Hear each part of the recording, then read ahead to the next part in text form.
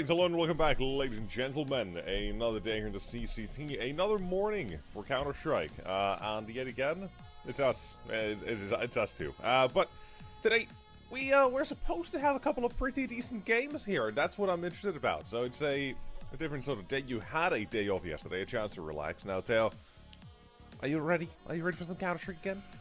Yeah, I am. Yes, I am. And there's going to be a bit of a fun one coming up, isn't it? We got ourselves Partisan versus Sashi, the first series of the day. Later on, followed by Navi Jr. versus OG. And then afterwards in the afternoon, Fnatic versus Apogee and GTZ versus Zero Tenacity. Regardless, I'm happy to see these first two. I'm happy that we're doing the first two. I think they're going to be the better two series of the day. And hopefully they're going to be the better two series of the day. See, on paper, I feel like they should be. They really feel like they should be the better games. So, I do wanna, I do hope to see the best out of these games, but nonetheless, we never know exactly, exactly what we're gonna get. You know, unlike Counter-Strike with such long schedules or tight schedules and such, they can be a bit of a struggle every now and then. So, yeah, you never know. You never know. But talk to me about Partisan. You like these guys, right? So give me the rundown here.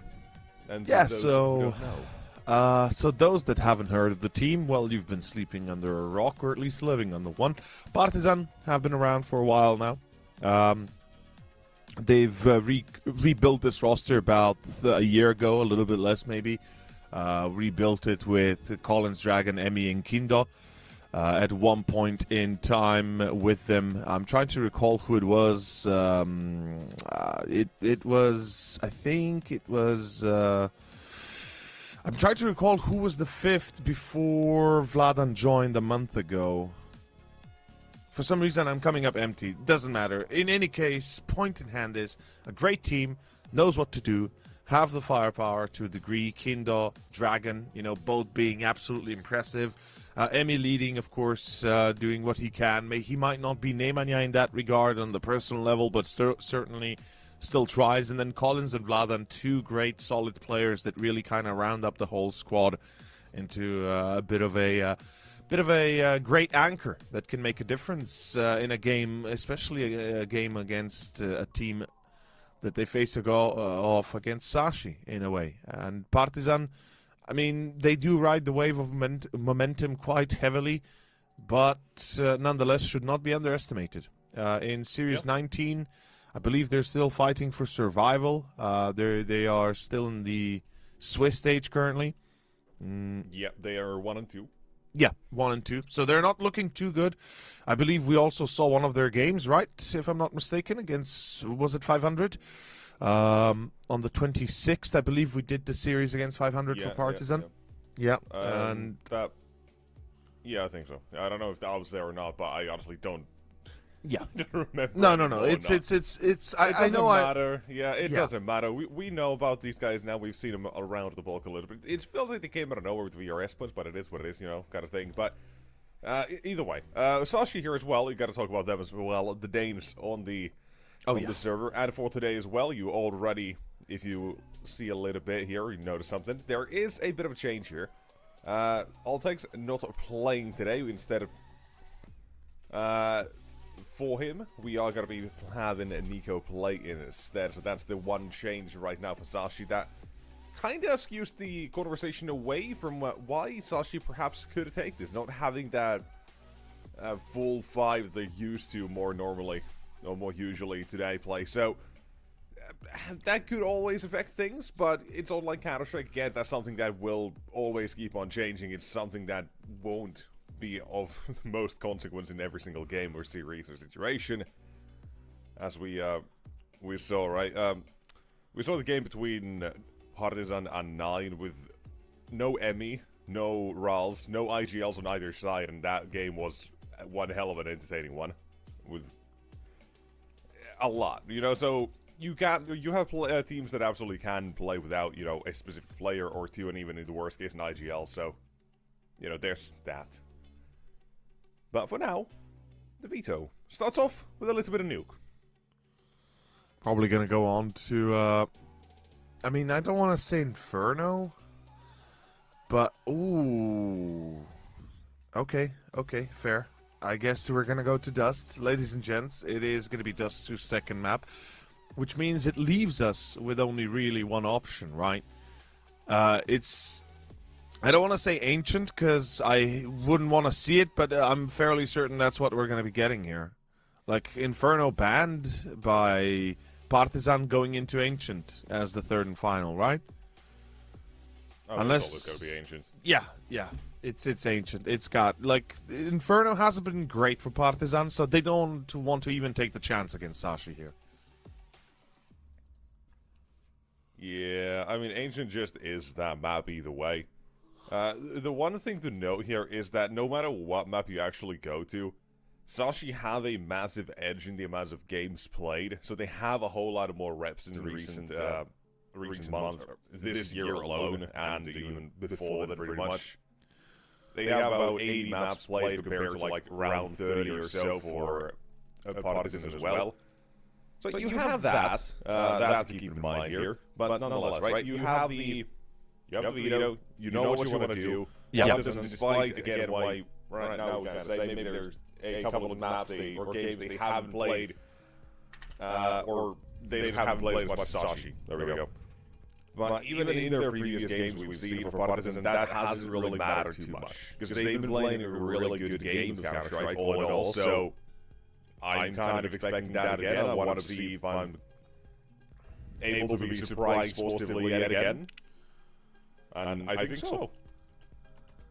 Well, I hope you're right. I hope we're all right, and I hope we get a great series. But beforehand, right, we are basically going to have to go for a short break due to one of the players' Partisan not being able to join in time. So we'll take a few more moments before we actually start the game. Ladies and gentlemen, stay tuned as we get ready to see our first map, Nuke, in about 10 minutes' time at most, perhaps a little bit less if we're lucky. So stay tuned, and we'll see you guys on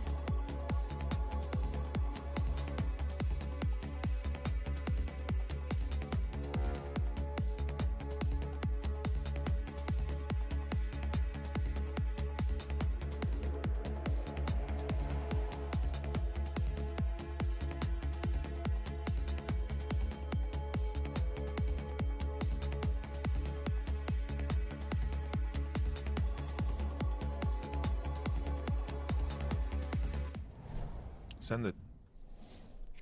Alright, we're ready. We are here and starting off map number 1. For those who don't know, we had a slight delay. We were informed beforehand. Emmy was going to take a couple minutes longer, about 10 or 15, and right in that 15-minute mark, we make our way back to the game. So, Partisan Sashi will continue. We'll start here and already with B side to take it on Sashi with mad advantage as well. Looking at pretty good for the Danes. Yes, it is. It is going to be Nuke. It is going to be our first map. And Sashi right now, they might have the after plan, but they don't have the numbers. Kindle finding Iceberg on the rotate. That's a problem. Now he's going to go through vents. He's going to find a new target to assess, but they know Cabby's alone on side. They have to isolate. They are not allowed to, as Cabby finds both. And such ends the pistol, as Sashi is able to persevere, even with the catch of the rotation. In the end, Sashi still successfully contain the afterplan and get the W. Damn. Pretty convincing so far. That's a very nice opening to the game here for Sashi.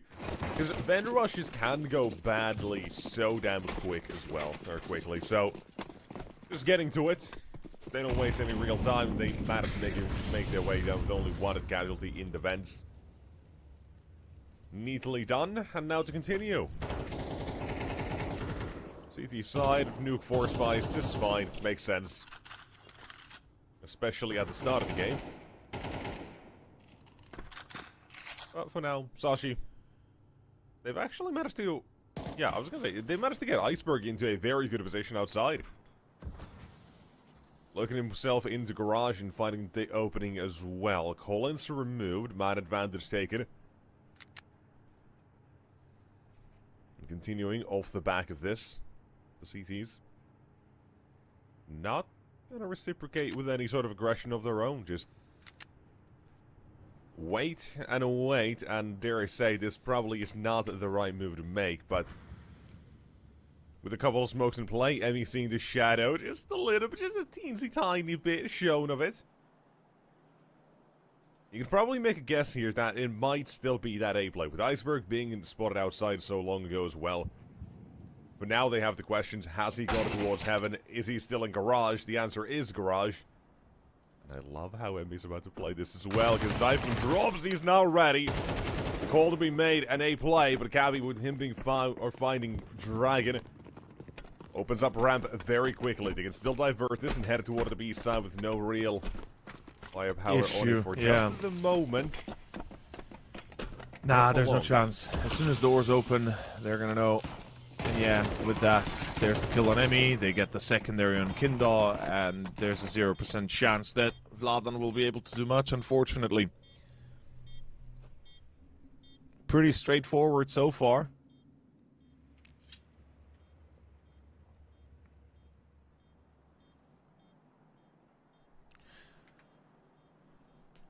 I have to say, last time we watched Sashi, they lost against GTZ 1-2. That was on the same day we watched Partisan. Now, I'm not 100% certain you were with me. I think I did that actually. So. Yeah, I think yeah, it was the 26th of February. I'm fairly certain I was doing it with either B-Dog or perhaps with... yeah, I believe it was B-Dog, yeah. And I distinctly remember the series for Sashi. It just wasn't a very good one. Like, legitimately wasn't a great game.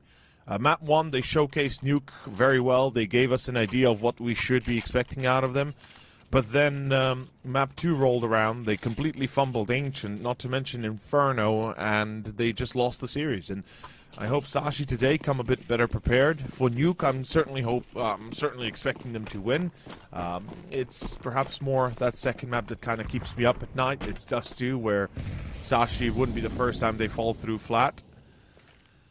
Regardless, ladies and gentlemen, it is going to be round number 3, and it is an eco again. And a saved AK on Vladan. And as I was saying, overall, I'd say Partisan has decent chances of winning this series if they're able to subdue Nuke. So if this doesn't go overly in one direction.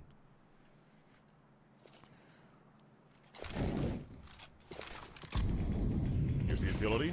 Take a play out of it. Where the A site you going this time? Trying to avoid the same casualties as shown in the previous round. But not completely clean. Still a couple of kills only.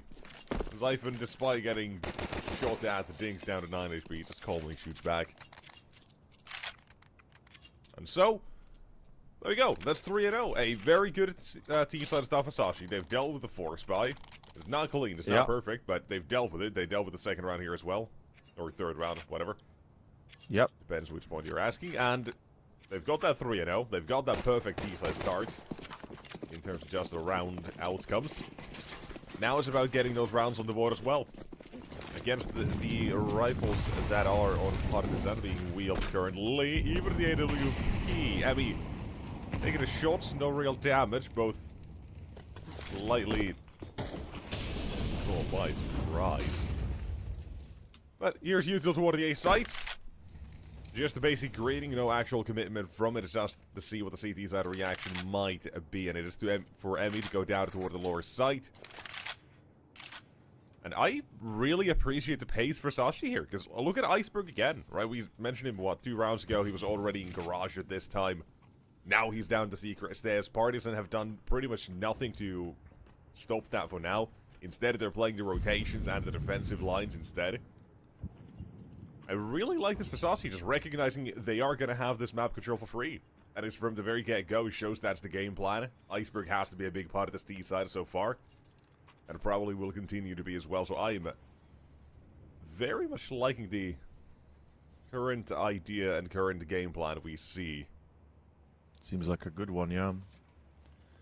Might actually work out well enough. It's going to be an A split. Here we go. CT vents mollied out. They're going to burn Vlad on down. He doesn't get a chance to even let a bullet loose before he dies as Nuke, the replacement for Altix today,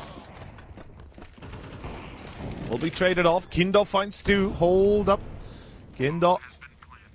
He's not had said enough just yet. And Cabby finds Emmy. It's back to a 3 versus 2. It started well to have a retake chance here for Partisan, though it seems like falls flat on its ass once more. Dragon, good timing on the flank. Lobby cleared out. It's a 2 versus 2. The problem is there is no kit. There is very little time, in fact, with the op on Kindop. He's surely to be isolated in his duels, and yeah, we can see Dragon's already expected out of Squeaky, of course, from main.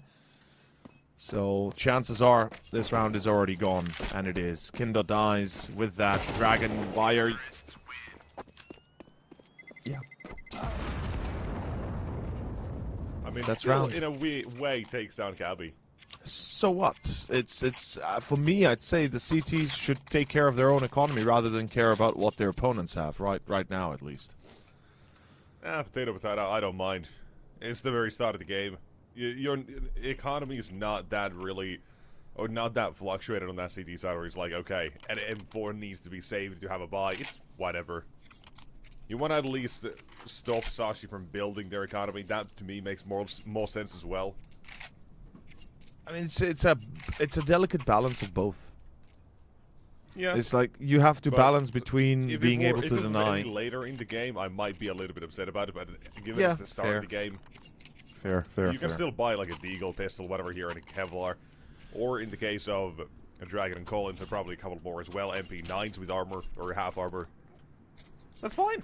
You've got to buy. You've got max loss bonus. That loss of an M4, whatever that, I think it was an M4, it doesn't really matter or anything. M4 and an AWP, yeah. Matters not. So, still some fighting words to be given by Partisan. I like the utility. This time instead of that smoke as well we've seen previously, it's a Molotov. That does block Collins. The smoke comes to top of main instead, so he's just either going out of a smoke or barely in that Molotov. Hiding, letting Sashi again have outside for completely 100% certified free. In which case, again, they will play these defensive lines. That is one Collins is able to get himself. Dragon, sneaking right behind him, knowing another one has already crossed. The bomb's dropped. This is the fighting power the CT side have in the round, showing itself just a little bit. With another one for Kendo. Now left alone to his own capable hands. An AK and a dream. The bomb down on B. With 2 to find. Sashi Piece this one together. First one and the second both shown. But not able to get more than just one. Still, one hell of a round coming out of the CTs. For what is essentially a half buy. Yeah. That is fantastic. That is a quite a showcase of what you can do with minimal investments. Let's hope they can do the same, or rather even better, moving on to the gun round. Seeing ourselves on round 6. It's a 5-0 start. Sashi's having a great day here. Partisan a little less so, and it's time to start bringing the heat, or they're going to be heated up themselves and rather roasted. Let's see.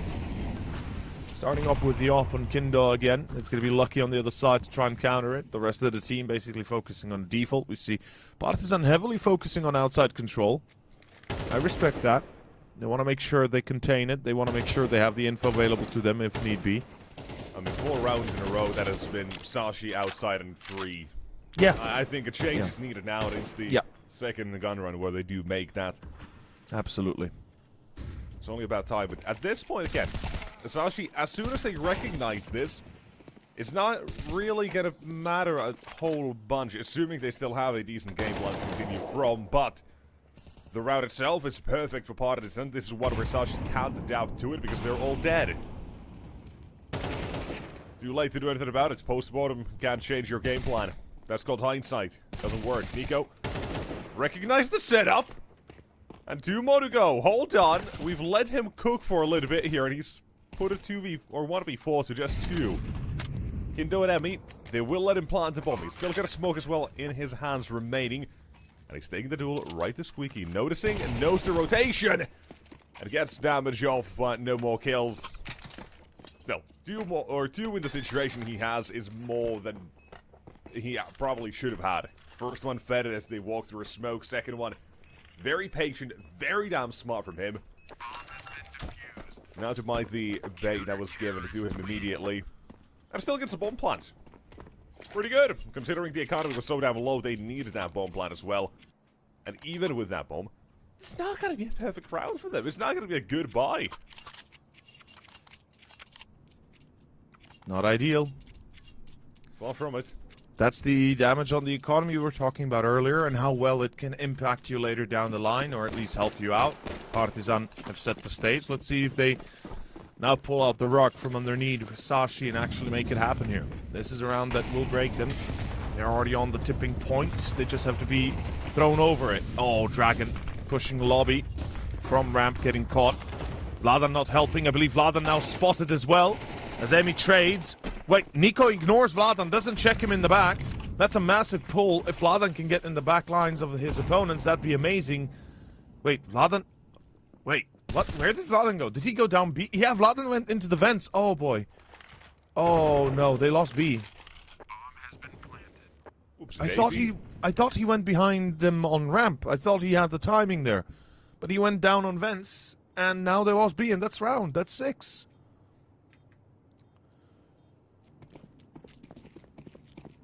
Yeah, that's unfortunate. So much for that one.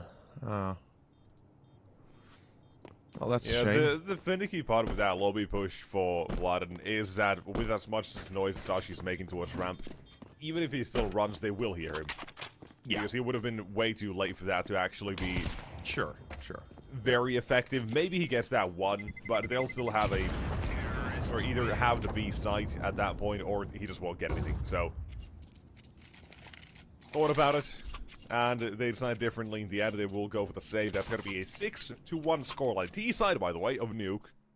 To start off their journey. Sashi, despite a 6 losing streak as well, I think it was number 6, they've currently lost in a row. Yes, it was 6 series in a row they lost in the last week alone. Just in the last week. Actually, all of 7. the series they played. 7? 7 losing streak. Okay. There's that. Yeah, 7 losing streak. But a very good start to streak themselves the start for today. But it's not over, right? It's not over until somebody gets 13. Yeah. On 13 it ends, and until then, there's a chance. 6-1, Partisan on a bye again. They've been able to contain their economy pretty well, or at least rather stabilize in a way that they have a bye going. Meanwhile, Sashi, can't say what it is, can't put my finger on it, but it seems like something's going right. Altek's not playing instead of him, Nico. And apparently he's set himself up pretty well in this squad, on 4 kills already.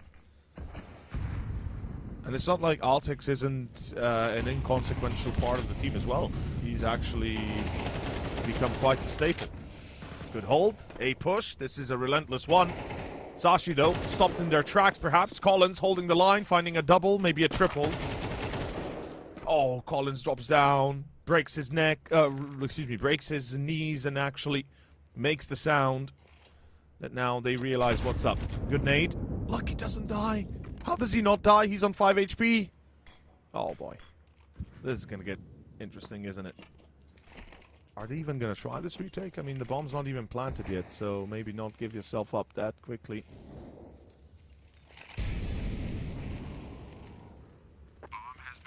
Take flank by Dragon. And here we go. Nexus, this is a 2 versus 3 retake with Lucky on, what, 5 HP. 1 bullet, he's dead. They know about Dragon. And they got him. They got him. Kindo doesn't. Yeah. And that is going to be all there is to it. Kindo will escape with the op. He's going to save this weapon of war, try and see if he can utilize it later down the line. But right now, the facts are, it's Sashi on 7. Partisan stand no chance if this continues in the manner we kicked off.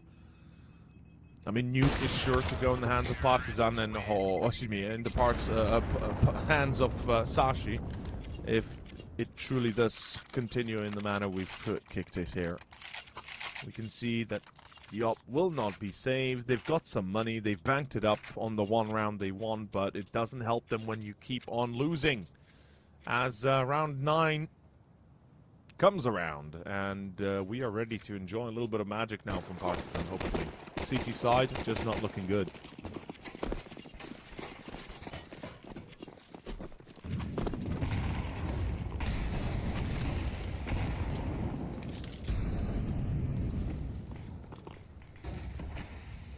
Round 9. Default on the outside. It's going to be a lurk by Iceberg. The IGL want to make his move down secret. Got to be caught by Dragon. And now you know, that was the lurk. That wasn't the force. Because, well, that one's the main force. You know that there's nobody at red. You just checked it. You saw somebody on silo. Now you know what you're up against.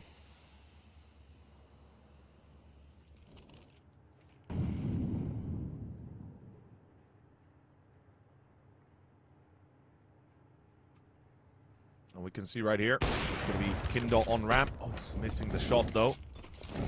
Unlike him.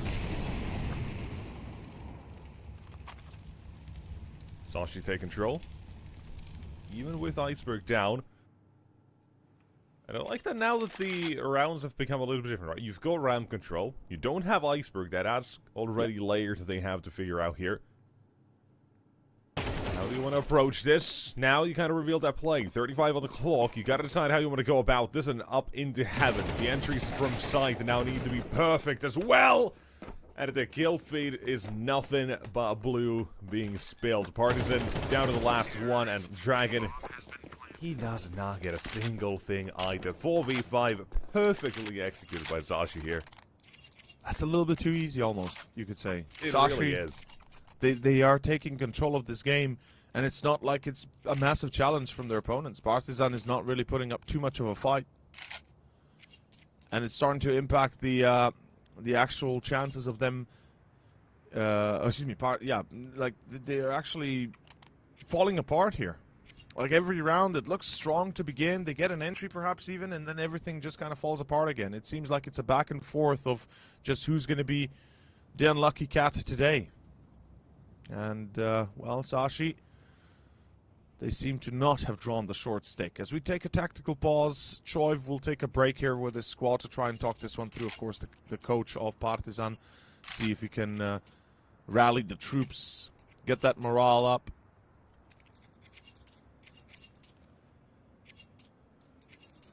Personally, It looks a little bit weak. CT side, losing by 7 rounds difference.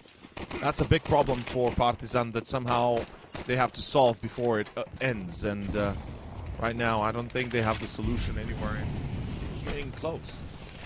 Now, the last round special, right? That really just, in the end, all it comes down to is getting the entries or denying them. Yeah. In the case of Partisan. One from Hot. That's all it takes to shake things up a little bit, and from Heaven as well, but they just got a headshot before they could say anything. Pretty much, yeah. Looking at a near-perfect half of Sashi, and so far I get a little blame. I really, really like from the very get-go. We've seen him, I mentioned him, Iceberg, and how the outside of control is maintained by him. It's really nice. Here he'll lose his life, yes. But a 3 versus 4 still for Partisan. Very little in terms of actually changing the round for now. I say just firepower alone, but in terms of the map control, outside of being taken away, they can rest comfortably knowing, yeah, Sashi probably won't attempt a second phase on it, so if they still manage to defend, let's say the round like this for Emmy, you gotta make rotations to patch up the defensives. Gotta chase him. If you remain Lucky and Zyphon, they will go down toward the lower side. Now Dragon joins as well with the M4. This is a second round waiting to happen. From an unlikely situation, from an unlikely hero, Emmy will deliver the round and Partisan will take themselves a second. There we go. It's very little in the grand scheme of things, but it's still a big win in terms of future possible confidence if you can build off of this, even for a couple of rounds. It's better than nothing, man. It really is better than nothing. 2 rounds, you know, if you can get a third one on, you're going to feel a lot better. You're going to know, okay, we got 3 at least. You know, we can make a 9-3 halftime, maybe an 8-4. And I think an 8-4 halftime, obviously, best case scenario under the given circumstances. But I think they'd be happy with it at the end of the day. As Lucky finds Vladan, though. That's not the start you want to see. On round 11, on a round like this, you'd want to have a confirmed entry. As Emmy finds Nico, that's a good counterpoint. Though, far cry from success just yet. As Collins on Iceberg. And perhaps, perhaps, more is to be seen here. Seeing Zyphon trying to lurk his way into garage. I believe he's going to be caught on the way there. Surely. Oh, checked. Yeah, still caught. Collins, accurate, deadly. And there we have it. Round number 3 should be theirs by all accounts, unless Lucky goes massive, as well as Cabby, who both have performed so far.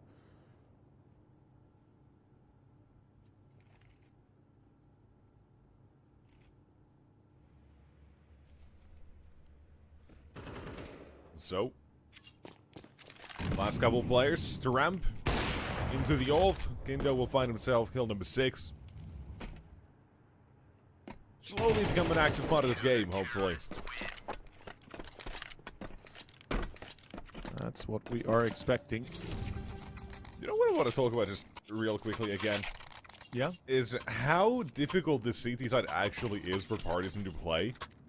Because as soon as they put more than 1 or 2 players outside to counteract what Iceberg is just getting for free, essentially, that's gonna be the freest round of or freest position or a site that Sashi will ever take as a response, I think. You have 1 man taking control outside. CT side currently with only 1 holding it in the entire half, far from like 1 other round. If there was ever gonna be a change to that, as soon as they would have made that change, still not happening, by the way. Last order to happen, it won't happen. That would have been the instant reaction for Sashi, who play these defaults, to just run up ramp or just run to what that exit as fast as they can, pretty much. So, a difficult position Partisan set themselves in by not shutting Iceberg down, by not forcing different reactions to it. So, more credit to Sashi. Here, however, B-side taken, man advantage, now taken away. With a bomb planted, and we are playing a retake with the Partisan side stuck in their positions. Yeah, they're coming in through ramp, the majority at least. Vladan, I believe, joining them as well in that sense. Maybe should we be going in through the vents, but regardless, we can see that The attempt will be made. It has to. It's the last round after all. There's no point in saving. There's no point in playing the last action hero. As Iceberg finds Vladan, Emmy, and Dragon fall. And that is going to be a 9-3 first half. A very convincing one for Sashi, regardless of how well the recovery goes at the end for Partisan. At least they've got 3, sure, but no matter how we want to spin this, the advantage right now heavily in the hands of Sashi. And everything they do right here seems to be going their way all the way.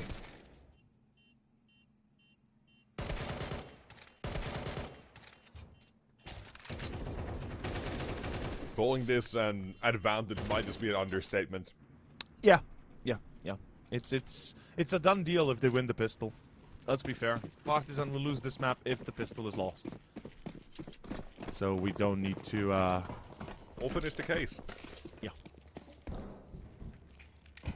But often in these situations, well, we have seen the losing side get something here at least going on. But let's actually figure out what do we get. On ramp, the defense for Nico, it holds for the first one. It's still trying to probe to see if they will find him, and Kendo will reply. Map control taken. A second has been felled. That's Iceberg. And towards the A side we go. Up heaven. With so much control for Partisan, makes sense. They want to explore their options for now. And currently, Sashi have left A completely open. Fourth round seems imminent.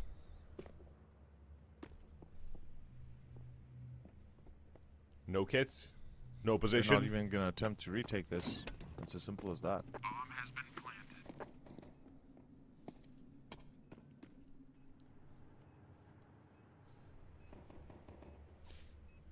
planted. Yeah.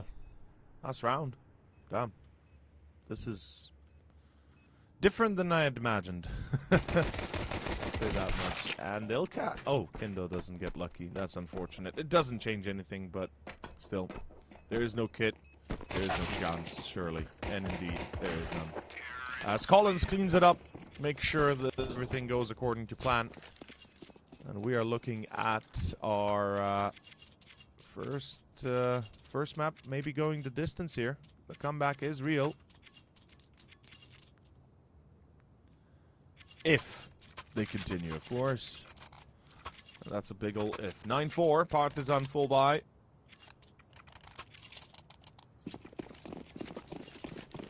That's going to be Sashi. Respecting the difference in the rounds and the economy. Making sure they make the most out of their 5-round lead. Instead of wasting it away with a force buy, they're smart. They want to play an eco. And then focus on the forcing. Or rather, the buying. Instead of wasting it all away for nothing.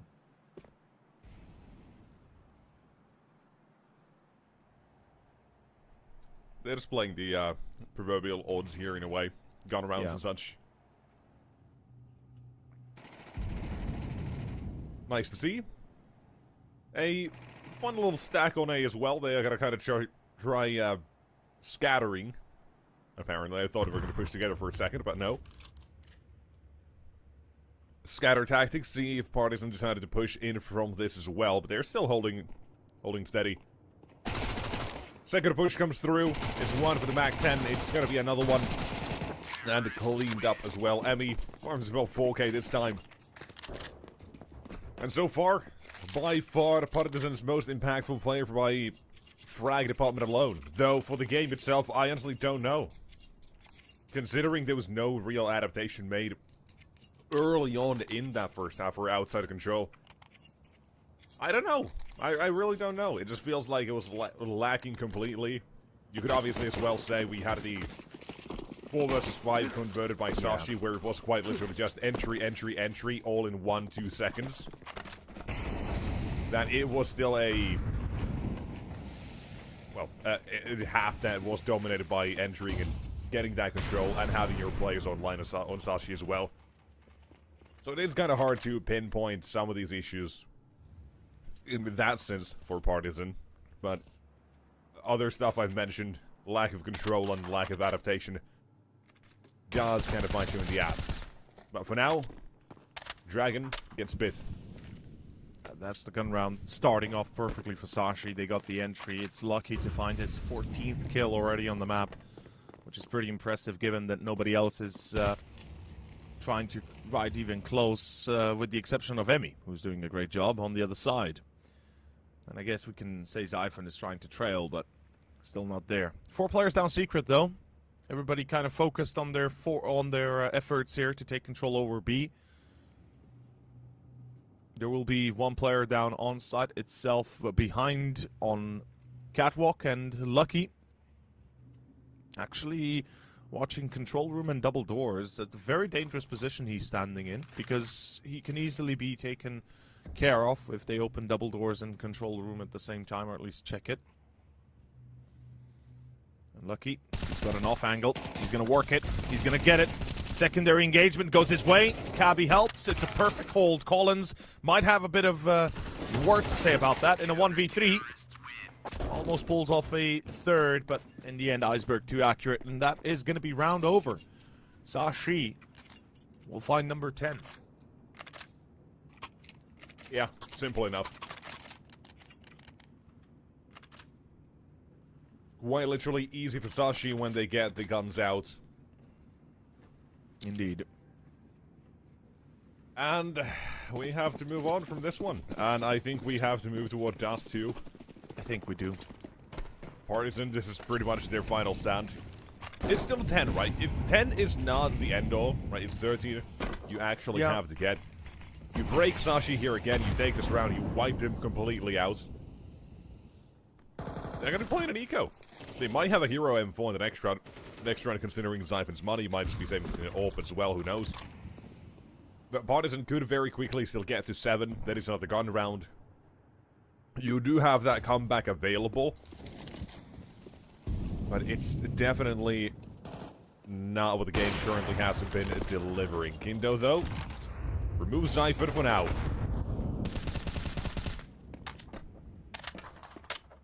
Returns and trades. That's 1 Iceberg. That, however, being Kindo, doesn't really give you all too much information. They should have known there was at least 1 more outside. That was the boost given to Kindo.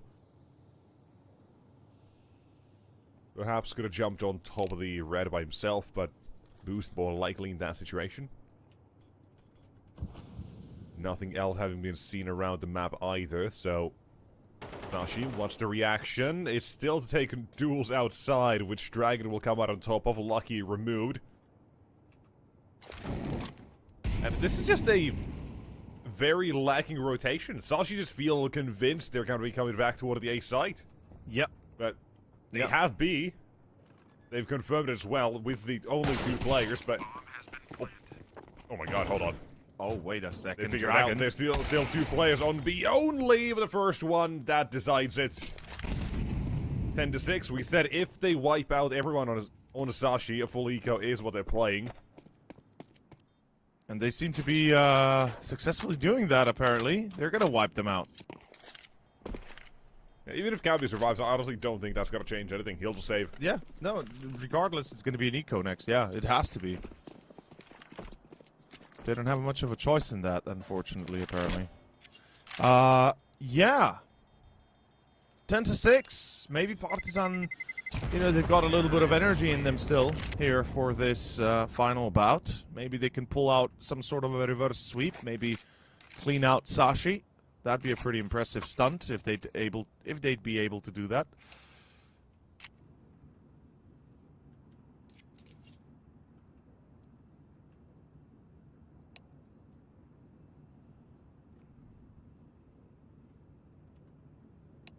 As we have a technical pause, by the way. I'm not 100% certain as to why or what is the issue, but surely we'll get info ASAP. We already have it. Some IRL issues, apparently, for 1 on Partisan. That's unfortunate, yeah. But we're good to go. Doesn't take long, so whatever it was, has been solved very quickly, and we are back to this one. 10-6 the scoreline, should be 10-7. Unless that M4 and perhaps a Xiphon activate. Not to undersell the P250s that they have on Nico and Iceberg as well, but... I'm looking at the Deagle, I'm looking at Cabby. I mean, that Deagle needs to hit its mark if they want to have a chance of winning this, that's for sure.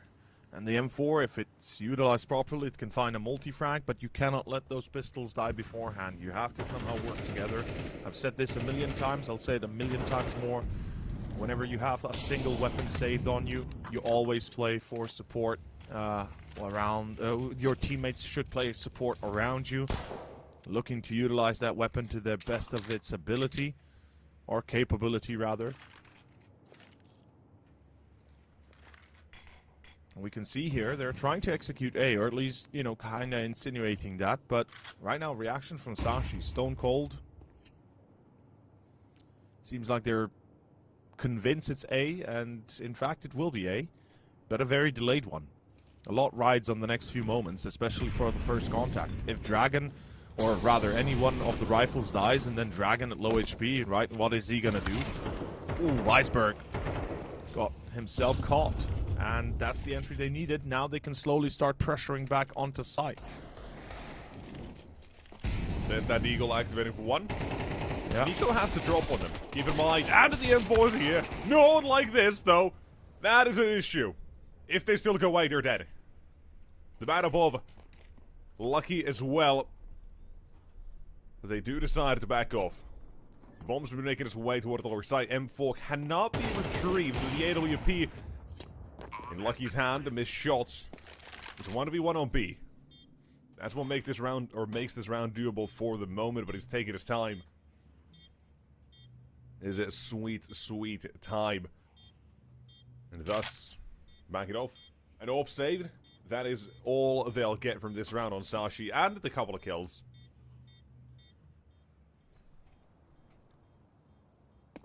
But Partisan, as prophesized, they get to that 7. Yeah, they do. Maybe a full comeback in order. Perhaps we'll see some magic yet.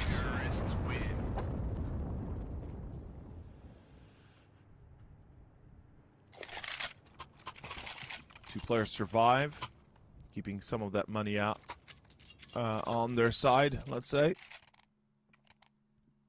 Not everything is ideal, but it's better than what it looked like otherwise. 10-7, 3 rounds to go and a full tie. That's what's the reality right now of Partisan. They have a legitimate chance to actually make it their own here. Which would be a fantastic turn given how we kicked off.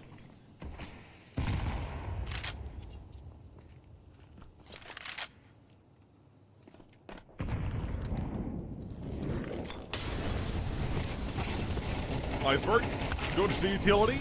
Thought he did at least, but on the side itself, you've got a 2-4-2 trade. Molotov goes to heaven. Lucky's out of play for the next 2 seconds.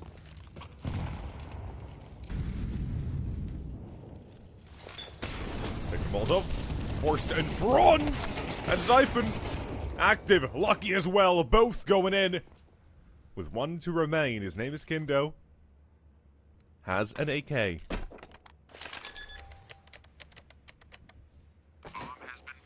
Let's see how he does. 1v2. Kindo, all or nothing. Keep this team alive. Keep himself and the squad in the run for this map. We're about to find out. Okay, oh that's God, that was so a close. great attempt. That was so close. Millimeters away from the head. Cabby slightly lucky to live, but Sashi, they'll thwart Partisan for now again. They'll slow them down, but for how long is the question? You take this round, Partisan's going to be out of money. I would reckon a timeout here would be very damn useful in terms of Partisan. They've just taken their time, not even calling for it. They want to continue off the momentum they have and not worry about what could be instead. 11-7. Like I said, keep an eye on that Partisan economy, depending how this round goes. Could be the end of it. They ain't looking that amazing, but it's not done yet either. Fighting tooth and nail, man. Respect to Partisan. They're giving it their all. Don't want to let this one... 9-2 for God's sake, 9-3 at halftime. That's what I want to say, right? It was... Oh no, that's not it! Oh boy. That's not it. You forced that trade way too much. And Cabby with another one. That is very quickly the round. Given up and confirmed only outside by Cabby. Oh, that is far from ideal.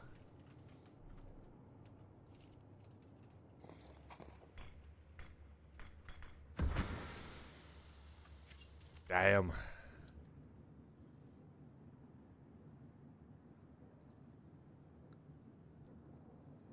Last two. Slow down. Just waiting. Just chilling. Vlad and now and sneak out of the grave. Last man. That's it. Easily dealt with. 12-7. That's map. It's gotta be. Surely. It certainly feels like it.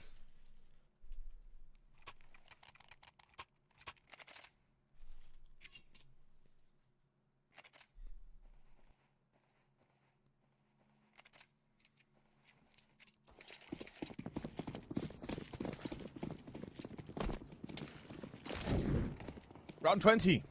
5 in a row. Partisan might feel a little bit disheveled, might feel a little bit defeated after that, but hey, don't give your hopes up just yet. You've got Dust 2 coming up next. Nuke might not have gone your way entirely, but I think the recovery itself, at least somewhat on point, at least it brings them up a bit, so they don't feel like everything's fallen apart already. Lucky. So make sure that they certainly will feel the wrath of this first map being lost as it's over. It's gone. It's done so. And it's done.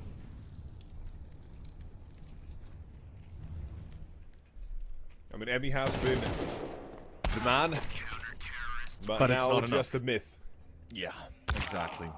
GG. That's map done. Nuke is in the hands of Sashi. Once again, they prove to be the better team on it.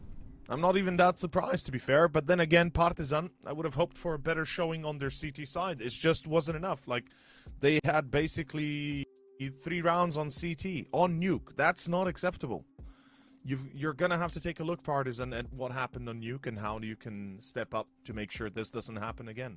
Yeah, the answer, it still feels obvious. It was outside of control. It was one man for the entire half of Sashi, par for two rounds. That it wasn't just Iceberg outside there alone. So, that should tell you a lot about how comfortable Sashi felt that entire time. The first 5 rounds they played went flawlessly for outside of control. First 4 gun rounds or such, bar for the pistol, whatever. So, it just went way too easily. You finally had something in one round. They kind of stopped them. They ended their aggression and their worldly desires when it came to that control. But then it was just gone until the rest of the half again. So, it just does not have that spice or room for anything that you wanted to see from Partisan here to start off the day, but it is what it is. We're at least headed to their territory next, and if nothing else, we can say they have a little bit of confidence now from this comeback they've maintained. They do.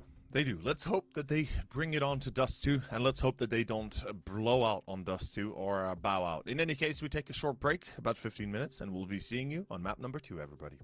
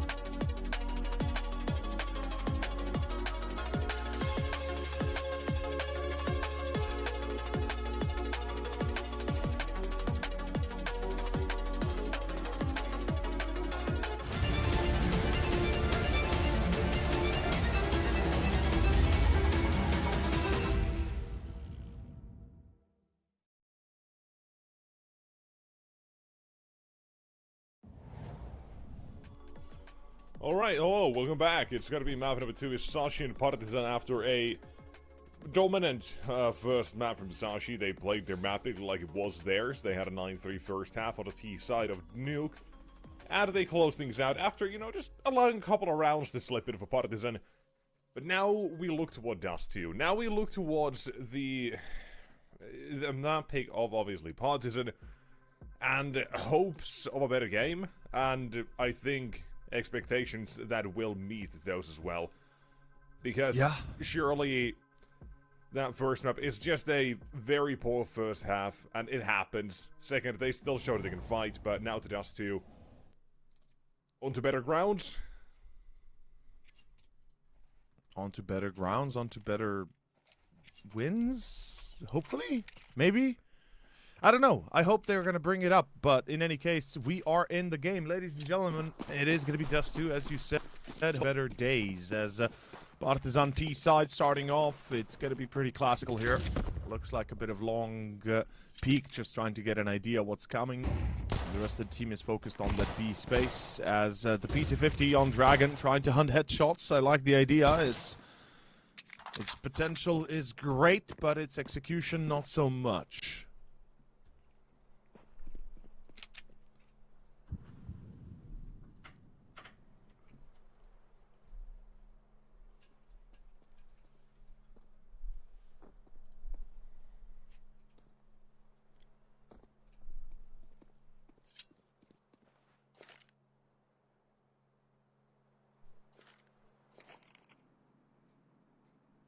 Here we go. Taking their sweet time. Oh, yeah.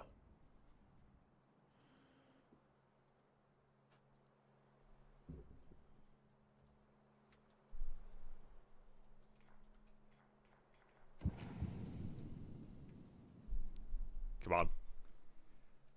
Yeah, they're taking a lot of time. Eventually, in they go with the dual Berettas wait out of the smoke, but only good for one is Nico. Well, Dragon at the rotation point to cut them or cut them off, unable to get even a single one. Let's Sashi play this one with a man advantage. And the bomb yet to be planted as well. As soon as they try to tap that bomb, I do reckon we do see a quick swarm, but not immediately. There's that first fight, at least Collins take it. Now it's down to 2. Again. Fake that bomb once. Sashi will move in, but it's still not fully committing to it. Collins and Vlad and headshot, bada bing, bada boom. Round is there. Sashi gonna waste this one away. Yeah, kind of fall apart a little bit there. Yeah, Iceberg just, I don't know what he was doing. Not killing at least is one thing, but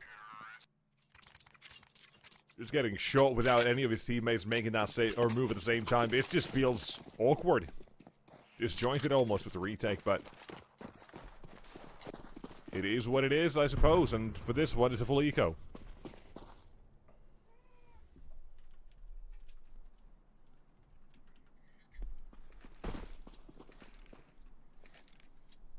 Let's see if they can do some damage. Let's see if they can pick off a few targets. I mean, that's an AK and a MAC-10 suddenly. It's still bad. Vlad and waiting, so long as he's the one to shoot first, aim punch should do the rest as he keeps the spray neat and tight. AK will be guaranteed, and oh, sorry, Galil. Take it back, added that AK as well, upgraded to for maybe. I don't know, actually. Maybe it was, maybe it wasn't. I'm maybe seeing things. I don't know if Vlad only dropped that over towards Dragon. Doesn't matter. Doesn't matter. So, we continue. Guns are coming out for the CT side, and now let's see what they want to do. What's the plan for Partisan as well? The map control on Dust 2 is going to be an intriguing part to see from the very get-go. What sort of a game are we going to have? I mean, let's find out, shall we? Let's see exactly what Sashi bring on the table. Historically, Dust 2 has been horrendous for Sashi. 1 out of 4 maps won. Most recently losing against Partisan, I believe. Oh, maybe just flies up. Yeah. Siphon down, a lucky way. Molotov down as well, and this is just a call to immediately go off to one kill. Rush into A, Like, one by one. It looks good for a second, and then not. Up from It's the a little vault bit as too well, split. unable to finish the job as Kindo doesn't do anything. Cabby's got it away with 2. And Vladan finally activates from along very late, but he's still managing to make his way over. Bomb problematically has been dropped in CT.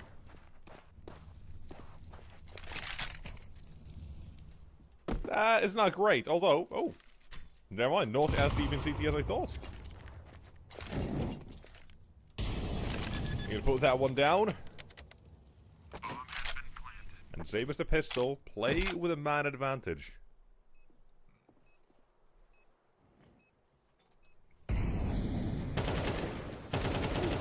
That's 1, that's 2. Oh, Vladan. Beautiful. What a crazy pull. I can't believe this is still happening. I can't believe they still have a chance to win this. After how they fumbled that push towards A, how good it looked at one point for Sashi. Now it's down to Nico, and I think he's about to run out of time as Kindo finds him. So does the round go in the hands of none other than Partisan. What a recovery, brother. What? Nicely done. Yeah. Absolutely. 2 versus 4, they complete the round. And you could maybe go for the argument that Sashi let that bomb get picked up a little bit too easily. Maybe they didn't actually know this drop there exactly. Assumed they would have, but perhaps not. This one is very quickly started off looking like a 4 and 0. The AWP nails the shots, and that's that.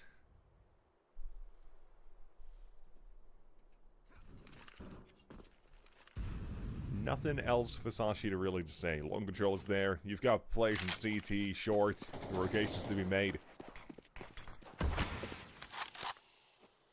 And never in the history of time have we seen a round like this work out. With only a hint of sarcasm to that. We'll see if that does change. Oh, this round, I mean, Hey, oh, never it's mind, not it's even...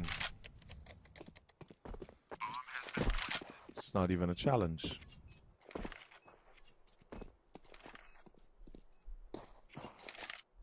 Very simple, very clean, very easy. It's what it is. And, yeah.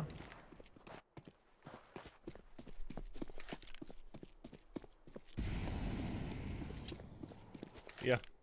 Zyvan and Desert Eagle probably doesn't even get anyone here. I doubt the T-side would ever exit through long here, so... all is good. 5 to be kept alive unless Kindo gets completely thrown to the side here, but shadow advantage. Zyphon just walks into it. See, that's why you want to peek behind the car. Shadow doesn't get shown. That is a Dust 2 special right there for you. Dust 2, baby. Everybody loving it. No? Nope, that's a lie. That's a straight up lie. That's... everybody hating it. Maybe that's better. Well, Partisan certainly loving it right now. They're doing a great job at kind of bringing Sashi down. And with Ancient as the third and final one, that's what they're looking to push towards. Certainly not far off if they continue in the manner they kicked off. I mean, 4-0 here, looking like it could go 5-0 quickly. Sashi currently look disheveled, look lost, look like they don't know exactly what they want to do. I mean, they have no map control, they've got nothing in their hands, and yet still they stay calm.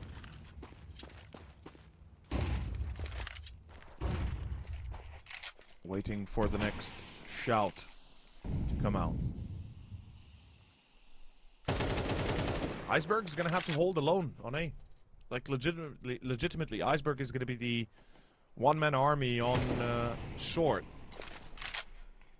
Excuse me, on long, not short. It's on long, yeah.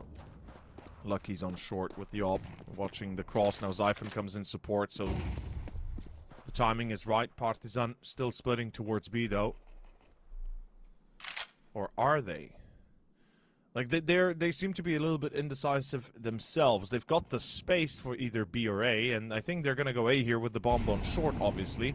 But they're trying to fake this B split as best they can, and they're gonna do their best impression of it. Emmy gets caught, and this should spring into action the rest of the team. They've just lost the advantage. 20 seconds. What are they doing? Oh god, Iceberg. Well, he gets Collins still. I'm not sure what Partisan was thinking here. Yeah, this is not it. This is a horrible Dragon's trying tactic. to make this play to A alone. You have the utility on B being already set up. That should have been good enough to at least let him know Sashi is thinking and was sold on the B hit. Vlad had never moved through the B tunnels. Then alone 1 by 1 from long. That's fine. I mean, you're alone on long. That's whatever you have to do. You have to do that anyway. The bomb goes alone from short as well. That is just... Ugh. You had them thinking it was already that fake. You had the smoke down in... down on B doors by the CTs. You had so many things you could have done there for Partisan, but Vlad had never moved, and that was the big issue. I don't know if that was his call or saying, I'm just gonna stay here, or what was the idea there.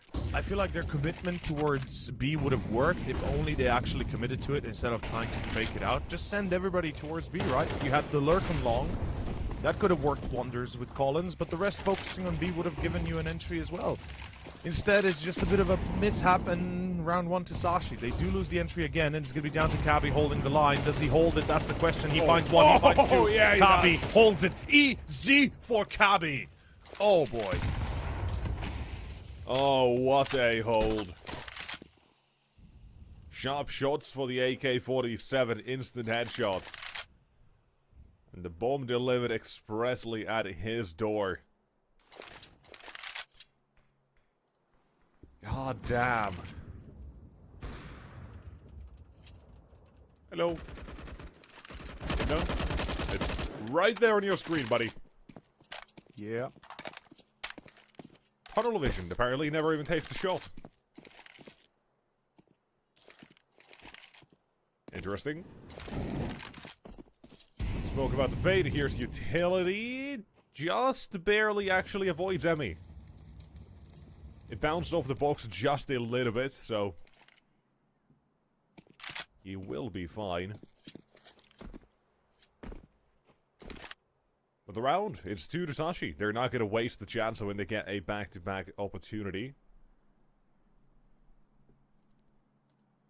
This one already gives Sashi as well more confidence for the future of the game. Yeah, I mean, they get... Gabby able to put up a round like this just to be defense means then maybe they can get away with a round or two where they just have him alone here. Or maybe even no one. Yeah. Depending how they feel No about one is a it. bit of a weird flex, but yes, generally speaking, you can kind of keep it a little bit more open, perhaps, because of it, right? You can play B size by having the only defender just at the doors. Yeah, and outside of B. flexing Yeah. towards mid. That Maybe makes you sense, want to go for a push towards B tunnels for mid. That's completely fine and valid as well if you want to stop that. It requires a bit more commitment, but it does now open the door to Sashi and how they want to play these next few rounds. Yeah. In a different sort of way. Hey. Okay. Was that a decoy they had in spawn? I think so. I believe so, yeah. Yeah, no one still gets fooled by it, but nonetheless. There eventually is a little bit of blood being shed. It's a faster play for Partisan again. Same as that last round, but this time is more successful. Full of short. Zypher now under pressure from 2 different angles. Through long, there's the first challenge. He'll win this one. Get himself a chance to live a little longer. Perhaps make a difference, but I think that is too much of a difference right now. Then he go to 1 vs 2 still. HE goes out. He's going to have another one. Hold on. Let him cook here. Picked up another one. Second HE. Could it be enough? Just throw it out. Oh, he throws it. 1 vs 1. He's made it 3 into just the last man. Does he check CT? That's the question. Emmy. He's going to need to Emmy become... has the jump, has the timing. Nico, you got to check behind you. But not able to get it. Emmy is there to deny, and Partisan will find themselves another. What a clutch, man. Faster play, a clutch. a lot of bloodshed, but an opportunity. In the end, only that. A fantastic clutch that makes the difference for Partisan. 5-2, not 4-3. As well as it's a clutch from Emmy, who perhaps had been a little bit quiet on that first map here or there. You know, he did well. Actually, he wasn't quiet. He had a very good score line. I believe he was above 16, 17, maybe even more kills. But point in hand is, it's lovely to see the IGL in this role, and let's see the rest of the team step up. Collins with the long timing, or rather the long spawn, takes the chance, finds a free kill. And Sashi are being outplayed here. Like, that's legitimately what's happening right now. Sashi are just losing this in a heads-on engagement. It's not so much about aim, but more about the brain here, and it seems like the Partisan just think better on Dust.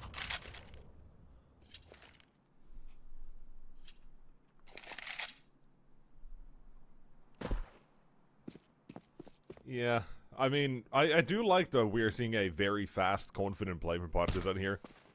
Because if we have to sit through a game of Dust 2, at least make it quick. Yeah. Yeah. Because it's all either going to be like a 13-0 or 17 overtimes. There's no in-between here ever on Dust 2. And currently, we're definitely skewing one way, but we have seen some that are real rough games recently as well, you know, from comebacks, 10-2s and such. That was the thing. Here, Zyphon. He'll find himself taken down and lucky, find himself against all the odds. Mr. Schultz, that was him now done. And that's another round in the bag. And again, Partisan, they are keeping up this fast game. Confident. They're taking this mid control, they're taking show control. As long as Sashi's not, let's say, blowing up that door smoke, they're not having an AWP fight for it.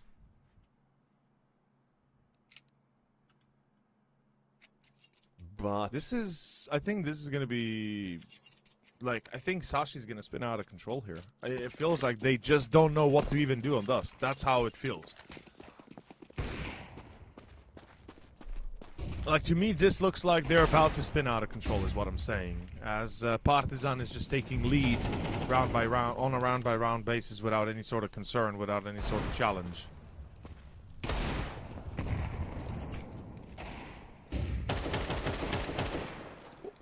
Yeah. that's walk I don't, out. Okay. I don't know how I feel about this, but Zyphon at least finding one here is nice. That takes away slight pressure. Sure. From Maccabi in lower tunnels, perhaps. But, you know, not having that immediate backup and still fighting. I mean, it's pistols only. I was going to say USP, but it's just pistols only. You can do whatever you want in a round like this. It's whatever. But either way. Maccabi in the lower tunnels. Partisan, they're thinking about this. They're still going to be losing at least one here. There you go. Cabby's not going to waste it. Drops the smoke, but it's still traded, caught by Collins, and out toward the A side. The Sashi will get themselves hands on two weapons, however, if they really want to. Collins AK and Emmy's up top mid. So if you want to save those weapons, you can. Right, two AKs, a good hold on CT side. Vladen, however, is checking for this. It's an AWP. I lied, but it's very quickly dealt with. There's that second. Zyphon goes in, and I reckon in a second or two he's going out as well. And that is 7-2. Because I don't believe in a P250. Nope. Neither do I in this position. Very one-sided. Very well played. Right now it looks like it's going to be ending on a very high note for Partisan on this first half. 10th round, another bye. Not a lot of convincing performances, not a lot of kills. Cabby the only one above 5, and it's a pretty straightforward scenario right here. It's Partisan looking to secure a 10-2 halftime, I would say, and this is gonna give them that chance. If they win around here, they're gonna get that 10th. That's a guarantee. And What is this? wow. Okay, you have the trade at least, but that is still a bit interesting. Okay, if that is... okay, that probably is the play they were going for as well. Hopefully not having to have lost the dragon there, but at least have the trade nonetheless to bait out the shot going wider. 2 players long this time. This is a very spread Partisan, just defaulting the extremes here almost. I say defaulting, not entirely, but... it's a fun little play here to make. You have attention toward the B side. That probably leaves just one alone and long for the moment. They make use of that very momentary gap. Now they back off. Now they play the game, assuming there is going to be some sort of play to be made by Sashi. For information, the question is mid or long? Because certainly not on B. Oh, this is an impossible B retake. I mean, given how it looks, it should be a done deal. Steps as well. Just delay, buy time. That Molotov probably is the round-winning one as well, because Colin's going to walk through. Oh, wait, what? Emmy just loses the duel against iPhone as he pushes into doors. So it's all of a sudden a 2v2, but the flank. There you go. It's the flank. Collins still gets killed. Lucky, 1v1. Maybe we spoke too soon. Maybe Lucky has it in him. Vladan in a great spot behind the smoke. Expected, but Lucky cannot take the shot. Vladan is quicker. It's Partisan to take the win. Well played.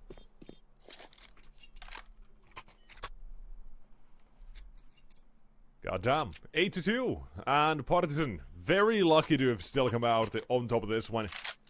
You had a very quick setup as well, though, with the CT to retake the side. It really is just that Molotov that saves them, because Collins walks in behind. He gets that freebie like 9 out of 10 times as well.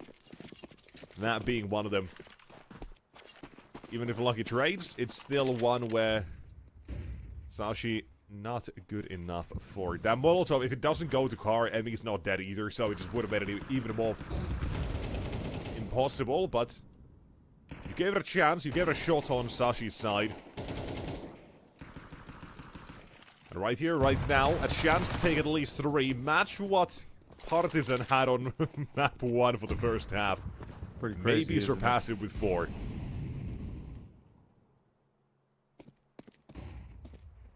Well, I guess we'll find out soon enough.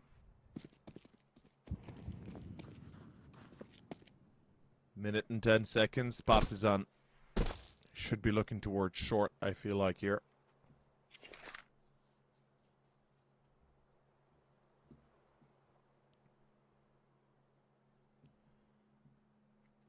And Zyphon, first eagle. Ooh, actually hits the shot. Okay. Okay. Give us another. Okay, this is getting a little bit dangerous. Partisan losing players. Lucky finds 2. Out, Sashi. That's round. Sashi, right? It's enough? Maybe? Yeah, it is.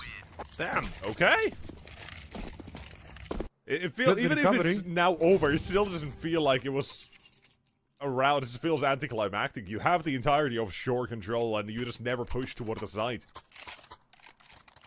And when you finally do, it's 1 by 1 that Lucky kind of picks you up. It feels anticlimactic for that sort of a round. It kind of does. It kind of does, doesn't it? It's like, hey, here's a round. It's like, wait, what?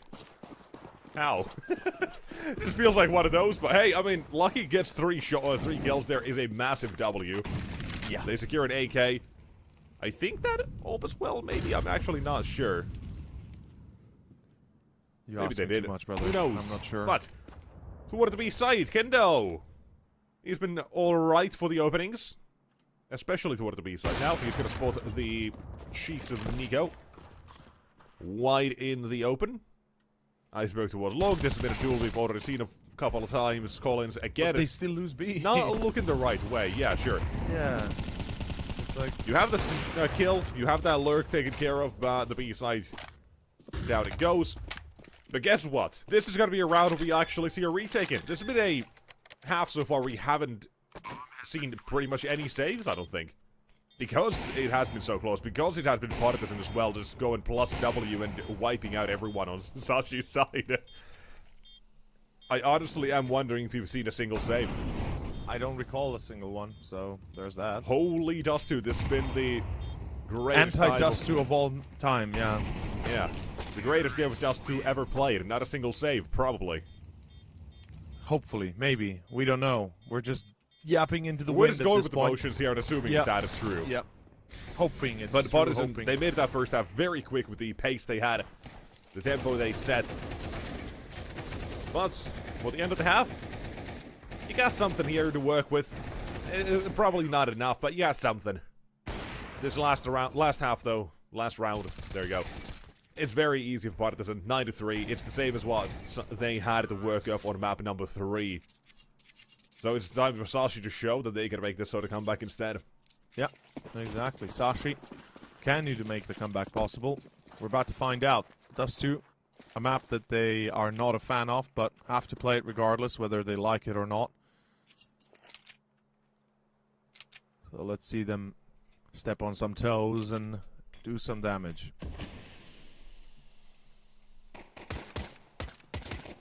Dragon taking a fight towards top mid. Sashi through short. Dragon instead. He's had enough. He's had enough. He just wants to close this out ASAP. Wonderfully set up there for the first two, and that alone deals plenty of damage here. CT smokes now, however, do start to fade. That's the first one. Second was deployed on short. This is already funneling Sashi toward a decision, almost. Iceberg is gonna wait. So, they are playing this off that entry. Off the map control, they might get toward that doorway. I'm not a fan that Zyphon is splitting up, however, with Cabby here. USP, instant headshot, is viable. That goes both ways, because Gindo, from afar, he'll dink Zyphon and finish it off with a body shot. And now, the play onto A. Toward long we go, and down we go. One man, and you've seen the tail of the Titanic, but this is from the other POV. Iceberg will be taken down. He'll melt Kindo in the meantime as well. Yeah. We've seen the movie. Shall we see the sequel now? My heart is still going on. You know what's one of the worst things I've read about the Titanic? You know how... I don't know if I told you this before. I might have, but you know how whatever her name is... Celine Dion? No, not the singer of the song. The actress or the character that the actress portrayed when she did the Hootie Doody with Leonardo DiCaprio. What's her name? It doesn't matter what her... Yeah, it doesn't matter what her actual name is. What I'm saying is the character that she played. Yeah, no, the character that she played. Yeah. Rose. Rose, yes. Rose Tico. Maybe that's Star Wars, but in any case... The Wit. Rose the Wit, that's the one. Rose the Wit, yeah. So what I'm trying to say is, what really gets me every single time is whenever I think on it, and that final scene where she's holding that blue gem of a sapphire that is worth like millions and millions and millions of dollars. Yeah, sure. And the only thing she's thinking of after like 70 years of life, right? She was around 20 or something when the Titanic went down. I've heard this one before, but now you've heard it. The only thing she was thinking of was the one night stand she had with a random sailor who she didn't even know, and she let him die. So, and after that, she had a child. She had a husband. She had a full life, and yet on the deathbed, she still remembers him. God, that's like, that one night. That one, like, it's, come on, girl. You got a whole ass family. Like, surely you had more than that in your life. Surely you had more than just that guy in your life, exactly. And then the dumbest thing of them all, she throws the frickin' pendant into the sea. Now that's where I'd lose my shit every single time, because, like, come on. Nobody would do that. No, there's not a single human on this world that would do that. Sure, counterpoint. Yes. Artistic expression. No. Counterpoint. It's just a way to show that she's kind of letting go of these things. That she's moved on, what, 70 years in the future? What the actual... Can you not reminisce about your youth? Come on, you're an old man. You should know how to reminisce. Have nostalgia, buddy. If I'm trying to remember someone I did the dirty thing with 70 years ago... and I had a whole ass life behind me afterwards, like husband, children, grandchildren, whatever the hell, then there's something seriously wrong with me if that's the only moment I cherish in my old age. Like, honestly, it's like, what? And yes, I get it, artistic expression and everything, but she still let him die. Jack had enough space on that door to survive, and she didn't let him survive. She's a murderer, that's what I'm saying. All right.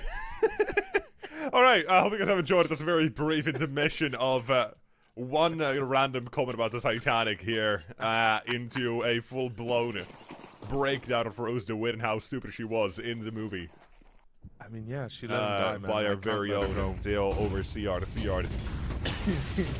In any case, it's round 15, and things are about to get very heated. As we have trades on long, it's Emmy to find Iceberg, but trade-off, not exactly the greatest. The biggest kryptonite to Iceberg, fire, heat. Yeah, don't tell me global warming's not real. I just seen the iceberg melting. Yeah, exactly. The score is rising if Partisan, Partisan kind of burning away at the icebergs, getting more money, getting a higher score. I feel like there's something there to it, right? Maybe. Keep thinking, Okay. buddy. I'm sure you'll figure it out. I'll figure it out eventually, yeah. We'll get there. Round 15 should be a pretty simple one. I mean, Yeah. it's an A defense. They got 3 defenders on site. Partisan should have no trouble holding this on for a little while longer. They're running low on util, but so are the T's, and there has to be a decision made soon enough for Sashi, whether or not they go into A or not. Yeah, just to compare this to map number 1, by the way. After this round, after round 15, the situation was 10-5. Partisan, they had pretty much no chance, like 9-3 T side of Nuke by Sashi. They moved to the CT side. They were like, okay, it's done. If they lose that pistol, it's done. If they at least get toward a 10-5, right? It's somewhat doable. It looks like it's in the realms of possibility. It's 10-7, like, okay, and then they lose. Here, they don't even have that same sort of possibility on Sashi. Because it's 11-3, probably going to be 12 looking at Kindo's position, because he's really damn good. You can have that boost here as well, they're expecting it, but you're still never going to be fully ready. That is the round done, with no time. That's 12 to Partisan. Counter-terrorists win. And here's the question, have you figured out what you wanted to figure out with the iceberg scores? Oh yeah, I'm saying that when an iceberg melts and Partisan gets another point on the board, correlation, global warming, Partisan, mollies against icebergs, No, okay, I'm just trying to be funny there. Keep Still workshopping. have to workshop that one, Maybe on map 3 we'll get to figure it out. You've got the I break don't to think go. so for some reason, but in any case, You just no belief. Fair enough. yeah, it's gonna be Sashi. Just this is really disappointing. I guess at this point we can say it. It's a big disappointment. Sashi, this is not what we expect out of them. And I mean, I will say we have a lot of teams now as well. We've had a couple of games recently where it has been just one massive issue for a team on one specific map and strong on the 5 others they play. Yeah. Like 500 and Nuke, that's 1 out of 10 they've played in one. Here, Sashi and Dust 2 is, I think, well, I don't think we even have to guess. It's about to be 1 out of 4 9. games, 1 win. Yeah. They played out 8 of in the last 3 months, so it's been real bad. Last time they won was February 12th, but still. Sorry, yeah. It's 8 about to be maps 1 out of and 9. 1-1, yeah, it's about to be 1 and 9. Yeah, and as for Partisan, well, they got a pretty low win on Dust, but out of 4 maps, 1-1. So this will make them a little bit happier, I hope. Regardless, Keep this in mind. One of the games Partisan have played here, it was the win against 9, where neither team had their coach. Or IGL, I remember sorry. that. IGL, yeah, That where was a really Madden funny was one. playing. Emmy wasn't playing, Madden was playing, and Barry, Barry was yeah. playing instead of Rawls. It was a very fun game and a very fun day. I remember 7.5 that, hours, yeah. 2 best of 3s. But here, in a 1v3, Siphon, no bomb, no chance, no shot, and no HP. Give me more to say. It's no bueno. It's Partisan instead, very much bueno. No bellissimo, no benissimo. Ladies and gentlemen, that is going to be Partisan taking map 2 pretty easily, 12-3. It's a one-sided result. It's a one-sided map.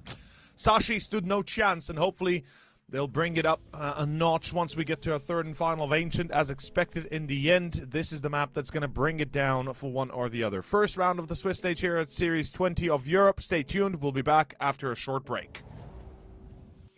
Just kidding.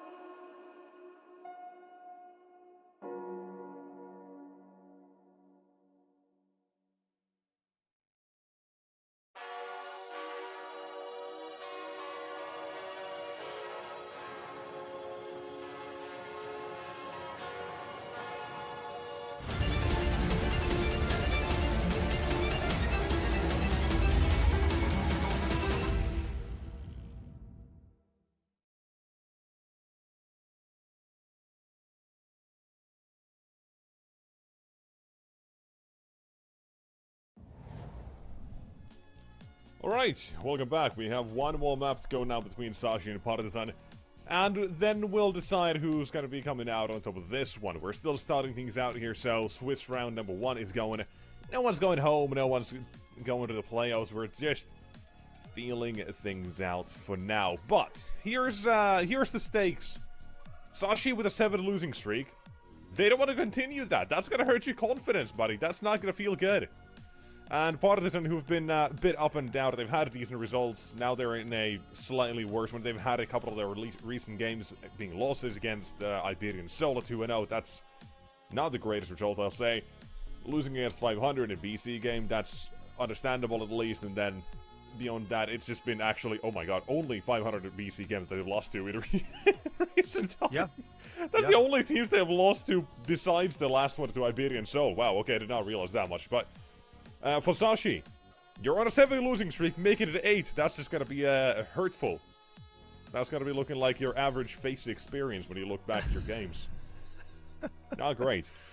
Yeah, not great at all. And there's gonna be definitely a lot of details they're gonna have to hashed out. But Sashi, I mean, at the very end, they've been pushed to this 3rd and final of Ancient. Surely they've got a little bit of a better understanding how to work it, but Partisan, regardless of how they might feel after map 1, the fact that they win Dust 13-2 is kind of a story in its own, and I think it just gives them more than enough energy as the pistol is live, and so is the start towards the A site. Kindo finds the first, and that's a great start, as it's going to be a 4v4 retake here now for the CTs. Bomb is planted, and the gig is up. Alright, so, Julie's flashed in. It is going to be a perfect flash, however, not for Kindo. And that's all it takes. That's the retake. Apparently. 1 flashbang, the 2 players affected by, but there was a 3rd man, you know. 3rd time is the charm. And for Kindo, he'll take 4, so he'll go even above that charm. And decided to take this round away from Partisan. Beautifully done. And we move on to round number 2. Yes, we do. Sashi, final map. This one is gotta be better than Dust 2. It doesn't get much worse. But it can. Yeah. It doesn't get much worse. But it can. It can. But this is a map where Sashi have at least a lot of reps. 17 games played. This is the most played map besides Nuke for them. So, hopes are, you know, somewhere. Somewhere in the middle, I'll say at least. But in the limited time as well that Partisan have played, this is still their most played map as well, I think. If I'm not completely wrong, I don't think I am. So, it's very much an adequate decider here for both teams where they can show off what they want to do. For the second round, Kindo farms up a second multi-frag, this time only 3. But, for Sashi, guns coming out. Let's see what you can do here. CT side is the way you expect to do the damage on Ancient, so it's onto the T side to kind of poke through that hole, poke through that the defense, and see what you can actually get done. I mean, maybe, unless they blow out like on Dust. Nah, they won't. Surely not. I mean, they shouldn't, but you and I both know how quickly things can turn wild in this game. As, yeah, we're gonna kick off with aggression. Number 3 starts off with Kabi through middle. We're gonna have mid control contested for Partisan, of course. They're coming out in style. Spread their control all over mid. Dragon's gonna go towards the red room. And they seem to be embedding themselves for potential B split, but they're also open for the A take. I mean, at this point, they could go either way as long as they have the right calls, or rather, as long as they have the right recognition of where Sashi's stacking up, which is pretty much everywhere. I mean, Sashi's playing correctly as well. They know they've lost mid, so they're basically trying to reinforce that position. They're going to leave B vulnerable, which is going to give an opportunity for Partisan to snap that chance, especially if Dragon gets a kill, which he will, first one at least. Traded off by Kabi, but the gig is up. Partisan now know they have to make a move, and here they go, pushing through ramp, through cave. They're going to get onto site, utilities deployed, first contact again. It's going to be down to Kabi to take it. Does he win it? That's a better question. As the bomb is planted, 4v4 retake, a single kit, and 2 smokes. What is available to Sashi?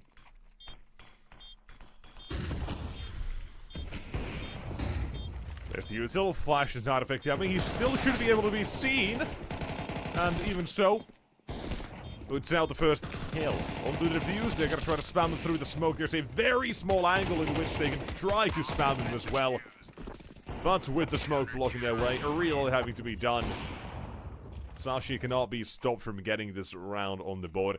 It's gotta be as well. 3 surviving on both sides. Yeah. So It's an impressive. unusual end to a round, but Sashi will absolutely take those either way. But seeing as 2 players, I think it was Flooded and Collins, that was still very low. They would have liked those kills either way, but the round is the priority here. For Partisan, supporting weapons around those that were still saved. But Sashi, first step, get around the board. Second, make sure you don't fumble the opportunity to continue to build off of this. Pretty much so, man.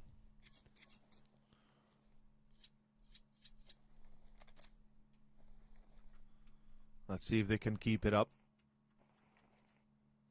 5 rifles. Everybody's well equipped, well ready to take this on. They took the chance of leaving B open. In the end, they trusted their retake. They still came across a little bit hesitant to take it at first glance, but as luck would have it, they were able to win it pretty easily. Emmy, it's a full force of a nade in his face. As we're going to be seeing Sashi vie for control of lane. Looking towards Leopard as well. The only question I have in my mind right now, are they going to be fighting for more than just that?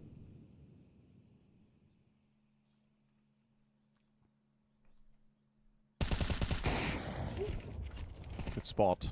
No deaths. Yeah, I'm surprised that it was actually. Oh yeah. Oh no. Okay, never mind. Okay, never mind. No. Okay, I didn't realize it.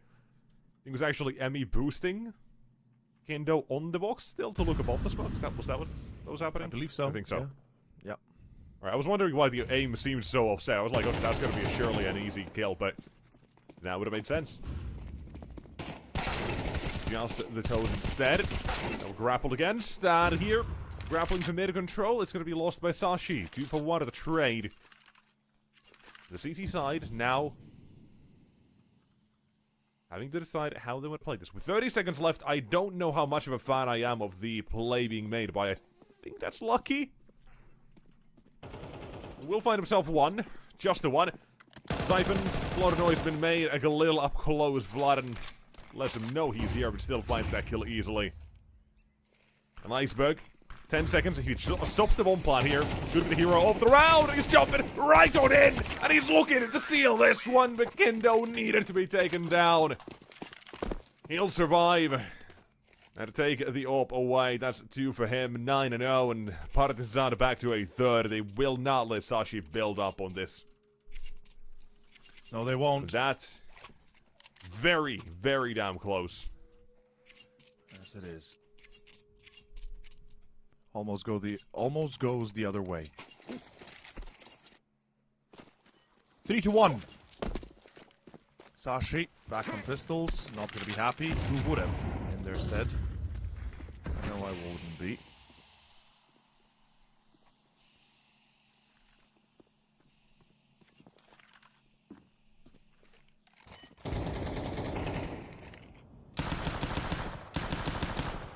Oh boy.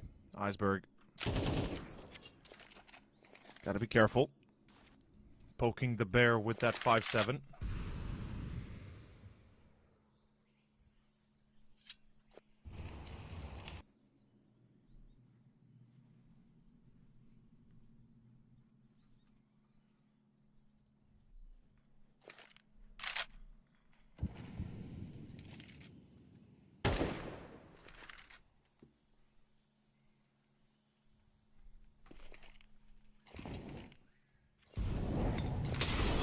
Go. Counter mollies. Partisan indecisive where they want to end this round at. taking their sweet time.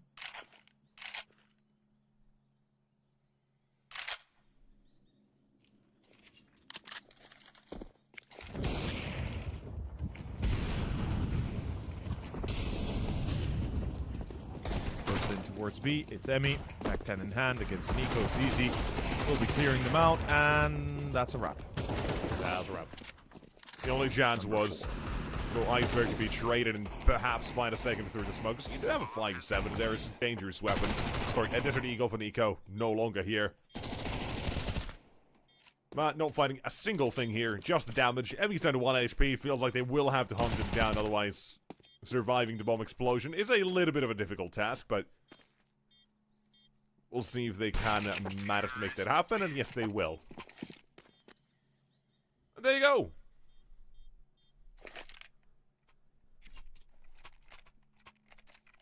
Four to 1. Easy. Yeah, I mean, something about just having a very dominant start to the day here, it seems, for both teams on both their maps.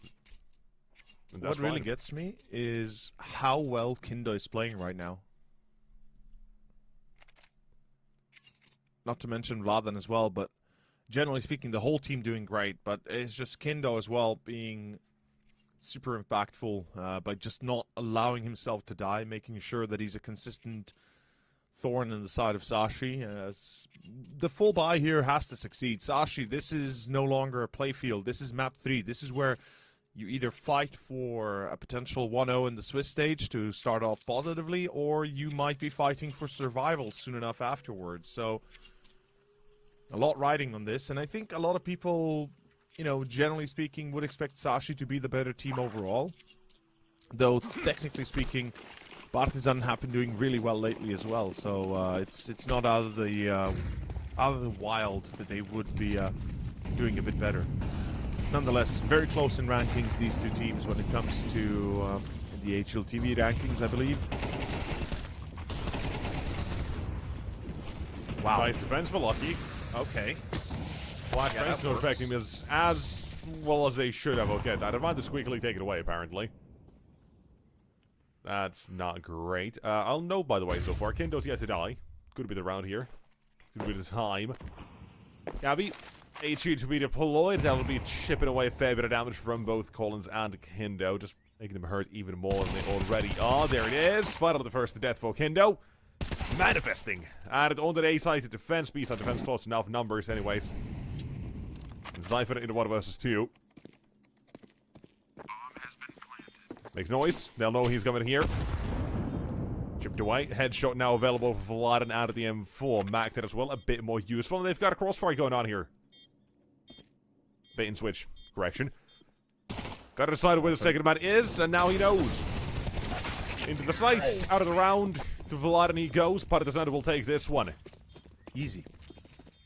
I mean, it was anything but easy, 10 but seconds still. and then bird in flame at a Mach 10.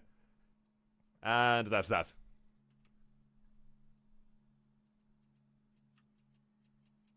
Things really turn out of control here very quickly.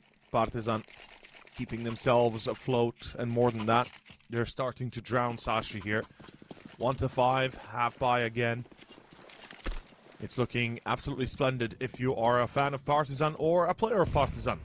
As round 7. This should be easy again, technically speaking. If everything goes according to plan, they should be able to counter the pistols. They've been pretty good on anti-eco so far. They've learned from their mistakes. They're not making those pesky... Or they're not allowing the pesky little pistols to get their advantage on them. So yeah, I gotta say, overall, it seems like Partisan have figured it out, at least somewhat.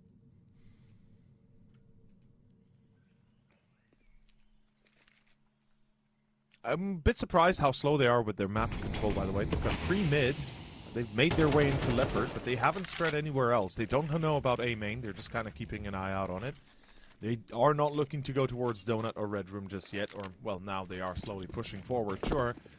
That was a smoke, was it? Or was it just a cover smoke for the op to check Donut? I'm not even sure there from the T side.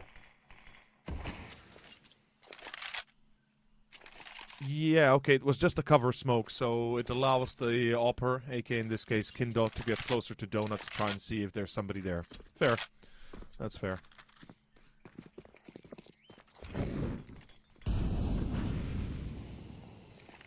Day defense, you've got the 5-7s up close. If you make a mistake It's here, gonna be a tough one. they'll absolutely mess them up. And that's due. Zyphon steps up. I mean, With more to be feasted upon as well. Sashi compiled themselves, all 5. A beautiful denial, and that's the worst that could happen. You think you have a chance toward the A side, you think they're not going to be having 2 there. Yeah. Not the case. Sashi, a 5-7, buddy, that's the worst thing you could walk into.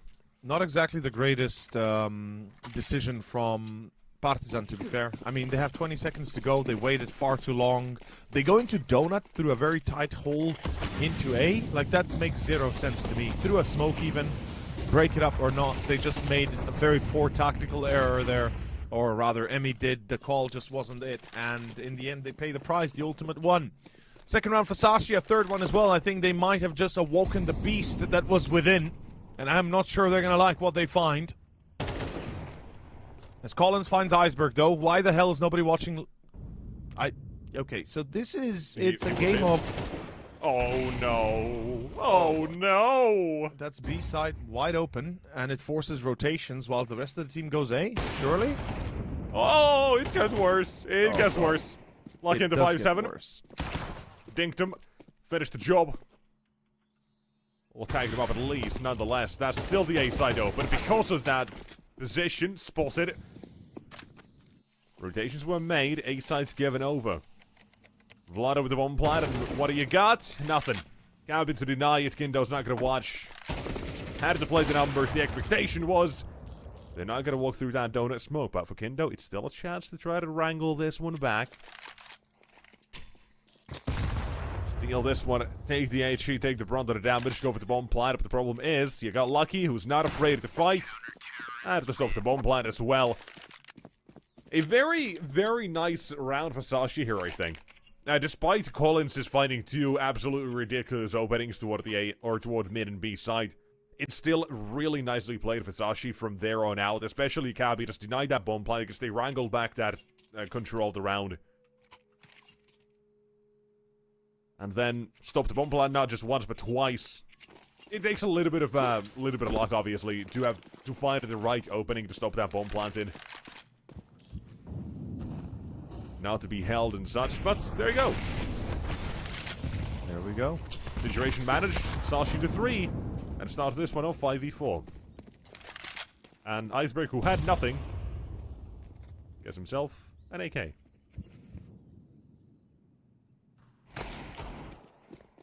Actually, I do think I am lying. He must have had something but a USP nonetheless. The side defense, Nico feels like he had nothing but a USP. Good for 1 only. Taken down by the Glock 18. And Zyphon here to assist as well. This time the bomb won't be denied. But a very decent recovery for Sashi as well. And we're starting to see Zyphon show up here. We're starting to see Sashi slowly brimming with life. And it's about damn time. Because Ancient, as anything of a map as it is, it's a CT-sided map through and through. Partisan have been running circles over Sashi so far, and now is finally when they've woken up. Now, on Partisan, you're gonna need more than Kindo and Collins to start fragging out as well. Vlad, yeah, he's there as well, sure, but I'm still looking at Emmy and Dragon. Yeah.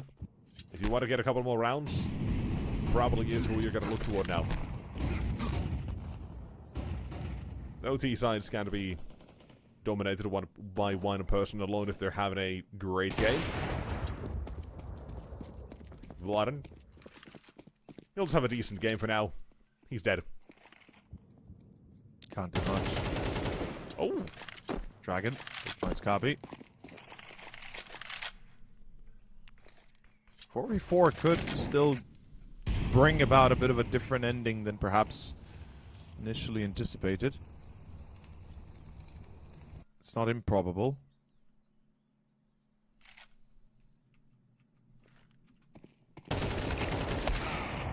Meanwhile, Dragon finds Zyphon, trades off again. Lucky on Dragon. Far from being done just yet, apparently. few choice words here. Oh my god. Oh boy. Iceberg should have had that in earlier as well. Still gets it. Oh, the damage as well is good. Iceberg has the flashbang. Lucky has the big boss. And one more to go.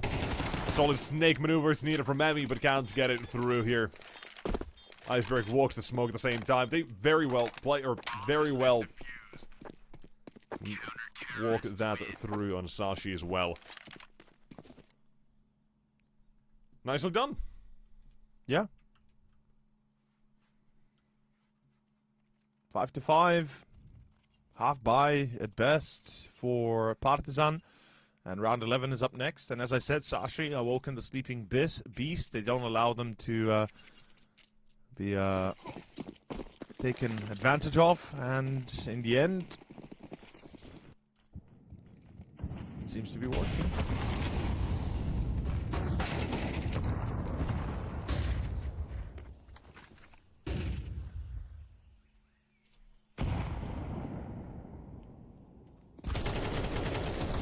Oh boy, out mid again. And this time the CT stand no chance. What the hell did we just experience? Zyphon didn't let loose a single bullet. The rest of the squad didn't stand a chance at all. As Lucky and Nico and Iceberg hold up. What? Okay. Wasn't this a 5v3 from what I recall? Something like that. Something like that. Vladden could get his hands on a weapon if he really tries to, but has to be careful not to walk into the Devil's Den here. They don't know where he's gone. Lost track of him in the smoke, but as he emerges, Iceberg is just at the edge of it and will get the chance to shut him down. And here we go. 6-5. Sashi, the comeback is here. They've made it. They've taken the lead. Now to take that 7th as well. You can still say that's a decent half. Yeah. Not ideal by any means, but how it starts being 5-1 for Partisan, you're gonna be more than happy to come back into the game at all. And even have the lead here. Given the situation, I'd say they can be very much happy. And should not be complaining at all about all of this. 6-5 and 7-5 if they can get it. Even better, of course. But Kabi traded off on Amy, and Vladdan is there to prevent this from spinning out of control. Love me a little bit of aggression. Yeah. Early information as well, and so Partisan, they can't really afford to go for that play anymore because they know and probably assume that there can be very quick rotations to this. If nothing else, Sashi will be more fixed on mid, considering that has been a weak point for them as well. And thus having very fast rotation toward the A site and early part of the round as well. If you are going to go for that A play, you better make sure your opponent probably, hopefully, doesn't have a shit ton of utility available. Yeah, usually that's a good thing to A retakes, check. they're a very 50-50. It really is just dependent on the T side setups for post-plant and such, so fast rotations, they definitely hinder that. Here, Zyphon, one more, and it's 2 to go. Kendall Collins. Give us 6? Probably not. But let's entertain it. Nico and CT. The duel to get past. Oh, Nico. Big Good for one. And that's enough. Kindle, 1v3. I can't say I trust the fact that he's going to be able to pull it off. He has the Molliger cave here. Yeah, he can clear out cave, and he had a 9-0 start, but even that eventually turned sour as, all in all... Oh! No. Oh, okay. okay. It doesn't happen. It's good. It's good. It doesn't happen. For a second there, I thought we might be seeing more, but luckily that's not the case. 7-5. Okay, Partisan, I think you have to take a timeout once we switch sides and take a moment here, because this is not what you'd expect out of them. Struggling to do anything at all once they get 5 rounds in a row. Well, not in a row, but at least once they get 5 rounds up, you know, you'd think it'd be enough, but apparently not even close. No. But like we say, this is more than enough for Sashi to officially say, okay, we've got a game, we are fighting. Let's But do it this. is still going to be a slight uphill struggle, assuming and knowing both teams are going to be at least a decent bit practiced on this map and well drilled enough. There is a slight weakness in the sense that Partisan, their T side is normally weaker than their CT as well, so maybe in that sense you have something to give for Sashi for the second half as well, but even worse with Partisan. It's like 44% CT side win rate. That's not really what you'd ever expect out of a map that is, I think, I'll say in a moment, statistically better. Here, Sashi, theoretically, practically, also better. Vladen, just as good. 2 more to go. Nico, he's had 3 already. Can't make still this one a 4th kill for himself. Iceberg now smoked off as well. Does have a little bit of that smoke he can walk through, and oh, Vladen out of ammunition! It's 1 more he needs, 2 HP to make the difference. But Sashi, way too lucky to get out of that one alive, my god. There is a lucky star that is apparently accompanying them today. Fun fact, by the way, to everybody that can see the moon tonight, or in general, if you can see the moon for the Was it not yesterday?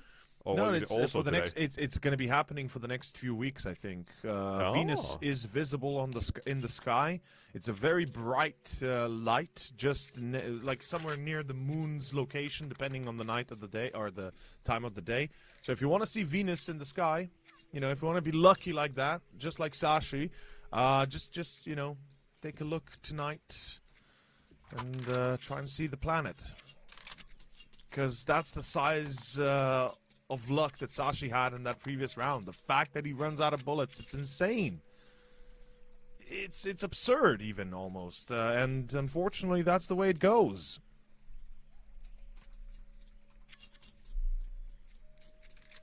But yes, you can see Venus. And if you live in Slovenia, you might be able to see the 7th planet if you look in the mirror in the morning. Oh no. Just Pluto there.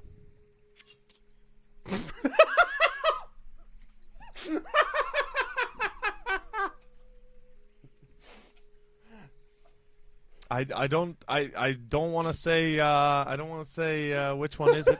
It's just Pluto, isn't it? There's no in between. There's no The 7th god of planet, that would be Uranus, but it's really funny. You say Pluto, implying if you look in the mirror, you see a dwarf planet, and that's sort of the size comparison. I didn't want to say Uranus, man. It's oh, That's love it. I've been self-reporting, sure. My bad. My condolences to to your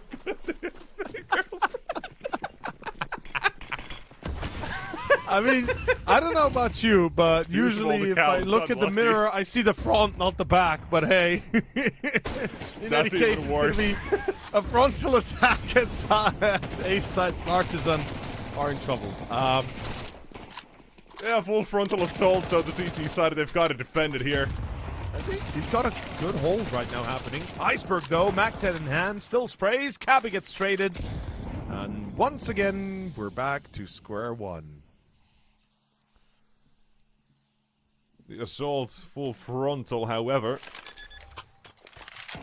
Sashi, at the point of 1 minute remaining on the clock, seem to be going commando here. Not a whole lot to protect them. And even now, it's getting even worse. Up in their arsenal is Partisan at the moment, with the bomb dropping and lucky on 10 HP. Yeah, this ain't going too well for Sashi here. They won the pistol, they're about to lose the second round. The force spike of Partisan, it's gonna be 6 being picked up here, and it gotta be with Sashi wiped out. That's trouble. That is trouble. But it does let Partisan get back into the game here. And for them, that's all that matters. Counter-terrorists win. They get the round. They get the saving grace. It's not ideal, it's not perfect, but it's better than nothing, and starting this early is a good sign that they might be able to draw it back all the way. in their own favor. Let's find out for sure, as we're going to kick it into high gear here.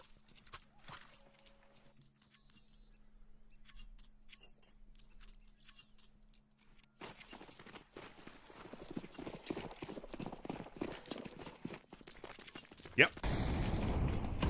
Full eco. Actually, full force by, excuse me, not an eco. It looks like an eco, because it could have been one, but they decided to full force, full send it. And they're splitting across the map, which is an excellent idea.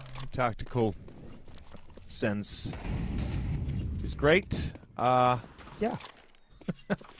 That is pretty much number 7 on the board. Partisan easily containing these early few rounds, making sure Sashi... Holy shit, what? Oh. No way, no way. Okay. What? They're cooking. My god. This is insane.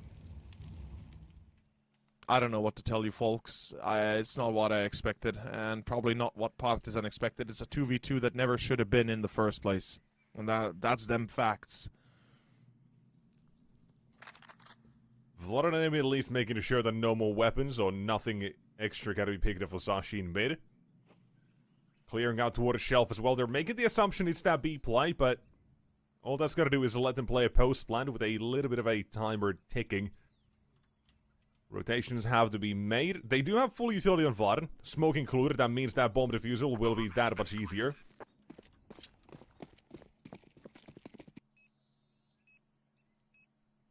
In from CT, Macton up close to farm it. Flashbang will be dodged, just barely unlucky. We'll find it first one, and let's lose for both. Sashi will steal this one. Yes, they will. Sashi gets it. And with that, well, we're in for a bit of a surprise, perhaps. Let's find out. Let's see what exactly Sashi have in store moving into the next few rounds.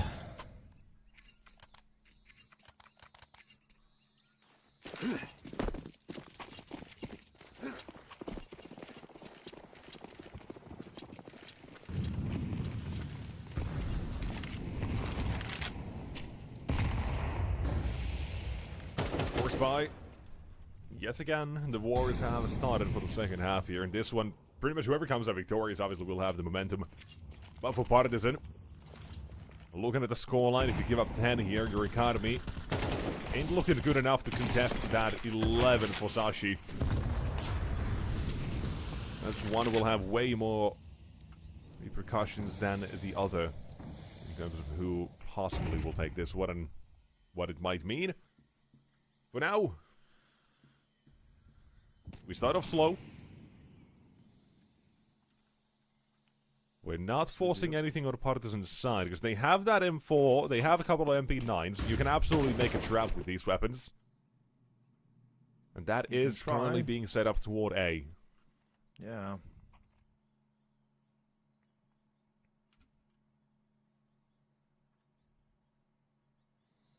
Let's see what exactly she wanna do.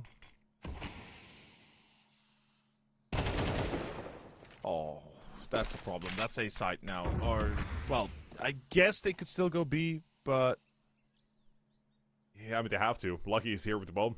I guess, yeah, they don't have a choice. Timing-wise, they're going to be pretty constrained, and they have to go B for sure, yeah. Ooh, beautiful. Force buys not worked out. For Partisan, the decision there really is, do you want to go A or B to gamble over stack without any information? Yeah. It's the only thing that they have to go off of there. Guess incorrectly, and that is round number 10. Dragon will have the M4 at least, but it's not really going to be good enough in any situation here. You're now looking at this 1 M4 saying, yep, that's a round win. Yeah.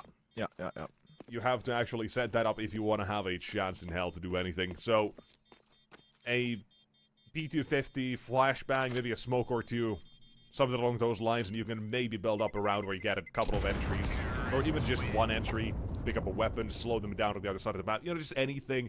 Yeah, anything, yeah. But with Ancient, you always have to be careful of that A site, because it's such an easy one to take on T side.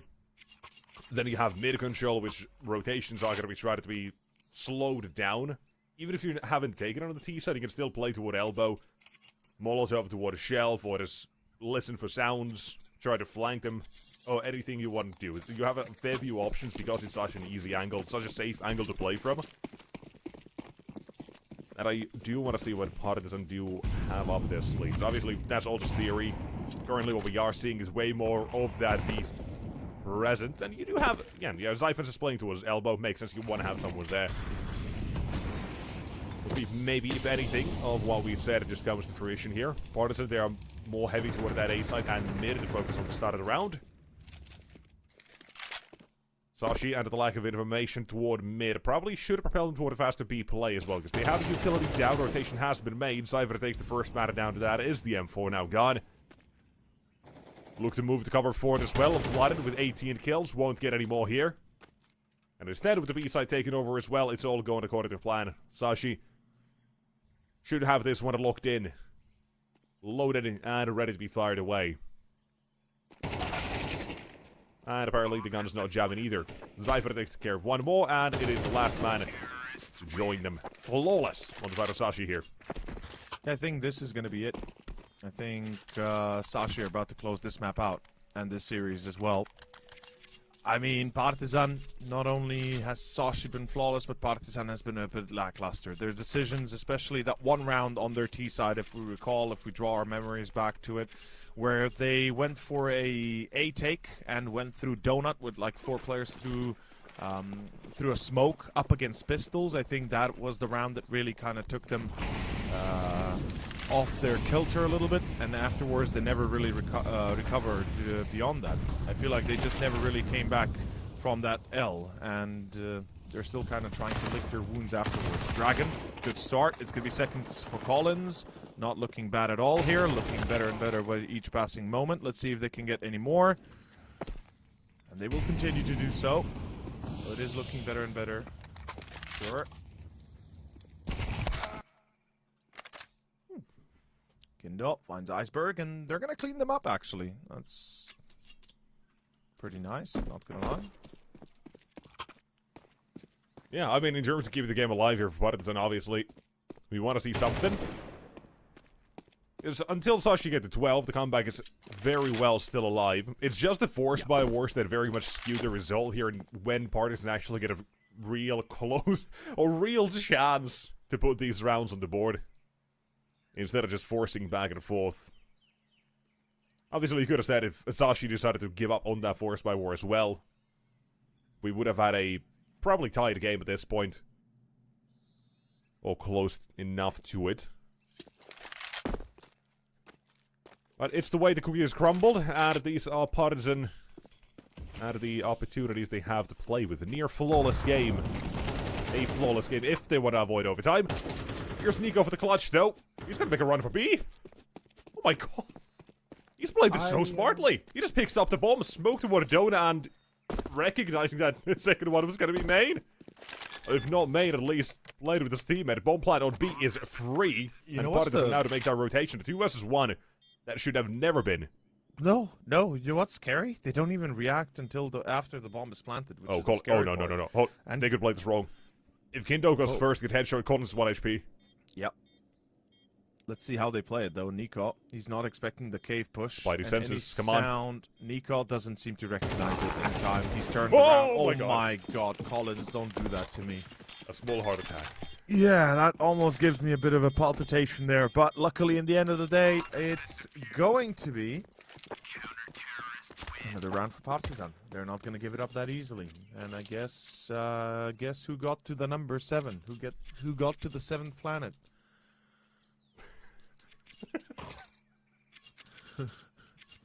I mean, look, I did Neptune dirty, but I still consider Pluto to be our planet. You know, we're still Neptune. Still not Neptune. What?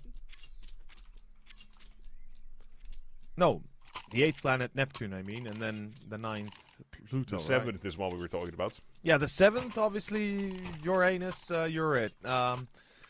And hate speech. Wow. Maybe Partisan might be in a bit of a pickle here, especially if they lose. So let's see if they're going to be in the 7th planet or not. Once we see this round finish, kicking it off into high gear. Round 19. Strong start.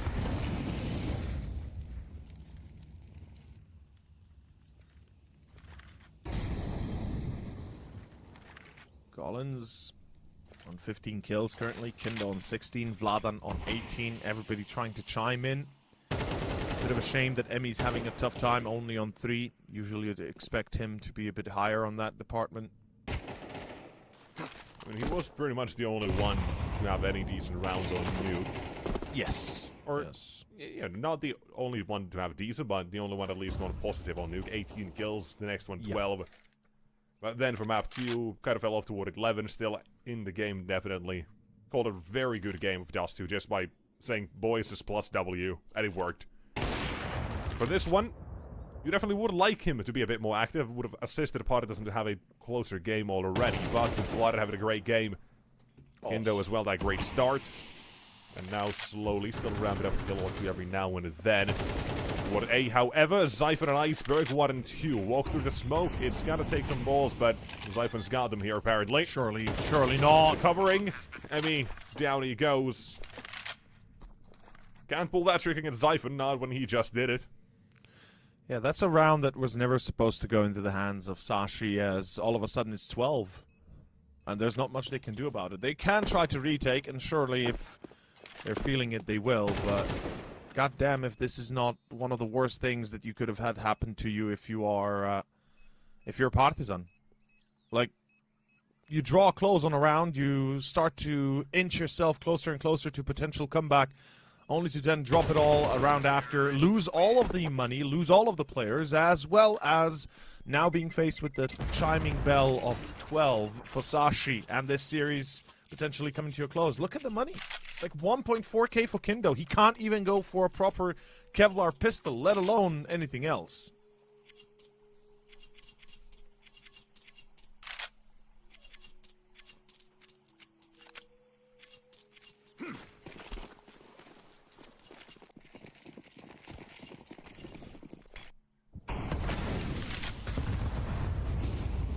Alright, a way to end it. Zyphon's AK might have found it. Their losing streak may come to an end. They've got 5 chances to do so here before things get too hairy. And Nico will take that second branch, extended it to them. With Collins exposed, they might still continue from this. Spam through. Smokes down. CT side. This is it. All or nothing.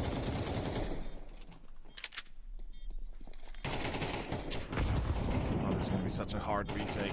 I'm having a tough time seeing how it succeeds, especially Vladan being locked into place here in Cave. There goes Kindo. Traded off on Collins, sure. But the problem is you've lost one too many. Vladan finds Lucky. There's no kit, and there's no time, nor is there any more space or lives left, as the cat has run out of lives. It is going to be Partisan to fall. Sashi to take the win, 2-1 final score, as they put down the series as their own. Breaking the curse of a 7-series loss streak. I mean, it looks good for map 1 and map 3. Just 2. That's still gonna be the one that they will have to spend a fair bit of effort to fix.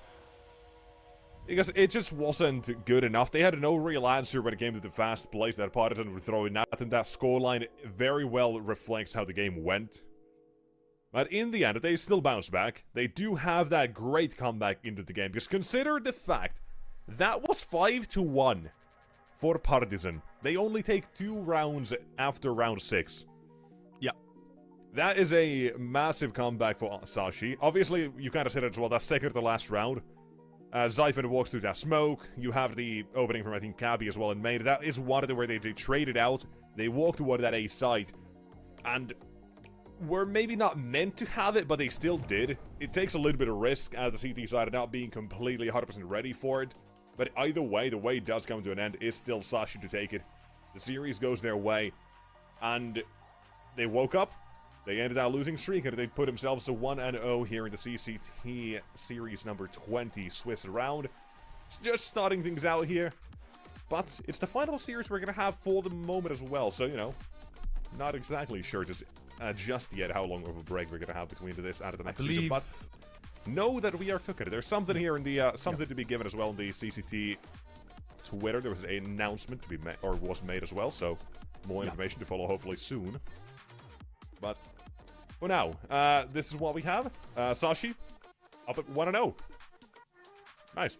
Yes, they are. And with that being said, we've got our next game, Navi Jr. versus OG, starting in about less than 15 minutes time. So stay tuned. We take a short break and we return into our second series of the day.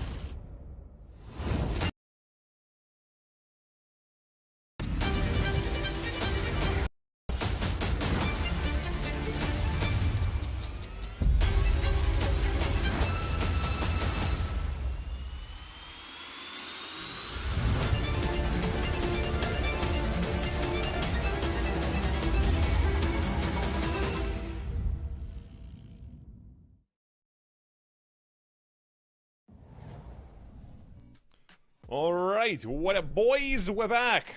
Next game of the day, Navi Jr. OG starting right on time here. And we'll see how things now look for the second game of the day. Still Swiss round 1. Testing the waters here for CCT EU20. And Navi Jr., I'll just say this. They've been looking really good. Let's get into it. They've been looking really damn good here recently. They've been looking convincing, yeah, for sure. They looked a lot better than what we'd perhaps expect individually and otherwise. And honestly, I fear for OG a little bit.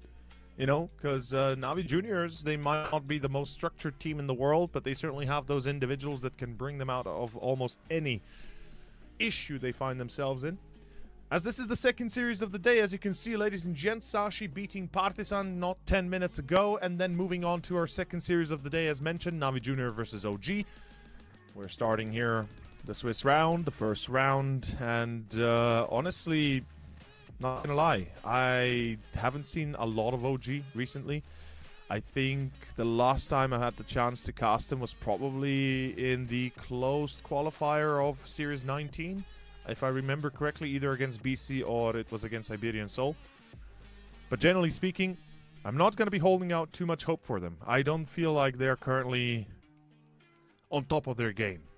Because not to mention they're missing a fifth player as a full on. I don't know if there's been news about it. Like, have they found a full on fifth yet? But as from since they've benched, who was it? Nixius or Moto? I'm not even sure. I don't know if they found another player afterwards. It was Moto, and no, they have not yet found that. Yeah. Right, going to it. We're honestly, I'm not sure who is today's fifth here for them. HLTV still shows Afro. Information, Nikodos, I'm not sure we have it for certain. If it's Nikodos or Afro, so we might be in for a surprise. We hope that it might be Nikodos here. But there's always that slight bit of uncertainty if it actually is until we see it here. If we, if production would let us know when one of them joins the server, is it Nikodos or Afro that joins, we'll let everyone know eventually. All right, currently, probably Nikodos seems to be the answer, but nonetheless. OG's roster, right? They've been looking good as well. I said Navi Jr, they've been looking good. You said they can get themselves out of almost any situation. Well, currently, OG seem like that situation. Last 2 weeks, they've only lost one game. That was against Iberian Soul. That was a 2-1 loss as well. That was a very close call with 16-12, 13-11, 13-10 the scorelines on those maps as well. Really comes down to a round or two. And I gotta say, I've been really impressed by just the results I've seen of OG, because same as you, I haven't seen him in the last couple of weeks much. I haven't seen him since Moto was last on that team as well. Exactly, yeah. So it's been a moment. But I can tell you, Spook has been a very good addition to this roster. That I can tell you with confidence. Prison, he's lived up to that sort of hype on IGL we've kind of put on him. His impact has been really good, like 1.11, his rating 1.03, so he's putting out those numbers. Boss has been performing stably as well, and Fiku has been putting out some consistent numbers as well. Obviously, people have opinions, but opinions are opinions. Everyone has them. For Navi Jr., though, talk about them, because you say they can get themselves out of any situation. They have that firepower. You know why? They're Zoomers. That's why. They're young, they're People just hungry. keep getting better and better the younger they are in Counter-Strike nowadays. Like, goddamn, fuck me, I guess. Yes. I'm done for. Yeah, you're over. done for. You're cooked, bro. You're done. In You're 2 like years, there's going to be a 25+. 9-year-old teabagging on my body. You don't stand the chance playing Counter-Strike anymore. You might as well just retire and start playing DCS or Flight Simulator. But point in hand is... Taking the views, man. Flight Simulator before my retirement, so I know which places to hit. I mean, I gotta say, Navi Juniors have really showcased recently how good they can be. I mean, they kind of got clapped in Series 18 against BC Game. I think you and I did that series. I believe it was the semifinals or the quarterfinals, one or the other. I think it was the quarters or the semis. But they made it all the way to the final stage of playoffs almost, and if it wasn't for BC Game, they probably could have gone into the semis and the finals themselves. So yeah, Navi Jr. really been making a lot of waves lately, and I gotta say, it's a scary team to play against. With Coolio running them, there's a lot of details that they have yet to kind of iron out, but overall, their stats are impressive, and their map pool even more so, as they don't really have a lot of maps they don't play. Yeah, arguably you could say Inferno is one where they're just weaker on in terms of just winning it, but that's very hard to say. Like, they've played it more than they've played a map like Just 2 or Mirage. Yeah. And even Inferno, right? They've only played these maps a handful of times. Nuke is one that they've played a lot, which is very surprising to see as it being banned here. I was about to say... with Train! Yeah, they are playing... chicken they with have the Train. same map pool pretty much here, so that's I want to see Train picked, please, for the love of God. OG, give me that Train, baby. Give it to me. I know you don't want Oh, god damn it. Really? It's dust. The fact that this is... Oh, no, don't give us that. Boy. So what, are we gonna go, I mean, at this point, we can't have the... Unholy Trinity. We're not have the unholy Trinity of only the brown maps. Sands in the eyes, yeah. Instead of Mirage, I feel like it's just gonna be, again, an Ancient, because that always is gonna be the case. It probably is. I mean, yeah, Mirage... Train eventually banned. Oh, my god. Okay. I actually... Anubis and Hold on. Ancienta. Stop. Wait, did they actually ban Inferno? Because I was expecting Inferno. That like is Mirage insane, removed, I was hoping to see Inferno out of Navi Juniors, but they actually ban it. That is... They've yet to win. They've yet to lose on Inferno. That's exactly what I'm saying, and I'm not saying that, that's why you should pick into it, but at this point, you're playing a map on the third... You're playing the third map on a map where OG is well-tested and tried and, kind of... Oh my god, this is a mass... a massive blunder, if you ask me, in terms of Veto. I don't like this, and hopefully Navi Juniors know what they're doing. I mean, surely they know, but interesting choice. Especially, what gets me even further, like what really kind of irks me the wrong way, is the fact that we see both Nuke banned, as you've already mentioned, and then we see Anubis pick from Navi Juniors. It's what gets me. It's like picking into Anubis... Arguably their weakest map, as you've said, at least statistically speaking, if, they don't play Train, so obviously Anubis at 9 maps in, 44% win rate, which means what? That they've got 4 wins, 5 losses? Yeah. Yeah, and a horrible 5 losses come out of the last 6 games they've played as well, so it's very much a surprise they're picking into it, considering that is the one where they have shown recent weaknesses. Yeah. Probably goes under the radar for OG's preparation for this game. It's like saying... Surely they ban it. With the losses they've had in their last 6 games, 5 losses, the only win was against ENS 13-11, barely winning that one. It's like, surely that would not be the map that OG ever think comes out of this Veto. So there's that definitely could be a curveball. And if Navi Jr. were like, you know what? Let's just go for it. Let's just do it. And it there's definitely another would catch number. them off by surprise, and I think that gives them a massive advantage in the Veto itself here. As well, considering both these teams pretty much just have the exact same map pool. I want to add on top of that, Anubis CT side win rate for Navi Juniors, 40%, 40.2. So if they lose, they're going to go dip below 40 today, percent of win rate on Anubis CT side, which is horrendous, by the way, statistically speaking. I mean, you're looking at a bare minimum of around 45 to 46 as a kind of target, right? The bare minimum what you're expecting, and that is not a good outlook. As we go to our first map, ladies and gents, it's Dust 2. It is going to be, once again, the Dusty 2. As OG take Navi Juniors on a bit of a journey. Let's see, through short, through long. They're going to try and go A. Let's see if they get it. Currently, Navi Juniors on a 3-match win streak, whilst OG, this would be their 3rd match win in a row if they're able to achieve it. Beforehand, they had an almost 6-match win streak. Oh, Nikodos. Yeah, that was, by the way, the question. I did check. OG, they were actually kind enough to let people know on Twitter. They'll be feeling Nikodos during the game. That was about an hour ago they posted that. Couldn't check that, apparently, but... Fair. I mean, I don't know how to use social media. I'm old, you know, so it's fine. Yeah, you still have your Commodore 64 booted up for your gaming sessions. I've still got my MySpace account. Alright, well, apparently OG needs their space as well. A-side is theirs, and they've been thwarted on the retake. Navi Jr, and now just Demon remained, but his USP is sharp as ever. 1-2. God. Dinked out, and all Fico has to do is run him down to 10 no seconds to defuse. There's not really a chance here. Has been seen as well. Fico just needs to survive for a second. Something about a French man and jump shots here on Dust 2, but none of the Polish people. Fico just takes a straight-up duel. Low HP as well. It's easy enough. One bullet to the side of the body. OG takes the pistol. D-Better tries something. Had a kit, maybe could have won that. Probably would have won that, but in this case, 1-0 to OG.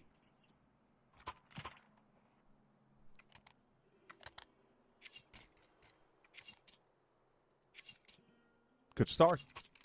Pistol is theirs. Let's see if they keep it up. The fact that we see OG pick Dust 2, we'd expect a lot out of them. Yeah, also, OG, Danish flag, by the way, now, because, for today as well, because Nikodos. Yes. You have Krisen, Buzz, and the Nikodos. Representing... Fico's got the same colors in his flag, and Spook's got the same sort of cross, so maybe you've got some sort of hybrid to be formed there. And Lambert's just sporting all the OG and same colors with the blue, white, and red, so, you know. He's got that pod covered as well, so, you know, they've kind of got a color scheme going there. Just the yellow on Spook and the Swedish flag that I'm still figuring out. Who is Nikodos on loan from right now? Is he even, is he a free agent? Like, I've completely forgotten, but... I know he was on Gaming Gladiators last time I checked. I don't know if he's still a free, like if he's still under the org or not, ever since being released from Heroic in 2024. Doesn't show that, no. On so it definitely shows that he's just a free agent, yeah. No team. Okay. I mean, maybe might OG. Be because they've just completely exited, I'm not sure, but... Yeah, that's likely, yeah. But also, I mean, we gotta talk about the fact that OG will need a 5th player if they want to have a chance at competing at this high level. That is still why they're kind of figuring it out. I like the fact as well they've tried and tested both Nikodos and Afro, and who is kind of better, because Afro was completely negated on his time with Fnatic. It just doesn't count, because there was so much that Body couldn't really do to set him up, I think. So like his stats before Fnatic and during Fnatic is a massive fall off, and I think that's just playstyle and leadership kind of thing. I think it's also about the fact that there's just not enough firepower in Fnatic, let's be fair. I mean, maybe, but that's a different thing. It's just a playstyle decision they had. Now they're changing that up, but that's a different issue. I still come back to the point. I like that Afro's being given a chance. I like that Nikodos is being given a chance as well, because he was a very, very sharp prospect from Heroic to Counter-Strike 2 at the start of it as well, with having people say, you know what, drop the AWP, just go AK instead is really funny. Because he was such a menace with it. I think it's just really funny. And then you had, you know, tough times, but he's still putting up numbers, even with Gaming Gladiators and when they were struggling. So they're figuring it out. They're finding out what's the best situation, what's the best they can do. You know who's another player that I really enjoy watching, and I do want to see more of, and first time I got to see him was back in AGF. It's Buzz. Like, this guy, like, this guy is actually legitimately a very solid performer. He's very young still. He's had a few teams between himself and in the past. I mean, the fact that he was like that pull to Astralis was the worst thing they could have done to him, because they destroyed the Mad Lions roster and then they basically, you know, kind of destroyed most of the others as well, and I'll never forgive them for it. And then they kind of didn't really give him a lot of space to work with. I mean, he was, what, benched for almost a year, playing for like 2 months, and then, or, well, actually, no, longer. He played for like a half a year, maybe a bit more, but point is, I feel like they did my boy dirty, and... he played for 9 months, and then it was on the 9 bench months? for Okay, about so, 5, 6 months. So a little bit longer than 6 months that he played, but nonetheless, they benched him. They kind of screwed him over, and I'm happy that he found his forever home potentially here in OG. Yeah, I mean, he had obviously Entropic as well. That was the thing, but yeah, but that not wasn't worked out. Really, yeah, I was about to say that never really worked out in the first place, unfortunately. Yeah. And that's a whole different conversation with oh, I mean, that's, yeah, sustainability and such, but yeah. For now, though, we're figuring things out. We're just yapping about it as we were waiting for Krizen to return. I crashed out classic of the game. Krizen. Sure. No, I'm trying to play play on his name, but you know, Krizen, No. Crashen. No. No. No. Yeah, damn it. Just go to the shade. There's a reason I don't play Bard in D&D. I see enemy, I smack. Yeah, I smack, I smite, I tear, I rip. But that's about all there is to it. As no diplomacy, no negotiations. Let's see how this goes. Yes. Pathfinder is pretty brutal, to be fair. Well, hoping Krizen finds the path back to the server, hopefully. Yeah, hopefully. Just double check this. Oh, he's found his way back. Oh, he's here. Hey, Krizen, big man. Welcome back. Welcome back. I think we should be just maybe resetting just to be safe, just to be sure. There it is. And the game should be getting back underway. Navi Jr. They're poor. They got no money. Nada. Last round doesn't work out. This is the consequences they have for it. And to number 3 we go. With OG in a paper, should be able to pick this one up easily. That's what we expect. On paper. Yeah, on paper is what we expect. But you did say, Navi Jr., they can get out of these troubles. Oh yeah. They've got They a couple are. of Eagles. Because really damn good last we'd seen him. If there was ever a team that you should not take at face value on rounds like these, it's OG. It's Navi Jr. Because they basically it's OG. always. Okay. No, sorry, it's Navi Jr. because you can always take. You're manifesting them to lose this one. Yeah, maybe. But what I'm saying is, like, the fact is, Navi Jr., we've seen plenty of rounds like these where they came out successful. But today might be a different day, as it's going to be a refract for Jugs again. Prison down, though Krabany, a little bit too eager for his own good, gets caught, and that's round. From this point forward, there's no way stopping this train towards A. Never mind. I was going to say, we entertained just one for Makaz, maybe. If he had If he gets a that better one. weapon, or he gets the first kill, then maybe we can talk about a different outcome, but yeah. And it's about chasing Buzz. But given Buzz cuts away. Buzz Never Lightyear, mind. No headshots. no infinity, no beyond. Here we go. Yeah. They don't fumble the round despite your best efforts to intervene. Hey man, I just kind of spitting facts here about how good Navi Juniors are, even on rounds like these, and you cannot underestimate them. Let's see it now. Let's see what they bring up now. Symmetry on the op. It'd been a big part of Navi Junior's previous series, and in general, a big part of their game strat or game plan in general. Without him, there's not much success. With him, there always is one. As well as Makaze, not to mention Jugs had Oh, a few this is brilliant movements, and that is a sharp. good catch, but Demon falls back. That is a timing and a half right there. Yeah, That is... the tunnel suddenly become no man's land, both a bit wary, maybe the other one is still there, but Maz will hang on to it, just throw the utility in. Slowly gain the confidence to start swinging for the glory as well. Clears it out. Navi Jr. have not pushed it any further, they pulled back completely. And even called in symmetry toward that B side. Op awaits. Jump spot. That should have been now seen as well. The AWP awaits. There's the confirmation if it wasn't already seen. Utility, 50 seconds on the clock. OG currently setting up for a very classic B split. The bomb abandons the upper B tunnels, meaning we are probably going to see a different sort of plan altogether.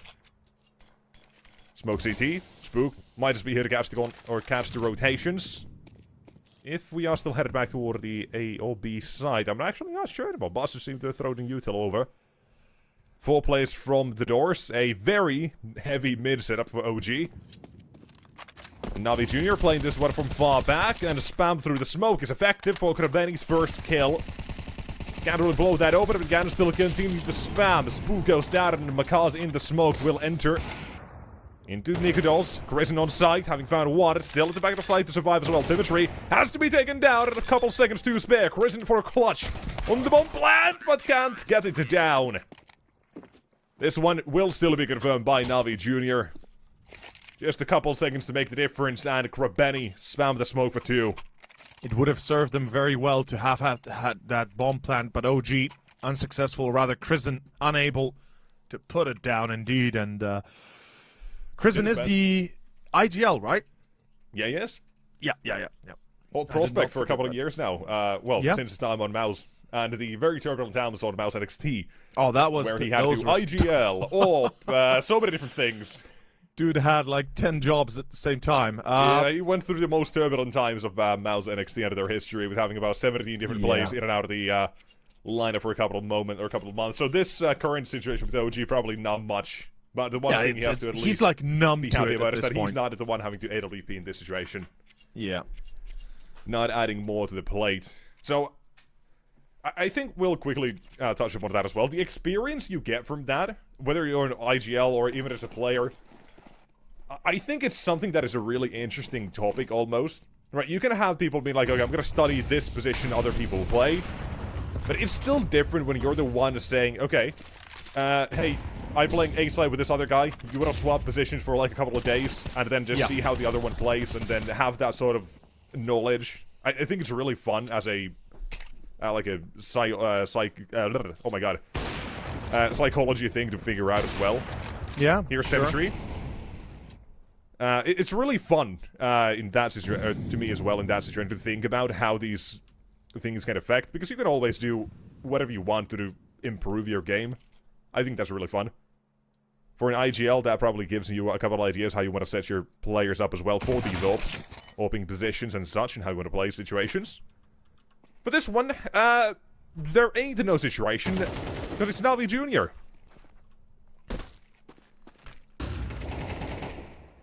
It's easy, and it should not be too difficult to finish. And a Demon MP9 close corner, there you go. They've collected AKs for every single member, except Symmetry, who keeps the AWP alive. And Navi Jr., they shut it down. They take the round. Yes, they do. Second one secured. And we're looking at a pretty interesting turnaround here. Bit different than what we're used to seeing, perhaps. OG, now on a full eco. 2,000 across the board in the bank. Not a lot they can rely upon. Not a lot they can do with. Oh! Nice cleanup. Doesn't even take a speck of damage.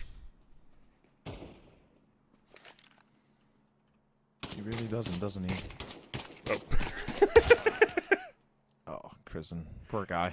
Oh, that's, yeah. The old tactics. Oh my god, from far back. On higher elevation. Picks himself up an ace. Against an eco, but he always loved that confidence. Gets you hyped up, and for him... yeah, that could be very dangerous.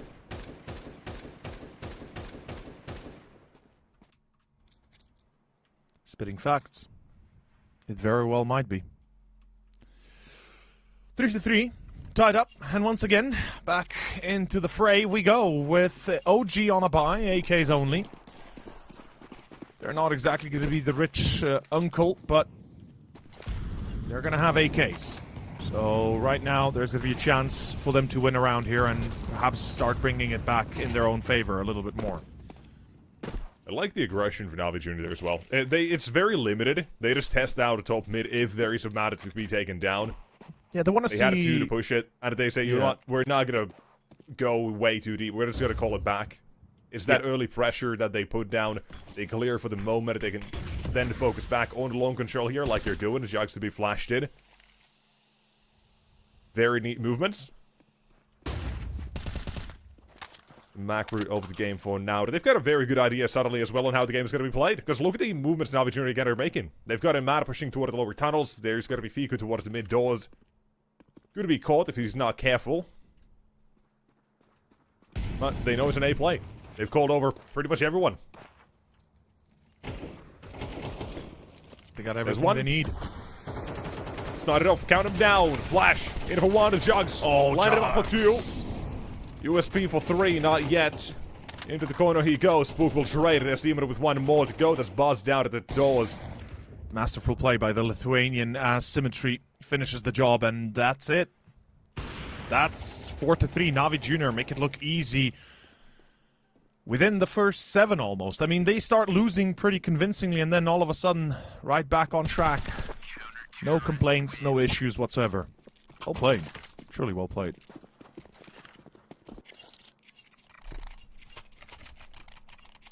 Remember what I told you about Dust 2? Yes. Either you're gonna have the fastest game of all time or the longest one. Currently, I am not seeing a fast one. Nope. And it's going to take even longer to finish this one. I feel like we're going to be going the distance to at least 20 plus rounds, bare minimum. Yeah, so... all you at home, you can probably come back in 30 minutes if you want to take a nap, get some food, whatever else. And we'll still be here on Dust 2. We'll probably still be on Dust 2 by then. Yeah. There has not been a case in history of ever where Dust 2's ended like a 13-7 in the middle of the pack. Not a single time. I mean... You show me a game that has something so that's photoshopped. No, 13-0 or 24 rounds. I think we had 13-0 like once or twice. We've had more like 13 1s and 2s probably. But yeah, it's just the case with Dust 2, it's whatever. But we're looking in for a longer game at the moment, because Navi Jr., they haven't let OG just run all over them. Now that CT side already, with a big issue on Dust 2 being that CT side economy, long rotation side of B side, you're not going to retake if you have a mana disadvantage or don't have the utility for it. Navi Jr., they're out of the woodwork immediately. They have to put themselves into that terrible position. And instead, they're putting up the pressure on OG to make these moves. So, control of the game, Navi Jr. McCall's to line up a couple more. Give it to us. Show us what you got.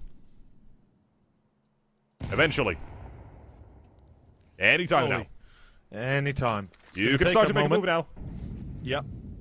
You can walk right into him. Just any moment it's coming. Give it a second. Give it a second. Just wait. It's gone. God damn it. Oh, wait. No, never mind. No. Wait. Hold. Here it is. Oh, God damn it. Oh, God. Makaze, you missed the timing. That's crazy. Unlucky. Good morning. Hey, here's the utility. Great utility.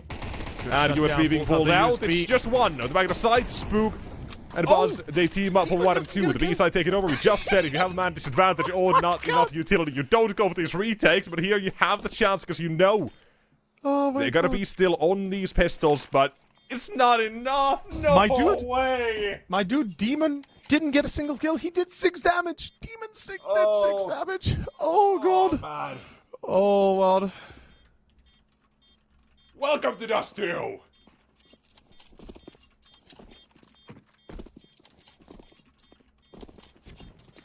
Welcome to the game.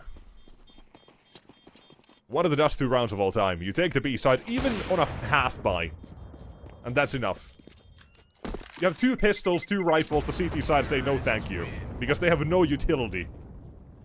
The crossfires you can have toward the B side, toward window and door are nasty.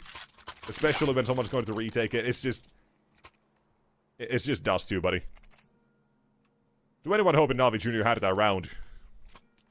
Welcome to Unlucky. Dust 2. Oh my god. The fact that Makaze is only good for 1. And the utility was Timing good was for crazy. window hold. But the demon flop is what really gets me the most. Like the fact that he timing can't get a for me. single kill. Yeah. It's funny. Symmetry! There's one. Make it a round 2.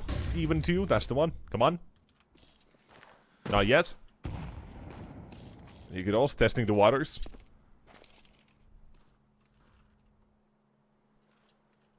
Well, first kill for Navi. Mid control still to be retained with the long, or short and lower tunnels belonging to them. Defensive smoke may take attention away from Bakaz. Or Makaze, depending how you want to pronounce it. Bakaz seems easier. But Spook, he's better. Trades him out immediately. Down to 15 HP, but short pressure is still something to keep in mind. Spook, even with that second test to smoke. Wow. Just to make sure no one's going to play behind it. Her Symmetry running back. And a couple of shots. A kill comes through and 3-on-3 here.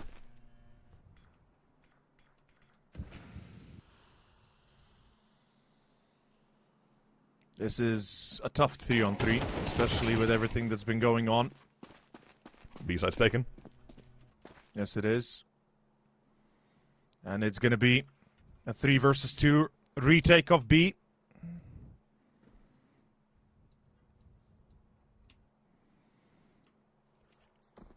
And we are waiting to see what exactly is going to be the plan here. Counter-terrorists win. And Navi Jr., of course, successfully control the situation at the end there and play it for themselves in tow. 5-4, OG in trouble again and again and again and again and again. They keep finding themselves in these weird scenarios where they got some money, but they don't have a bank to back it up. They don't have perhaps the determination. Let's see. Nikodos on the op. Buzz still on 2 kills. That's a problem. We talked about this player as a factor for the squad. Without him, things are perhaps not as clear-cut.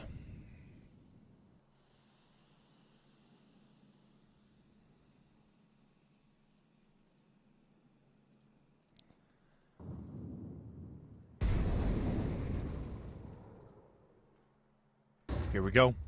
Through short. Navi Jr. reading the scenario and Goose Jugs with the flash. We have Symmetry with the op at car. They're watching for the cross. They've got the listener on long. I believe that would be... I'm fairly certain that's Krabany. Could be Demon. Yep. I'm not seeing that. But I think it's Krabany. Yep. And OG's waiting. OG's just not pressuring short further at all. I'm a bit worried when I see that, to be fair.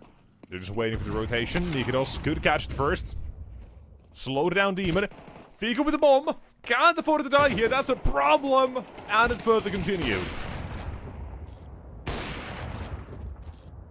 Bomb still has to be picked up here. Partisan has the grace with the smoke. Oh my god. From below, Symmetry goes down. Bomb can't be recovered. 20 seconds. Gravity's still a problem here as well. Had to be taken down. That's the B site. Completely freed up here. They should have heard of this. Should have heard of the drop. And Jagsdor, 1 versus 1. Both players low on HP. Now Molotov could come in very handy for Jags to work this one out. It really could have. The car, the most Molotov position on the B side retake. Yeah. But if Buzz challenges for this, may The thing still is- work this one out. But the time that Jags has taken here has started to make Buzz reconsider. Keep an eye on that Molotov. Primed it. Thrown it to platform it goes, and this one decided just by that alone. The Molly doesn't go into the right space, and it unfortunately does not end up giving the chance to Navi Jr. 5-5, OG tied up again. We've got these rounds going down to the last man. I mean, we're trading off rounds as if it's one of the hottest things on the market. And maybe it is, maybe it isn't, but the fact is right now that OG is containing Navi Jr. to a degree.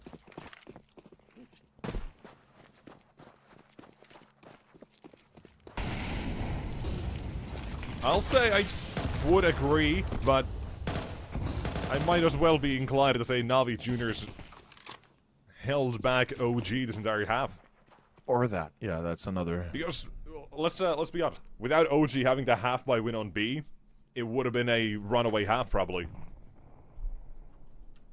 On a CT side, that's far from my expectations on just considering the economy game, which Navi Jr. have not lost. They've been on top of that in the entire way through, being the biggest reason as to why the game has been going on like this, because OG haven't really been putting that fast tempo on to Navi Jr. too much either. They've been very slow to approach. It feels like they're the ones challenging in every situation, if that makes some sense. They're not the ones in control, no, they're the ones to take away that control. Yeah. They're still walking away with 5 right now, maybe 6, though that's already being put an end to by the fact that you've got Veto down. You've got Krabeni, who kind of wants to continue off this aggression as well towards mid, toward long. However, Jax spots the shadow, tucks away. They don't know he's here, but they can't expect him to be, especially now with the symmetry fight at the first. What a flash to the fight! And a beautiful double comes out for him. And one more to go. Nico does. That is what does. No tres. Magazine there instead. That's round. Navi Jr. 6-5. 6-5, man. Like, we just keep trading rounds. It keeps going the same way. It's going to be 6-6 if we are to believe the tales, but perhaps Navi Jr. can make it 7, can make it a little bit more impactful for themselves. And perhaps you were right that OG is barely able to contain Navi Jr. here. And once that bubble wrap bursts, things are going to be spinning out of control real fast, as round 12 is ahead of us. Last one for the first half. We got a few rifles and pistols mostly, and I don't think it's going to be happening here for OG. They've already lost 2. Symmetry is too quick on that trigger. Now you have fewer. Yeah. You had a few, now you have fewer. Now you can... yeah, pretty much. Oh boy. Oh, well, fact... No way! Come on! Yep. And it's gone. Neat little 3K for the end as well. Yeah. Nicely done. Very, very nicely done. So, a good half for Navi Jr., really. This looks, again, like I say, OG, the ones to challenge for these rounds, the ones who have to contest for this, because it doesn't look the most comfortable, I don't think. Just the fact these rounds are so slow and, yeah, well thought out to a degree. Yeah, they've got the ideas, they know what they want to do. They're still playing with pretty much trial on Nikodol's, figuring out if him or Afro would fit in better. So it's not going to be the most flawless of game. But I would have still expected to see a couple more, but the way it just went, it was very well played, no matter what, for the side of Navi Jr. Because they don't fall into the trap that most teams do. Second half, I just feel like all they have to do is change up the tempo. Maybe OG's not ready, but it's their map pick for a reason. Maybe that reason is the CT side. Maybe. I guess we'll have to wait and see as we kick off the second half. Towards the B site we go. A lot riding on Navi Jr. hitting their spots, or rather their shots. Let's find out.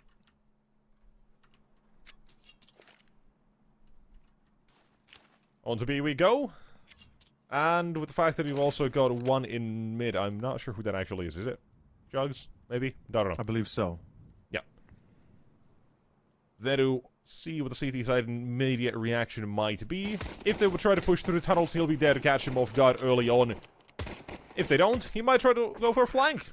Keep an eye on the kill feed. We might see something shortly, but for now, it's a 5-on-5 and a retake with the pistol around. No reason not to go for it. You've got Kristen with the flashbang. No kid. That adds a little bit of a time crunch to this. And while jiggling for information. Set up the utility. Flashbang to go in. And the T side Prepare to send them out. That's 3, 4, 5, settling the kill fin, and I don't know, all 7 and 8 coming through. One more to go. It's Jugs. This is Headshot insanity. delivered by Nikidos. That is very quick. Crunch toward the B side. That is OG to come out on top as the dust does settle with the defuse coming through as well. Nicely done. Despite all the chaos. Despite OG. everything. Yeah, that's... About as clean a 5-on-5 as he can have, pretty much. Yeah, as good as it Don't gets, let the right? man on car have a single thing. Everyone's locked into the positions that they need to clear, and you have a trade set up. That's all you gotta do. Pretty much. All you gotta know. And the pistol rounds are random enough, as they always are anyway, so... Yeah. It is what it is, but... Second round, forced by, and Spook toward a long will shut down the Jugs.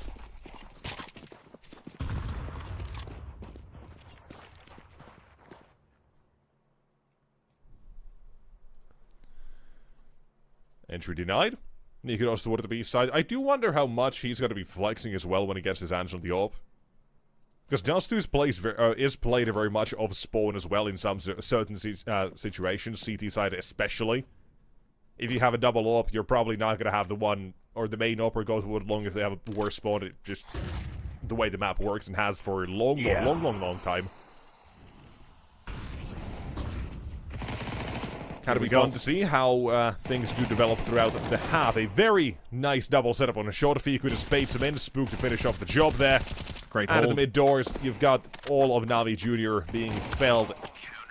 Well, D, but it takes one. That's still the round in the bag done as well. There goes the force buy. There's the game tied up. OG. Yeah. Their take to take a lead. My brother in Christ, this is going to be more than 20 rounds. This is going to be go... This is easily going to go I've to felt 24 that for a while or now, beyond. but I just don't want to manifest that. Yeah, I unfortunately, I have to unfortunately accept the fact that, or accept, rather, make the fact known that this is going to be as tight as it gets of a game. Because now a full eco, obviously, which means we're going to get guns out next, which means a little bit longer of a delay. And everything kind of working out perfectly, if you ask me, for OG, really. A bit of a tough first half, but it seems like they've stabilized with this pistol and this second round, and the third as well going their way most likely. They're looking at a pretty solid opener. Given the fact they lost a half 7-5. I mean, good recovery, making sure that things do not spin out of control too quickly. That pistol especially, like, that was... Hats off to it. I need to take a double look at it again, because it just convinces me that OG have more than what I believed previously, honestly. Like, even without a stable fifth, this is a scary team they've built, for sure.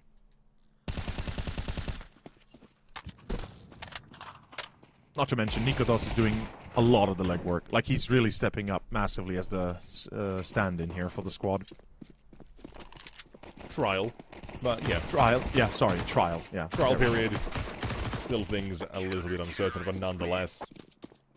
Potato potato in this situation. Stand-in. Trial.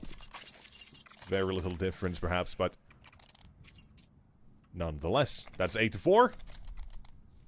And now we'll get to see the half develop. With the guns coming out for Navi Jr., we'll get a couple answers out of the OG camp as well we did have, specifically to what Nikidos. Not the AWP yet for him.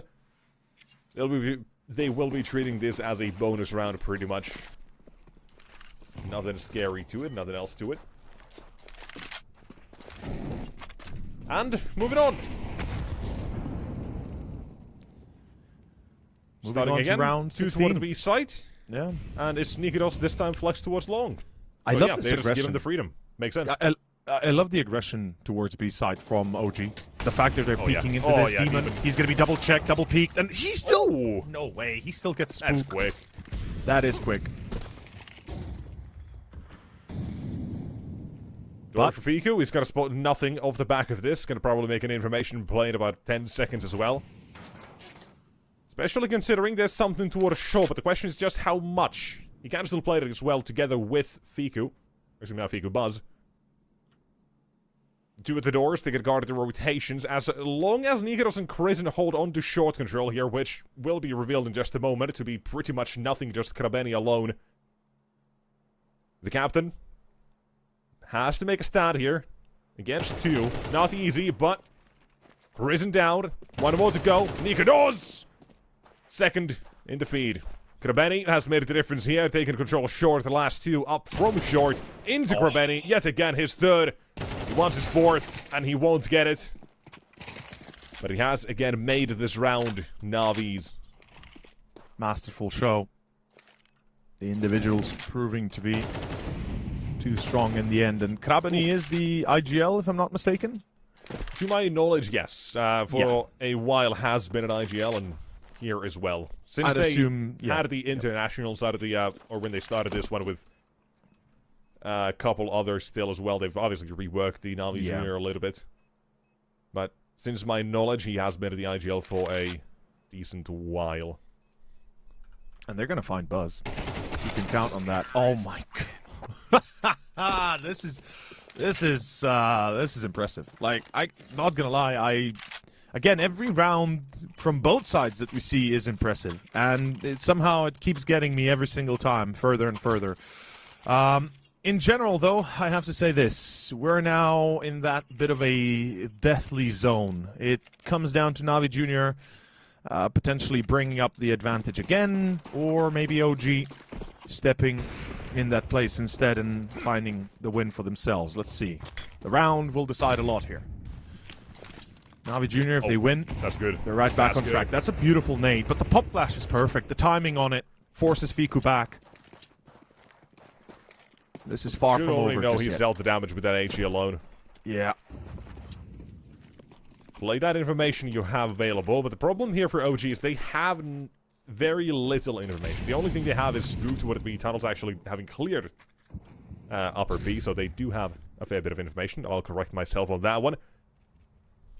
Just slipped my point of view there for a moment, and he's pushing up mid as well at the same time. So, OG, same as Navi Jr. on their CT have in a very similar situation. They have the information, they know it's going to be an A play. The only difference here is that there is a fair bit of time on the clock, so you can still turn this back toward B. But as long as Spook has any information toward that B tunnel, toward mid, he can just alert his teammate. He'll be the alarm bell they'll have to get past, essentially, to fool, if Navi want to avoid the stack here. So eyes on Spook. He goes down. There might be rotations. Might be a weakened A site. But even so, how weakened? Oh, could it actually be?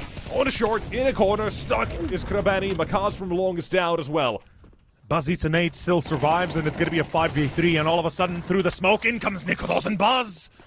I don't even know how quickly those... one of the quickest rounds ending we've seen in a while now. And it's going to be down to Demon, who unfortunately without his buddies is effectively dead in the water, and that's exactly what it is. Yeah, as soon as you get Krabeni down on short, the round is done. That is the only issue for OG that they had to worry about, is if they can still go toward B. What about short control? They deal with him. OG don't have to worry about the B side at all. They flash themselves in, they recognize, okay, the attack is coming.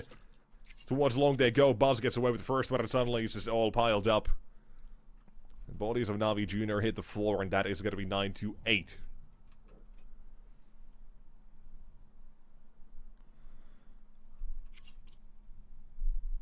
So what you're saying is, let the bodies hit the floor. Timeout and into round 18. Yes, sir.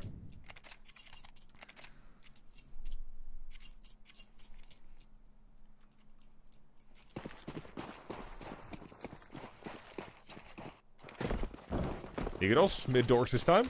So we've seen him be long and mid doors now.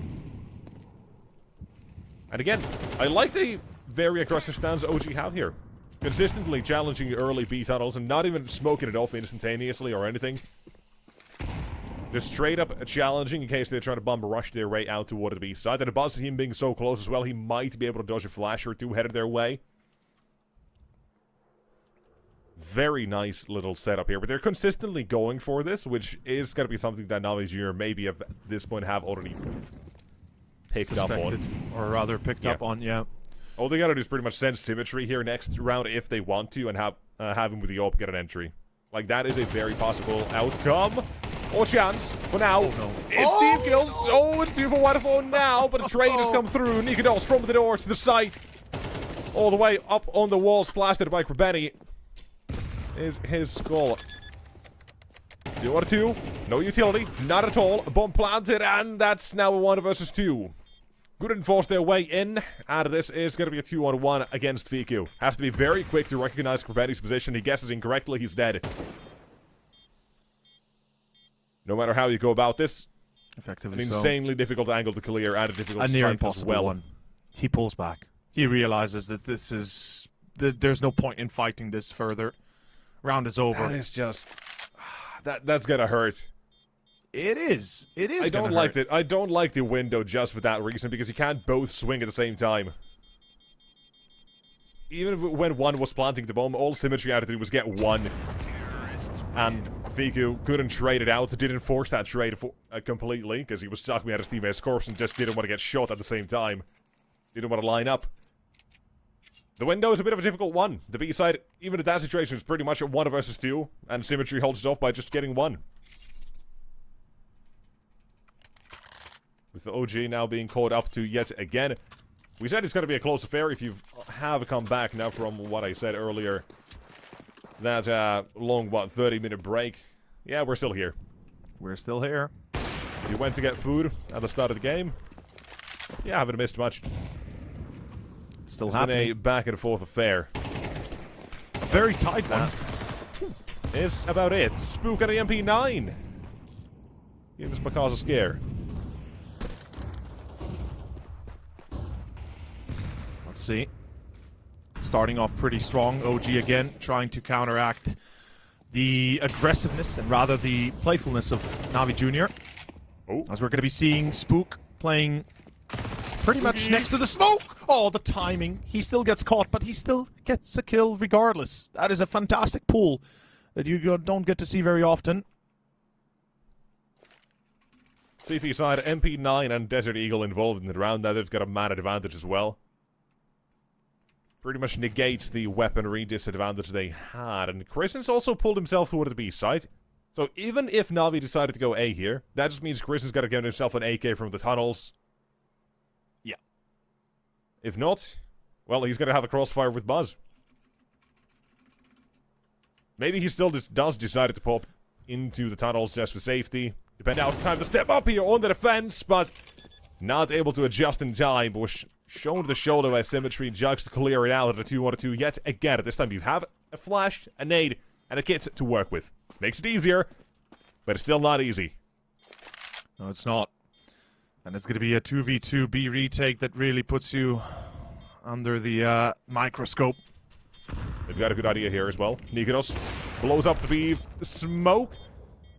If there was one, but Viku flashbang way too late, hunted by Symmetry. And this round is coming down yet again, just down to a 2-on-2 with Navi Jr. walking away yet again.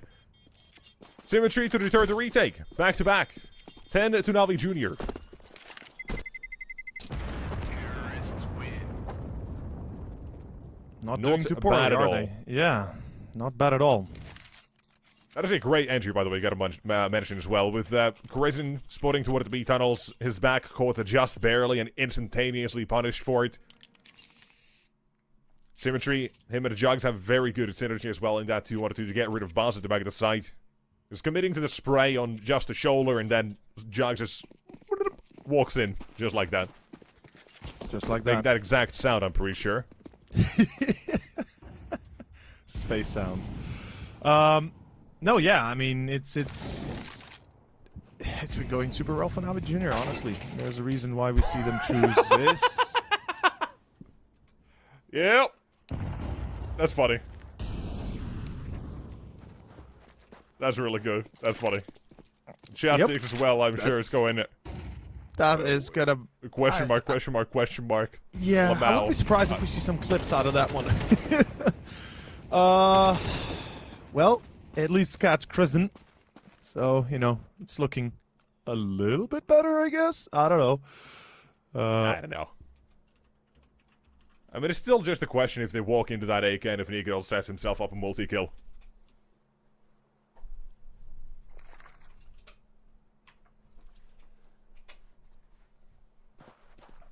Currently, Utility heads his way. On the short, you've got a player spotted, and Demon will find them both in mid.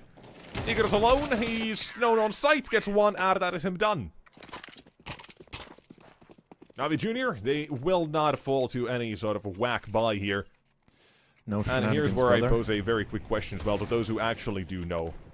Makaz or Makaze?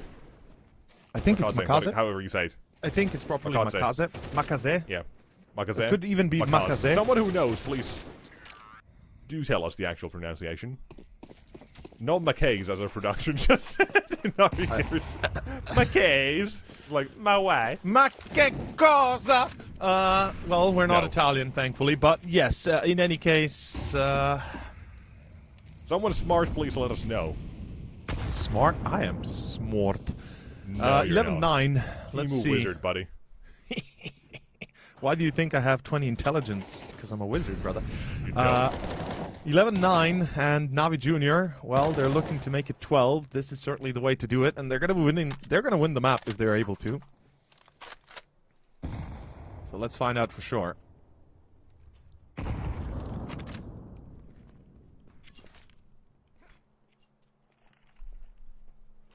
Through short, nobody spotting them. And here comes the push. Nobody's on site. Big mistake by OG. They're not keeping eyes on short. They're not keeping Playing eyes the on retake. site. They will trade off, though. Fiku, okay, hold up. Step 1. Complete. They still gotta find Jugs. They know he's gotta be here. Every single time you have a play like this, there is gonna be a man on long. It's just the timing out of the offset tempo of it, which can catch you off guard. But to make it worse now, you've gotta start moving, because the site is under attack. Still on long. At a short, you got Demon. Deny them off the bomb. Bomb for now. Oh, Spook. Oh no, he's got him. Oh, he's got down as well. Just barely the safety, but even swings back. Smoke That's aboard the bomb with madness. Jugs. Last man standing. It's no got no plan there kit. for him either. Has to run. Spook 10 seconds to defuse. The Jugs No kit. trying to spam. Trying to he's gonna spam. hold Bomb it. of fire. He's not finding That it. is The insane. defuse.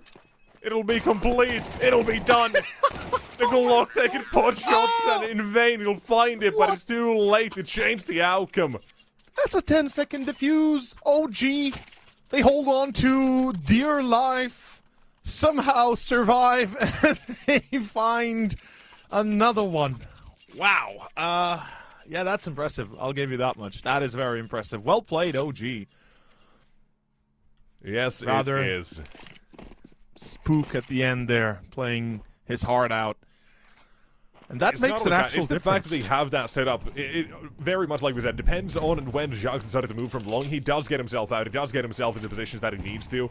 But it's his teammates who can't hold on long enough. If any of those kills go the other way at the start of it, if Partisan doesn't find one, if they can't fight from ramp, different sort of route altogether. But OG pressured it. They pushed forward and they've started themselves double digits.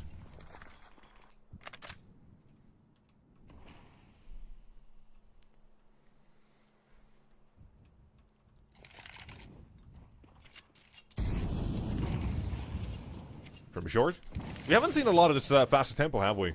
No, we haven't. Not like this. It looked like we were already setting up for that play again, but back to back, same round. Jugs, I like again that he's changing it up a little bit here. Instead of already being out the doorway, he's expecting Spook to have maybe gone to challenge him immediately.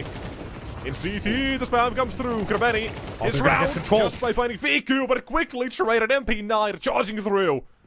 And Jugs starts running. That's not the way to go about this one. No, it's not. As they actually get control. That's insane. Symmetry and Demon. 2 on 2. They'll find The more. third one we've had.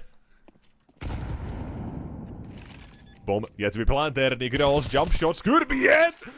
Damage on the symmetry. Jumping up. That's 1. That's not 2. But Demon is done. Is it surely going to be another clutch for Navi in these situations? The 2v2s, they keep going their way. They'll lead them to 12 to map point. And Demon 22 kills to his name. That is a man living up to his name. Terrorizing OG on their map pick. That's it. That was it, man. That was it. All he had to do. That was the round. Yeah. 1 versus 2.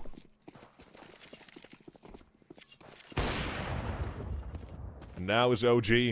Lackluster of a buy. Scout at least is one weapon you can get away with here in Dust 2. Even in gun rounds sometimes, but still not the preferred weapon by anyone. Not by a long shot, yeah. I don't know about you, but seeing a few slideshows here.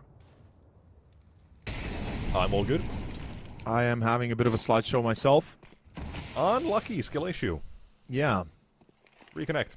While everyone else here, figuring what we're talking about, means that CR's internet or feed is having a little bit of issues, but we're all good here on everyone else's side, and we're figuring out what OG got to do to deter Navi Jr. from reaching their map point and making it a map pick in their pocket as well, stealing it away from OG. Keep in mind, we talk about Anubis. Oh, massive surprise! Okay, talk about that surprise. Yeah, it does.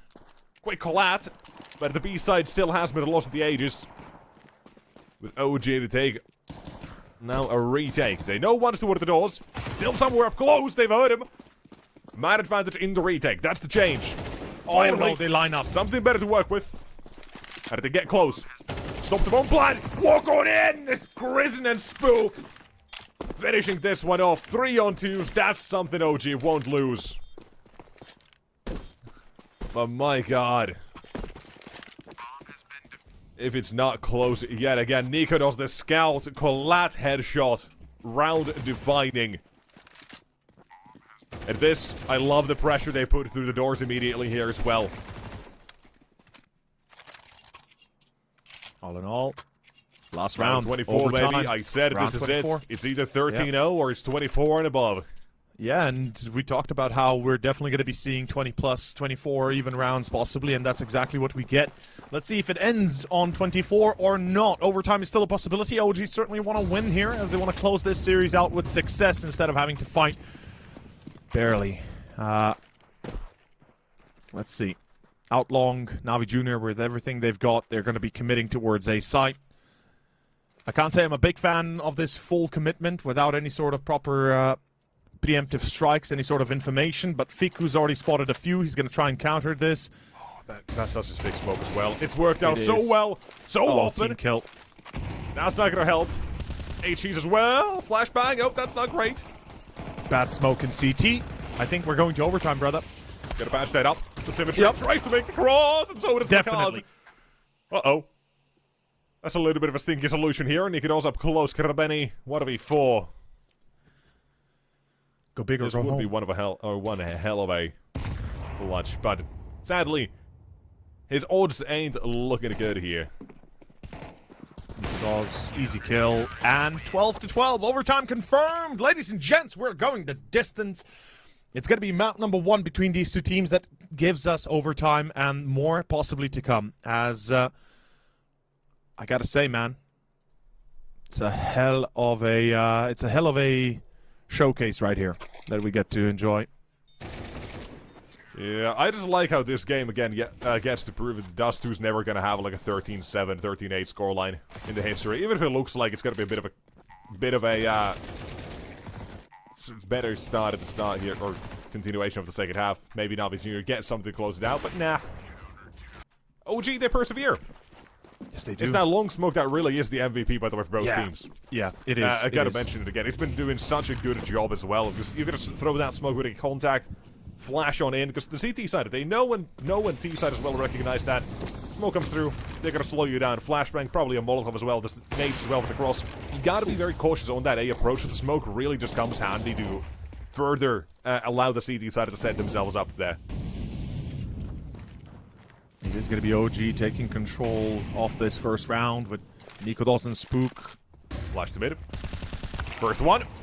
Not found. Missed shot. Down to man still on the side of Navi Jr. Fiku yet again. Guess what he's doing? Holding the smoke. I'm not surprised.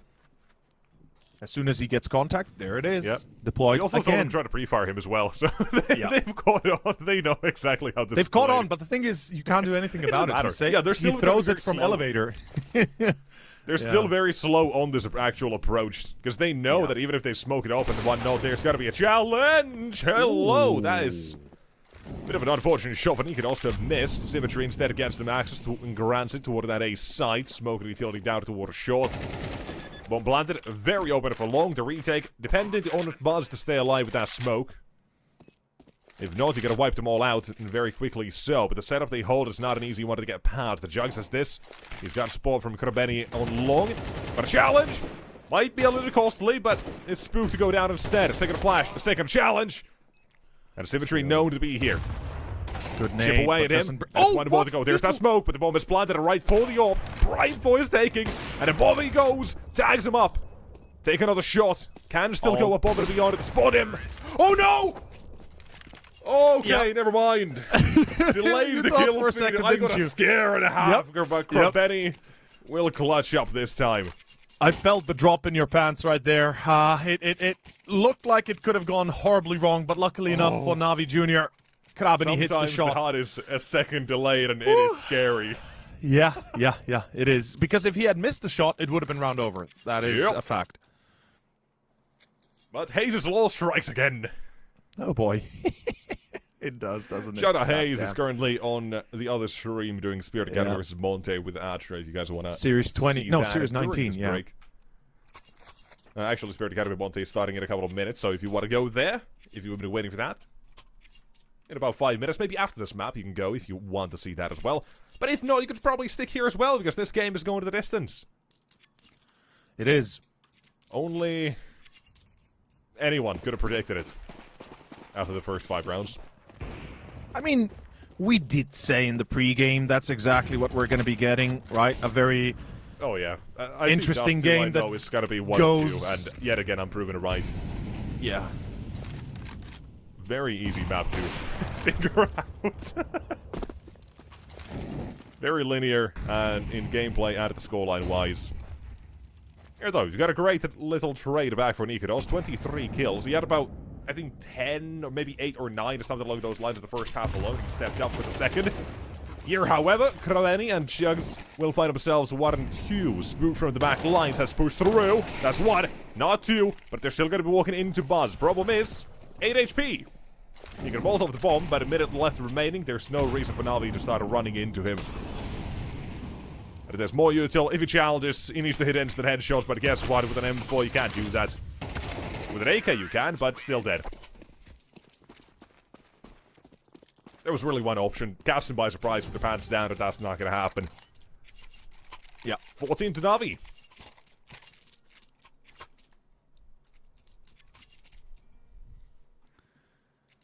OG, their map pick. Could as well, or just as well, be Navi's map pick, by the way. I mean, at this Pretty point, much the entire Veto, bar for then Anubis, which is a bit of a curveball. And thus, I still think does favor Navi Jr. as well, despite them having that strugglesome period on it. 5 out of the last 6 games having been losses, and even the 1 win, 13-11 barely. It's definitely something.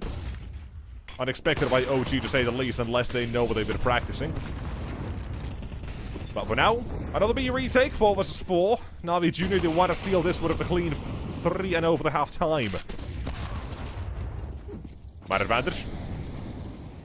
I'm going to pressure it immediately, but they still have another Molotov that probably goes platform all toward the car, while Krizen's taking a challenge up against the platform. That's Krabeni now gone. And up close, Makaz! Oh my god! Massacre from him and trying to take this one away. Demon continues to push. They go for it. But it's Fiku to stop it from the back line, walking through to take 13 for OG. You almost give me a fright there. OG, Spook at the end saves it. Yeah, Spook, if you will. Oh my. What a round. Lost 10. Ooh.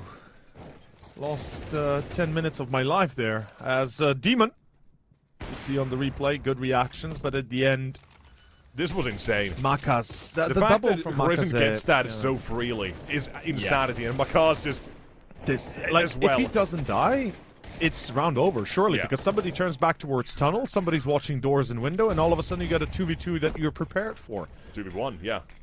2v1, excuse me, yeah, 2v1. But regardless, good smoke. That's a lurk smoke out long, and it's going to allow, not for a safer transition, but at least for a transition, as Jugs finds the first free kill. It's Fiku to fall. Good start for Navi Jr. It's his 20th. Looking, once again, pretty convincing early on. Flash goes behind the box. That does not affect anyone. Even anyone looking down onto that flash, I don't think is going to be affected by it directly from above. But here we go. Makaz! Hello! Robson says hi. Thank you for the AK-47. And a 5 versus 2. This is looking like a very clean 15, if I dare speak.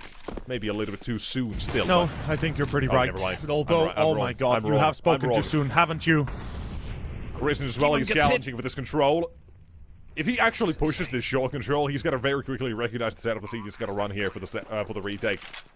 Nikodos, though, on a ramp. He's coming back to long. He can't miss the shot, otherwise he's dead immediately. The flash is there. Shots missed for both sides. The Alpha is one. Jump to safety. Nikodos can still win this round all by himself by just taking this kill. He knows the challenges here. He's got a teammate to go with him. They're going to try to push him. Take him away. Take him down. But now stuck with Christian alone in 1v2. Up an elevator. Both positions. Both players on site. And Demon onto the field. A second. No way. Can't get it done. It's a 1v2. They pull this one. A 2 versus 5 for OG. They deny him a point. They persevere. insane. Still resilient. This is absolute Holy insanity. hell. Yeah. Spoke too soon. Spoke too soon, and we got spooked as 14-14. OG tied up. They used their last time out here in overtime. Look to find 15, look to find 16 to close this out with a win on Dust 2. Let's see if they do. It's one hell of a game this has come out to be, and definitely a tough one for both sides. Tougher than we'd imagined having it. Holy hell, man. Uh-huh. Pretty impressive, isn't it? That should never have been that way, by the way. The fact that Nikodos is dead, Christian was with him, had to run back to site to safety. A split-second decision between does he continue to challenge for long control, or does he run back to the site? Yeah. Demon could have probably swung him. There's so much going on there. Probably should have swung him, right? Molly and Nade with the CT side. They don't look. I can't remember who it even was at that point, but it doesn't matter. They just try to stay alive. And it's still OG tied up here. 14 all is the scoreline. At 27 kills to Nikodos. Since the first half, he's awoken. Witnessing really Danish OG live in action. Damn. They sport the flag. That's clearly their Danish team. Yeah, yeah, sure. Yeah, Even that's though how it works. somebody might have a few words to say about that. That's how it works, yes, man. that's how it works. That's how it is, baby. Them's the rules. We don't make them. Got us to learn Danish, buddy. Lambert as well. Good catch. Great opening. Bit of 4v5. OG, what do you got here? It's a B-take we're going for. You've still got a 2 in mid. You can try to play this one as a very basic Dust 2 of all time. So you don't go for mid control. You have Spook at the doors, you catch rotations, or you challenge them. That's the question in how you wanted to approach it. Navi's already caught on to this plan. They have one deep and long. They can't cheat because of it. Krabeni toward the doors. But he's taking a wide angle. Up above, takedown number 1. There's 2, but not finding the kill. Christian to control the rotations. The B hit that needs to succeed with 20 seconds on the clock. Demon up close. We said he has been absolutely living up to his name, and again, it seems like that's the case! M4 running, got an AK picked up! 15, he said, Nikodos at 27. How about Demon as well? Match those. Damn. His round, and Navi to take it to map point. Fantastic showing coming out from the lads. This is much better than I think anybody of us could have ever anticipated. And 15-14, last round or overtime again. Let's see what it's gonna be. As Navi Juniors are setting themselves up for the win here on Dust. That's a fact. And honestly, if they pick it up away from OG, you know, what else should we expect moving into the second afterwards? That's a question. 24 rounds and above was promised here. Yep. Is it above 30? Yep. Krabeni. He's being dropped all the utility in CT sport as well. I like this. It offers him the flexibility to hold toward the doors or to assist a site whether he sees fit. Most likely, right? Toward the doors or short, that's where the majority of that utility will go. A flash or a nade to blow up, even that long smoke. Who knows? Here, oh my god, boss has got us into the stratosphere, apparently. And toward the middle of the map, Krabeni walking through the smoke. Fico catches him and out at the window. You got 1 and 2. Nikodos, Krizen, and the entirety of the B side vacated forcefully. That's called eviction. And Navi Jr., now they'll have to be the ones to evict OG from their site. Can they? 3 versus 2. I'm back to second OT. Oh, smooth. Or no T at all. Wants it. Oh, that takes wow. it. Second OT, 30 baby. and above, baby. Let's go. Woo! Let's go. It's going to be first to 19 to those that do not know. To those that do know, well, you know how hard it is going to be to get that. So let's find out for sure what exactly the plan seems to be moving into the next one. All right, to those as well uninitiated, you want to tell us, or tell us what the magic number is to end overtime number 2? Of course, the first one to 19, aka win 4 rounds and you get yourself a sweet little win on Dust 2. So yeah, currently, it flashes right beneath the timer there if anyone's ever confused with overtimes and such. Currently it says OT number 2, 1 out of 6, that's the rounds we play at maximum. And other times it'll flash to the magic number we need to get to end these overtimes. So if you ever are struggling to find out what the number is, it's right there. Yes, it is. Also, the map picks show the top left corner as well. People don't know that. People tend to forget it, yeah. Trading toward the B tunnels. I like the change. Navi Jr. You haven't seen this aggression for them in a couple of rounds, but they've got this in them, apparently. Taking control. Krabeni has this one. I just talked about how he is the man with the utility toward a CT spot. They've decided to change it up a little bit. And for now, it's working out.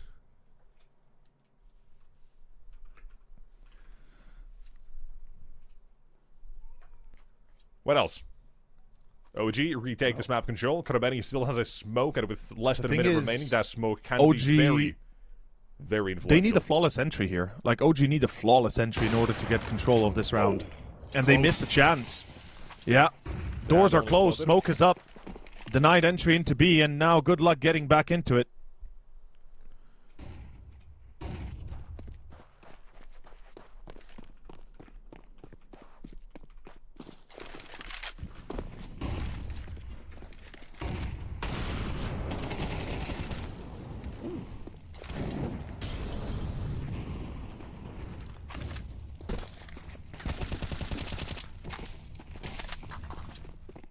So, Nikodos, him finding him a couple of kills as well, suddenly frees up the entirety of B with the rotations locked behind the smoke. Nikodos and Krizen, 2 out of 2. We've had plenty of these go Navi Jr.'s way on the T side. That is true. Let's see if that magic gets transferred over toward OG. If they got that dog in them. I guess we're about to find out, won't we? 30 bomb, no 31. Prison has to adjust, but they see them just in time. And another 2 out of 2 for Navi Jr. What a wild swing out of there. What's the dynamic duo as well of Prison and Nikodos again in this clutch? But a 2 out of 5, that's where they shine, not this one. Yeah, this is Even too with the easy to B-side under handle. their control, it was not good enough. That first shot needed to be hit. And Nikodos too low on HP to withstand a single hit himself. The 16, Navi Jr. Again, magic number is 19. Plenty more to go.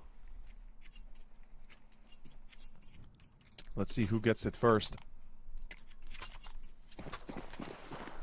16 to 15. OG. T side towards long short again, perhaps. The setup. It's usually something in between that. And it seems like we're going to be going towards long indeed. A lot of presence, a very fast move. That counter smoke, that lurk smoke again deployed. It's become the staple of recent days in CT sides of Dust 2. It's kind of out of nowhere, Really? honestly. What? Yeah, I mean, to be fair, it's been used a lot by the Turkish teams. I've seen them use it the most, I think. But generally speaking, it's more like it's something that I think every team will eventually have to start using in order to to make sure they don't lose long the way you usually lose it, right? Which is you lose the first player and then it's a snowball that kind of brings you down.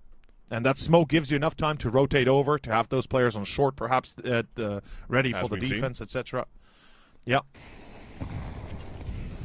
And here is this is a nice fake, by the way. This is a very good fake. Yeah. It's not smoke really that's sells giving the idea Navi Jr. a little bit of too much cover almost, but it's not a perfect smoke. There's no kill coming from this. Krabetti's quickly made the judgment call that it might as well be a fake, but still challenging from long, keeping them toward A for a couple more seconds. Just make sure you don't throw away the man advantage you had. And Nikodos, he'll maintain, continue the advantage with Spook from B now as well. They get caught in the sandwich. And only now do they realize they've been bamboozled, hoodwinked, and fooled completely. Right at the exact prime time, Nikodos will trade. And so that another is going to be, overtime. again, another tied scoreline. This is, well, this is all your fears combined into one, I guess, isn't it? As, Yep. I mean, honestly, I expected it. I braced myself from the start. I'm numb that to makes the sense, sensation of Dust 2. But nonetheless, it's still OG. Pulling out all the tricks here in overtime. So far, I said it during regulation for the first time, it felt like they were the ones contesting for the game. And they were the ones not in the driver's seat. It was Navi Jr. CT side that was really good. They never fell into the trap of economy and having to save over and over again. I don't think we saw a single save. Maybe we did. I don't actually remember. Maybe that was the previous game I'm still thinking about. Doesn't matter. It looked really good nonetheless for Navi Jr. OG were the ones not in full control, but they brought it back with that second half. Now in overtime, you don't have any of the worries of money. So you can just play however you kind of want. And OG, they've paced up here, sped the tempo, and now they've lost Nikodos. That's not how you speed things up. Stuck in the suicide corner, can't really get out. That's life, c'est la vie. Spook, looking to end the Krabeni, will do so. 4v4, good catch. Yeah, this is where things get a little bit more interesting as well, because it's going to be OG deciding where they want to end this round at, and Long has been relatively unsuccessful. So the fact that they are going long tells you that this could, you know, be Navi Jr.'s chance to stop them, though the other side is, well, not really thinking on it. They think it's another fake. They think this is another B-send. And they're going to be unpleasantly surprised once they realize they've lost the plot. It's a full A. Oh, what is that flash through the smoke? I've just seen, I believe it was Jugs flash through the corner. Smoke and Symmetry finds one, but it's a return fire on Krisen's side, and a 3v3. Good boy. Molly is good. No smoke to stop it, it'll have to wait it out. This great chance for Demon as well to jump at the box from short. Baby see Krisen's head. And from CT, here's the boost. The flashbang is good. It stops it just for a moment. And it comes after the bomb has been planted. A second one spotted at Goose. Now at along as well as Fiku on the op, walking in. Missed his shot that is one against the world. Spook, if he's doing this, it'll absolutely rock the world, but not this time. Navi Jr., their world centered around Jugs for this one. They finally wanted to stop this from spinning out. Counter-terrorists win. Not enough force for Spook. Close. There's just too much. Yeah, but no affair. Just too much control there to be in the hands of Navi Juniors. And in the end, 17-16. Another half goes by relatively peacefully. Nobody really takes charge of 3 in a row. Nobody really makes that big statement just yet. But we're approaching potential doomsday. One team is eventually bound to make a mistake, and that is what could give us the end of this first map. 17-16 means Navi Jr. now T-side. 2 to go to win this map. Secure themselves the victory of OG's map pick, which would be a massive W in my eyes for them. And I think they will take it, or they take it pretty much the same way in that sense. As Nikodos finds Krabeni. That's a great start for OG again, and their CT side not to be underestimated.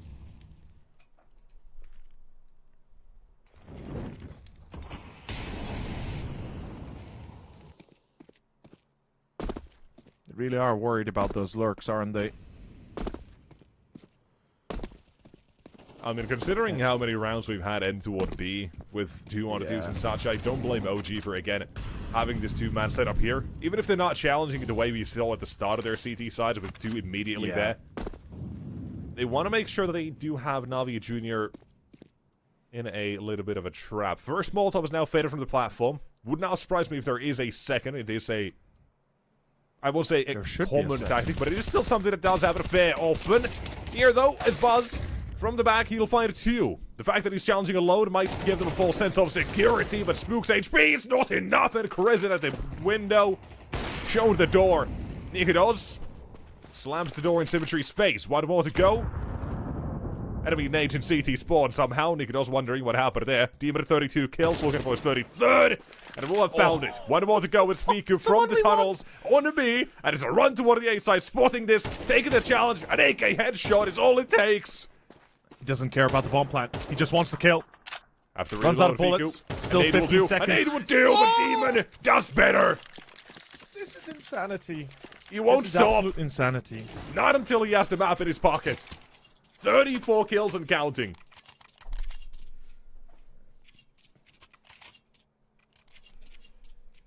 Two map points for Navi Jr. Same as regulation. Timeout, the final one. You get one back in overtime. And now, will this be the one to end it? Well, I guess we're about to find out, won't we?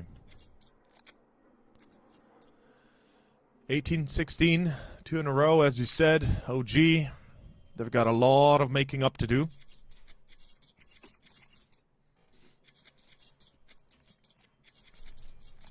Do we believe? Do we believe? I don't know.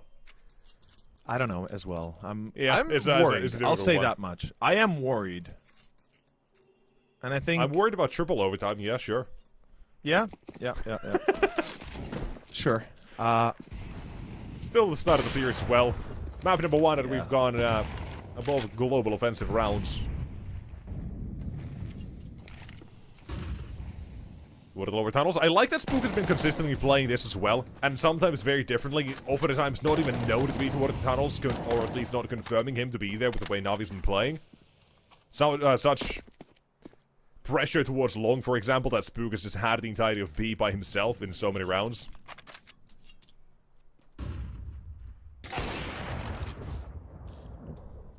A change for Navi Jr.'s round, and that also gives OG ideas, I'd imagine. They want to rotate, they want to make sure that they have the B setup ready.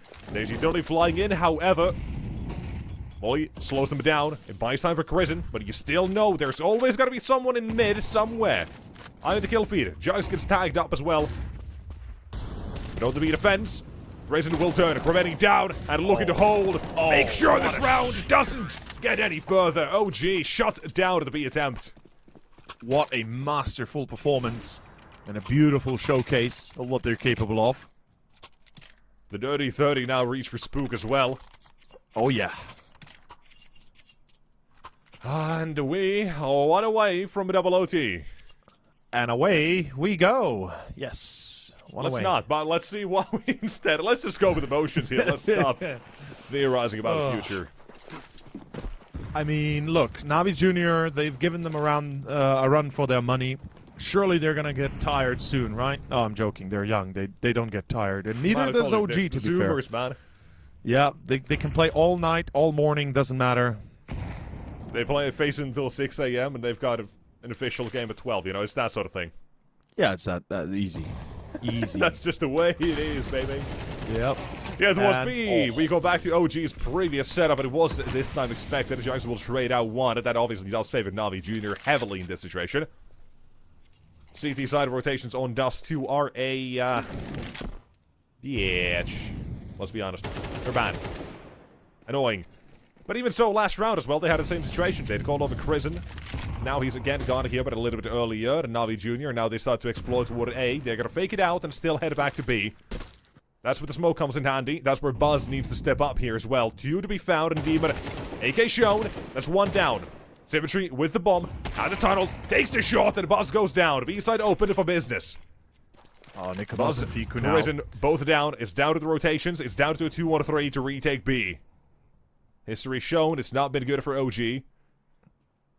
And now they gotta do it to keep the game alive. Let's see how they pull this one off. It's one flashbang. Had a dream. For utility's sake, that's not great. They've got a second of smoke and plenty of flash as well on Navi's side. That smoke should be all they really need. Just drop it toward the doors. And figure out which angle to watch from there on out. And Nico Dawson crouches. Played whack-a-mole with symmetry and Fiku 1v3. I dare say, OG. For this map, they are done. As Navi Jr. take it in double overtime. Yes, they do. And that's going to be Navi Jr. is now going on to the second map, their own map pick with a map win already under their belts, which means only one thing. OG is in trouble. Like, legitimately, OG right now, they're going to have to change up something drastically in order to not be absolutely stunned on Anubis. I mean, we did say Anubis was a weird pick for Navi Juniors, given what else they had available to them. But at the end of the day, they still picked it. I'm expecting them to play it well. Absolutely. I do agree with that one. Like we say, it's a curveball from Navi with the recent form they've had. It's one that I don't think OG would ever expect unless they know what Navi have been bracking recently, unless they know that they have been putting work into Anubis. But even if Navi still end up losing on Anubis, I don't think it's going to matter too much because they still have that third map. Both these teams have a very similar map pool. They have that perma-ban currently of Dre, and neither team really goes into it all too much. But into that second map, Navi Jr., they're trying to test out their map. Well, they have the grace of winning OG's map pick as well now. But the fact that it goes so close, it's very much anyone's game here and toward the end. But into Anubis, you have that chance of Navi still saying, okay, we don't need to win this one, but it would be really nice to turn things around for our own sake heading toward the future to show us that we have what it takes to fight even on Anubis now as well. Even if it's been a little bit weak, because that is the current weak pool or weak link in their map pool. But it's still a decent map for OG as well. So you're definitely going into it saying, even if OG aren't fully prepared and if they weren't ready for this, they have their own ideas of what they want to do and how they want to play it. It's only about showing it, and they probably are going to be starting on that T side anyway, so they'll have the chance to be in the driver's seat. There's a lot to go to it, but we'll have to wait and see how that goes, right? Yeah, we will. With that, 15 minutes break. We'll be back after a short intermission. Stay tuned. Anubis coming up next.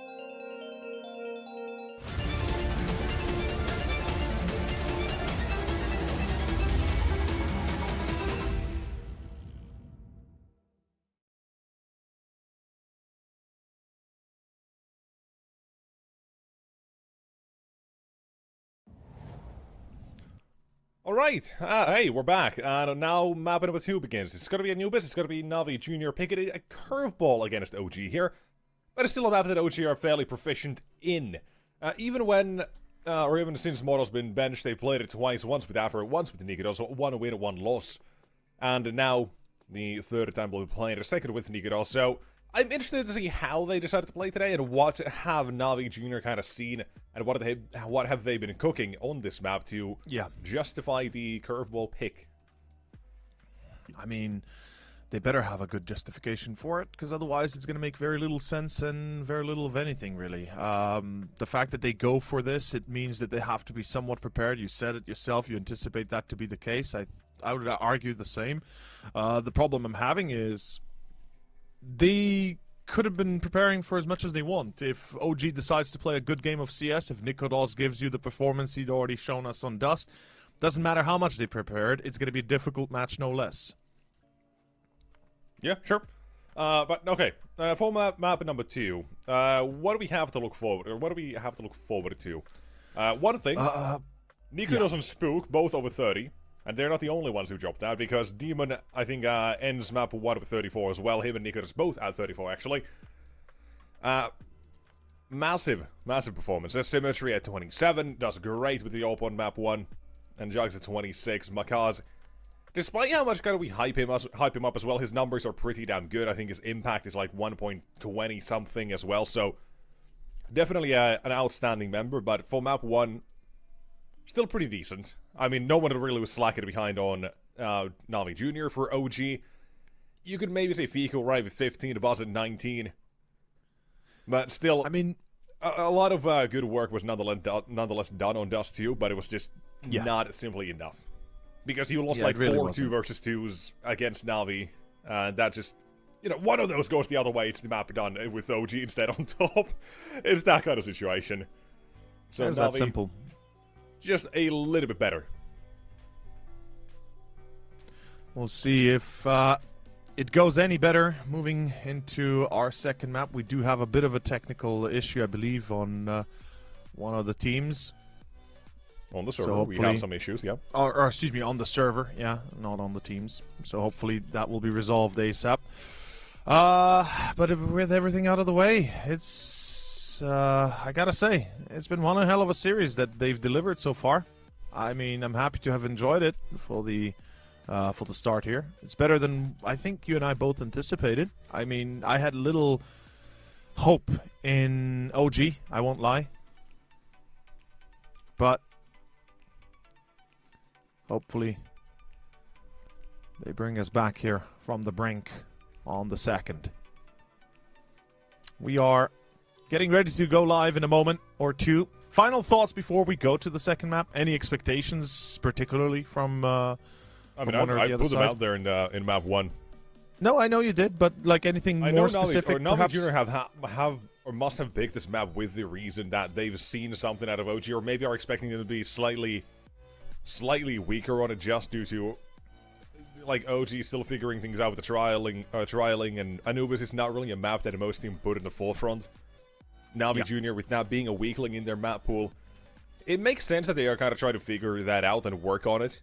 Right, even the losses they had in recently, like 13-9 to 13-9 to 13-11, there's one of 13-5 there in the mix as well, against the best team in the world, apparently called Hesta. Maybe you remember that one day. So you know they've still had decent results on it nonetheless. Like closer losses, so I think they're fairly fine overall. Is the T side look pretty decent, but the CT side is where their issues will lie, and guess where they're starting on? Oh and boy, it's not T. Nope, it's not.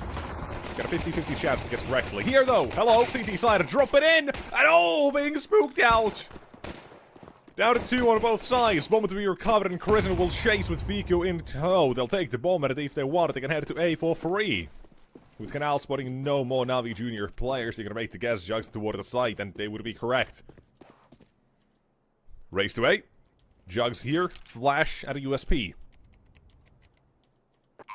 Needs to be the flash to come out of this one. Quick. Unsuccessful. And a double swung by OG. Pistol in the pocket. Good hold. Well done by OG.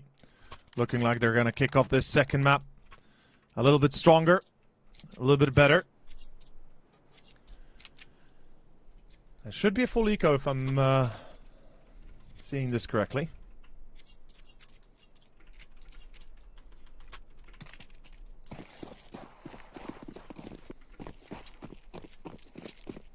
And it will be a full eco, thankfully.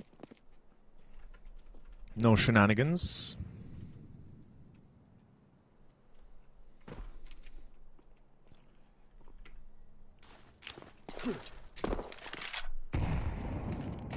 Very slow approach. Anubis, known for its crazy T-side it is rounds. known for those things. Yeah.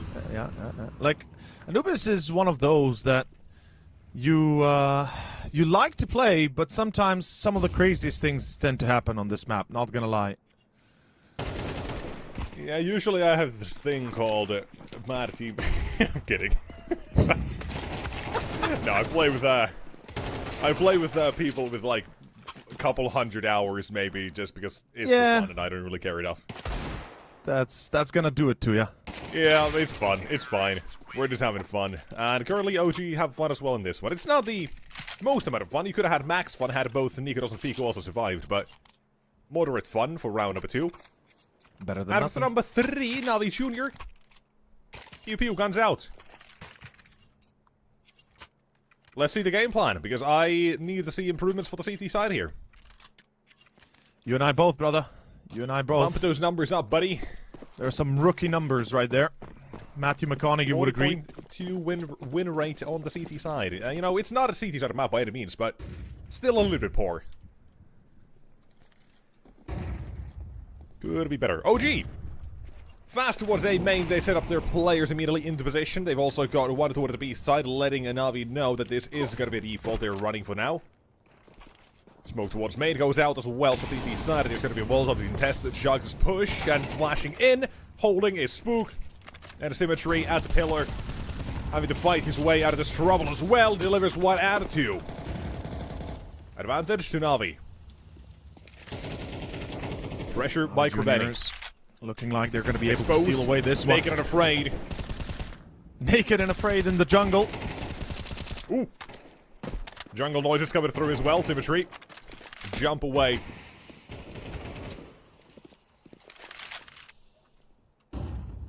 Two on 3. Fiku still decent position. They are putting more and more pressure on Demon, but he still stands with Kristen down, Fiku low, and now dealt with.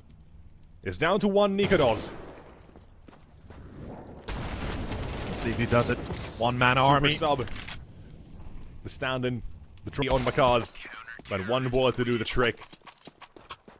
No clutch is happening here. Brother. Navi Jr., they'll take the gun round. They'll start off their journey. This is kind of all on A. That was only place where the duels actually came through. That is a massive round for Demon as well, with the FAMAS standing at his ground in heaven. Fiku was pretty much a done deal. It was just to Kristen to see if he could find that opening instead, so Fiku doesn't have to peek with 1 HP. And as soon as Kristen's down, it's just a simple enough pre-fire, almost you could say. And down to the clutch. Unsuccessful. Indeed.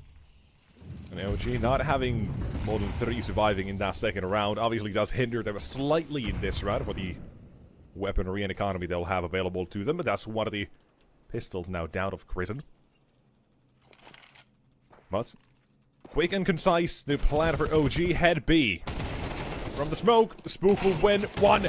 Second on sight, all 3. Down they go. Ripping this one from Navi's hands. This band-aid is gonna hurt. As Navi Juniors are left with 2, they can't do much. I don't even think you go for this. You just want to save the weapon No, you have, even no, if it is an absolutely. MP, not an M4. Jugs obviously gotta look for one of his own, but won't be easy. That's something. Get away with that AK, may be good. If they try to chase you, take away that AK, punish them. If not, run away. Next round is not going to be one where they're going to be feeling all too hefty in the... Hold on. There's a kid on the ground. There's a kid on the ground for Jugs. There's a kid on the ground if you want to go for this. I mean, he doesn't try, okay. unfortunately, but that sure enough was a close call. Yeah, unsure where the second player was. He didn't want to try, but my god, he actually could have won that. There was a legitimate chance he could have. Yeah. Absolutely. Whew. 3-1. OG. Anubis goes exactly as you'd expect it. It's a great map for OG. I mean, again, the question comes into mind. What was the reasoning behind the choice of going for this map? There has to be some sort of logical reasoning to it. There has to be something to it. We're not seeing it. And, well, not seeing it. Rather, we're not feeling it, but maybe. Let's find out. Round 5. Full eco. Easy to take care of Jugs, the only one with the saved weapon. And that is a 4-1 start. So it seems, unless the 5... Oh, never, that's not a 5-7, I'm lying. No. No shot. P2K just blended in for a moment. It looked like a 5-7 to me in my bad eyes, but no. That is a 4-1. And that is finally a little bit of money now being made for OG. Obviously, the fact that as well they win that half-buy. I don't even know what you want to call it. Force buy. Whatever Force it was. buy? Half buy? Yeah, force mid buy. buy. Force buy. Bad buy. No buy. Just a buy. Good buy. A lot of buys. But, yeah, it's number 6 up next. Very convincing. I mean, very convincing. As if this is not the new normal.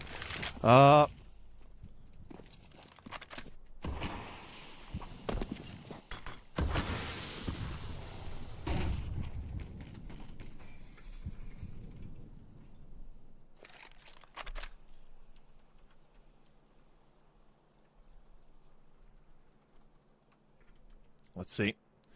First real test of metal. The CTs have to succeed here.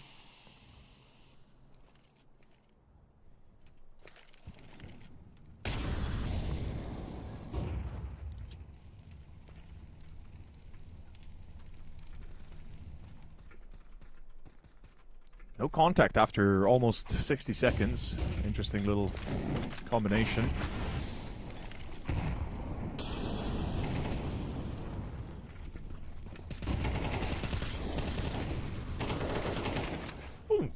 Okay. Because they've got a good defense with the demons to join them. That's insane. They've got an even better one, apparently. Counter-terrorists win. Nicely done. Very nicely done there for Navi Jr. OG, they've been going already for these faster plays. And thus, ready to stop them. Navi Jr. with the first couple coming out of them. They ought to take that advantage, force OG to trade, and just more and more of them slip in.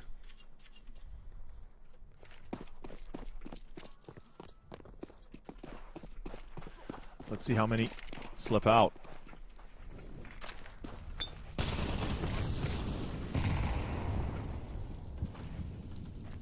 Round 7, Lacazette. Only good for 1 to open up. Demon going to be traded immediately. Already we see a little bit of a difference here. OG taking precautions, making sure they don't get caught off guard.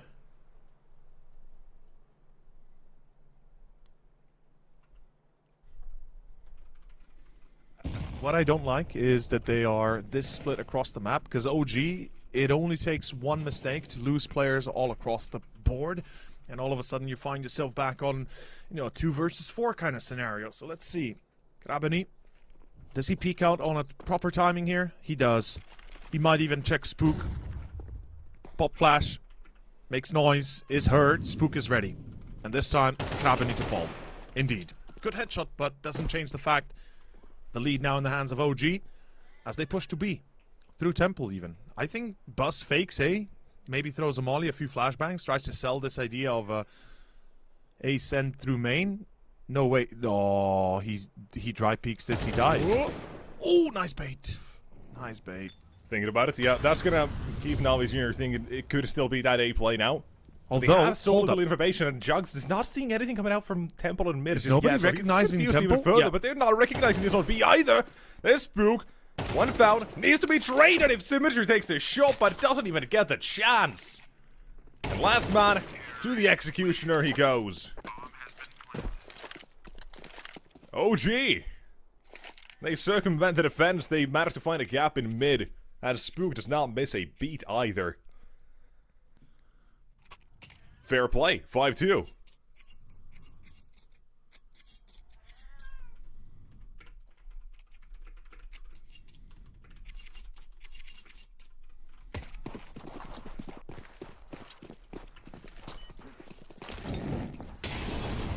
Here we go.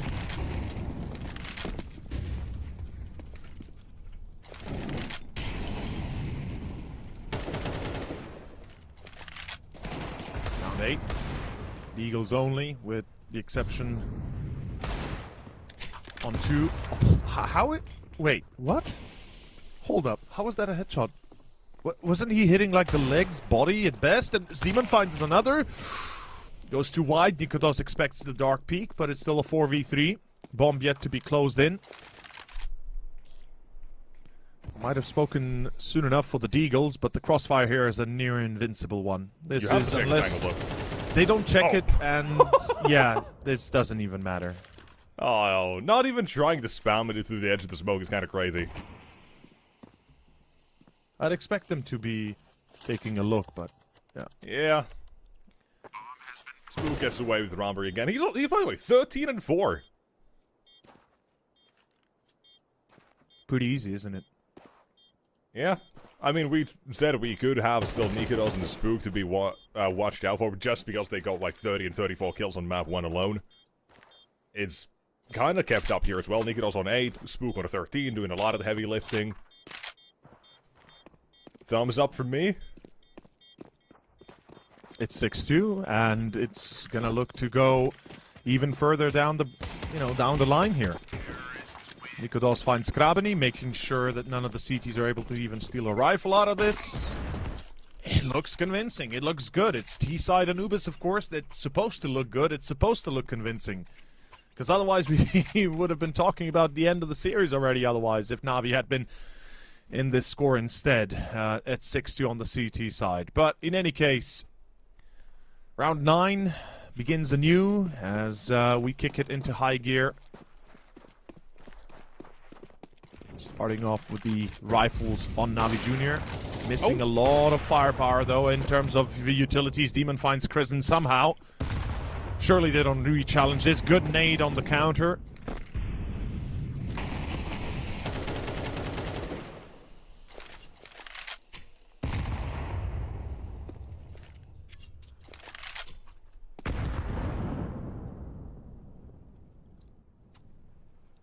Man down. Again, his OG have now been challenged on A as well. Great timing of that Molotov, by the way. It's the flash first. Almost baits in Buzz just by not being affected by it. Molly comes in, still stops him. But he's going through. With Spook here on site, he's just slipped in again. Mid is a no-show for Navi. Even when you think they had something there, but no. Slipped in yet again. It's what, twice that he's now managed to find it in, what, 2-3 rounds? Massive. Big pickups. Very big pickups. That made all the difference, make all the difference in the world. 7-2, it's looking like 8-2. It's looking like could be an easy third match coming up. By all accounts, it certainly feels like it. If we continue on the way we've set the stages, OG's got some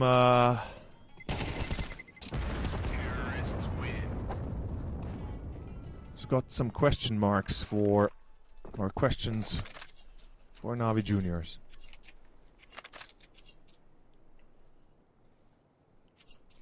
I mean, what the hell do you do? You chose Anubis, right? We asked ourselves this question. Is it a good choice or not? More importantly, yeah. And or I was asked telling you perhaps, that they've been cooking something here. They must have been working on it, because otherwise it makes no sense they'd be into it. And currently, I don't see it either. Yeah, I'd see it's more like a slow cook kind of thing. It's like withstand the CT, get a massive T comeback going on kind of thing right now. Yeah, I guess that's what they're counting on. But that's like, you're really going... you know, that is going to be very difficult to pull off, if you ask me. The problem is currently whatever they've been practicing is not showing. Yeah, And exactly. you're still going against the OG with a trial, the Nikados, or however it is. That is a whole situation, whatever. It's not even a full powered one. It's not the one where they've been practicing over and over again at drilling these maps. It's just one where currently you're getting spooked, buddy. And I don't really know. Nico does.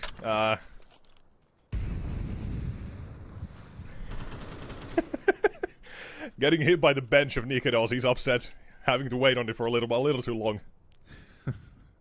And No disrespect, that's just really funny that came to my mind. yeah,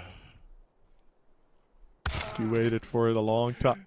Oh, I'm a big fan. Oh, Krabetti. that I'm is so sorry, that is that's unfortunate. not something I I'm a hope fan of, but the thing is, this round could still go very much in the never favor of know, Navi it's Juniors if this hadn't happened. And yeah, now a Well, 1v3.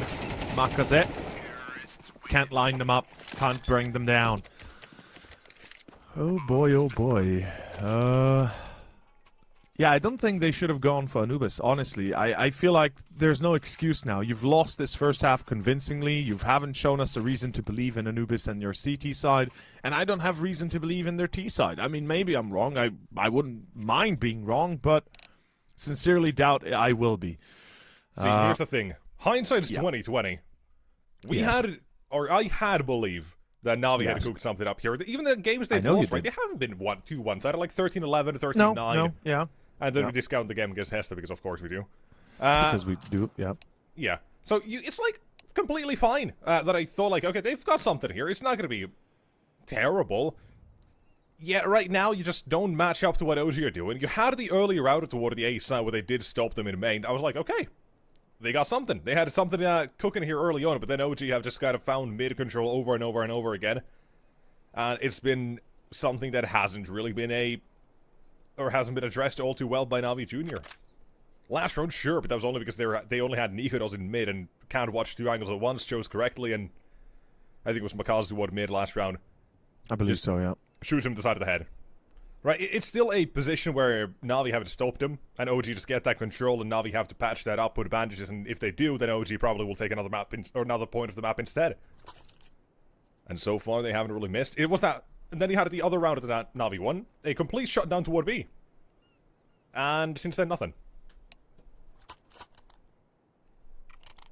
It was 2-1, 4-1, 4-2. And now it's 8.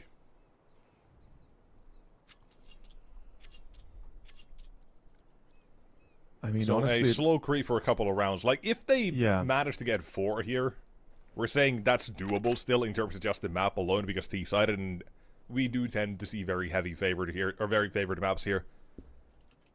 But for that second half, I mean, you're gonna need someone to step up and get at the same play that Spook right now is, which we already saw you can do on Dust 2.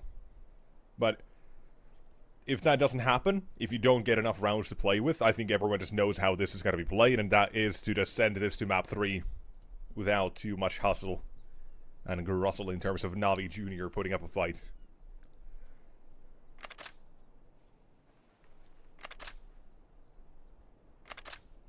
But it is what it is, and guess what? We're counting down the clock.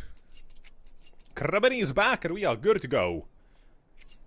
So, ladies, gents, everyone else, welcome. If you are just joining us. We've had one hell of a map number 1. 1917, barely won by Navi Jr., with about 4 or 5 2 versus 2s going to their way.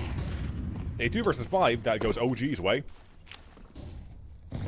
But as close as it gets. as simple as OG. it gets. Their map pick not going their way, but currently leading the feed on Anubis. Navi Jr. This was the curveball. We said OG may not have been ready for this. I don't think they were ready for Spook. And again, mid control. Gotta do something about this.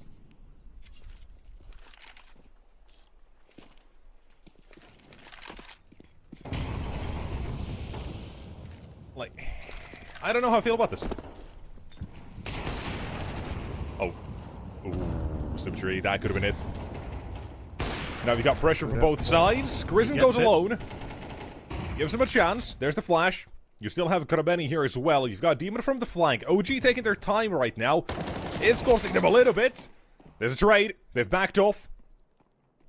Add a little bit of a spin to the round. A 3-on-3. 30 seconds remain. That is such a close call. Just barely. But Karabeni does find him. Still on to B. One to defend it here. Mikhail's placed the off angle. Gets and it. beautifully That's so the first one. Bomb gets dropped. The Molotov down at Fiku. Oh no. To be put in a 1-on-2. Do the test. Surely. Okay. Okay. At the end, they don't let him pass. They don't let him get more kills. But it is the last round of the first half coming up. Money is basically very tight here for Navi Jr. I'm not sure they're going to be able to equip everybody with everything they need, aka full util plus weapon. So this is going to be a game of chicken and a game of mouse, as they're going to have to pick out what exactly they want to buy. Makaze, if he had not died, it would have been all good for Navi Jr., but with his death, unfortunately the economy takes a bit of a wild turn for the worst. And as we can see, they're going to have some util, lacking defuse kits for sure, some helmets as well in between, but luckily enough, two AKs are brought over and one FAMAS bought up. As we go to round 12, last one of the first half. Now Nexus, last time we saw this, it went to double overtime. Actually, no. Just to correct you as well, I'm pretty sure, according to no one, the FAMAS plural is actually FAMAI. Now, don't fact check that because it's not going to be true, but it just sounds funny. FAMAI. FAMAI sounds like a very funny way to pronounce it, yeah. Yeah, multiple FAMAI. I feel like it's more like the FAMAS is, you know, it's either a FAMAS or it's the FAMAS, you know, the FAMAS. You can't say FAMASes, like you don't say mouse or mouses, but you say mice. So FAMAS. Or cacti. Cactuses, cacti. Yeah, cacti, yeah. The idea there, but... Yeah, I don't know. Yeah, it's it. No, let's not go with that one. Let's go with Let's not go. Benny. Krabbenny. Ooh. Oh my god, a hat trick like that. That's too easy. That's way too easy. Signs of life. They get Indeed. 4, they get the pistol, we get a game, but let's see now if they can still close it out. A 2-1-4. But walking into mid, yikers. You got a pre-fight, Makaz, that's one. You got to spam for Benny through the smoke, and you can't afford it to lose like this. A little bit of team damage there as well. Unfortunate. Slightly unfortunate with the timing there indeed, but Navi Jr. will take 4. Will they now come back is the question. And finally, at the end of the half, we do see one round where they actually contest for mid, and they stop it. I mean, all they should have done was this about 7 rounds ago. Yeah, I can't agree more. Certainly should have done it sooner. As we go into round 13, second half, second pistol, it could be a quick one, it could be a very long one. Let's find out. I mean, if there's any reason to believe in Navi Jr., the T side is the reason, right? Yeah, we talk about Zoomers, run and gun, out aim. Yeah, pretty much. I mean, they either win the pistol and start winning T side heavily and quickly, or we are going to be seeing a very quick second map. Anubis starts off good here with Nikodos holding the line. Second player in Temple. I mean, if he had been a bit better positioned, he probably would have been able to get 2, but hey. Problem is he couldn't. So well drilled there for Navi's. The molly was perfectly timed as well. Just as the molly lands, the players are entering connectors, so they have time to clear it, whilst now then preparing for the next engagement towards Spiller. So it was well timed, well played, and it's a 4v4 retake. Let's see how it goes. The USP's close by. Love the tower in the corner there. There's no nade, no molly to bring it down. Buzz is dead.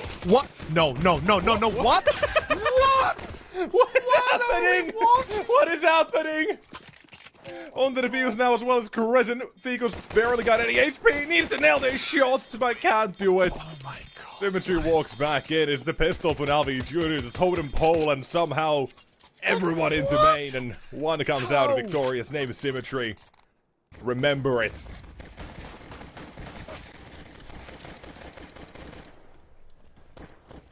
Ooh. Yeah. Okay, I guess we have to accept the fact that the double setup doesn't even bring them more than a kill. It's crazy. It's crazy. But hey, at the end of the day, they still won it. So Navi Jr., they can be happy they didn't get absolutely fact-checked there and body-checked. As it's going to be a full B split again. They keep going B here. Mac 10's in flow. Surely they put players through con. It's Makaze first. Yep. Because... What? What That the actual... is- No, what the actual F right now. No, legit. Why would- Excuse me, what the frick were you doing? Makai, why are you running with your knife out? That's what you sound like. Push me. That's what Why sound do you like. have your knife out, bro? That's what you sound like, buddy. No, I'm not a Karen. Sorry. Your actually personification. Of a Karen? Damn. No, the actually. That's you. Actually. Oh, God. Production, First gun round. Can we make Theo yellow? Can we make him into the actually emoji for the camera, please? I don't actually know which one is that emoji. Wait.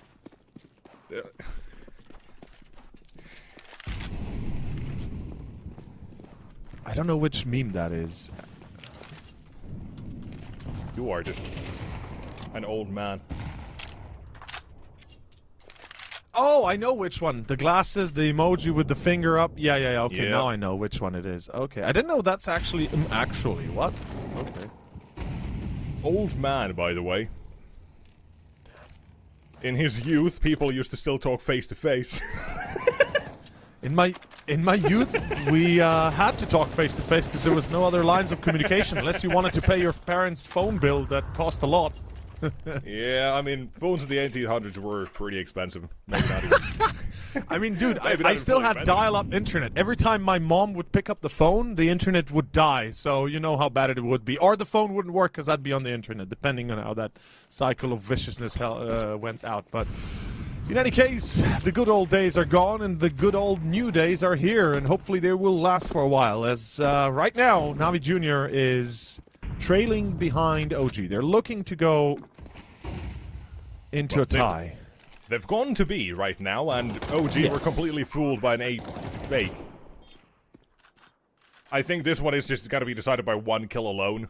If OG get the N, they'll go for it, but currently they're not being given a single opportunity. No one's speaking on Navis, and thus quickly calling it.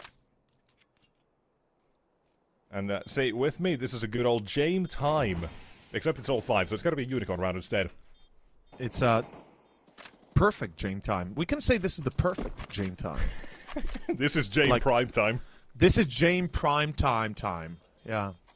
The exactly. very first. There's where it one all problem originated though. From. This is the There's ideal. one problem. There is no AWP save. So technically it's not Jame time.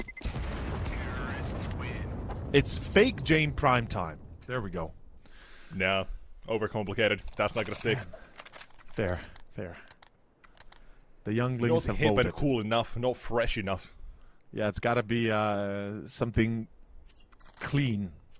Easy to roll off the tongue. Jameson time.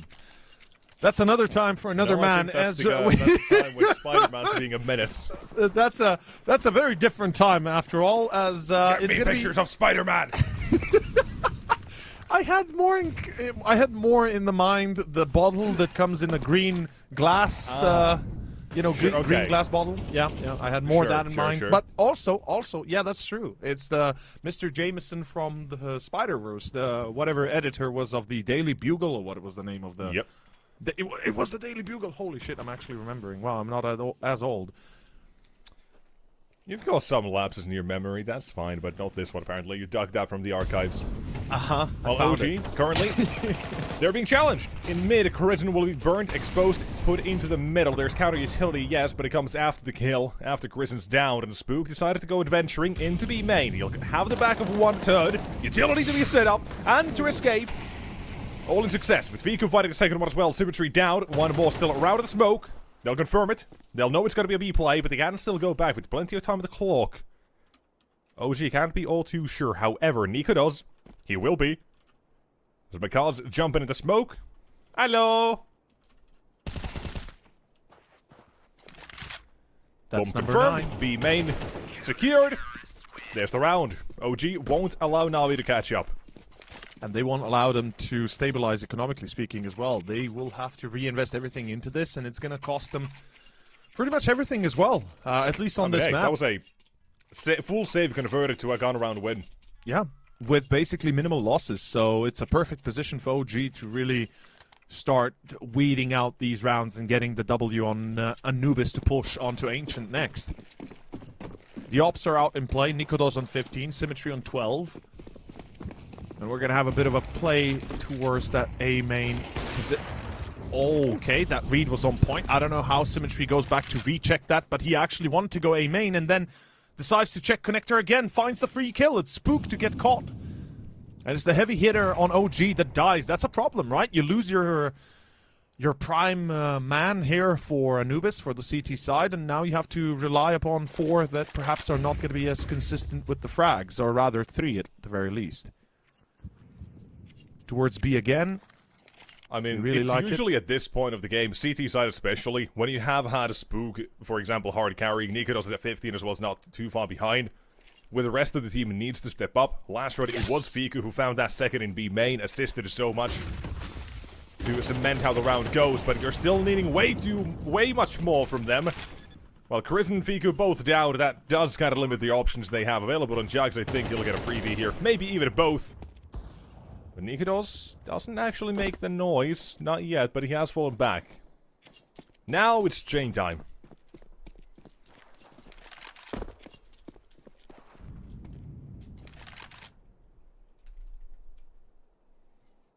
Navi Jr. won't let the last round and its slip-up really affect him, because this one looks clean.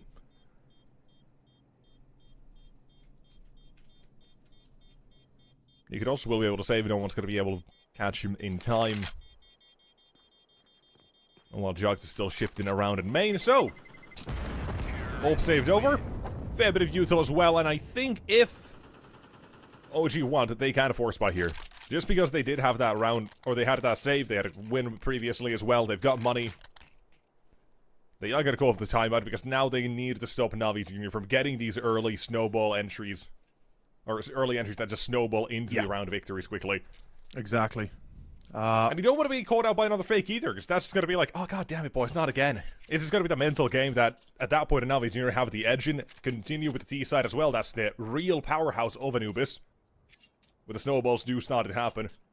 And comebacks are made, so... Let's get it! Let's see if they can push it, man. This is it. Navi Jr., they gotta go over the edge here to really stretch on to OG's lawn and basically start taking over it. This is where OG around to do so. always become mad. This is where you have to start fragging out. Oh yeah. Prison, I'm looking at you. We're looking at Kristen, we're looking at Fiku, we're looking at Buzz. Like, the trio have a chance to make this happen. And certainly the opportunity will now be presented to them. Fast A. Fast A, indeed. Go through the molly. Ignore it. Pop flash works. That's support. That. Oh, the nade missed. Oh, wait. That nade. Wait. Hold up. Behind the smoke. Original flies the first. 4HP3 as well. He's going to get by another Molotov as well on his way in. Everybody will find him. Spray the smoke. Look for a kill in return. They will find it. Still one on site behind the cake. It's Buzz. Up from heaven. Looking for a double swing. Symmetry will shut him down. Buzz now shows himself, but there's got to be another one still here to be taken away. Nikodos. You'll catch him as they're on their way back. Not going to expect this one, are ya? And neither is he. He's just timing away. Could have been a freebie. Instead, Navi Jr. Now they start to wonder.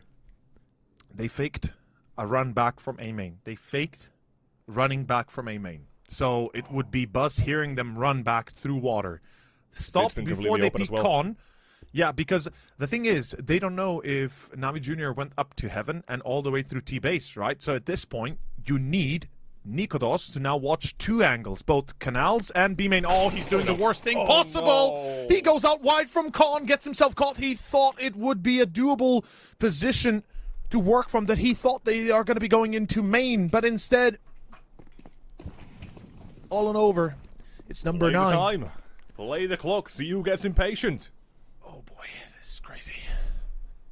Buzz, no chance. He has to save. Swallowed out by the youngins.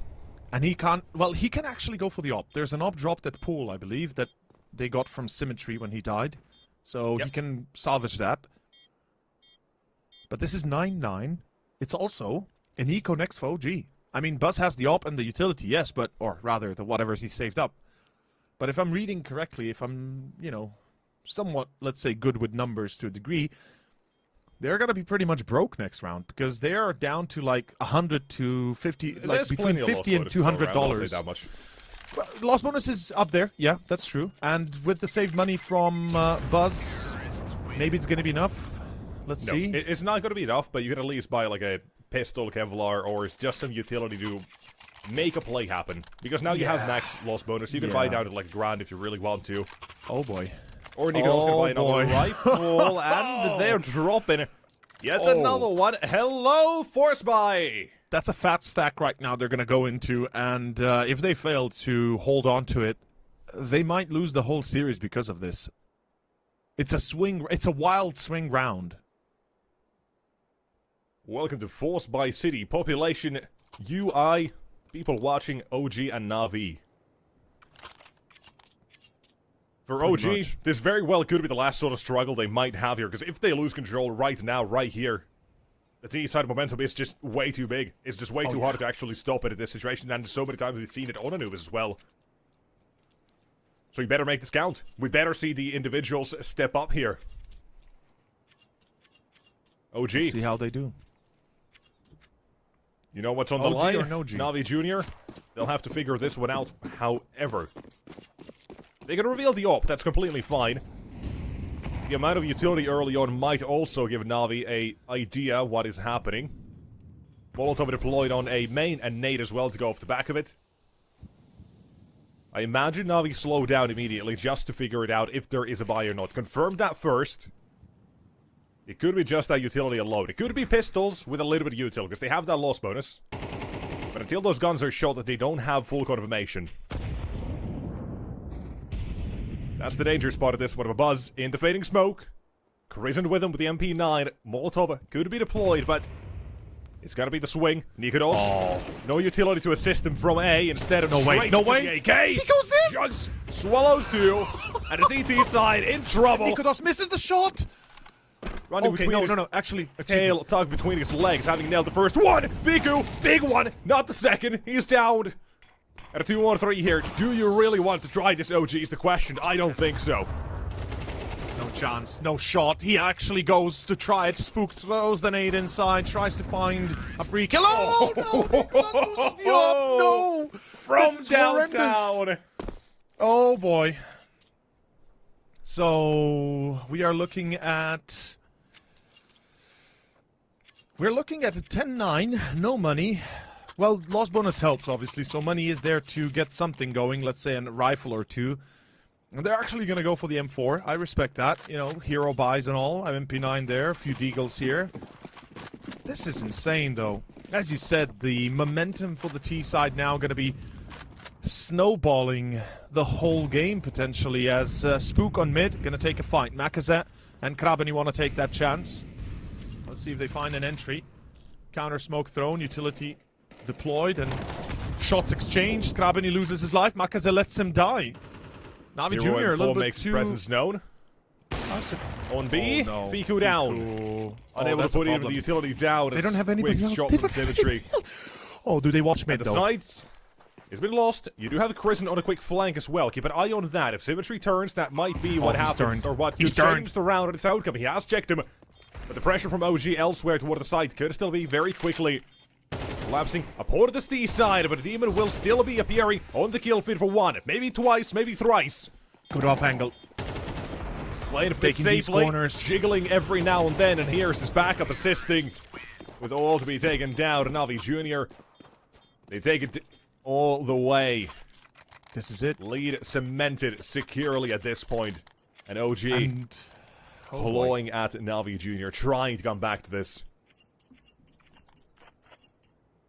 They put everything on the board, and they hope that it doesn't get kind of thrashed around. It's putting all of their minifigures that they've painted for years and years to fight, but hopefully the enemy isn't just gonna absolutely wipe them. Let's see. 21st round starts off with a pretty decent buy. Good utility as well. It's gonna pretty much burn. Wait, what? Two have made it to side? Two have made it to side? There's no way! How do they make it to side and then they still lose the first entry, the second as well? Krabani trades off, but Demon is down. This is round done. Navi Jr. will be losing it. That is a guarantee right now. Don't say it's so. We had a 2v5 previously Oh, where we God. did speak too soon. Symmetry has still the bomb under his control. And OG making a full rotation away from B. Guess where the bomb still is? And guess going exactly what Krabeni's doing as well. He's slipped in the net here already. If he doesn't see a duel in CT, he's free to go back to B, and they've got it surrounded at that point. As soon as the smoke You can clears go to in main, Temple, figure it out, but Symmetry just waits and waits and waits. they gotta move now. They've wasted more than OG. enough time. Symmetry has to Gotta make this play. realize this. Krabeni Spook is the is only one taking to it make too happen, slow. to make anything happen. I mean, to be fair, Symmetry has to go now. You gotta take a risk and fight whoever is on site if there's anybody on site. Otherwise, you will be locked in before you can put the bomb down. And you can see OG, they've cleared the whole of A main. They've cleared everything. Bomb plant's the problem. You gotta 2 cover versus forwards. 2. Bomb planted, and now they know. That's Spook coming in from Con. Symmetry's got an angle. I think he might have seen him. He's checking him. Oh no, seen he him. turns with his back. Oh, this Plays game, for the man. post plant set up to deny it. Spook having found the first one. Krabeni from platform cannot make a mistake, and Nikodos there to trade. OG, they let it slip a little bit here with the control on a wrong rotation. Outplayed by Navi Jr. Outpositioned. And Krabeni tries his absolute best. 3 kills for it. He needed the ace, but unable to find it. We'll still let OG deny 12. As they hang on. The exact situation we had on Dust 2. Barely hanging on until overtime. It's not shaping up toward the end, but now... You just need to start getting these frags on the board. You need to get these rounds. Another one like that, please. That's what they want. To stop That's them what from brings them back. this Yeah. initial play. Get that advantage, don't let it slip. You've had Tactical a couple of timeout. these rounds. In the very first few Gunner rounds, you had Crizzen in mid. I think the very first Gunner round. Molotov was left and right behind him and all around him. Forced to go for the fight. Down he went. You've had similar situations when it comes to then B main. Anywhere else, quite literally. A main as well. You've had the ideas when that force spike came for OG. What, 3-4 rounds ago, whatever that was. They double Yeah, I swung think out so. of main. You've had these in a situation where OG have been on the aggressive. They have been the ones to put the pedal to the metal, but it hasn't worked out still. So it's not for the lack of trying that they haven't been able to put these rounds. It's for the lack of the individual firepower at the moment. For the lack of actual success, yeah. For the lack of actual, like, impact from the individuals. The kill's just not going their Cats. way for the most part. Good push. Canals gets control. Oh, they're reading Jr. this. Forced They're just play this ready for passively. this. Haven't found him immediately. They're struggling. Jugs, he's the one who gets to initiate the fight here. And look at the HP on the rest of OG. They're effectively on the death's door. Fiku traded. A perfect And they know reaction about the from player Navi. in Con. They know that Nikodos pushed into Con. Is a perfect reaction for Navi as well. Jugs, As soon as they he's gonna recognize drop down. the amount of pressure in Canal, they'll adjust. Nikodos will find one. He'll look to survive. He can't do so. Crizzen, it's his time to shine. A task for the captain. We've asked way. so much more of him. Now he needs to step up. He's got one more to go. And HP is down low to 1 HP. One bullet Does to he the know where he went? demon. That's what I'm wondering. 1v3 would be one hell of a task, but he's allowed him to move around the site already. And Crizzen will nail it! A 103! We asked him to step up ages ago, and now when it counts, denies 12, ties up the game. And that What was an Navi. The round was all in their grasp. They had that on a platter. They had it. They had it. What an awkward 1v3. What an awkward play there. Absolutely diminishing returns in the end, and the way they engage even as well. Like, both players were in Con. Smoke, they knew there was That was the coming right up. way to go about it if you want to get a challenge as well. Yes, it was the right way, but the problem is the first guy stopped. The first guy literally stopped and took a shot instead of moving wide and trying to widen the angle itself, forcing the CT to re-engage or try to find a different way to take that fight. And in the end, Navi Jr. fumble it all through their fingers, the pizza fingers getting them. Last time at OG, and last buy for Navi Juniors before they are forced to possibly go into an eco themselves. Although, to be fair, that eco is not really going to be happening. It's the last round coming up next in either case, whether 12-11 for OG or 12-11 for Navi Junior. Money is now available. Well, to be fair, still better for Navi Junior, because OG lose around here. They get 2.9. They're broke. They're done. This is an insane game right now, and I would hope to see Nikodos still step up the way he did previously. What, 34 kills, right? We talked 34. about? Yeah. Spook at 30. Yeah. And I believe, what, it was Makaze, right, with 34 as well? No, excuse me, Demon. Yeah, Demon. Demon and Nigros at 34, 30 for Spook, and the rest of Navi Jr. around 22 to 27, I think, but... Yeah. They were grouped up for map 1. For OG, Spook has kept up. Nikodos as well. And now Partisan steps up for Impact. It's very slow with rounds the OG actually get here. Yeah. It's barely rounds they're getting on the board right now. But they've changed up yet again. Two-man aggression. Boy. Nikodos this to is not assist him gonna as work well out. for the swing. That's Wait. one. Trade is coming through from Symmetry, yes, but that's control completely given up. Mid, nothing for OG. Taken over by Navi Jr. And here's the adjustment as well for the CT side. They want to make sure that Canals is completely cleared out. They are recognizing that Navi have taken map control. Yes, brother, they don't know which way to go. Look at Johnson Makaze. will find himself a freebie. Easy Fiku down. The thing is, the only thing Navi Jr. need here is wait for Makaze. He's making the biggest play of them Yep. all. He's about to find them on A for free. Prison turns around. Holy shit, what? The recognition from Prison is insane. They dropped the C4 in Canals as well. Nikodos now has to make a choice. He either holds that 30 position seconds. or They gotta pulls start running back, soon plays it safe. at some point somewhere. They're Yep. coming back toward AIDS. Makaze in heaven. They know he's Navi there, so Jr. Buzz is taking has too that much sort of time. tingling. The sixth sense, he has to take it a bite. Has to go aggressive. One big one, but another one still to be decided. Krabeni will find it. 17 seconds. Nikodos Can't needs make to it run. offside in time. Onto the retake it goes. They've got time. At 10 HP, that HE will be influential. He can try to nade at the side if he's feeling lucky. But he's made noise, they heard him. Instantly turned both eyes towards main. Bait and know. switch, the setup they go for. Yeah, Krabani behind pillar, and it's going to be Maka's first choice of contact. So unless Nikodos predicts that Krabani's there, he's going to be in real trouble. Makas is not even peeking yet. He's taking time. Here goes the white swing. Doesn't even need to help. Navi Jr. on 12.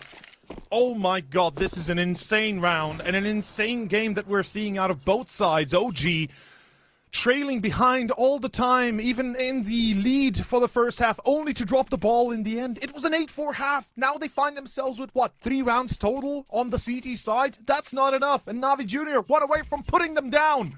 2 FAMASas, an MP9, a Deagle, and M4. Nexus, it looks like it could be that time of the day. Ah, that's what it's looking like as well. The Dream OG might, for now, end with a dream. A Well, a fading nightmare. one at that. Oh, this is an About insane to be push. They're just going to pressure Picking up. this. Yeah, They've been they're struggling going with to the defenses. They've been struggling! We've had it now.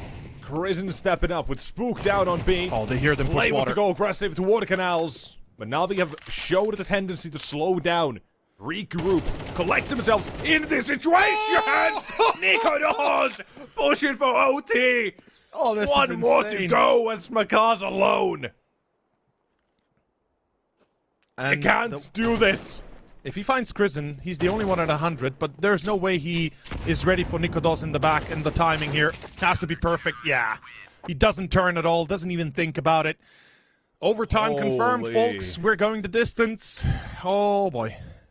Again we go, more. All right.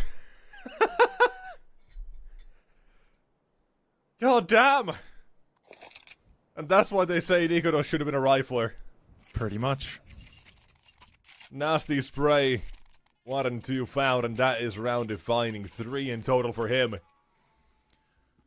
And we run it back from Dust to Anubis. OT yet again. OT or no T, or maybe just the T. Let's see. OT 1, and Navi Jr., they had a perfect chance. They wasted it away. Not the first time, and probably not the last one either. Nikodos aggressive into a B main. This is an interesting choice, and it's going to give them, I think, a fair entry here. The one with You say they can OT, work no with. OT, whatever it is. I say if in doubt, go B. Yeah, that's also fair. And into Nikodos, he waits. Free kill. Aggressive! Bit of a What? shot here. That's Oh, that's bit new. unfortunate. Hasn't been missing Yeah. all too much, but now gonna be a big one to find. Don't know he's not gonna be here. But this is a slower start for Navi. They haven't forced this initial opening just yet. They are still putting a little bit of pressure on OG, not having them or not giving them a free round here altogether.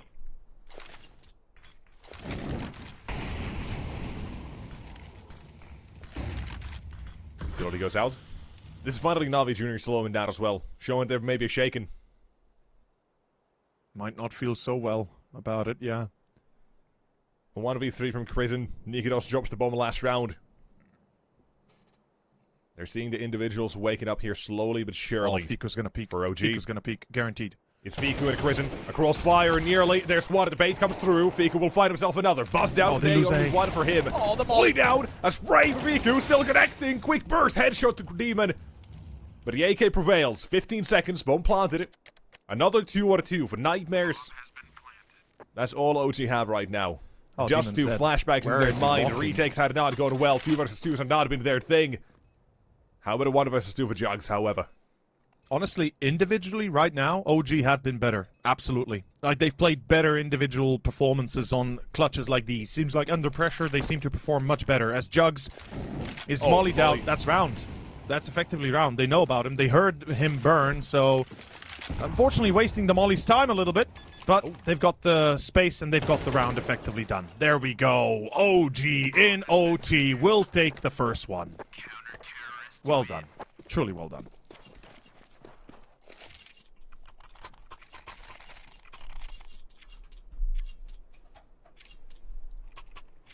Aye. Dun dun dun. Hazes you know. Law?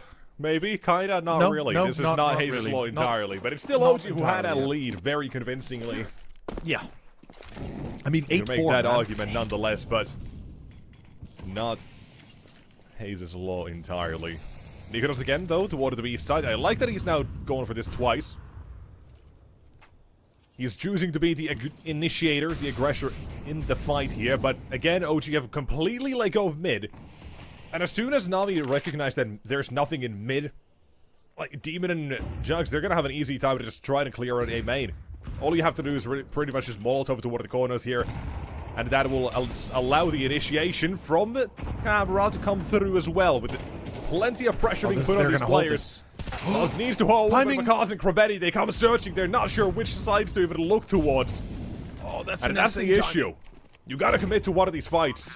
I was about to say, but for some reason, Buzz kind of teetered between the two. Never really took his chances with one or the other. And if he had just committed to A main, he probably would have gotten a double. That probably would have allowed for some sort of a retake to at least happen. Here now, it's a 5v3. How the hell do you stop this? As Fiku goes in, finds one. It's a good start, smoke. but they've still got crossfires to deal with. In the smoke! Blinded but killing is Krabini with a draw.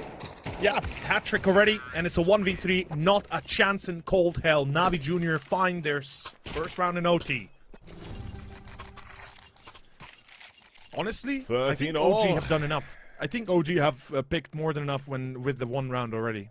Once they go to their T side, I feel like Navi might just crumble afterwards. We'll have to see. Navi is delivering steadily in the individual department. No one's lagging behind right now. That is one thing you've got to keep in mind. And that for the CT side might be exactly what they need as well. In terms of OG, they've had struggles to actually hold these sides. Last round you saw as well, Buzz not sure which way to look. He's had troubles already on A. Kristen as well, but for that 1 versus 3, he's pretty much got nothing done here. Viku has stepped up with a couple of his own slowly toward this overtime, picking them apart every now and then, just delivering 1 or 2. But OG CT side has been one that is lackluster. So maybe 1 is enough. 2 would absolutely kind of put them on the right path, no matter what. But we'll have to see how it actually plays out. This round still has to be decided. We go into mid. Nade to take down Krabeni. Carisen to aggress off this as well. Toward the B side they go. 1 at the corner is full good for 1. Canals aside at a temple. All populated by OG. And there it goes. Second one to be put. 14-13 at halftime. OG. Despite CT problems in the regulation here in OT, they'll take 2. And like you say, that could have been enough with just 1, but how about the 2? I think that's plenty enough now. I certainly believe that to be the case given what we've seen on the first half. Navi Jr. looked completely uninspiring. They had very little idea how to work against the pressure that OG applied on them. and I'm expecting much of the same. But perhaps, as you've said, the individuals have woken for Navi Jr., and maybe that's the trick, right? Maybe that's what they needed, a little bit of a kick in the ass, a bit of a beating to get themselves back on track. 2 rounds for OG, 2 rounds or 3 rounds for Navi Jr. When it comes to winning, that's what you need. 16 all as mid control contested, and Prison. Dude, Symmetry is playing with fire here. Pulls back, yeah. He is. Thought to be sneaky with the first kill. I mean, if you're getting this deep into a game, you're getting to overtime, you're already gotta be... Oh. Oh, Nate's stuck in the corner, unlucky. You have to pull out all the tricks. Like we saw towards Dust 2 as well, there was the one fake that OG pulled towards the A side, Nikodos and Crimson Long, they just went B instead. It's these sorts of tricks that you come to do to outplay your opponent. Look at this! Speaking of these tricks, you got the boy, the IGL, Crimson through mid, having found a gap toward the B side to work with. Even was thinking about it as well, he's figuring this out, that Crimson's been seen. The initiation should have been here already, but the smoke blowing up only now. And Buzz, very late to the party, will be taken down by McCall. Still allows both players on the defense to actually hold toward the site. 40 seconds. Molotov takes away even more time. OG missed their chance. They trusted Crimson to find at least one at the backstab. Not finding that puts them at a man disadvantage instead. At 30 seconds. They try to claw this one into the realms of possibility. Nikodos will still remaining towards B main as well. It's going to be something in terms of tension they'll have to figure out and get past. But he will be a non-part of this round. Although, oh my god. Oh boy. Rotation. The gamble is the wrong one. They're out of the way. Nikodos' presence toward B seems to have been enough. Man. Symmetry has to stay There's alive. Spook with one of his own, but there's no time. Knife in hand. No time. There's no time to found plant. around. Oh my god, Symmetry is the man that makes it possible in the end, and Fico dies after time. It doesn't matter. He's got the money, but it's just such a bit of an insult to injury there. Oh, that is so damn painful. Dude, my heart is pounding right now. The second one goes heavy to try to cover for the plant, but Symmetry's there before the bomb even goes down. He's there for the cross. He's here for the round win. Oh no. 14-14. We just got some very, very poor news to everyone who's ever had a drink next to their keyboard or mousepad. Oh god. I pray someone in OG has spilled soda. Dude, I told this story before, have I? But you probably remember it, where I spilled blue Gatorade into my keyboard. Ugh. Yeah, exactly. That was it was horrible cleaning it out. Thankfully, it's a mechanical one, so I could completely deconstruct it and, you know, basically resolder all the things I maybe missed the first time around. But god, that was horrible. I had to clean it with a toothbrush. Like, it's crazy. Yeah. Not sure what we can expect here, but Navi Jr., they're certainly back on track if they can keep this pressure up. OG.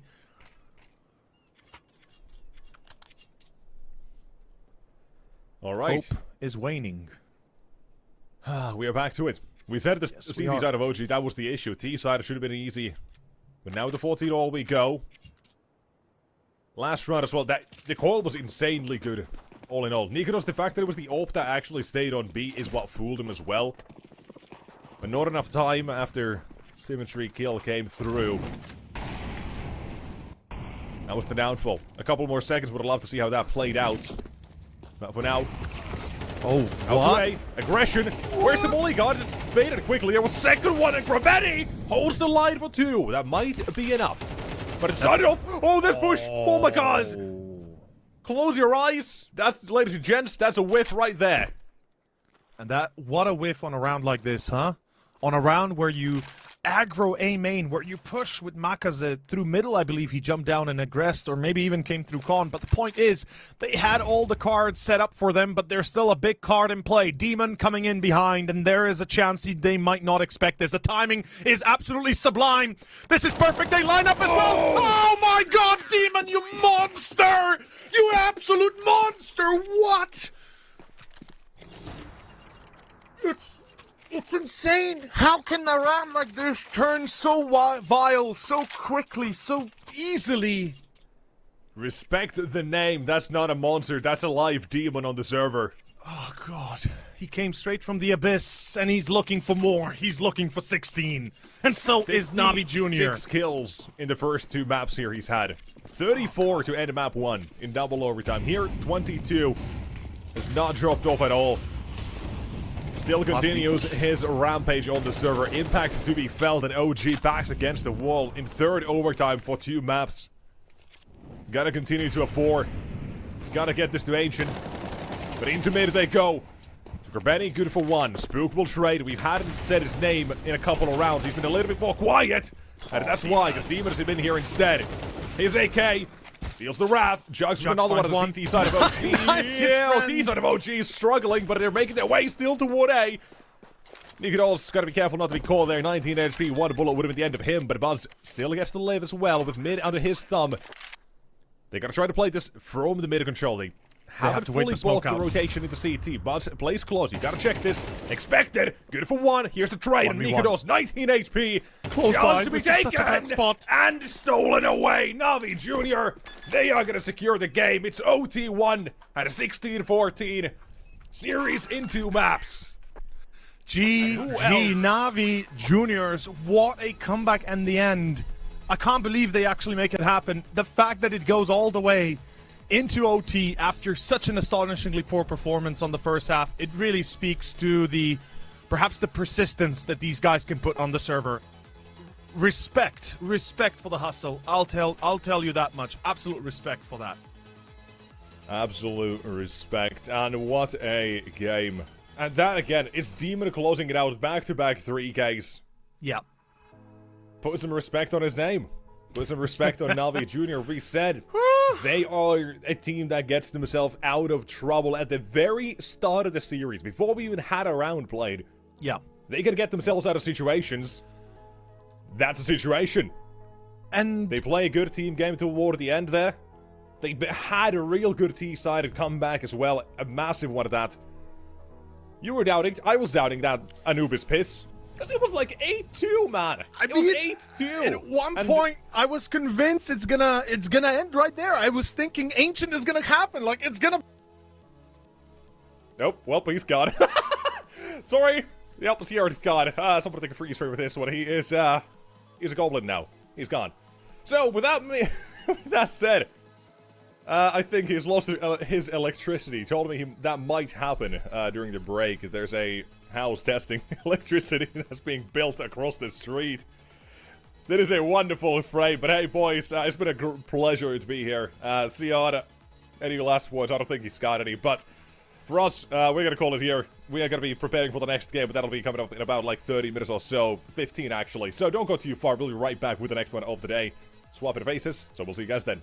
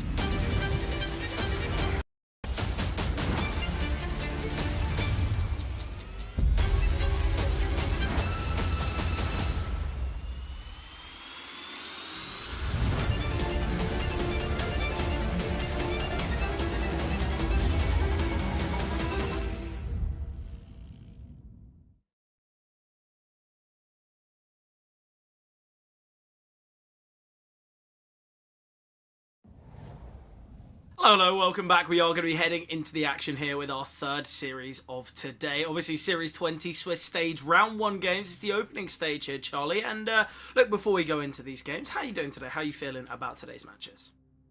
Yeah, I'm looking forward to them, as usual. Look, we've got some Series 20 stuff. Haven't really got to see all too much of the actual Swiss stage just yet. It is the opening day, like you said. Got to watch a little bit of the play-ins, though, so already got to see some of the teams that have advanced. I'm looking forward to seeing how they can sort of compete in the Swiss stage. Feels like sometimes you get a bit of a coin flip. You sometimes do see these teams come through. They either do really well and impress, or they fall extremely flat. I'm hoping the ones that we do get to see during their time are going to do well. Albira and Soul, one I'm going to be keeping my eye on. I know, especially because they surprised me quite a bit in the play-ins when I got to watch them. But all in all, Fred, I'm really excited to be here. We've got some banging games kicking things off for us. So I'm honestly just thrilled to get to dive into these a bit more. Yeah, I'll be honest, the game that's just finished, Navi Jr against OG, what a nail-biting series, right?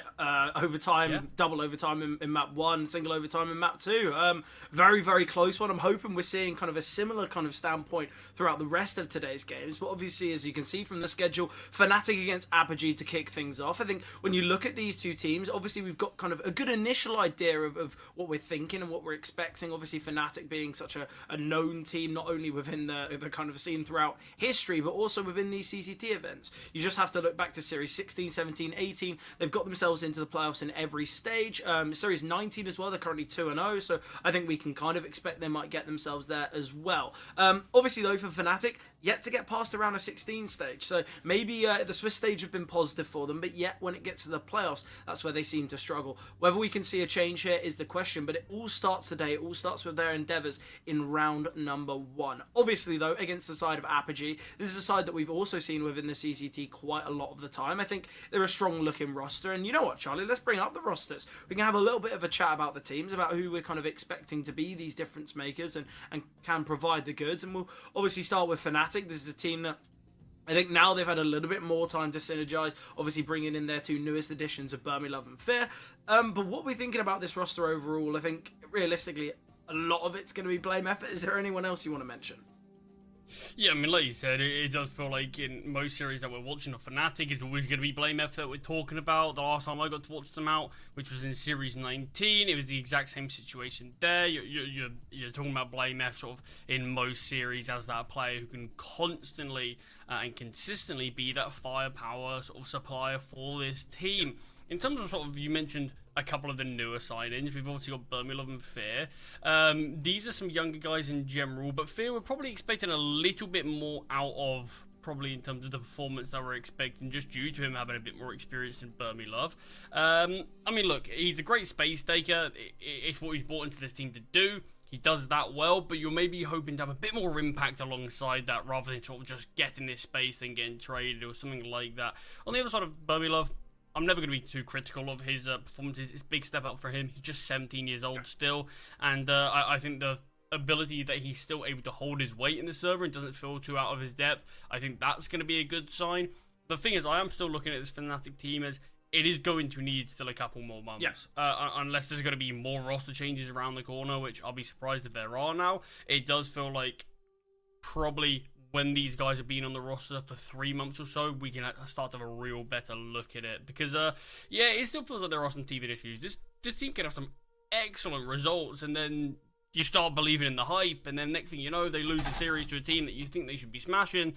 Yeah, there's a little bit of that sort of period for Fnatic right now, it feels. Yeah, definitely. And obviously with a new in-game leader, with Fear, obviously there's going to be a new style. There might be a new, different kind of approach that I think we definitely do need to give time to. Obviously, though, on the flip side, we can look at Apogee. This is a roster that have been kind of together as a 5 for a little bit longer. And I think when it comes to the individuals, we've got to say there are some real promising talents. I think, obviously, Jacob's usually the player that we look at and always kind of the player that we say, okay, well, he's going to have, good performances and can really provide. I feel like everyone can have their moments on this side. I've actually been really, really impressed with HFAR. I think when it comes to kind of the way he's anchoring bomb sites, the way he's kind of being able to provide so much stability to this roster, it's excellent. And another real promising kind of positive that we got to talk about, there's so many moments where there might be 2-3 players pushing him and you're expecting, okay, well, best scenario 1-for-1, and he somehow can get himself out of those scenarios and get 2 kills and back away. And I think it's a really exciting kind of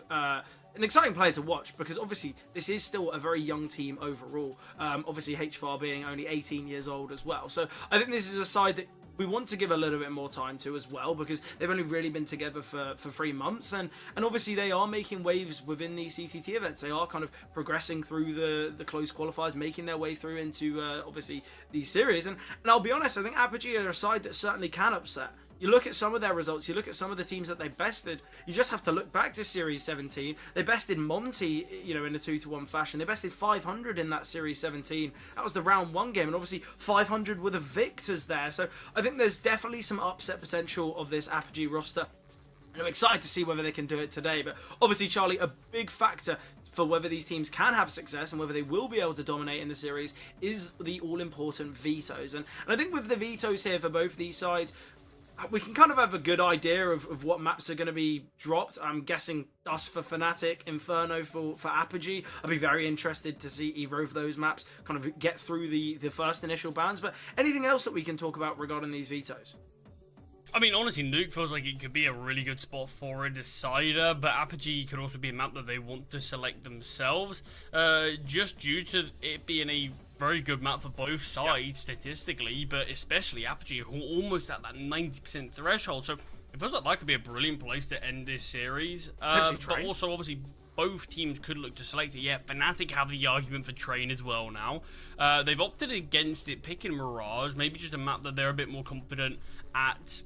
But, I mean, it's not been a great sort of sample size in terms of the win rate we've actually seen. But Apogee, on the flip side of things as well, they've massively struggled at Mirage as of late. Yeah. So potentially this is even just a bit of a punish pick for Fnatic. We have seen these two teams face off against one another before. We've seen them face off on Fnatic against one another. Fnatic won that one 13-1. Yeah. So this honestly could just be Fnatic knowing that they're confident in their Mirage, regardless of what the recent results have said. They've played this series directly against this opponent, and maybe it is just, let's not gamble Train just in case. Let's play Mirage. We've already got the results. We've already got the back-end of the past. Let's keep it going. But yeah, Apogee have opted to pick Nuke. Yeah, I think the Nuke pick's not too bad. Obviously, you said just shy of a 90% win rate. It's a strength for Fnatic, though. 10 maps played, 7 wins. I think this is certainly a possibility for Fnatic to 2-0. Obviously, I think Apogee, they really have struggled on Mirage, so I think it has to go 3 maps for Apogee. I quite like the idea of Apogee steering away from Train and kind of putting stock in Ancient, because their Ancient's a little bit better than Fnatic's. They've got more maps played, they've got better win rate. And I think as well, a map like Train that is so fresh, that is so new, you've got to imagine the fact that Fnatic have brought it in quite early on. They've got more maps, they've got better win rate. I think for Apogee, it would be a bit of a risk. Obviously, I guess you could say the Nuke pick has some risk factor about it as well, but it's clear that Apogee feel confident, and you can completely understand as to why they've looked exceptional on Nuke. And I think Ancient's a kind of a fair final battleground. So I think for map 1 and map 2, I think it's all going to be conditioned on, can Apogee bring Mirage close? Can they have the chance of taking it? And then they can feel confident on Nuke. Whereas if Fnatic come into map 1 and stomp like a 13-1 again, you've got to imagine Apogee, they're not going to be feeling confident when we get to Nuke. But obviously, Charlie, we've said, yes, there's recent results against one another, and for Apogee, a very drastic result. That was over a month ago now. And you look to the recent results, it was a 13-10 loss to NIP, a 13-7 loss to Passion UA on Mirage for Apogee. It's clear that maybe that loss to Fnatic, it really, lit a fire for Apogee to realise, okay guys, our Mirage is tragic. We need to work on this. We really need to kind of fix these errors, because Mirage is very rarely a map that gets kind of removed and insta-banned from anyone. So I think maybe Apogee have spent this month working on Mirage. It's clear they've got a little bit better on it. And maybe the stats for Apogee aren't as bad on Mirage as we might have thought.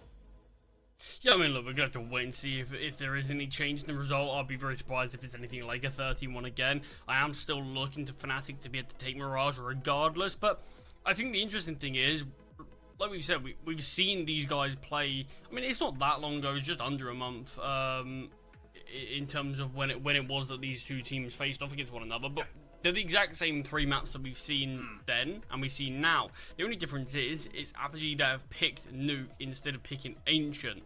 Honestly, I do look at these 2 maps, Nuke and Ancient, as Fnatic won one of them. They won the Nuke and they lost Ancient, but they were both super close. 13-11 win for Apogee and a 13-10 win for Fnatic on Nuke.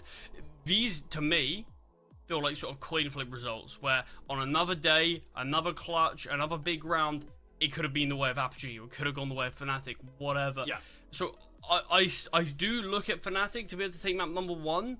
I don't think the rest of the series is guaranteed, though, and I do think that's where you have Apogee have their chances sort of later on. I do still think Mirage are going to be very difficult for them, but I certainly think both teams certainly have the chance to still take this series. Yeah, potentially there's that opportunity for them. I'm quite interested as to why Apogee maybe didn't pick Anubis.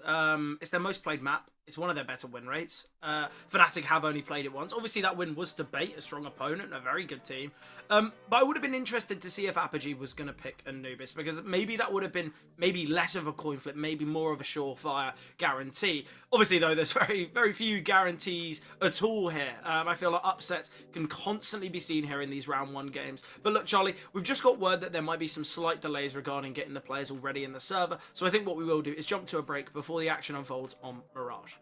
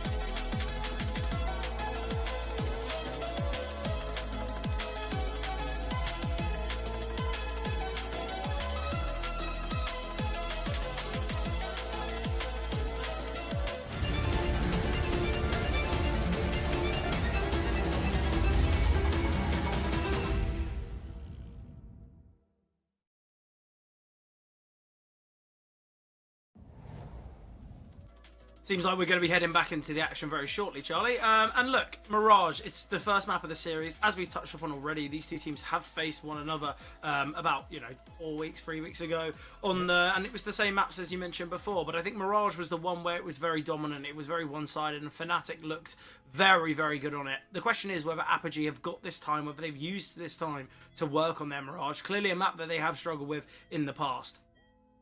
Yeah, I mean, look, I think Mirage is going to be a big tempo setting one. We initially, in the last time these two had their outing, Apogee won map number 1, but then it was Mirage, that dominance showing. That's what potentially spurred Fnatic on to be able to take Nuke as well in that close fashion. You maybe look at it now in terms of the fact that Mirage is first. Maybe this does lead to a 2-0 for Fnatic. I look at it in a difficult way, because I really think as soon as we get to Nuke and Ancient, I do think anything can happen, because we've already touched on, but I think aren't perfect, despite a lot of people probably from the outside coming into this series and thinking, yeah, Fnatic have to win this. Yeah.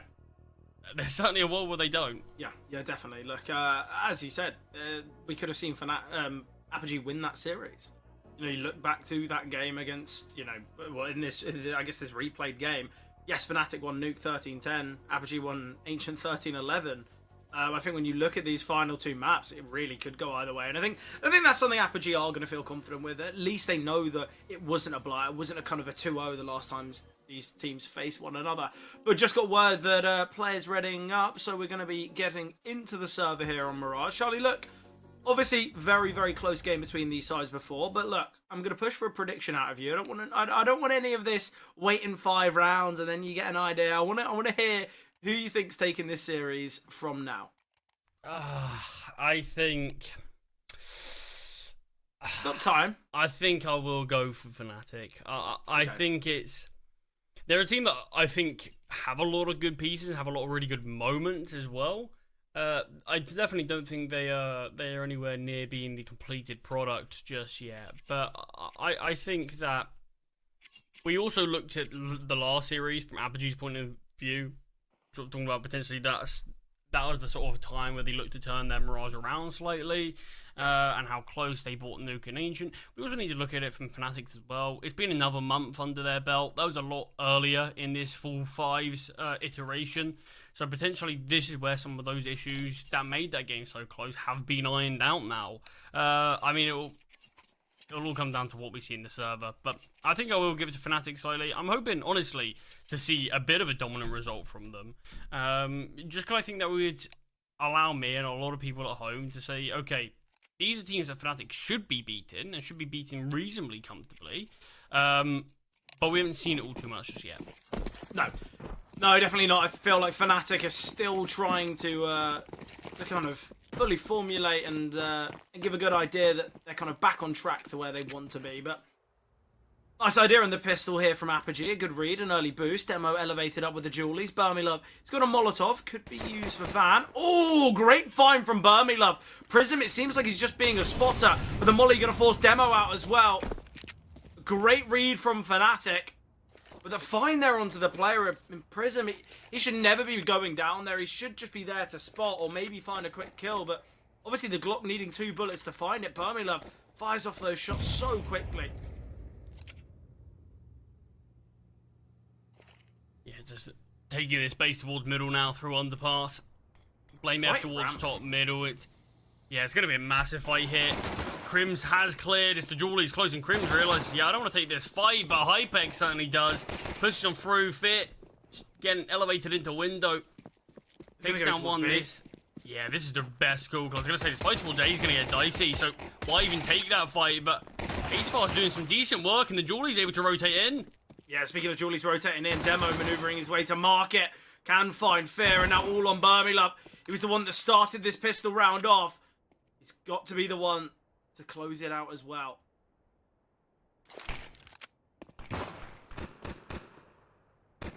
I like the idea of the decoy there. 20 seconds though, and Hypex can just peek.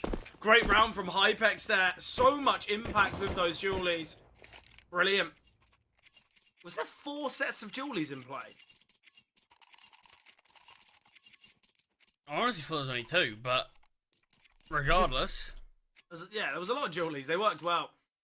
I mean, the issue is, Fnatic had a good idea, but as soon as they started facing contact, you could start to see the gaps forming and getting caught out by players who were already on certain parts of the map, just sort of able to come behind them.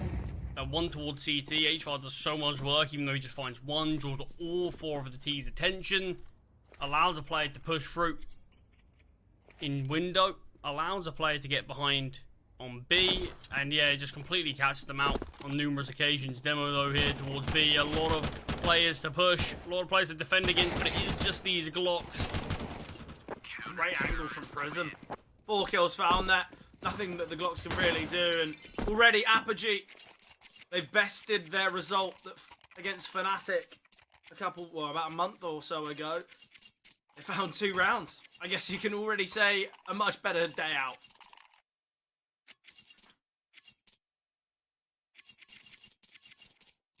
Do you think that 13-1 was a bit of a blip? Do you think it was just a bit of an unfortunate game? What's the thoughts on that one? Yeah, it's a difficult one to really delve into. I mean, look, we all know that sometimes what results that just happen on the server can be one-offs.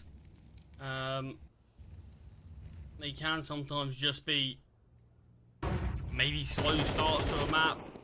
I mean, we've seen numerous teams recently, even on their map selection, just be really, really slow to start, and then your opponents get momentum. Sometimes it can just lead to a dominant result, but yeah, I think it's going to be an interesting one here. Yes, the full buy, it's the weapons out for Fnatic, and they dispatch of Apogee comfortably and efficiently here so far. Yeah, it's brilliant. Look, it's you know, the initial contact towards middle, they just find 3 of those heads-up fights and win them all. It's brilliant from Fnatic, truly kind of showing the individual ability that they have. And now this is where Fnatic should be smooth sailings in this round. Matty's just going to be emerging out of A. Final 2 defenders already in waiting there. He's cleared quite a lot. He's kind of questioning, okay, well, where are these final 2 players? If they can stay hidden, don't get me wrong, it's going to be a very difficult round, but there's a chance.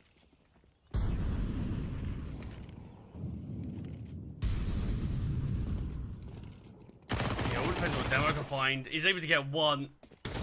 Play on the bomb site has been heard, but Demo's just a little slow to react, and Matty's with a great final to Prism as well. Only losing 1 player there from Fnatic, despite going into what looked like a bit of a scary bomb site to push into. So yeah, really, really sharp round there from Fnatic, and instantly weapons out, and we see the difference in gameplay.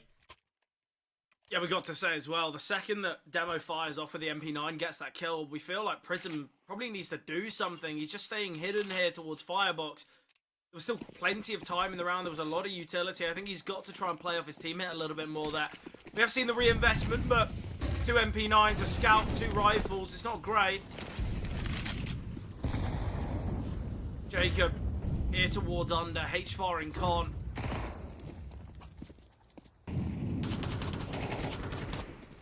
Rifle of Prism towards short as well. Oh, blame F. A lot of damage there onto Jacob.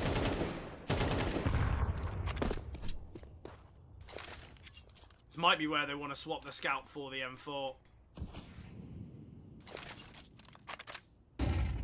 Yeah, it's certainly something they can consider, but that's not going to be the case. Jacob rotating in, and the scout obviously still towards ramp. Certainly find a lot of impact there. Just play it like the AWP. Don't get me wrong, likely need to hit double the shots, but still going to be some good early information. If Hypebeast can hit the headshots as well, we know how insane this weapon can be. Like the kind of the reclaim of space, the boost in middle. Excellent there from Prism, gets the kill backs away. It's got to be this playthrough A now. Nice find from Hypex though, takes down Burmilove, and now a 5-on-3 here for Apogee. I like the idea. There's no defuse kit, but they still evacuate the bomb site. Happy to give up all this space and this control. Allow for the CTs to rotate in beforehand. Matty's now with a lot of work to do. Can find the scout. Crims takes down HFAR. Matty's gets another from a 5-on-3 scenario. Now Fnatic advantage. Crims is in a great position, and the low HP of Jacob is still within this round. Fnatic, the individuals once again showing up massively.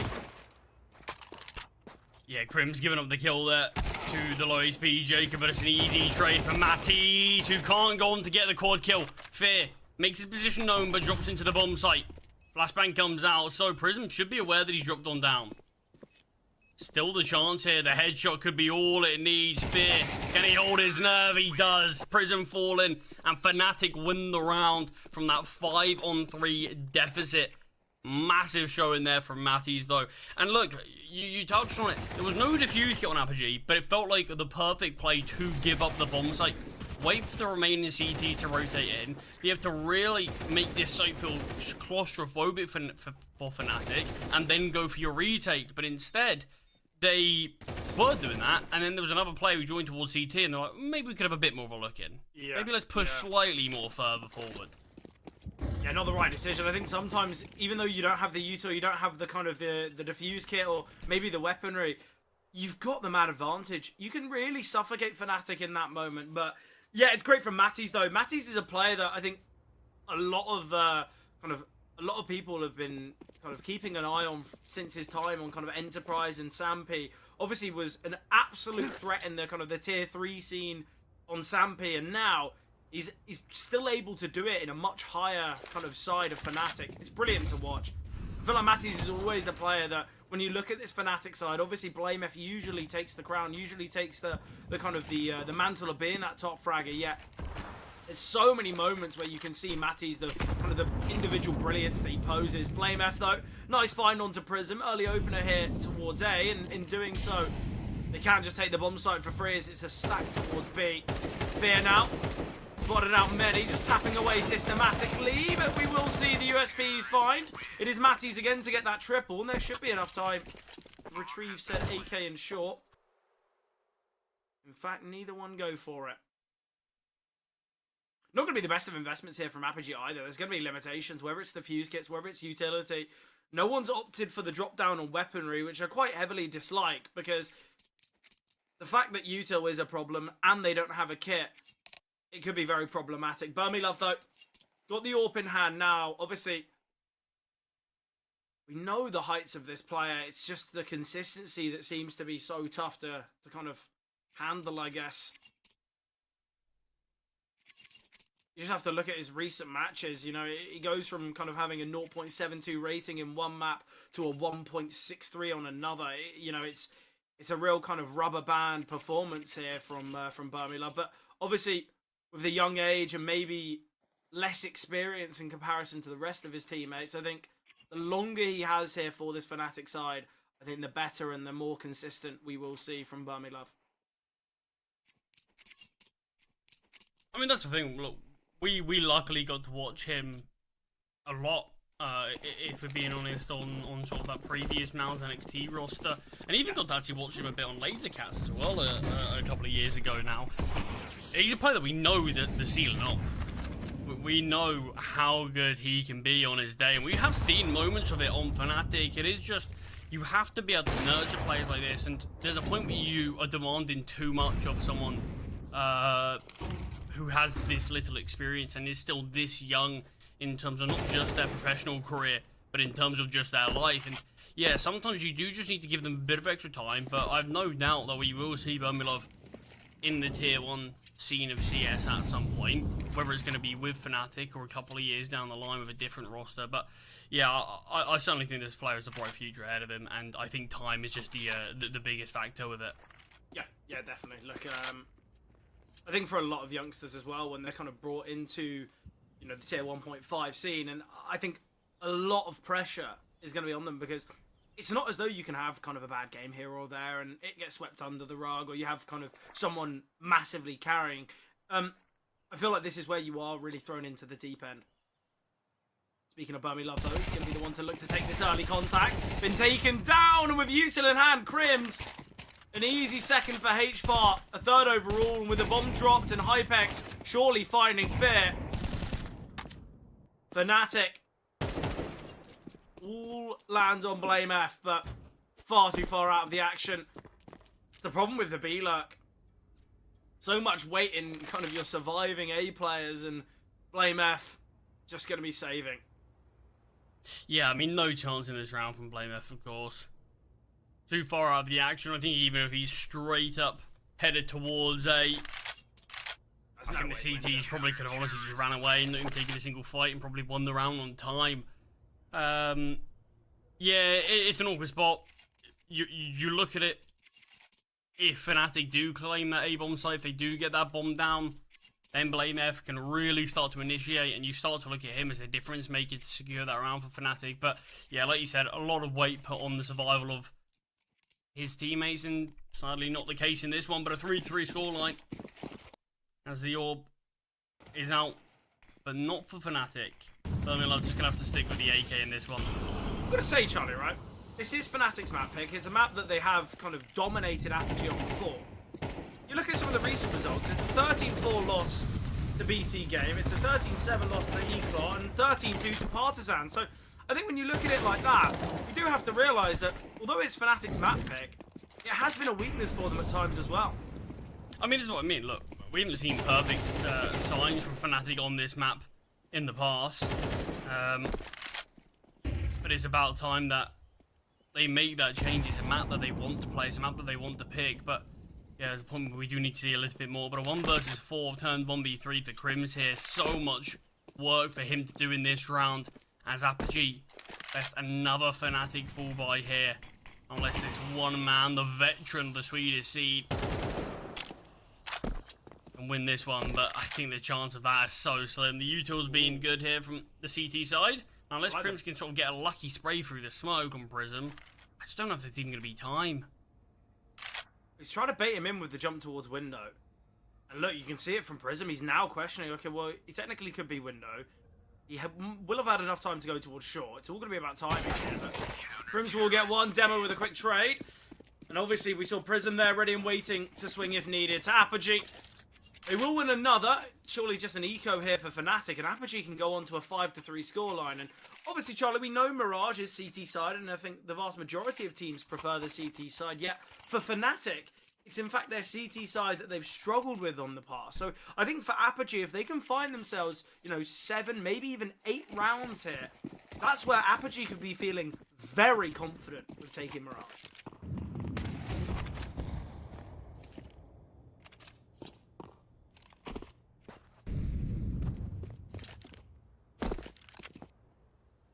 I think as well, right? BlameF 3 and 4. Not had the best start to the game. Not had the kind of the BlameF performance we're so used to seeing. Yeah, it's Matthews who's really stepped up when needed. We watched a couple of series from him recently where it does feel like he can sometimes go hit or miss. But we obviously similar to someone like Love, but with obviously a bit more of that experience under his belt.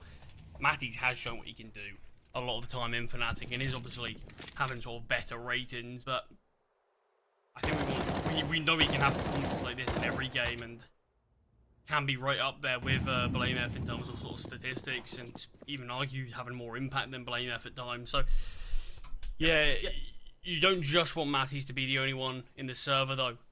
This is a lot of pressure. I've got to say, it's something that, maybe Fnatic have struggled with. It seems like there's always one of them that's doing well, and maybe you see those one-sided results when both players are fragging so heavily, but I think it is quite rare to get both these players kind of playing at their peak. You just take this game, for instance. Matty's lighting up the server, getting these entries to looking really good, yet BlameF far too quiet. But it is that 5-3. Money, not too bad for Apogee, but certainly not to a point where they can invest regardless of the outcome of this round.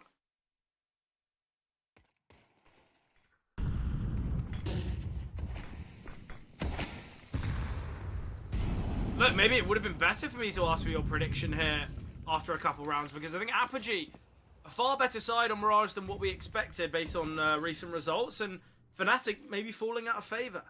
I mean, look, we spoke about there was a real conversation that Train could have been selected with Fnatic. I think that honestly would have been a brilliant map to see, just due to, I think, how exciting all 3 of these maps would have been in this series. Yeah. The fact that Train, there would have been a lot of action on, similar to Nuke, and same way I'm expecting Ancient as well. But I think Fnatic probably just looked at it as well and thinking, Yeah, Apogee have also had some pretty decent results when they played this map, similar to us, and with it still being a very fresh map, with there still being yet to be a proper method defined on it, that's sometimes where it can be left a little bit more up to luck in just sort of how players are playing at that specific moment, and maybe Fnatic thought Mirage was that better chance for them, but so far it's not been panning out that way. I think this round's going to be a super important one to see if Apogee can sort of start to split apart from Fnatic in this scoreline. The problem is the space has been taken towards ramp from HFAR. I think Fnatic are going to have some real problems here. They're going to look to try and crunch towards A, but HFAR's in an excellent position. Obviously, Fear towards CT. Fnatic, they want to let him kind of have that impact, but Fear will only be able to get one. Jacob, he needs to do so much work here. He's found 3 kills already, gets his 4th. Surely not the 5th. Well, BlameF gets the kill, but he's being held. 1 bullet's all that's needed. Demo, unable to connect the shot. The bomb plant will come through, and now BlameF, although on low HP, just a headshot required to win this one. Both players information on one another. BlameF sends out the flashbang. Demo, all it takes, 1 bullet. Jacob sat here, questioning, hoping, and Demo will win it. Jacob does so much work in that round from triple. He finds 4 kills, Charlie. It's not the positioning of HFAR. It's not the kind of the amount of numbers on the A bomb site that wins it. It's the individual brilliance here of Jacob. Absolutely insane. He could have, in fact, found the 5th as well. But this is why this player is so highly rated. This is why everyone watching Apogee's games always will be talking about this man. Because that 4K is brilliant. Yeah, it does feel like this Apogee side are carrying a lot of weight of Polish CS right now and a lot of excitement behind them, and rightfully so. I mean, not only does he have a great display for himself, puts Demo in such a great spot to win that one. And you can see he just bides his time knowing that BlameF has to be at the peak, has to search for this headshot. Because otherwise, eventually, Demo will clear it all out and 1 bullet required. But Demo, quick enough reaction time to flick, and Apogee with 6. The loss bonus is obviously high for Fnatic, so they can go for these partial buys. But Apogee, they certainly have started to split apart now, and 7 looking likely. I don't think we were expecting this one on Mirage. No, definitely not. Look, not to discredit Apogee and kind of, you know, not to say that they aren't a side that we can expect incredible things from, but from recent results on Mirage, you just have to look at this, the recent head-to-head. It was a 13-1, Charlie. But now Fnatic, they're in deep water here. They're not feeling comfortable whatsoever. Because as I said, it's their CT side that usually is so troubling. Nade and Molly combination. Matty's very fast here with a Mac-10 in hand.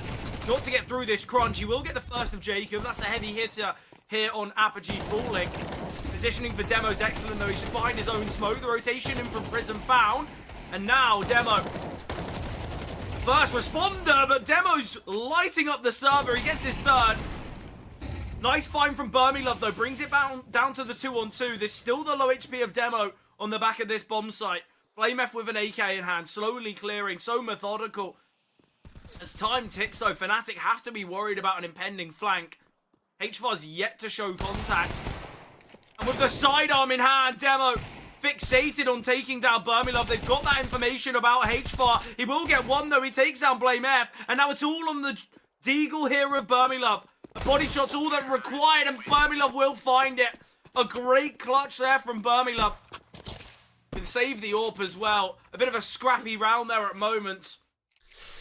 Yeah, I mean, big couple of kills from Burmilove, but you do have to look at Apogee and say Demo's done everything he physically can there. He's delayed on B, he's denied the bomb going down, he's found 3 kills and constantly remained in the bomb site, so denying Fnatic getting all of this control and forcing the CTs back through short and market. But it's the rotating players who find nothing. Yeah, it's so poor. It really is. And I think Fnatic, in fact, they did put a lot of stock and a lot of weight in kind of holding those rotations. So you do have to argue that Fnatic, their game plan was to take down the rotators, and they didn't really seem to be too bothered about them. I mean, all it felt like to me is they only did that because they didn't have any control of the bomb site, and they clearly, and they weren't exactly adventurous enough to go on and clear Demo to take him fully as more of a organized unit, and instead they just sat and hold. Yeah, obviously Crims gave it an attempt, but it was just a P250 in hand. We didn't expect him to do That's much. the thing. It was just a bit too split, a bit too staggered when it is the weaker weapons. You need a bit more than that just to be able to take down Demo. But yeah, I do think Fnatic got a bit lucky there. But UFB's able to find the one low HP player. Should still be an easy time for Fnatic here. I'm going to be a much closer time of things as this bomb is going to go down, and Jacob in that 1 versus 4, just 33 HP and a deagle. Thoughts on the Apogee Eco, Charlie? Obviously the money for Fnatic was pretty poor. That's why we saw that weaker investment from them. You know, Deagle, P250, a couple AKs, Mac 10. Do you think Apogee should have looked to Force instead of this Eco? I mean, their money was so bad. I think the buy would have been pretty awful if they did, to be fair. So I think even they could have if they wanted to. But I mean, look, you can see the buy now. There's some weaknesses in the weapons. I think if you opted for a Force there, you are playing with sort of scraps against Fnatic's full buy, and I think it honestly would have been a very similar outcome. I think this is the best situation that RPG could have done. You've got 4 rifles out. Hypex swapped from the Scout to the MP9. You've got okay util. It's not great. No defuse kit as well. So, yeah, I think it was the right call to make.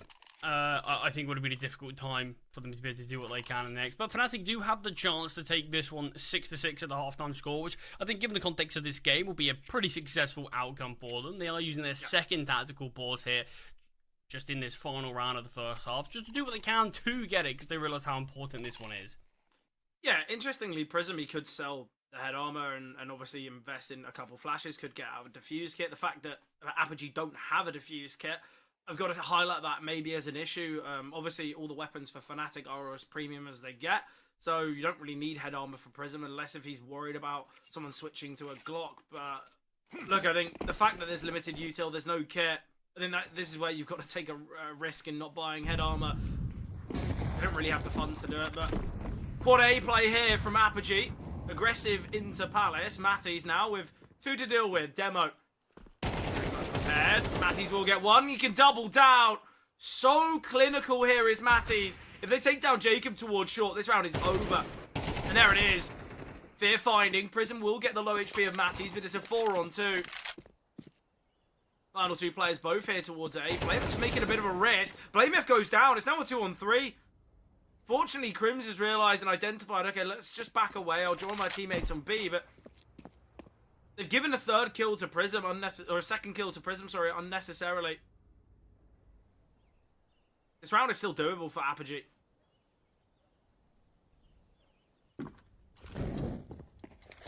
Yeah, depends what Prism can find and being posted up, being held by Birmingham. It feels like not a lot. Apex is gonna be the 1v3 attempt, of course. No saving in a round like this.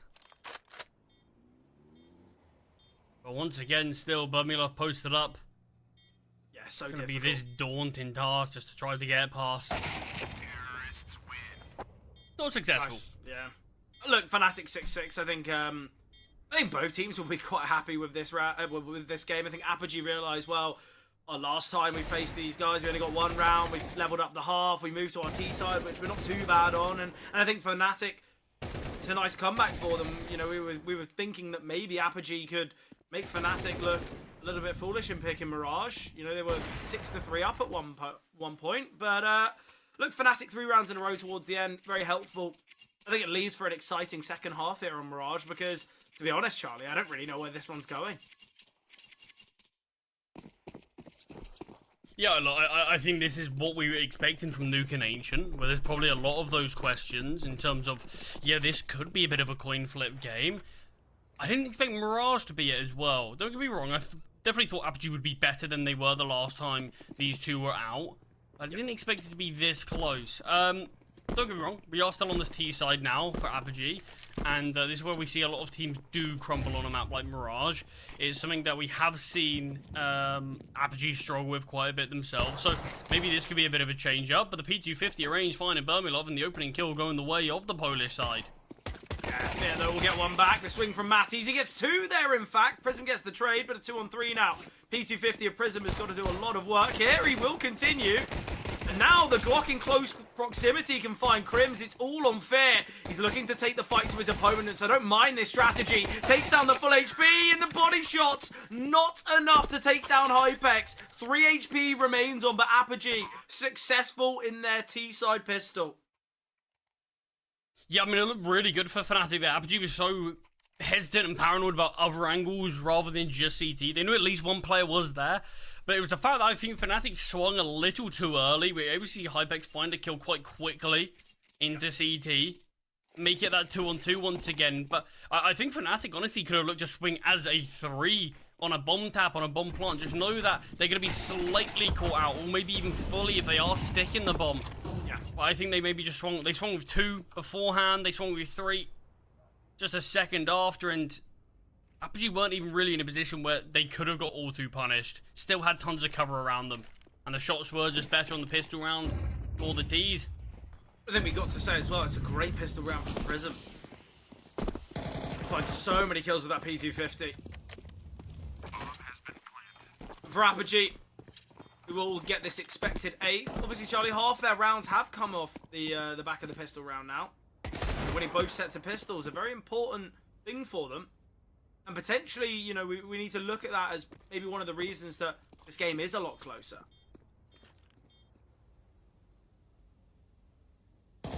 Yeah, I mean, it's, well, this round's actually being quite damaging here. Pistols are finding some successes. It's a 3-on-3. There's obviously no chance of the round victory, but damage is great. BlameF's got himself a Galil. Burmilov with a Mac 10. They can bring these weapons across as well. And for a player like Burmilov, who we imagine is going to want to get the AWP out as soon as possible, it's not the end of the world that he's on a Mac 10. When you think of some of the kind of types of plays that you can make on this CT side, whether it's a push towards under, whether it's kind of an aggressive palace, or maybe pushing into apps, I feel like a Mac 10 can be in this round. And obviously with the money not being perfect for Fnatic because they've just gone for the eco, and yes, there was a couple kills in play, but we're not going to see perfect util on everyone, maybe not diffuse kits on everyone. So I think maybe the idea of someone playing the Mac 10 could be worthwhile, but they're opting against it. Okay, Fnatic, they want all the premium rifles in hand.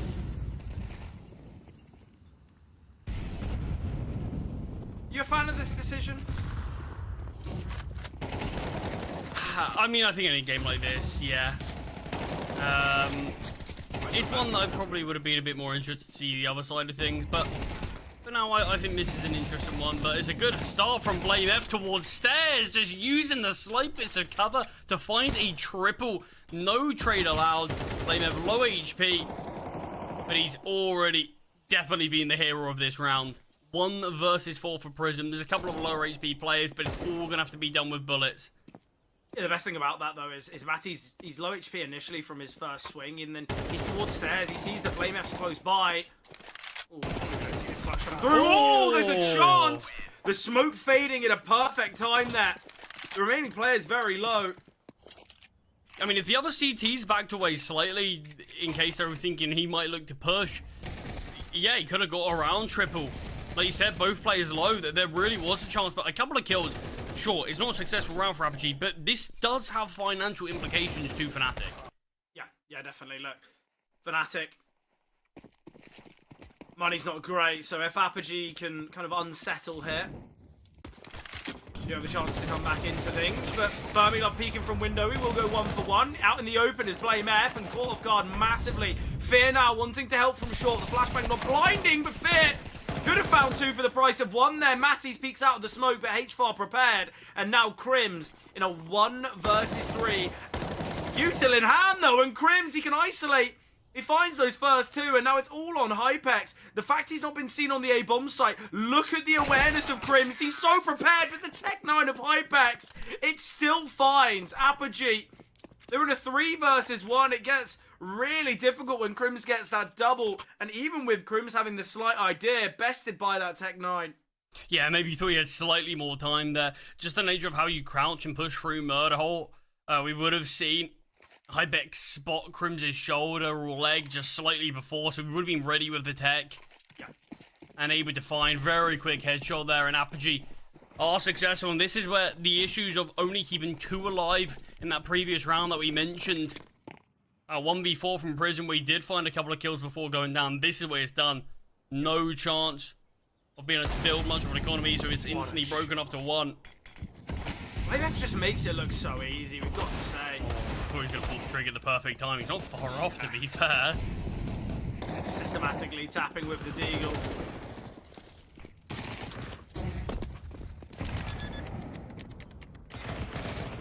An advantage here for Fnatic, but I don't think we expect much. Fear does bring out an MP9 and Kevlar.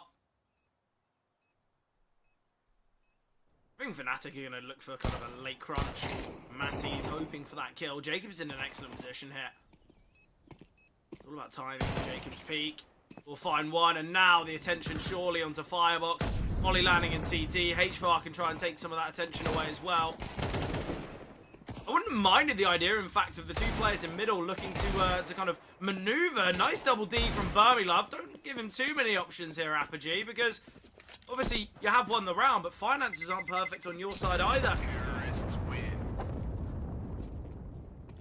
Here is pushing here. Does get taken down. Burmilove, sadly, killed the players on the other side of the bomb, so he got flung away even further, so no chance he's able to retrieve an AK, but yeah, nice couple of shots there from Burmilove at the end, just similar to that Prism clutch, just doing some extra damage to your opponents, allowing you to reset them. But the thing is, we are starting to get to the point in the game now where Apogee are on double digits, just 3 rounds away from stealing Mirage away from Fnatic, so yeah, we do need to start seeing some rounds on the board before we really even praising them too much for just doing some economical damage when it might not even matter if they're not able to successfully win this one.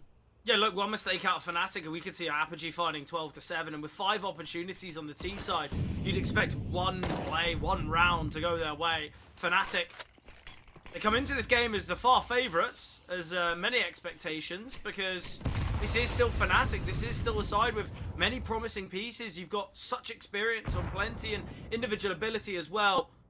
Fear, though, taking this aggressive push here, and Palace, nice find onto HFAR. We'll be able to get that easy upgrade to the AK. We've got information, there's 2 players on the bomb site, 1 towards Palace, 1 towards Default, and Prism taking a bit of a risky one. Waits for the smoke to fade, but Flamer there, ready to find him. Jacob, though, taking him down. Burmilove, an unknown entity towards short. It's a 2 versus 4. Timing's excellent for Blame F. The confidence that he's got in his individual ability, he's always going to go for that swing, but maybe should have been a bit more hesitant as Hypex looking to isolate. Again, it's another round where it's a 4 versus 1 there, and there's a little bit more economic damage, but with that round going the way of Fnatic, Apogee, the scoreline will get a little closer as their money's not looking too great either. Yeah, just going to have to take the hit. A couple of players can invest in Deagles.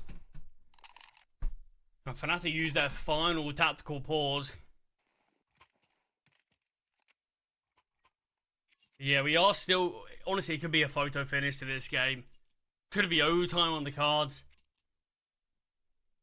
Yeah, definitely. Look, it's got that kind of identity around it so far, this match. I think the fact that a lot of these rounds have come close and finances are pretty weak, all it could take is just 1 round loss and, you know, a team's opting with, you know, 5-7s, Tech 9s, that kind of deal. But Fnatic, they are just against a couple upgraded pistols in the P250 on Prism and Hypex with the Deagle.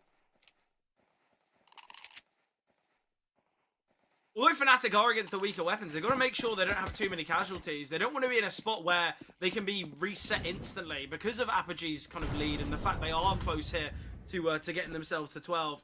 Fnatic have kind of got to make sure that these types of rounds, they win with, you know, 1 casualty at worst. Deagle of HVAR is surging towards A, Matty's towards triple. Not going for any sort of peak just yet. Hypex dropped the Deagle to HVAR. Grenade. A lot of damage onto Prism. Ooh, the utility's brilliant.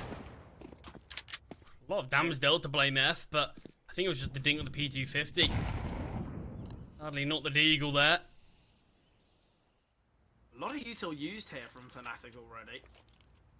And look, I think for Apogee, although they've taken so much util damage, if they can get 1 kill, the reinvestment from Fnatic will be quite a lot. It's not as though they've all kind of kept their util and though it's going to be a play through the B-bomb side, but Fnatic with an excellent read. Not only have rotated Burmilov across, but they've got Fear on short. Crims is there as well. Skill, if it comes through for HFAR, we're looking at a very different round, but taken down here, and the positioning of Burmilov is brilliant. He's going to hear these steps now, calling for the rotation. Contact taken from the players in short. No casualties here for Fnatic. Blame F, though, with a decision to make now.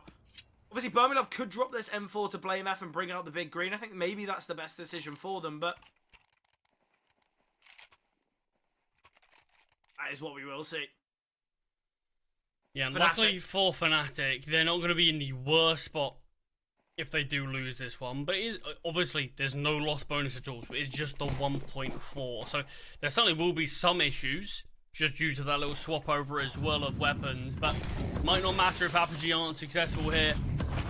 I'll be honest, I think if Fnatic can lose this, I think the best decision they can make is to just a half pipe, because only 2 players will be kind of around that 4K mark, and the CT side, you know, I don't think that's enough. But nice HE grenade onto Demo. The fact it's hit him, they've got great information. Demo, you see the other nade landing. I don't really know why he's sticking around there.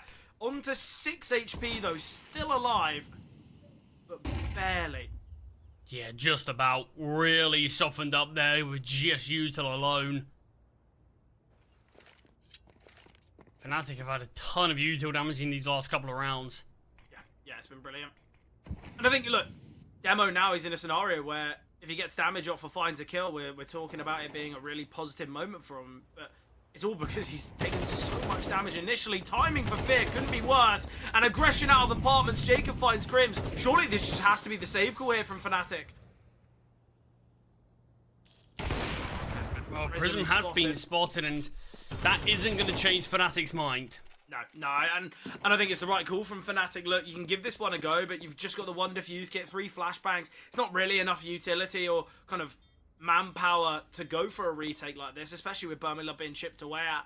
So I think it's definitely the right call here from Fnatic. Obviously, they will be able to get a buy if all 3 players survive. Apogee now, they win the next round. We've got to say, there's a strong chance they take Mirage. I mean, they're on a good spot, but the save from Fnatic, we're still obviously going to see an investment in the next.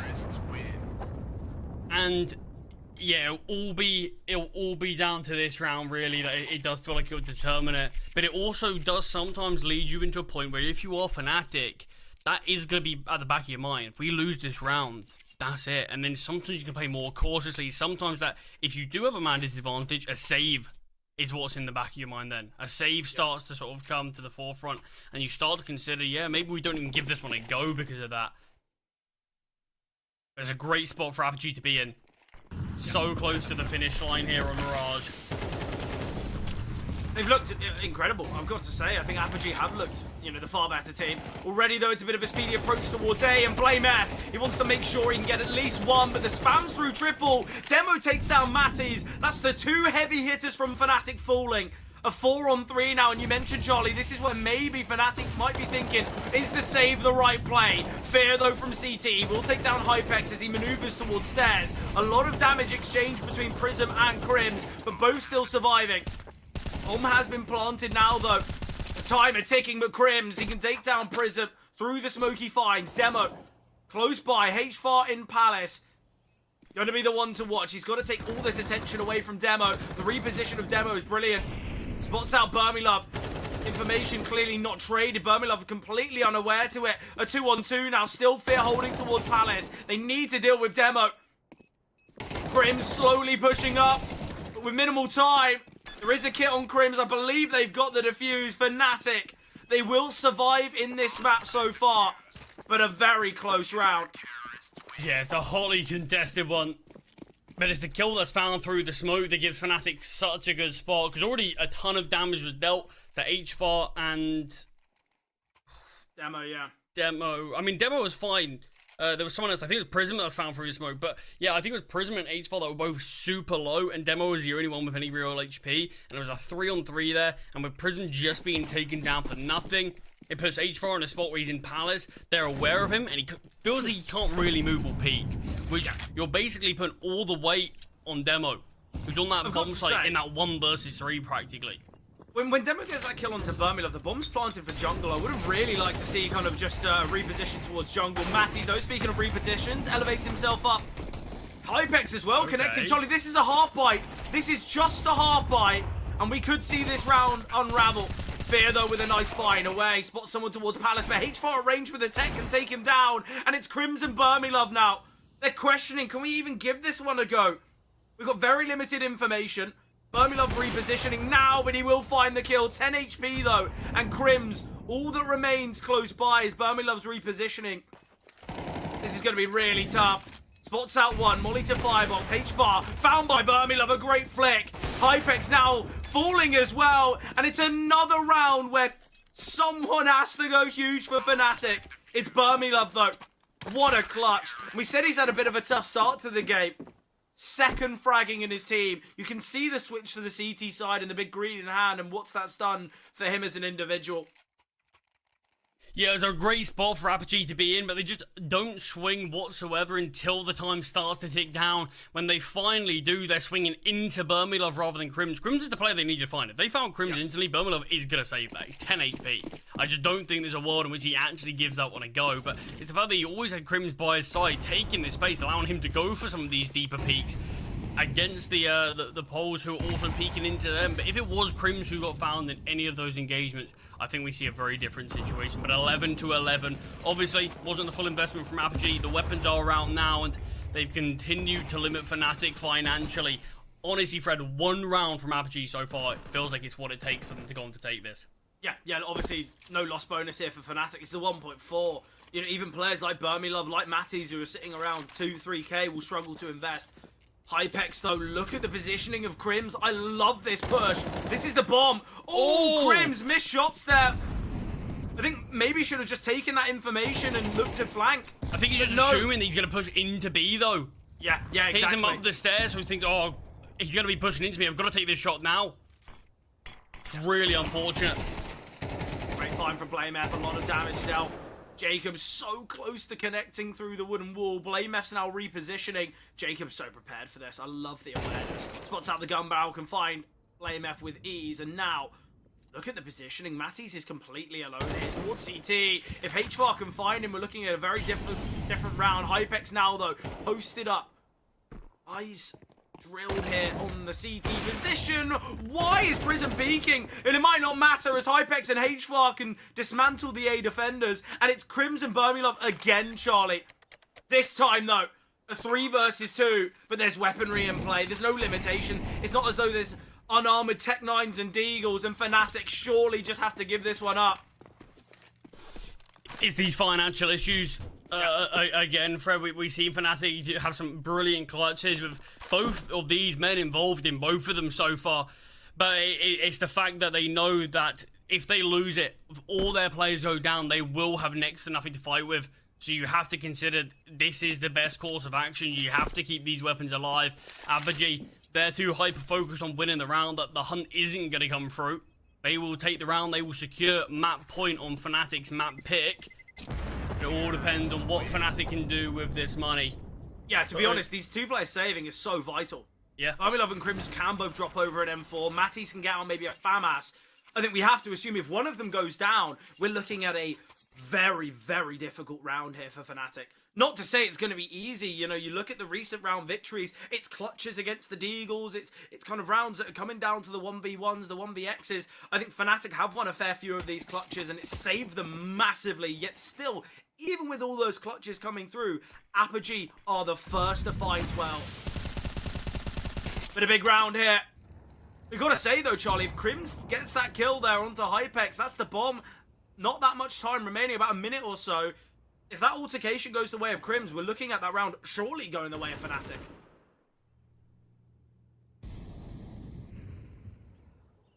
Yeah, you would think that. There's been a lot of fine margins in this game. Apogee's just 1 round away. Only 1 chance to close out this series. Or this map, sorry, before we do head to overtime. So the pressure really is on. The pressure makes diamonds, and we'll see if this Polish team have any gems on their roster. HVAR They're going to be crunching onto Mattis. This is going to be so tough for him. Burmilov with the AWP and HFAR. Great crosshair placement. And now Burmilov with work to do. BlameF rotating in. Not the best of sprays from BlameF, but Burmilov finding the player towards ramp. Taking down Jacob is so important. He's low HP, the molly's gonna land, but he still stays close. Prism, the damage he deals, in fact, through the boxes is the only reason that molly gets the kill. It slows him down. They're gonna take this fight towards CT. I like the idea from Hypex. BlameF just jiggling and Hypex can find him. Might be aware of Crims as well. But he takes the fight, the quick shot from Hypex. It's now all on Fear, the in-game leader. He's got to win this one. So much damage now, but the double swing. Hypex, what around there? He gets the triple. What a moment for Apogee. Their last time facing Fnatic on Mirage, they were embarrassed in a 13-1 scoreline. This time, though, they are the victors, and Fnatic now, they've got to move to Nuke and Ancient, a map that we've said that looks so kind of coin flip, so 50-50. Confidence in the Fnatic side is going to be at an all-time low. Yeah, I mean, and rightfully so. I mean, I think they're going to be feeling a bit shell-shocked after that one. Like you said, the last time out these two faced on this map, it was a walkover for Fnatic. Apogee put up no fight whatsoever. Now, next thing we know, they played against one another again here, and Apogee have really bit back. And not only have they done it, made a competitive game, they've gone on to take it. There's two more maps that we already have sung the praises of Apogee on these as well. And this is the point where Fnatic need to go back to the drawing board and say, okay, we have to reverse sweep this. We have to do this. Apogee, it was a close game last time round, and the only map that looked convincing for us was Mirage, and now that one's gone. Yeah, Ancient and Nuke up next, but it's Nuke that's been selected by Apogee. This was obviously the map that they lost the last time out, but it was a 13-10. Super close stuff, and a super interesting turn of the tides here in this best of three.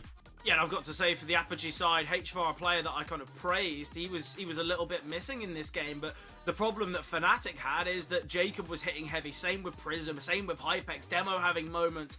I've been really impressed with Apogee, and to be honest, Charlie, Apogee deserved of that map victory. Yes, it's close, and you might have said, well, it could have gone either way, but the majority of the rounds that Fnatic won at the end, it came from clutches, it came from kind of big heroic moments, yet for Apogee, a lot of their successes were kind of well-drilled, and it was kind of a great team performance. But now, Fnatic, they've got about 10-15 minutes before the map of Nuke commences to rethink their game plan, because it is an uphill battle for Fnatic. But as mentioned, what we will be doing, Charlie, is jumping to a break before the Nuke, or before the action on Nuke unfolds.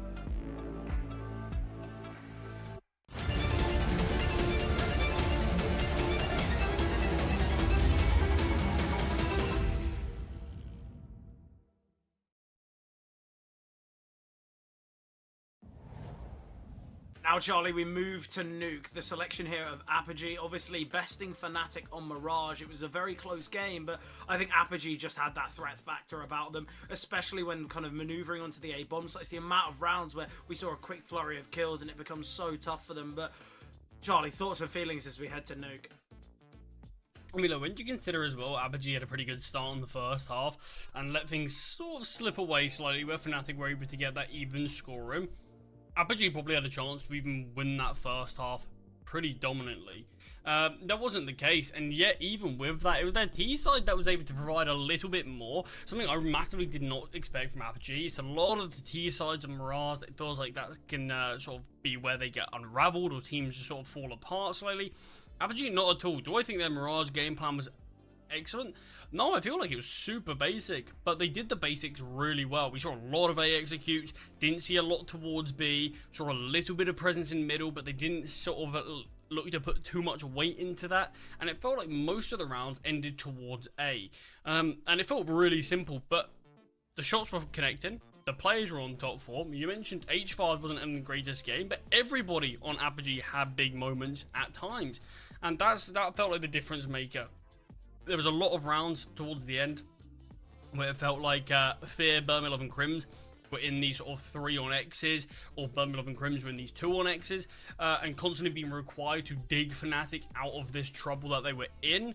If these players weren't able to win as many of these clutches that they did towards the end, we probably could have seen that be like a 13-8, 13-9 to be fair. But regardless, a great game from Apogee and a really important one to start things off on. But obviously with Nuke coming up next, the pressure's still not off on either team. No, definitely not. Obviously, we've spoken about the fact that both Nuke and Ancient have that real coin flip about them, about how they really could go either way.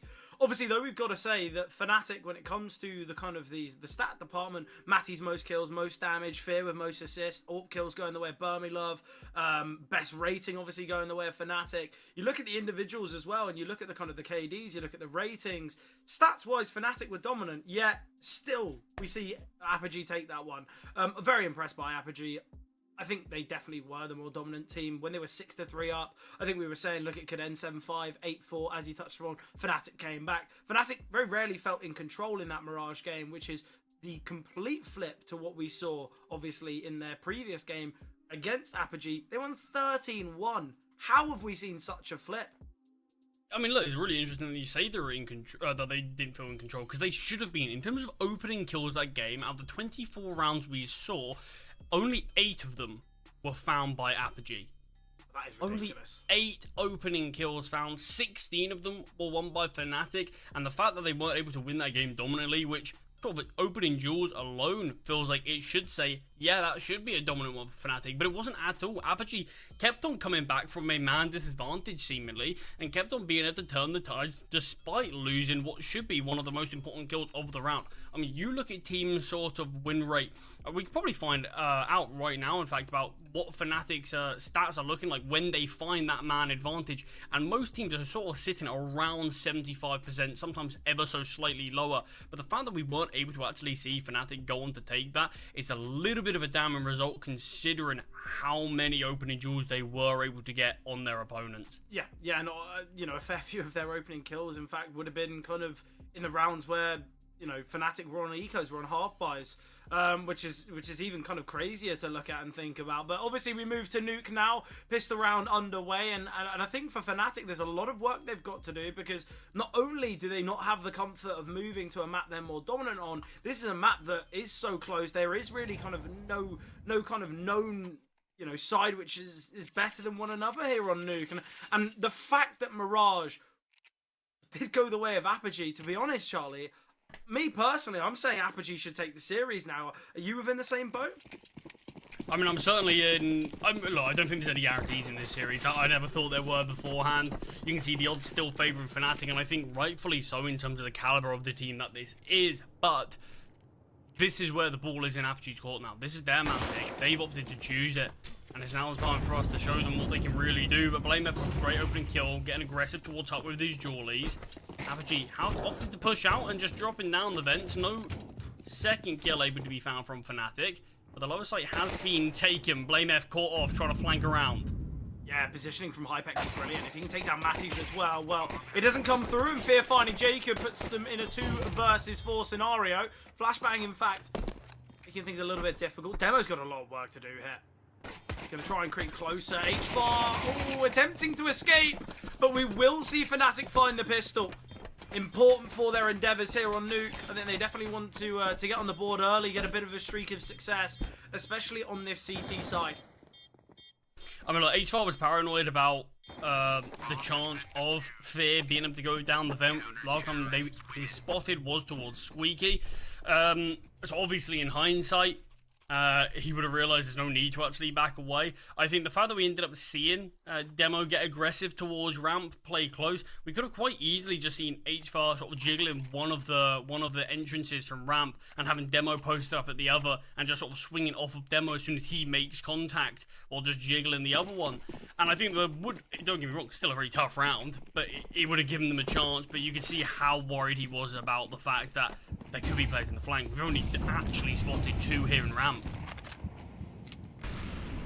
Yeah, look, Apogee, though, they are going to look to bounce back as they've gone for the force, and to me it looks like a fast A play's got to be the game plan. Fear just jiggling, Molly in hand, drops the Molly and nade combination, but obviously with the CT Mollies, we know how little damage they do. Struggling with the Tech 9 here is Prism, and Burmilove rotating in, nice find. Demo got to deal with him, a nice double from Demo. Sadly, no real weapon to retrieve, and he drops the Molotov. Gonna keep Crims forced back. Blame F now with work to do. Bomb just tapped. Crims gonna get drawn in. Bit of an awkward fight, but Crims going down. The bomb can be planted safely. Aware of Blame F's position. Hypex peeking. Doesn't need to. He gives his life up, and with knowledge of Demo's position, he forces Demo in the 1 versus 1. That's such an unnecessary kill. Demo trying to play with time here. If he can creep to Heart, that would be massive, but he's still on the back of the bomb site.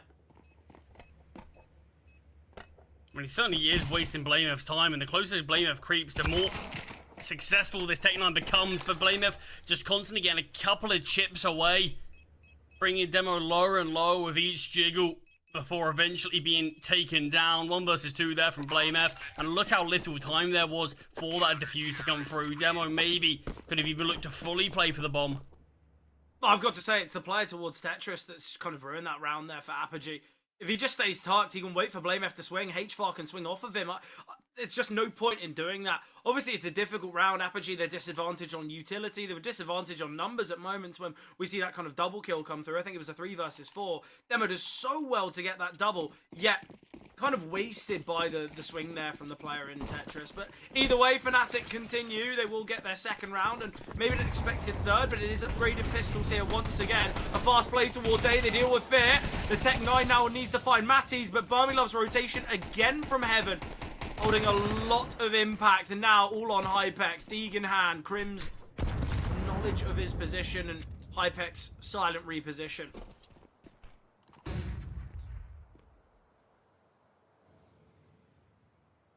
Yeah, I mean, it honestly is just damage in this round. It wasn't the full investment from Apogee, but maybe hoping they might have found a little bit more success while probing out towards that A-bomb site. But obviously, you can see there are still weaker weapons on Fnatic. Even just 1 more kill would be nice to halt them growing too much economy. Yeah, I think that's got to be the game plan here for Hypex. If you can get another, and at least keep it costly for Fnatic. 50 seconds remaining. Hypex has got a lot of time to work with here. The bomb's dropped towards A, but you can see there are still eyes glued here towards Heaven.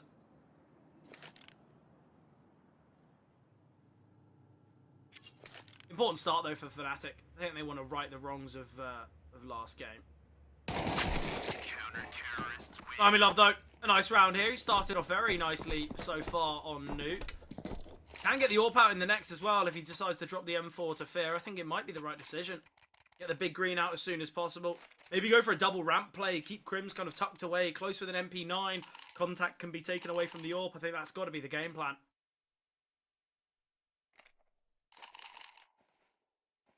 Yeah, I mean, look, I think both of us are expecting Apogee to obviously have a better CT side, similar to Fnatic as well. But that certainly doesn't mean you can just sort of fall flat on your T side and hope that will be enough. Because in recent results, Apogee have had some pretty good stuff happen on their T side. Oh no! Oh, How was Matty's that kill? And Fit with the backup of BlameF in heaven, it's just an easy cleanup towards a Jacob. So much work to do there. But the fact that Matty's doesn't get found until the final play on a 1v5, I think says it all. It allows players to push out of Squeaky more confidently, allows the Hut players to push out without being worried about a player close towards Squeaky, second vent Tetris, and it allows the Heaven players to be more hyper-focused on. But yeah, just that one play from Matty's, able to waste his whole mag, then switch to the pistol and find the kill there is pretty outrageous. But Fnatic, best of full buy of Apogee super quickly in that one. Yeah, look, I think the A setups are working really nicely so far here for Fnatic. Jacob out in the open. Body shot connecting here to BlameF. Smokes are down though. Fair attempting here from Heaven. It is going to be this play through ramp though. Crims can just hold mouse one, and a simple 3-man spray down for Crims makes it look so easy. All on Jacob now towards outside. And they just go in like a funnel. It's just so simple for Crims.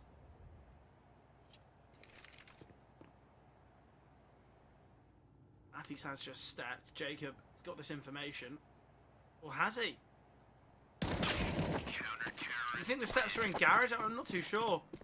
Yeah, I mean, we know what the sound can be like on this map sometimes. Perhaps that just is what we saw. But yeah, I mean, look, the fact that this game started off very close, very hotly contested, to the fact now that Fnatic are not only winning these full buys dominantly, but also just taking down the half buys with limited casualties, they're starting to really grow a bank. And Apogee, they've got their work cut out to be able to sort of silence this economy. Yeah, look, I like this from Apogee straight away. They're, calling a tactical pause. I think they realise, look, their CT side is strong, but a lot of the time, Apogee, they do rely on strengths with their T side, and the fact that we've seen 5 rounds of play and yet a round to go the way of Apogee, I think they already realised, okay, well, we might need to change things up, because not only are Fnatic winning these rounds, they're winning them pretty confidently. You can just see it from the kills here from Apogee. Hypex and Prism just with 1, Jacob with 2, H5 yet to find a frag. Just 8 kills in these last 5 rounds for Apogee. I think a bit of a wake-up call, though, from Fnatic with that loss on Mirage. I think they've realised, okay, well, wasn't our best day out. We've got to show a little bit more. And already I've been pretty impressed with how they're playing on Nuke. The A-side setups have been so effective. I mean, just how quick the rotations have been as well. Yeah, exactly. Players supporting from Heaven very, very quickly. And multiple of them as well. And yeah, it always feels like the trade-ins there at a bare minimum. But more so just a lot of players stepping up and not really allowing Apogee too much of an entry path into that side of the map. Crims here going to get pressured on ramp, spots the first. Prism has pushed out the flashbang. Not blinding for Crims' position, and in fact it's just used to get Prism back. Nice find there from Hypex though. Maybe a bit lucky that Matty's even elected to go for a push there, because Crims would have communicated alongside Fear that no one's actually out of ramp here. Yeah, potentially. Look, and with Crims being chipped away at, this is definitely a possible round here for Apogee. They've slowed things down massively though. And Crims, now he looks to take some more space. Problem is, it's going to go down so easily, and now Fair.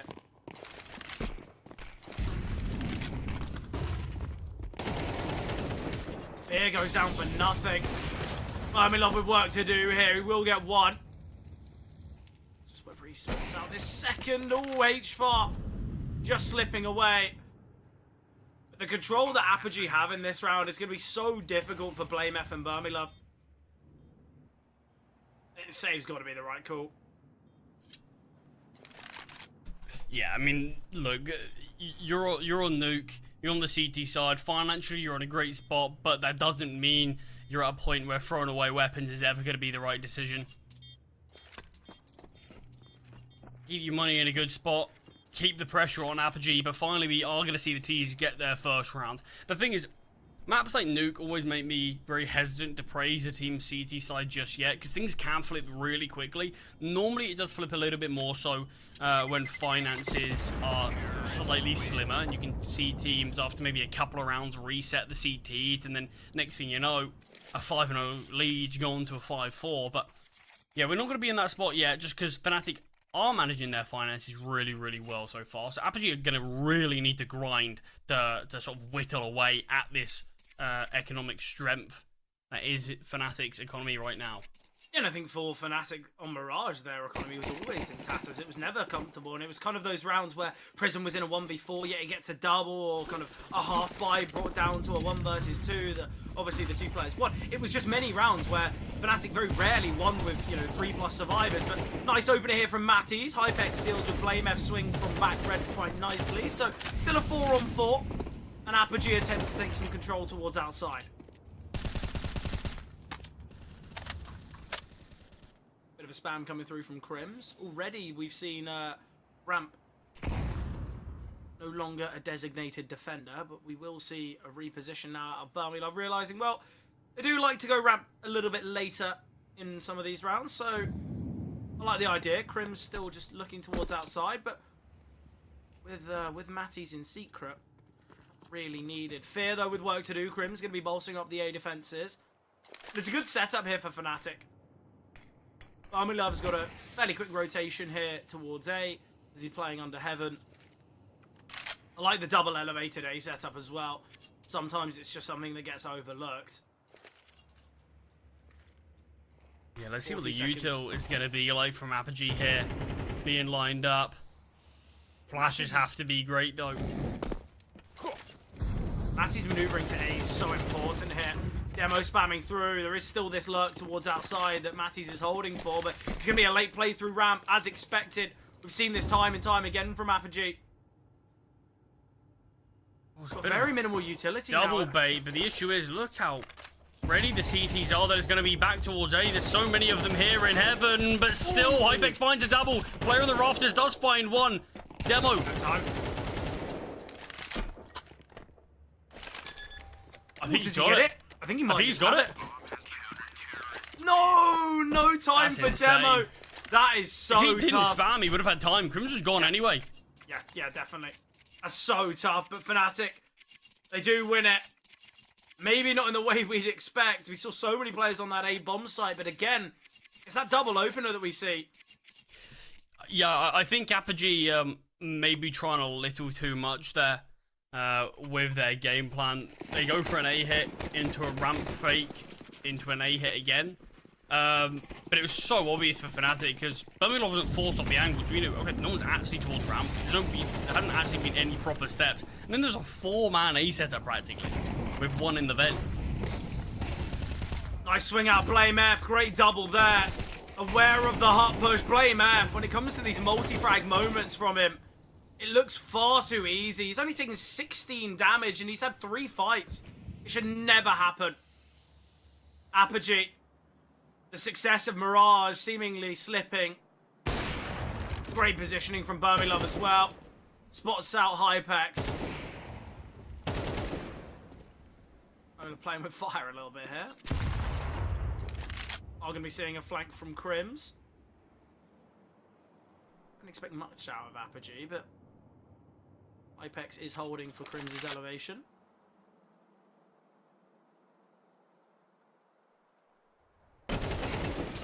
We'll get one. Back up the ladder, but Fear quick enough to trade. Fnatic, it's another round going their way. 3 survivors as well. You can see the finances looking pretty decent.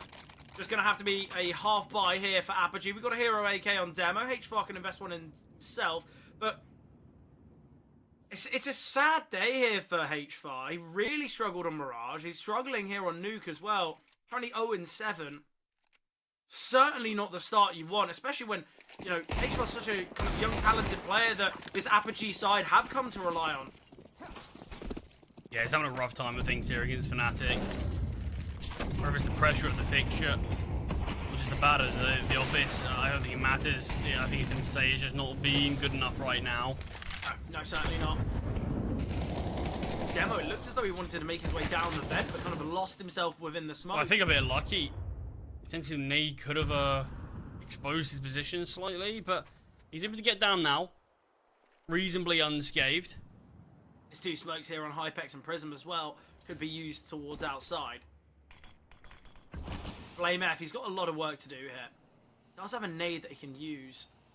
I mean, if this nade's going to be everything. Oh, Blame F, he's able to isolate. Brilliant from Blame F to find HFAR. Another round where HFAR goes killless. He had one of the hero AKs. Hero rifles. Demo's still in an excellent position. He's just cutting off rotations, but the problem is, eventually Fnatic will realise, well, they probably crept their way down B. We've got players in ramp to manoeuvre, and that's exactly what's going to happen. We've got Crims and Fear making their way down. Although, maybe not in perfect position right now. Oh, Fear! Or Crims, sorry. Seems he couldn't be really in a worse position, but Matty's towards ramp. Gets the advantage. Bomb gonna go down now. No chance to deny it. Blame F too far away in secret. Matty's got to find Hypex. Demo. Hero rifle found. Nice triple there for Matty's. You look at the kills here for Fnatic. Their bottom fraggers, Burmilov with 7. Their top performer is both Crims and Blame F with 9. Just goes to show that this is what can occur when all players on Fnatic are hitting heavy. It's an 8-1 scoreline here. And obviously it is a map like Nuke, and I think we all know that it's very CT-sided, but you just have to look at the kill department on Apogee. So weak. Got far too many players not connecting, and although we saw such a close game on Mirage, I don't think we really expected a one-sided nature here on Nuke at all. Yeah, this is an interesting show in here. And I was saying that I'm still hesitant to say too much about Fnatic's CT side, but I think they've shown enough where, yeah, this is starting to become very damning for Apogee, and we do need to, I mean, probably at least see them win the last 3 rounds, and even then, you're hoping get 3 rounds in general, but you're hoping that maybe 4's going to be enough, like you said. Looking at the pistol as well. But there's a lot of things there that we're asking to go right from a team that so far has only found 1 round on their T side. So good setup towards outside. Got Blame F pushed up towards big box. Crims outside supporting as well. Got Matty's in main. This could be a 3 outside setup from the CTs in seconds if it's needed to be. Yeah, exactly. It's all about whether Matty's can find Demo. If he takes down Demo and there isn't kind of another player swinging, you'll realise that, okay, well, maybe it is this play, but they have spotted 1 here towards outside. Timing's brilliant for Demo. He's heard the steps of Matty's, and now we see this acceleration. HFAR. Oh, Blame F with a missed shot. HFAR will get his first kill here of the map, and now a 3-on-5. Not easy for Fnatic. And although we had that anticipation of the triple outside setup, it's gone very wrong. Great find from Crims, though. We can isolate again. Eventually, Hypex gets the trade, but now a near possible round here. Demo, so he's crept out towards A. You just need support from his team. That's the thing. We've seen a couple of rounds where things have looked good for Apogee, but just slightly too split. One can go down to start that timer. Obviously, Birmingham are very close by. Oh, they're just going to give this one up. To be honest, I don't think Fnatic need to give this one a go necessarily. I think they're just going to wait, see if Burmilov can get a kill here, and they might give it up. Okay, well, they're still close by. It's still a 2-on-2. There's defuse kits, there's utility. Certainly can be a possible round. Fear's been so late here, so I think they kind of understand. He might maneuver to main, and Jacob will get that kill. Burmilov 1 versus 2. Gets the first. Hypex, all that remains now, back at the bomb site. It's got to be an idea of delaying for time, and Burmilov, not the quickest of kills. Oh, he gets off the bomb. I don't know if he's got enough time. It's going to be so close. He doesn't get it because he gets off the bomb. Devastating here for Burmilov. You also have to assume if he gets that kill quicker. Very frantic there with the running AK, but look, it's a round that I think Fnatic were initially going to be saving in. They give it a go. They get the kills.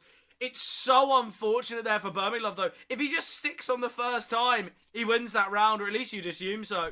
Yeah, I mean, it'd be like, even closer. A very good chance that he does go on to take the round. That's insanely close there.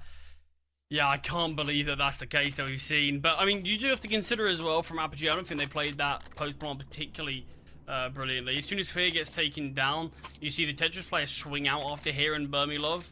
The player at the back of the bomb site is not there to swing off him. So it's just giving Burmilov a 1v1 on a low HP player to quickly get on that bomb site when there's not a lot of time left. Yeah, look, I think Apogee, they clearly play it correctly. They win the round, but look, it gets close, and the fact that now you look at the finances for Apogee, there's a Galil on Prism, utility on Demo, and Hypix on Perfect. We've got a Mac 10 on HFAR. It's look, I think Fnatic actually getting those kills, they're not going to be disappointed. Obviously, their finances would be a lot better if all those players survive, or if both those players survived, but still, Fnatic are very much in control. It's an 8-2 scoreline.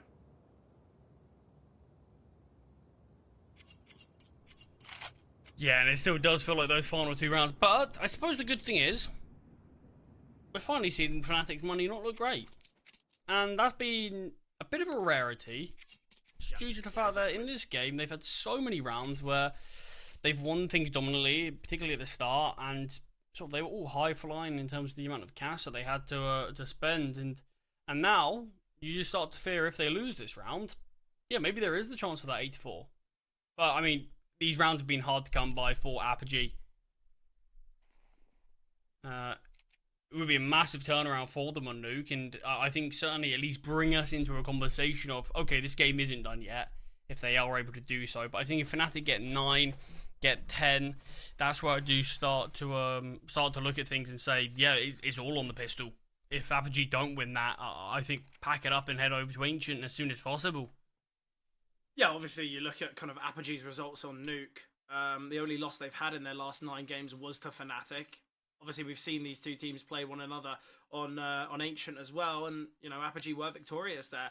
And I still think there is this idea that Apogee, they can come back into the game. They certainly can, but it is quite heavily conditioned on kind of hypotheticals. They've probably got to win these last 2 rounds, as you said, Pistol as well. I think it's still quite tough here for Apogee. I think the one thing that they do have going for them is their CT side, nearly a 70% win rate there. And look, when you see a stat like that, a vast majority of the time you're saying, well, that's across 2 maps. Maybe they've just had a few games. No, I think it's clearly the CT side that they strive massively on. So I think for Apogee, although not the best start here, I think they realise that they can still win it. But you're looking at this bye. This is after a round victory, Charlie, and it's still not perfect. Yeah, I think we're having just a bit of loss issues right now. I'm not entirely sure what side it's on, but hopefully everything does get sorted out as soon as possible, because, yeah, I do think this is going to, well, Vermilov's probably gone, so maybe not all too soon, or maybe just a bit of a game restart. But yeah, I think this is going to be a really interesting one between these two teams in terms of just the rest of this half, how that pans out. And if it doesn't look good for Apogee, I think we probably are all going to be internally preparing ourselves for that map number 3. And then start to have a conversation about what on earth's going on there, because after such a positive result from Apogee on Mirage, things starting off in this fashion on Nuke certainly caught them off guard slightly. But obviously, last time these two played, Ancient was the one map that Apogee were able to win. Yeah, of course. And to be honest, Charlie, I think this series is somewhat deserving of a 3rd map. I think if Apogee come back and close things out on Nuke, I think for Fnatic, I think that will be their upset of the Swiss stage. Obviously, for Apogee, it would be really positive, especially starting their Swiss stage off by beating one of the stronger teams. But I think as well, look, we've seen a repeat on Mirage, and we saw that Apogee were able to take it. Fnatic, it looks as though they are going to be looking to take Nuke. So I would like to see things unfold on Ancient, to be honest. I think it would be a great final battleground, especially because of how close and how kind of similar these two teams have been. But look, I think now, still, we've got to talk about Jacob. We've got to talk about HFAR so far here on Nuke. These are usually the 2 promising players. These are usually the 2 top performers here for Apogee. Both are very, very out of it.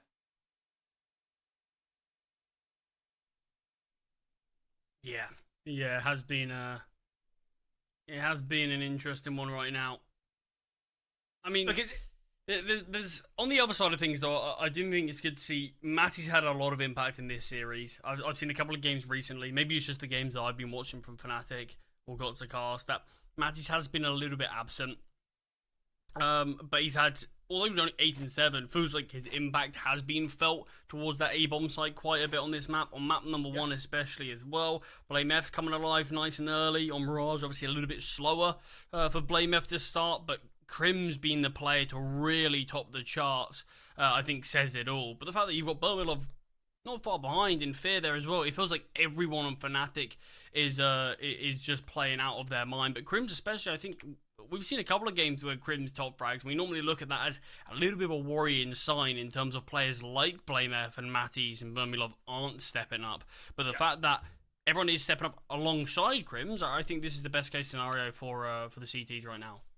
Yeah, look, and I think in a lot of these games that people will see from Fnatic is you'll see Crim's usually towards the lower end of the leaderboard. And a vast majority of the time, people will look at that and they'll instantly say, well, look, Crim's again, he's not having great games. He's not kind of having the kill impact that I think many would hope, especially from a player of his kind of ability and obviously a player that has so much experience. But I think something that people do always forget is Crim's, a lot of the time, is going to be playing not only the worst roles, but he's also a very supportive player for this Fnatic side. I think that's something that people do really forget about. And I think it's clear the stabilization that Crim's brings to this roster.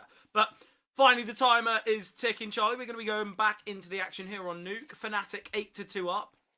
Weren't able to win the last one. It came down to the wire on a kind of a last-second defuse, but seems like Bermilov might go for an aggressive peek here towards Squeaky. BlameF and Crims, a lot of work here to do towards ramp. BlameF can only get the one, but a lot of damage. It's Crims' nade that finds Matty's. A nice find here, but Fear taken down towards ramp. Although they've got the numbers, the health isn't perfect. Apogee, they can go their way up towards A. There's not a single defender from Fnatic. It's something they won't realise, but slowly clearing it out now is Prism. And this actually is going to be quite a tough round here from Fnatic. They look to try and make their way towards Heaven, they'll struggle. It's got to be a playthrough lobby, but to deal with the player elevated in Prism, it's going to be very difficult. And the next biggest issue here for Fnatic is look at the amount of util. They've still got another smoke and a Molotov here on Prism. Yeah, the issue is I don't know if Prism's going to want to actively use this, though. The position he's in, I think he's going to be paranoid about timing, as well as just the fact that he doesn't want to give his position away, but Bermilov does get found, and now Prism might be a bit more inclined. Matty's well maneuvering out of heart. Great find from Crims. It's all on Jacob, though. And Jacob with a great clutch. Aware of both players' positioning there. Apogee, they do find that round. And the finances now for Fnatic finally broken. Apogee, they do have the opportunity for this fourth. I've got to say, look, I feel like Crims and BlameF have got to do better there. I know they go 2 for 1, but it's the fact that there's 4 players rushing them. BlameF gets baited in. It seems like Crims is already backed away. I think the double setup could have been perfect there, but we just don't see it.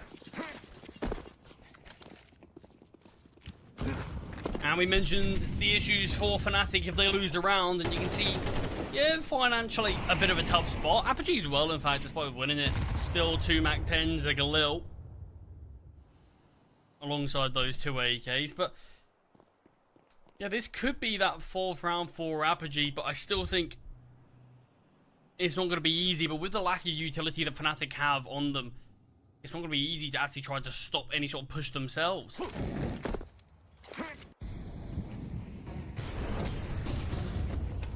A lot of util landing here towards A.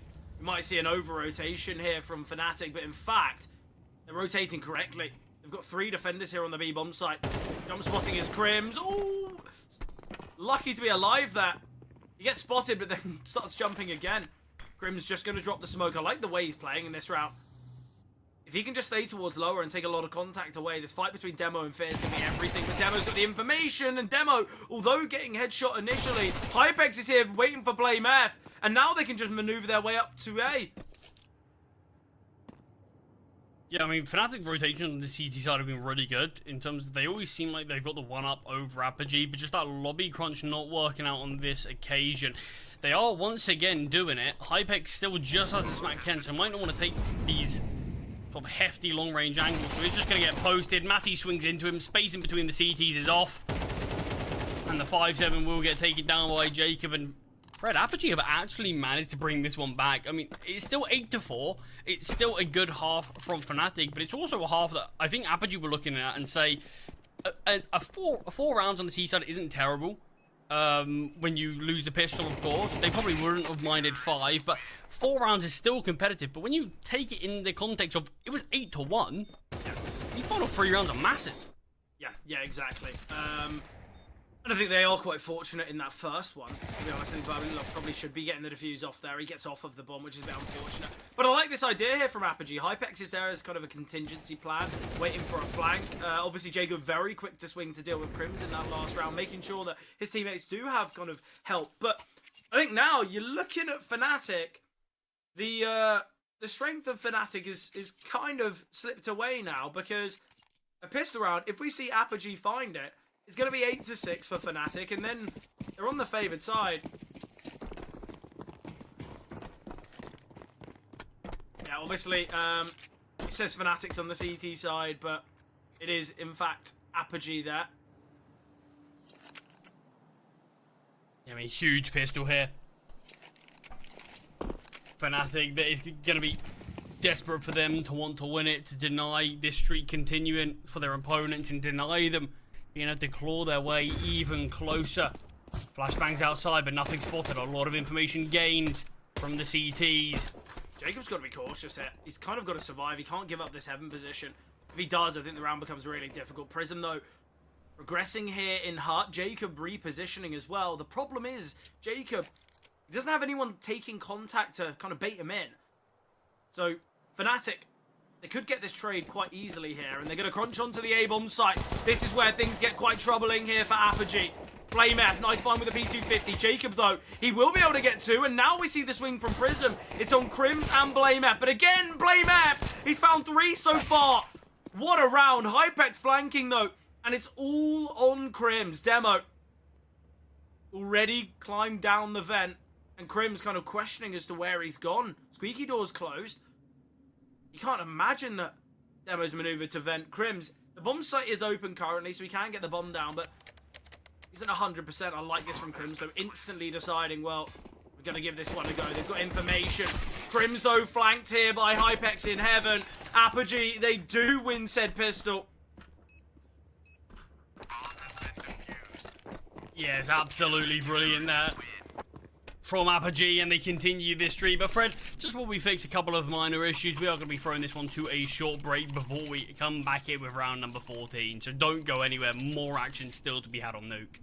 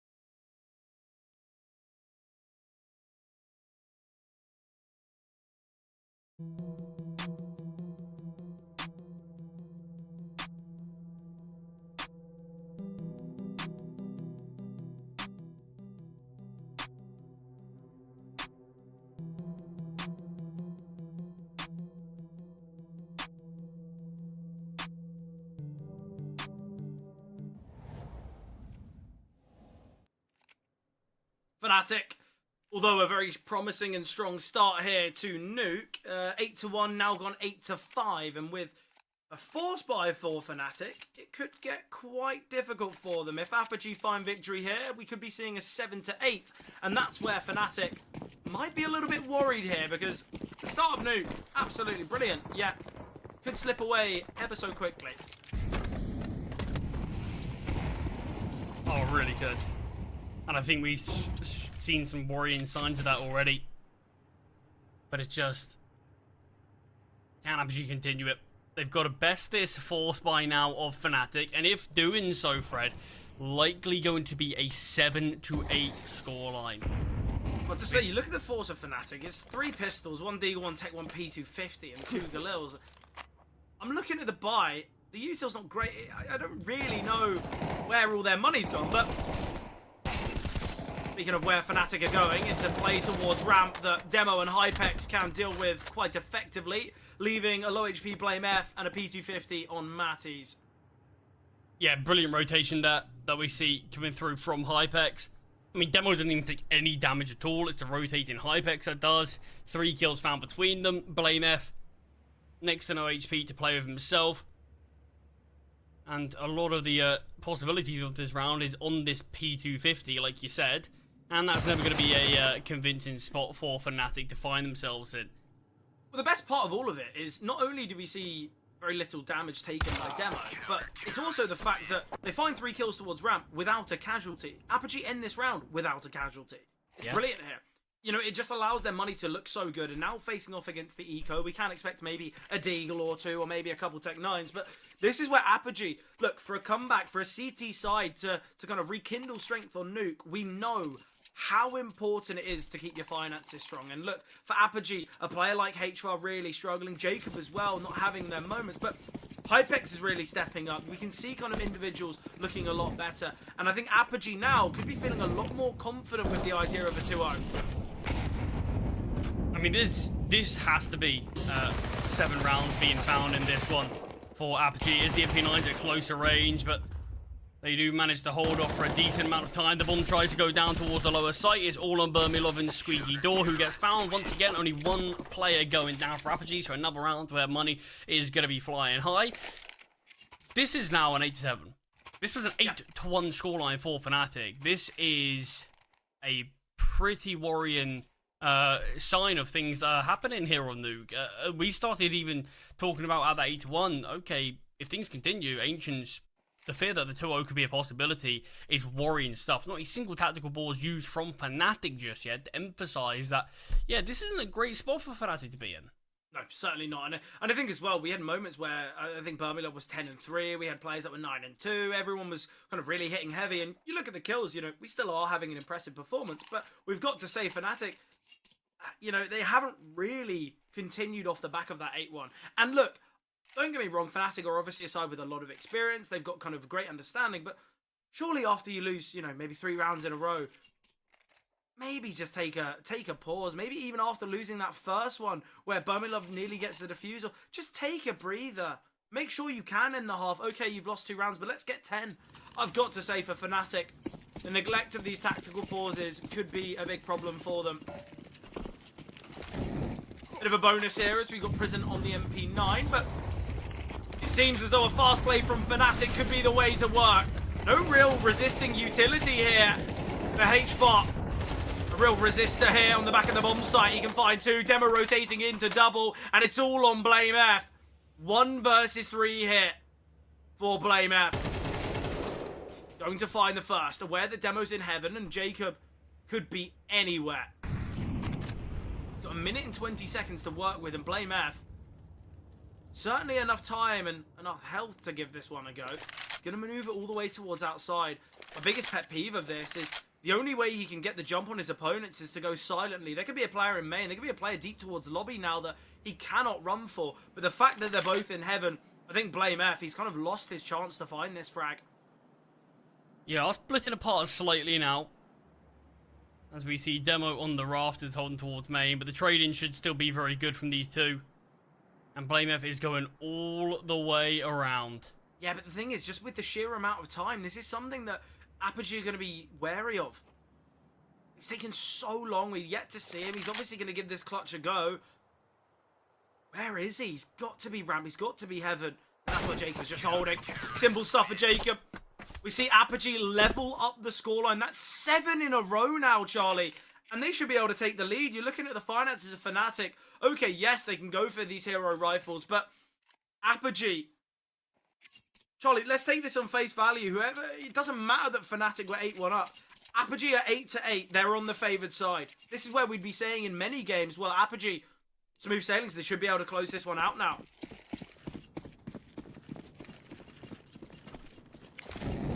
Yeah, I mean, look. I mean, we've seen a lot of crazy stuff happen in this series, so I'm certainly not going to say it is over, but Apogee find themselves in a great spot. Yeah. It's now just... play this game out. You're not far off the end. Not far off taking this one 2-0. You need 5 rounds. You're up against a weaker buy. Really do just one foot ahead of the other. Yeah. And keep on moving forward, because this is a really good look for Apogee and a bit of a worrying sign for Fnatic. Again, Hypex's AWP finds the first. Great awareness. Decent damage. Ooh, Demo, a ton of info, and the double spray is good enough. He sticks around for the third, and Hypex and Demo combined. Fred, they've had some monster ramp holds, these two, and this one's a bit different. Demo, he's a lot more reserved, and he doesn't mind taking his time and not taking a lot of these fights himself. And this one just lets them fully pass, gets all of this information, relays that to Hypex, back away, don't fight it to advance. I'm going to be behind all of them. 3 kills round from him, and Hypex with the cleanup on the last. Fnatic's partial buy there. Again, no success. And look, finally, Fnatic calling their first tactical pause. Something I've got to talk about here is the angle that Hypex is holding is very passive, very disciplined, and kind of an anti-rush position where he's playing from deep, he can find the shot and then back away. And obviously, because it's a half buy, Fnatic might have been thinking, well, Apogee, they might have already put someone down towards Secret, just in case we go fast vent, in case we go fast outside. So I think for Fnatic, when they see that there's no contact towards ramp whatsoever and the AWP's playing really passively, I think Fnatic are under the assumption, well, let's swarm the AWP. He's going to be the solo ramp holder. And as we said, the discipline from Demo is excellent. But look at the finances for Apogee. It's so strong just based on the fact that we've had so many rounds with plenty of survivors and Hypex strikes. 20th kill found here. Opening kill going the way of Apogee. And with this being the full buy here, Fnatic, this could be very problematic. We could be seeing an 11-8 scoreline here. I mean, the thing is, partial buys on Nuke, particularly those that are sort of fast hits towards A, we know how damaging they can be. And Fnatic are starting to get to a point now where, yeah, minimum is a half buy that we see each round. So they're always going to be able to do some sort of damage. The issue is, so far the kills that we've seen in the last few rounds haven't really been that. You saw the closest round was that Blame F 1 versus 3 they brought to 1v2. And even that, we obviously touched on how difficult that one was still going to be to win with the bomb dropped. Losing the opening kill. There's not a lot of chances here for Fnatic, so it's going to be lined up for the util towards A, but a lot of players for Apogee nearby. We've got to see some really sharp and clean executes and entry kills from the T's, as 40 seconds is all that remains. I think it's going to be so difficult. Look at HFAR's position. We've got Prism as well, close towards Heart. Can just turn from the flash so easily. He'll get his first. Jacob rotating in. And look, they just go into the meat grinder. That's a full buy from Fnatic. Not a single kill. Apogee. What a performance here on Nuke. And this is why Fnatic maybe should have been using those tactical pauses earlier. Maybe should have been kind of outlining the initial issues, because Apogee were 8-1 down. It is now 10-8 in favor of Apogee. They're on the favored side. They're in a great position financially. Fnatic, it's going to be a fast play. It's going to be a kind of a half buy. How has this game turned so massively in favor of Apogee? It should never be happening. Fnatic, what has happened? I mean, look, we are seeing one of these fast A-pops on these half buys that I mentioned, but I mean, what can we talk about? What are the positives of Fnatic right now? Everywhere they go, they are shut down and silenced. These are A-pops that you're meant to have with util. They're meant to be organized, and yet somehow it feels like we've never seen an Apogee player blinded. They've always outpositioned their opponents, and they always somehow find these multi-kills. Yeah, it's brilliant though. Look, this is what we were kind of hoping for after Apogee were victorious on Mirage, right? I think this is, we expected Apogee to put great resistance, have all the confidence behind them. You see the start here for Fnatic, yet they've crumbled massively. And to be honest, for a side like Fnatic, who have continually made their way through the Swiss stage, continually got themselves into the playoffs, and have had really decent Swiss stage performances, the amount of 3-0s, 3-1s that we've seen from Fnatic has been exceptional. Yet here, Apogee, they can upset Fnatic's initial run here straight away. First series for them. Flame F though, we see the opening kill go the way of Fnatic. We could see another here from Fear, and Hearty takes down Prism. And Apogee now, it's a 3 versus 5. Fnatic, a necessary round to make some noise. Yeah, you just fear, is it a little bit too late? We've already seen 10 rounds in a row now from Apogee, and it finally comes on the sort of dawn of their 11th that Fnatic start to show up and start to step up again. Where has the Fnatic been for the last 10 rounds? Yeah, look, I think there's been a lot of talk about this Fnatic side for quite some time now, and kind of questioning, you know, the kind of the drop in Fnatic's, well, the name for Fnatic has been one that has, I guess, terrified many opponents throughout Counter-Strike's history. Yet a game like this, it's as though Fnatic have kind of lost what they were so good at, being the dominant factor in every single game that they play. Not to say they're out of things here, but they were 8-1 up. Yeah, it certainly feels as close to done as done can feel. This is going to be a Fnatic round, thankfully. They do finally see something, but just 2 rounds needed from Apogee, and any damage dealt is going to be substantial. There's 1 kill from Hypex. The save, obviously, doesn't actually matter here for Apogee, yeah. But if we see Fnatic go for any sort of a hunt, that will be foolish, because you might be able to bring an AWP over for Burmilov if you want, whether he even wants one on this T side, but more importantly, chances are you're going to lose bodies in the process, and that's something you can't afford to do.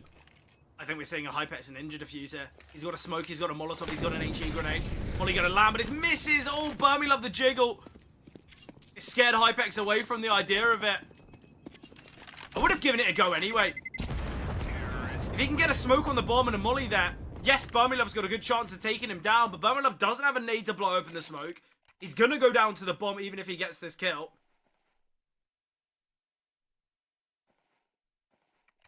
Still though, Fnatic still trailing by 2, still on the weaker side. Apogee 2 rounds away from closing out the series and starting their campaign in Series 20 so effectively. A 2-0 against Fnatic. Imagine the confidence that will bring to this Polish side. Oh, I mean, it would be everything for them.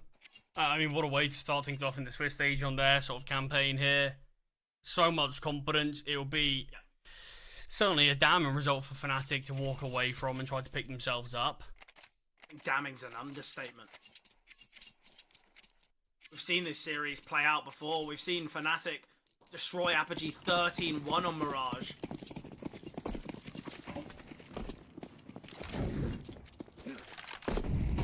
Still, finally a bit of a blip for Apogee in the last one.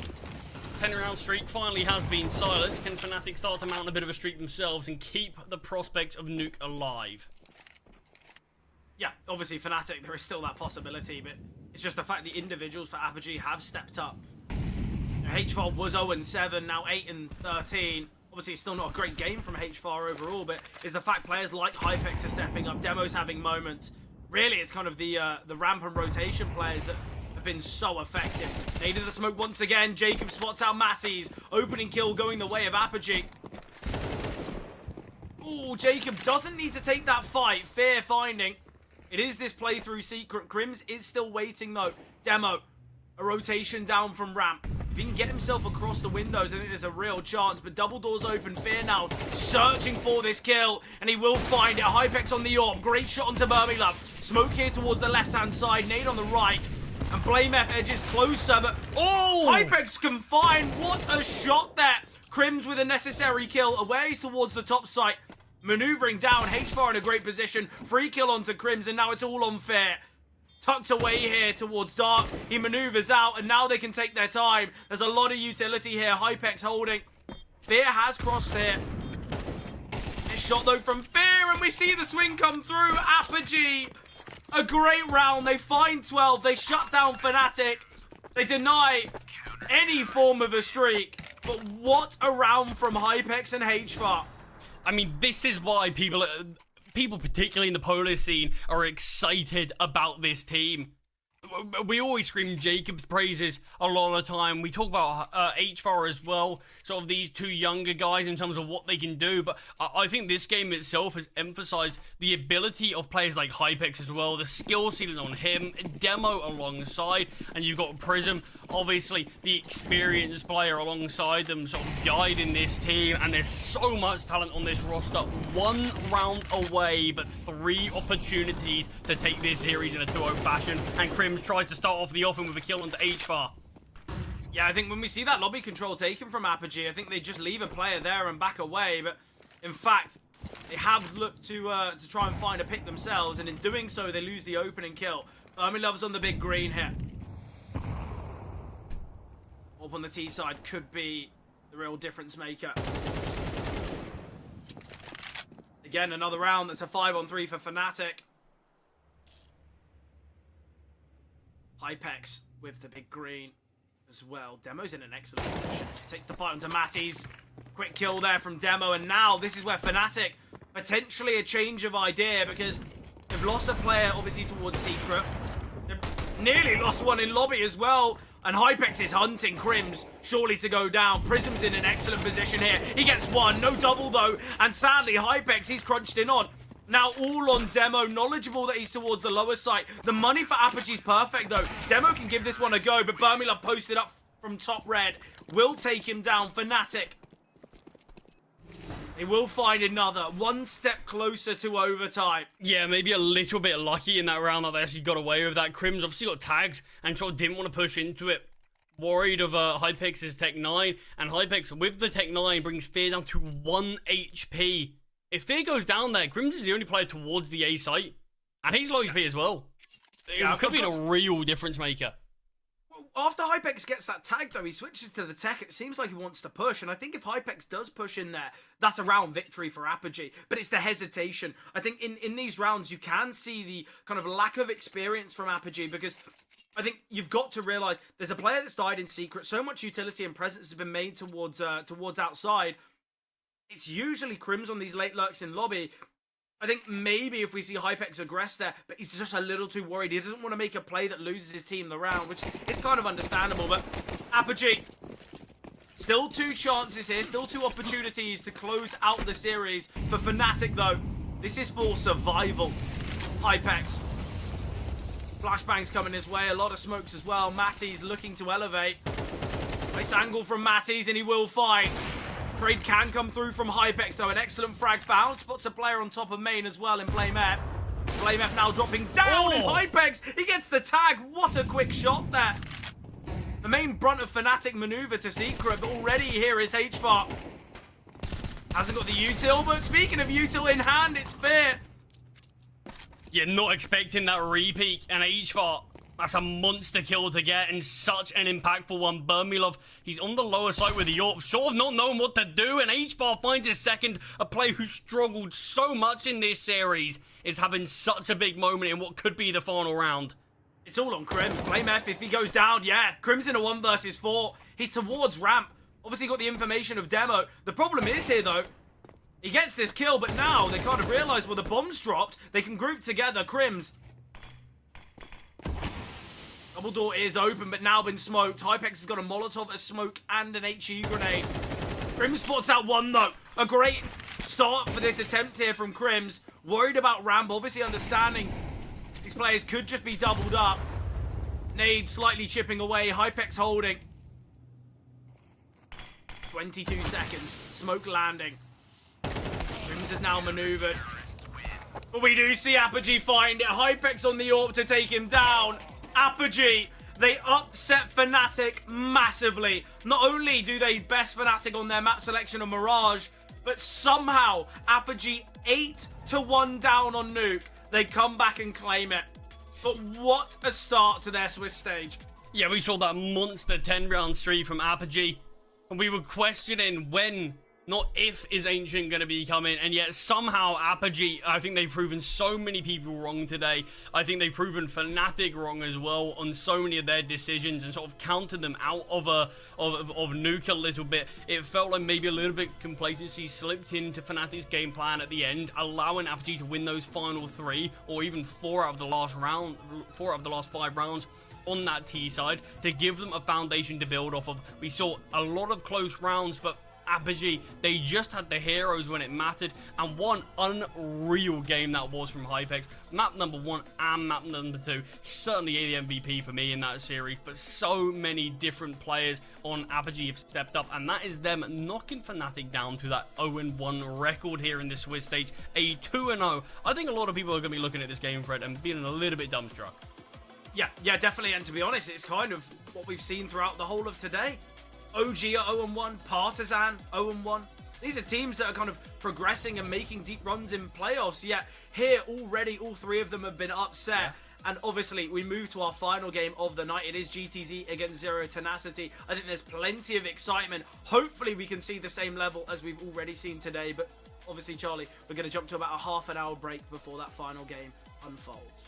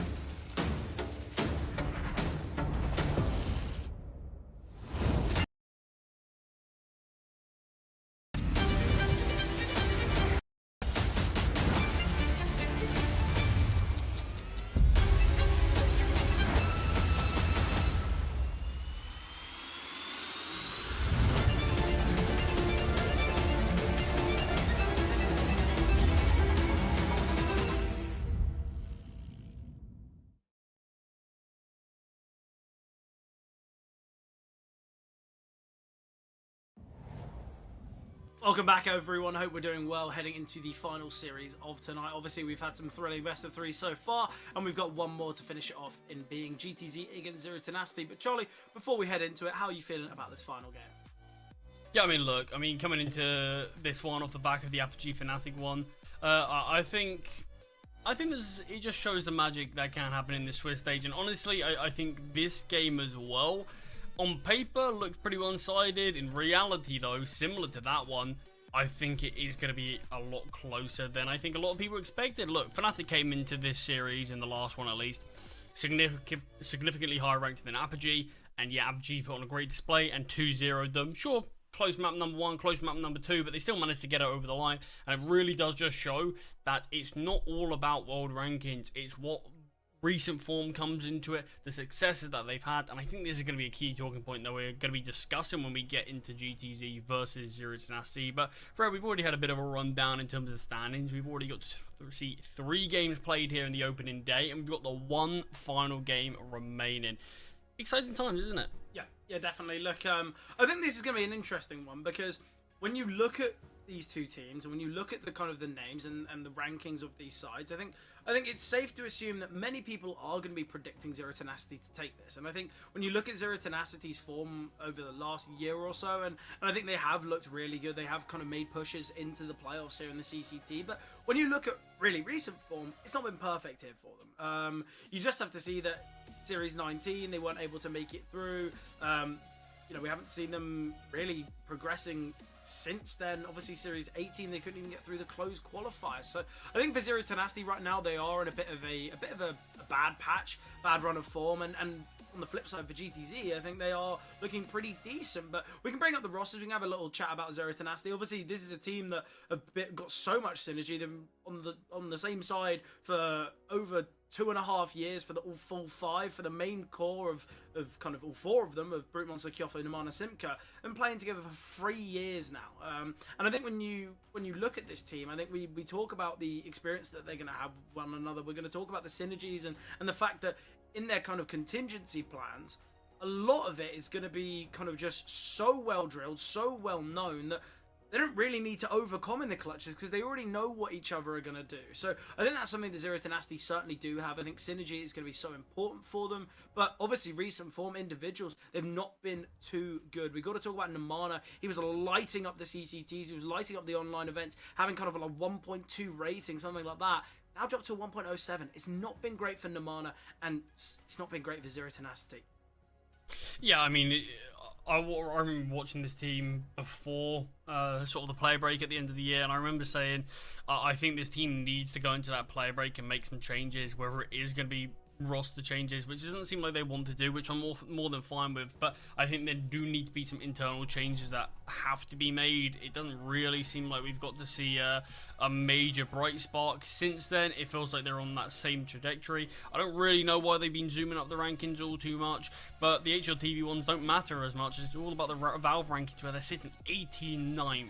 It's not been great from Zero Tenacity. It's a far cry from where we saw this team sort of 6 months ago, even longer than that now, and yeah, it does feel like we're just seeing that stagnation happen, and it continues to do so. I was hoping that the turn of the new year would be a big positive for this team, and maybe they've been able to work on some things, but honestly, it feels like we're seeing the same sort of tendencies, these same shaky results, teams that they were stomping now losing to, teams that they were sort of having some close games against, they're getting dominated against.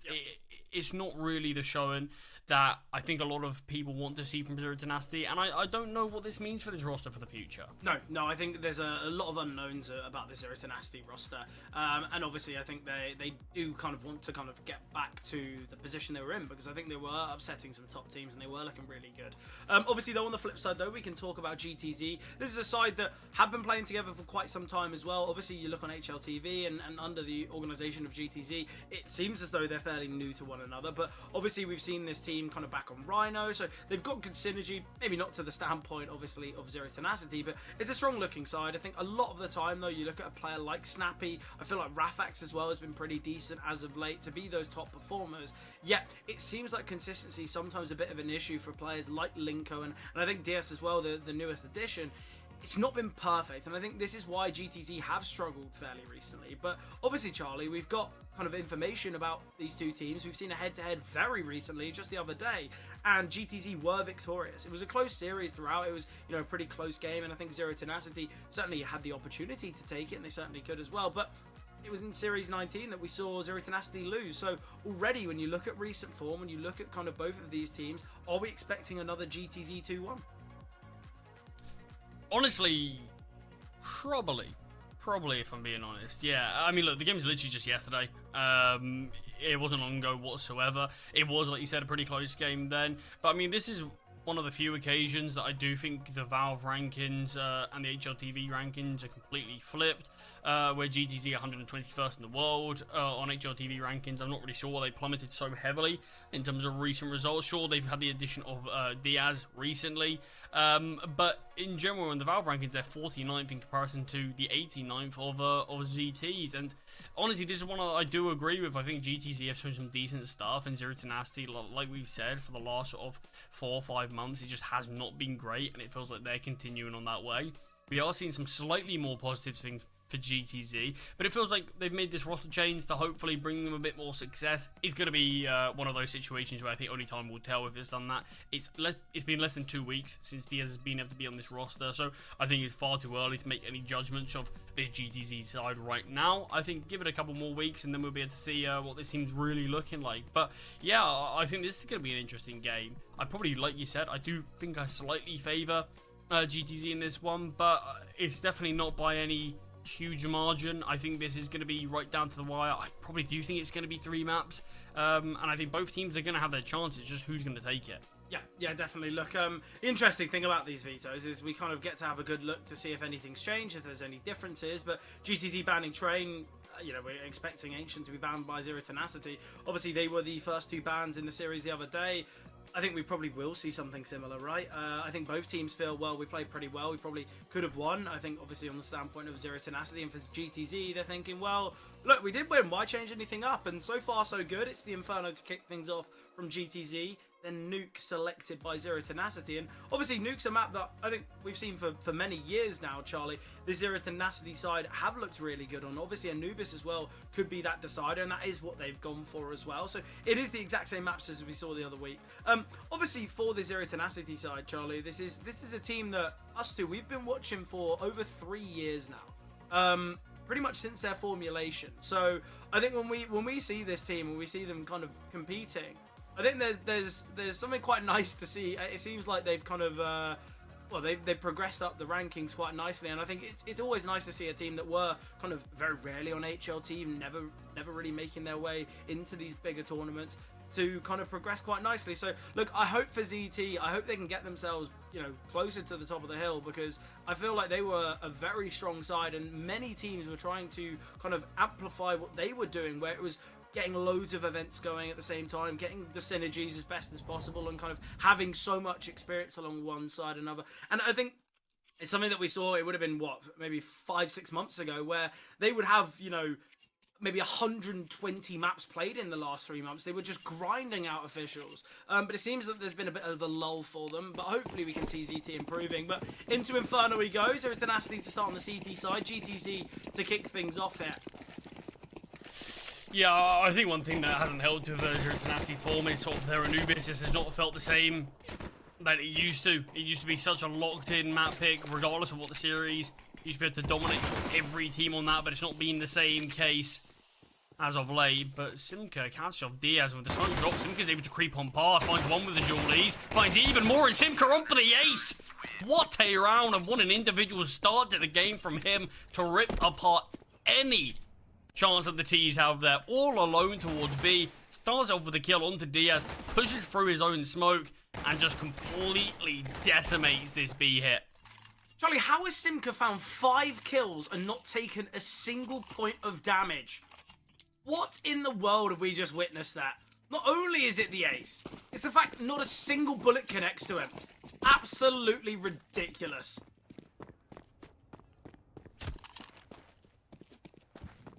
Good way for Simka to start, I guess. Talk about a round for confidence. Great HE grenade there onto Linko.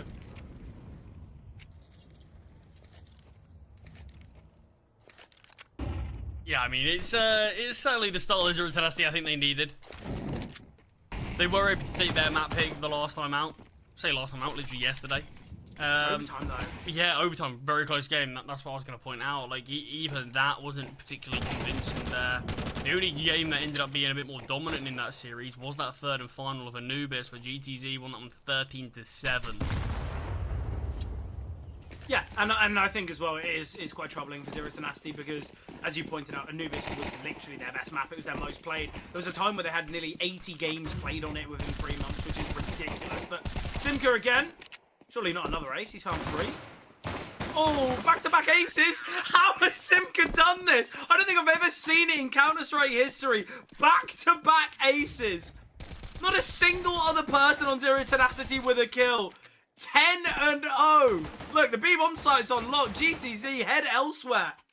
I mean, yeah, not surprising there. Bring the Julies back out. The thing that found all the success in the first round, and what a showing for Simka here, kicking things off in this series against GTZ. He's clearly come with a bit of vengeance, wanting revenge for that series lost yesterday, and what a start to show it. I mean, weapons are out now for GTZ, but Simka's going to be feeling pretty damn confident.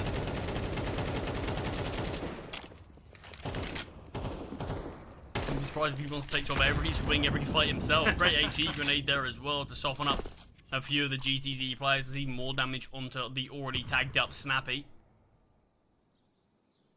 Second aid here for him. A lot of util still allowed to be given. Simka's done a great job just defending this B-bomb site alone.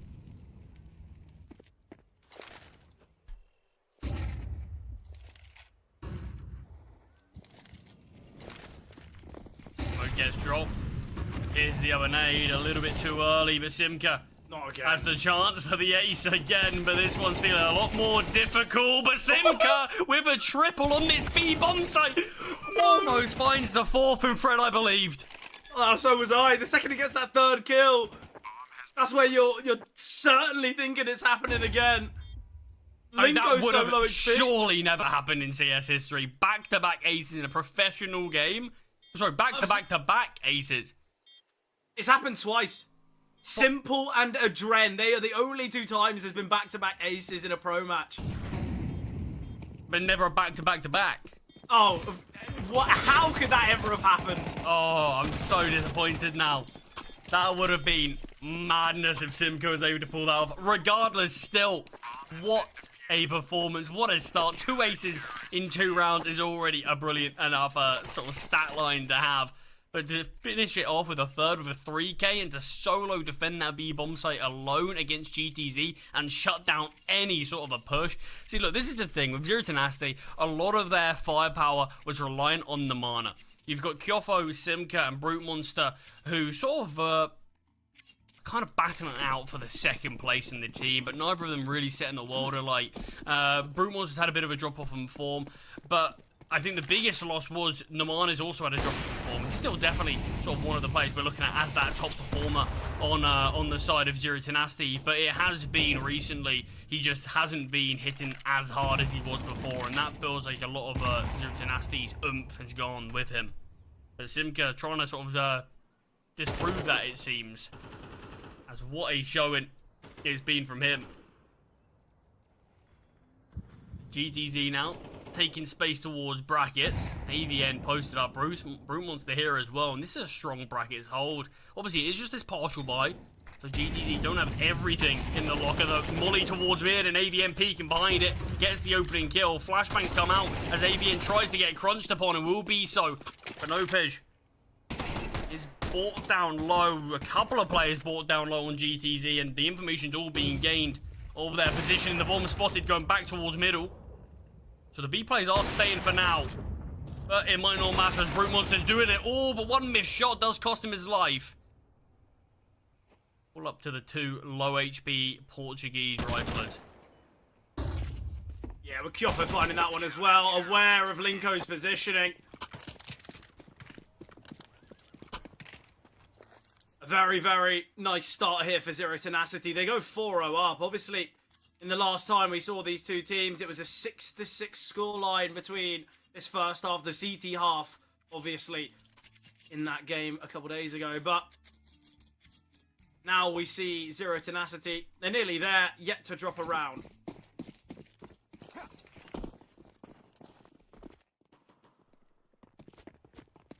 Yeah, great start from ZT to kick things off here.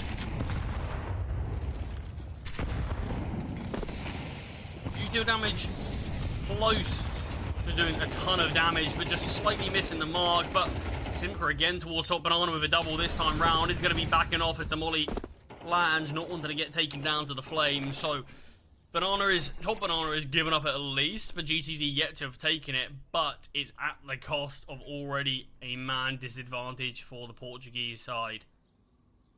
He's 15-1. Yeah, this could be a very special game from Simka. Yeah, definitely. Look, and I think Simka's a player that when you look at Zero Tenacity, you're usually looking at players like Namana, like Brute Monster, Kyofo as well. It seems like Kyofo and Simka are generally kind of the anchors to this roster, the foundation and stability. Yet, the vast majority of the time, it's Namana and Brute Monster have their moments. Yet, this game for Simka, absolutely brilliant. I mean, if this game's won off the back of Simka's sort of unreal performance, it's not something you can really criticize your Tenacity for and say, oh, you only won it because of an individual. Sometimes that's just how these close games do go, where it depends who's playing better in the server, and I mean, you'll always take it. Whether it's a convincing way to win or not, it's certainly how you want to convert it. But time is ticking here. He sends the smoke towards Nubox instead of Banana. This could be problematic. Linko gets one quick trade from AVN, and now it's all on Nopej.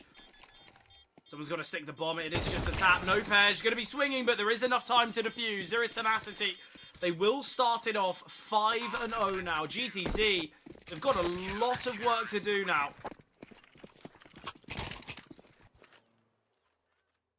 Yeah, had some chances in that one at least, and I suppose it's the closest round that they've had.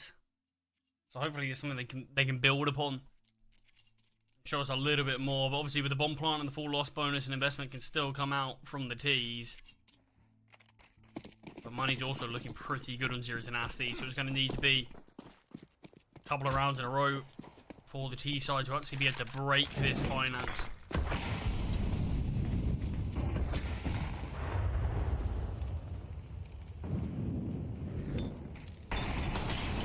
Here comes the utility. HE grenades. Bring Diaz down to 4 HP.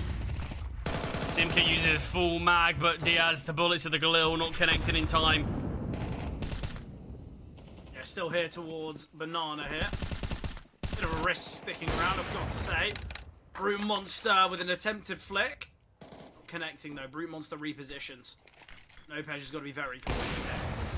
Simple shot for Brute Monster, nothing special there. Mono wants to get aggressive here. Flashbang's great. Finds one, backs away, and you've still got the low HP Diaz. Second flash comes through, and it's just fundamentals at its finest right now for ZT. Drops the smoke behind it. Naman has found 2 for the price of 2 flashbangs, and drops the smoke and gives no option back into this round for GTZ. This is probably where you're sitting back and thinking, do we just save this now? Yeah, possibly. I think that's got to be the game plan. Especially with the full loss bonus here for GTZ. Not going to be the end of the world, but a great start for Zero Tenacity.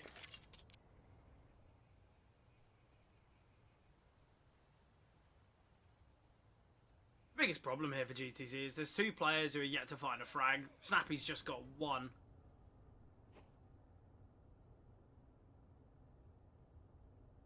(15-2).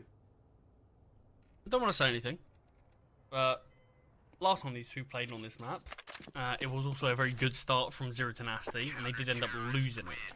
But that was a big resurgence that we ended up seeing come through from GTZ. So I think if we don't see that resurgence towards the end of this first half, then I don't know if history's necessarily going to repeat itself. But it does show GTZ, they're no strangers to having to fight back from behind.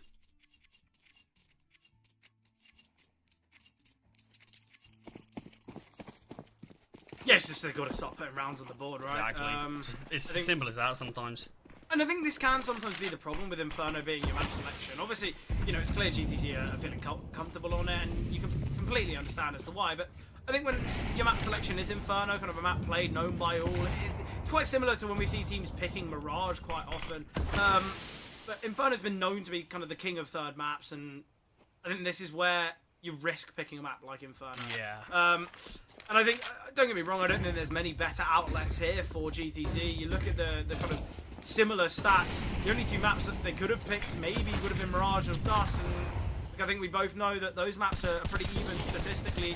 AVN though, nice find, just tapping away. Brute Monster here towards Apartments, posted up. Spots out the shoulder, will find. AVN gets even more. Not a single kill found here from GTZ. Zero Tenacity. What is in the water over at the boot camp? Yeah, I mean, look, we were talking about Simca sort of magic that he had. He's on 15 kills after 4 rounds. Yet to find anything else, yet to die another time. It honestly feels like we're just watching a highlight, sort of highlight reels of Zero Tenacity's best moments right now, as everyone's sort of chiming in these last couple of rounds, having some big holds, and not giving GTZ even a look into any of these bomb sites. And already the half has been won by Zero Tenacity. 5 rounds remaining. GTZ are going to be desperate to pick up at least a couple of them. But yeah, look, you touched on it with Inferno, with it sort of being a map pick. It's not just the fact that it doesn't mean you can't be good on the map. It just means it's really tough to consistently be good on the map. It's not something like Zero Tenacity's Nubis, where sort of they used to be sitting just around 90% win rate on it, which is insane. Inferno, you're sort of never going to be able to do that. If you've got 80% on Inferno, you're probably one of the best in the world at that map, because it's so difficult to consistently be able to take this map. Sure, you can get good win rates, you can be a great Inferno team, but eventually you do sometimes just come up to a team who, like today seemingly, Zero Tenacity just playing out of their mind. They know how the map's played, they've got good fundamentals, which you've already got to see, as well as you've got 5 players right now who look like they play out of their mind. And when Namana, sort of the start is the bottom frag, I think that says it all, doesn't it? Yeah, definitely. Look, all that GTZ have realised is, well, you can't head towards A, and you also can't go B, but looking like a nice A play here as they go 2 for 2. Brute Monster, he's been smoked off, so has got a nade to try and get a little bit of a look in, but GTZ, they will get the bomb down now.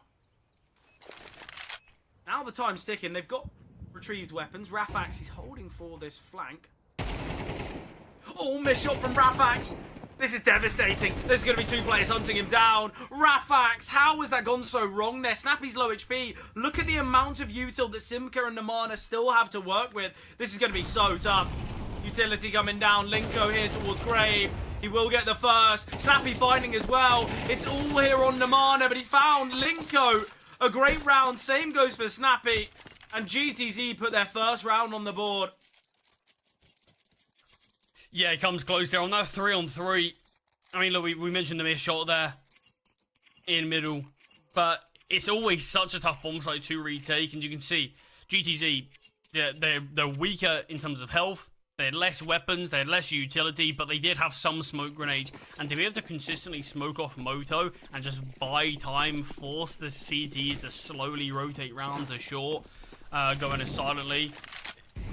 There's a lot of ways to exploit a strong team if you're able to take A dominantly, and that's exactly what we saw. 2 for 2 trade. Sometimes that's just enough.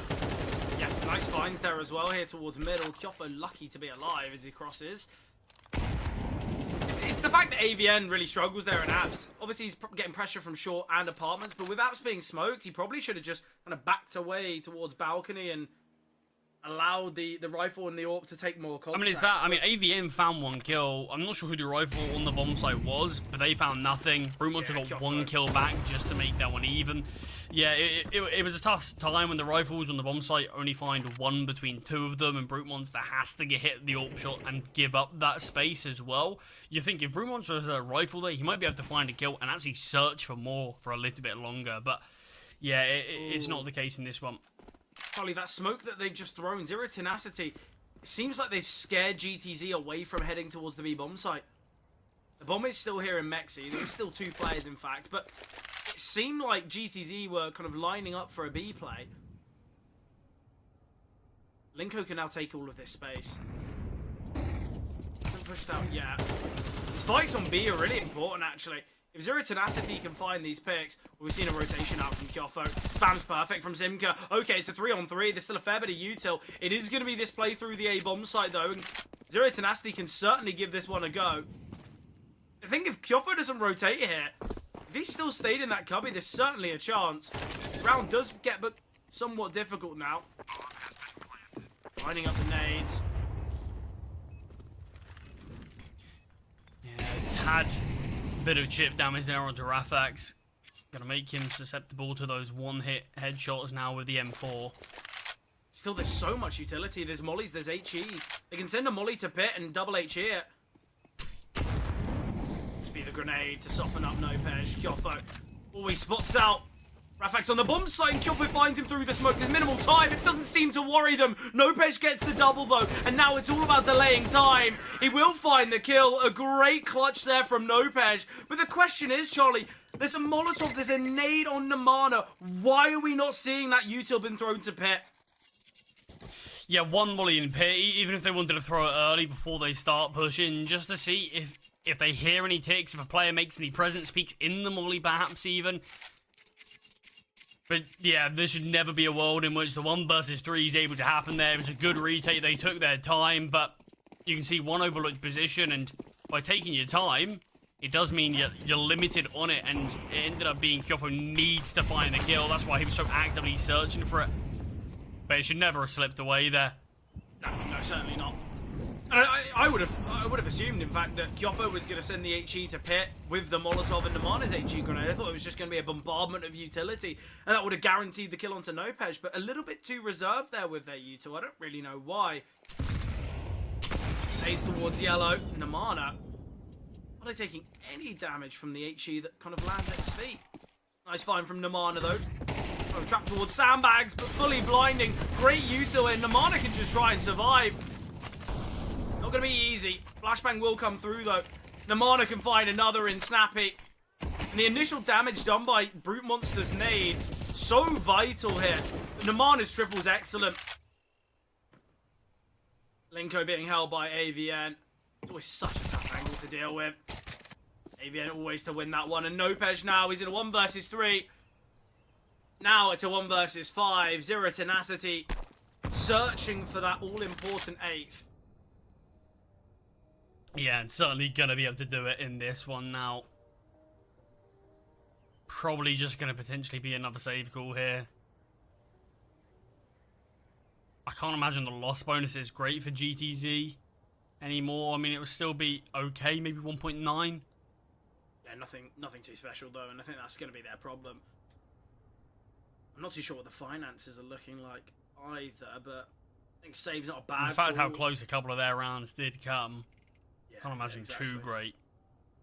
But they did win one of them off of the half buy, so maybe they've got enough to be able to force around this. It could just be a half buy. I think maybe Rafax could, if Rafax just saves his money, should be able to drop Nopej and AK in the next. It's not the end of the world, to be honest. Obviously, though, GTZ, they could opt for a bit of a half buy, maybe get some Tech 9s, maybe a Mac 10 on DS, and then we could see a Hero AK out of Rafax, and that's the type of buy that they can convert. With only 2 rounds remaining, I think GTZ probably want to get both of them, right? I think 9-3 on Inferno. I think that's where things are a little bit too far gone. So we are going to be seeing the full investment. Rafax out on the AWP. Rafax is 0-10, Charlie. Yeah, he's had a tough time with things. There's a number of players on GTC who haven't exactly had a great display. Diaz as well, 2-9, but it's to be expected when, you know, you were 7-0 down. Simco got back-to-back aces basically by himself. I mean, next to no kills. I mean, look, I think there's 1 kill maybe in the first 3 rounds that GTZ found as a whole team. Yeah, and I think as well, when you compare, there's been 10 rounds of play, and Simka still has more kills than his whole opposition combined is a crazy statistic.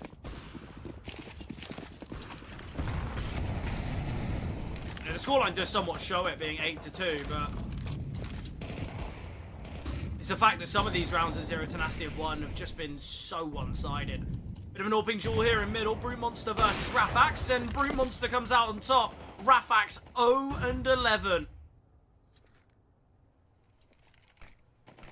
about a poor first half performance. And Brumos might be able to find another over the yaw, but AVN's creeping closer and gives him that chance. Snappy, though, wants to right the wrongs and goes for more. Brumos does have an HE. Simka deep here towards Banana. Yes, he seems aware, and he crouch peeking in, but Simka quick enough to adjust, and Nopej and Linko now in this 2 versus 4. And look, they've gone for the force, they've gone for the full investment. Doesn't look as though they're going to get the reward of it. Potentially should have just opted for maybe another hero AK, a Mac 10 instead, and they could have still bought in the last. I think it's poor money management here, I've got to say, from GTZ.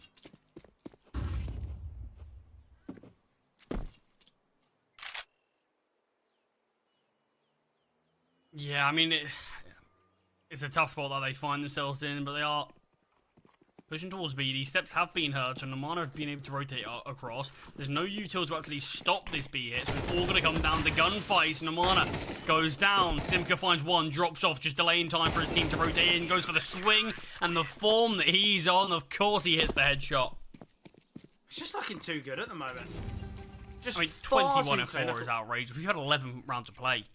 Someone's got 2 just to kills say- around. Yeah, just to say, right now, Simka, is on track to his best ever HLTV rating. Obviously, it was in a 13-0 match, which obviously the scoreline does massively help with the rating. But it was a 2.69. He went 20 and 5. Obviously, he's 21 and 4. So if this game ends 13-2, there could be an argument that he bests that rating.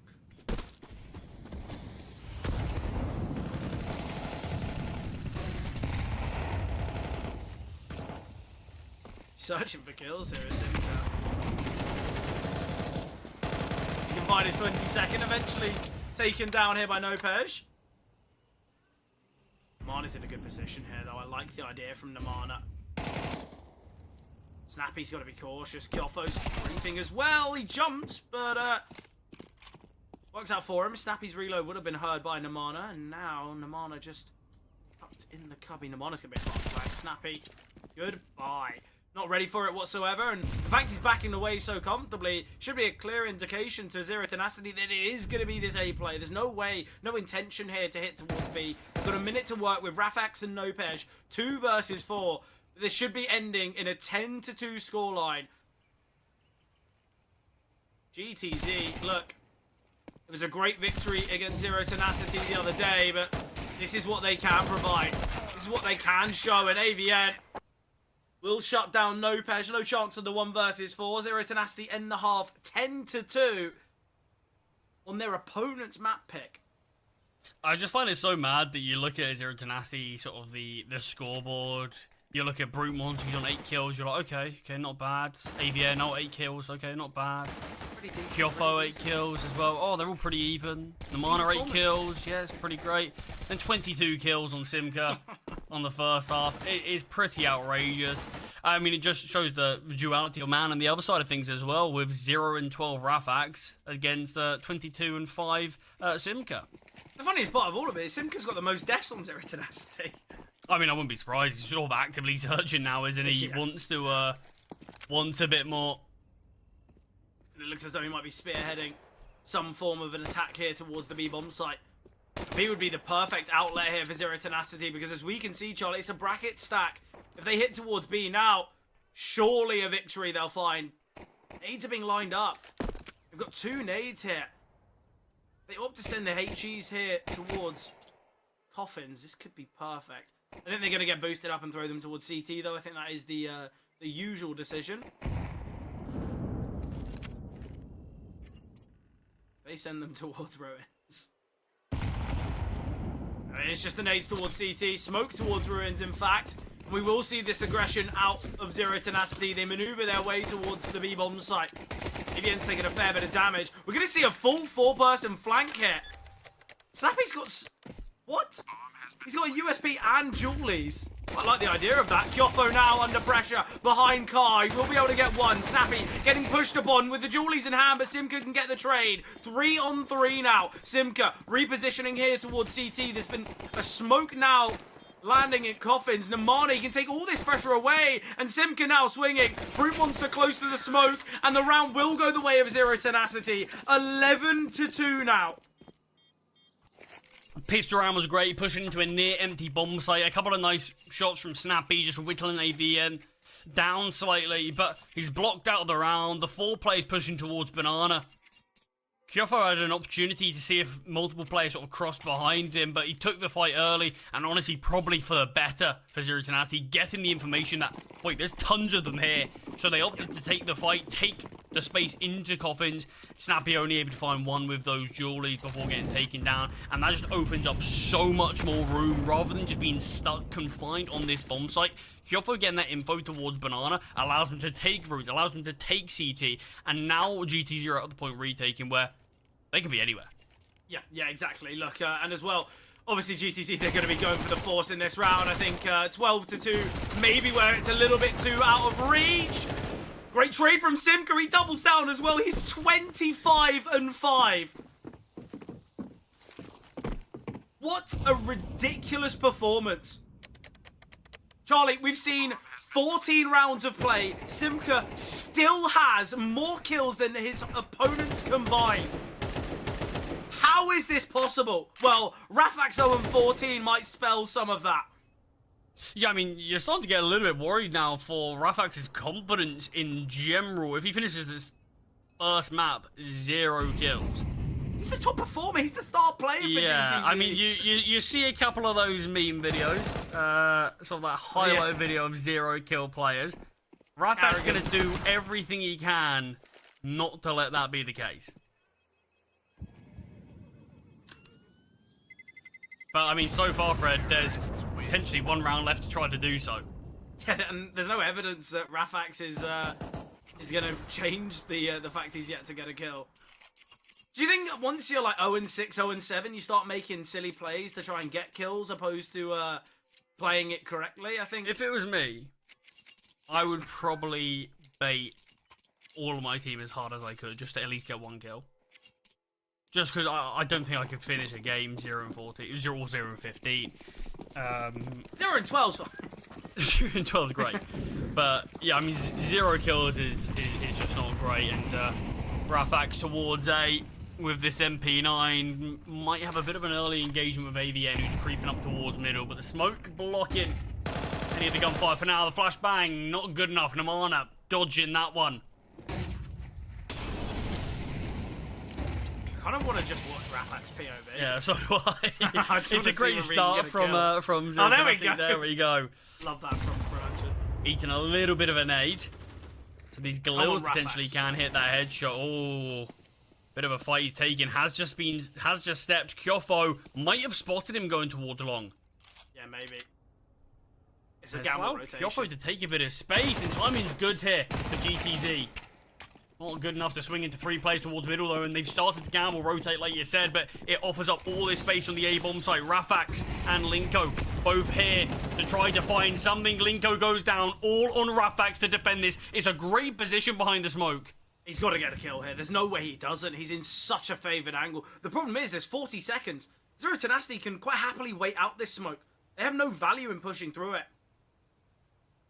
Oh, Rafax. I think we're safe to say it's 2 versus 4. The weaponry is favouring Zero Tenacity. We can assume Zero Tenacity will win. No, Rafax! He peeks in, finds nothing. 0-15. And this one's over. Snappy, you've got to win a 1 versus 4 to save your teammate from the embarrassment of an 0-15. No util, no defuse kit. No allies and no health. Zero Tenacity. Bring the heat here at the start of this series. A close game last time. Yesterday, these 2 teams played on this map, Fred. Yesterday, GTZ won this map. What a far cry it is from that performance. Simka with probably one of the best performances this man is going to have. Yeah. And Rafax is probably one that he wants to forget. Yeah, definitely. And look, I don't think we can all kind of pin this on the lack of success from Rafax, but no, it's the fact that Simka's also kind of fragging to the highest potential, and when you combine both those factors and the fact that GTZ, it wasn't like it was just Rafax. no one else really was stepping up. These are 3 kills, Yeah, you know? yeah, exactly. Linko had 4. We can always criticize Rafax for literally having 0, but it's only a couple of kills in it. Maybe Rafax finding 5. I mean, Rafax could be on double digits. The game's still lost. Yeah, I Zero don't... Tenacity, 10 kills are not going to make the difference there. I mean, don't get me wrong, it certainly would help, but Zero Tenacity just played at a level that GTZ just could not keep up with. Whether that is just due to them having a bit of a slow start in this game, I'm not sure, but we've got to see a little bit more in map number 2, hopefully from Rafax as well. Yep. I don't think we can see much less. But yeah, what a map number 1 though from Zero Tenacity. Yeah, and what a map number 1 from the I feel like double aces, just the incredible performance from Simka. Something that we do have to mention as well is Simka. It was 15 rounds of play, Charlie. Got 25 kills, great performance. His opposing team were only able to find 25 among all 5 of them, which just really goes to show why it was so one-sided. Look, a lot for GTT to do now. They've got about 10-15 minutes until the action unfolds on Nuke, but there's a lot for them to work for. Beforehand, though, we will be jumping to a break.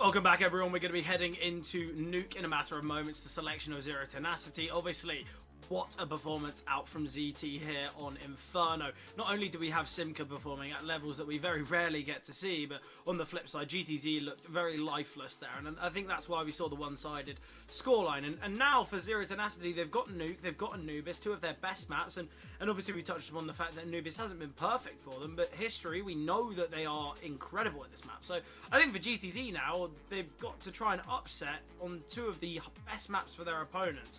So what are we thinking, Charlie? Do we think Zero Tenacity take this one? Do you think we see them take it in 2?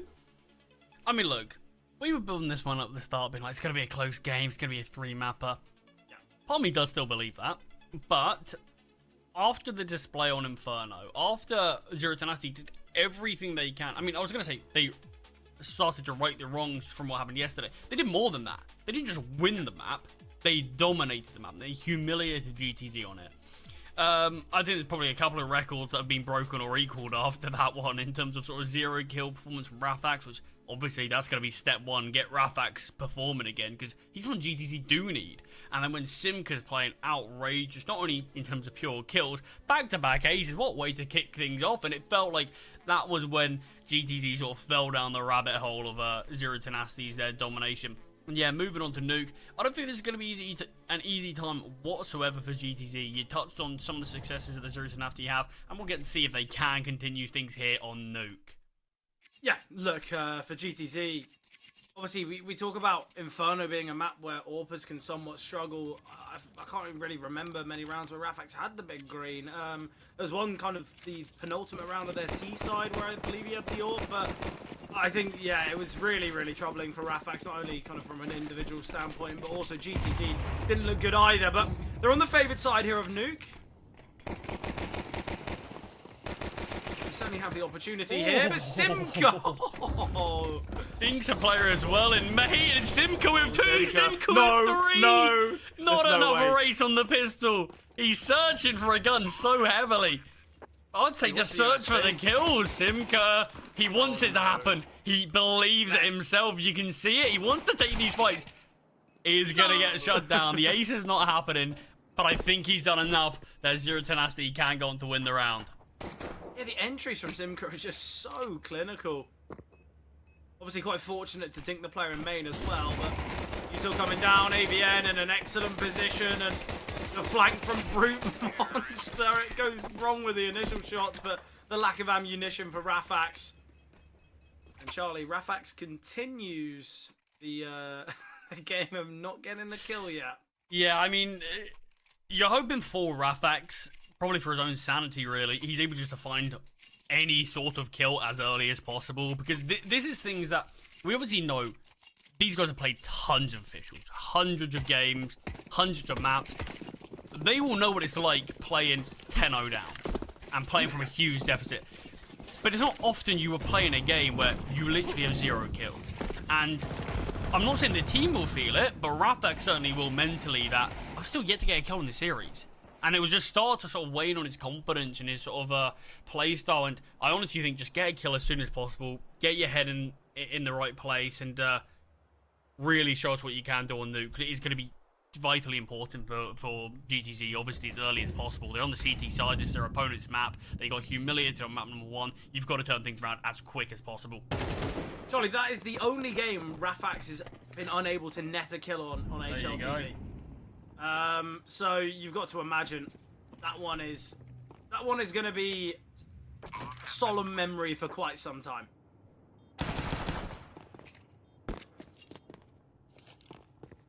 Well, it's going to be a Zero Tenacity round here. It was the 4th buy from GTZ, and they're just trying to keep these weapons alive. Able to upgrade one as well, so it's going to be a pretty decent look for them in the next round to be able to give it another shot. Yeah. Obviously, though, any kills that Zero Tenacity you do find are just going to make this 3rd round much easier. So Snappy, who is still searching a little bit for a gun, he gets taken down. He's not being cleared, but the shot doesn't instantly connect, and Kyofo's readjustment is good enough that there's going to be 3 players able to survive into the next. But Rafax is a little bit of a non-factor. Sure, he's got a deagle, but he's got no armor behind it, so it's not exactly like he can get a kill and fully utilize a weapon, but it is still an upgraded pistol. It's still something we can see, and hopefully a bit of damage done on the CT side, particularly looking at someone like Linko with that saved rifle.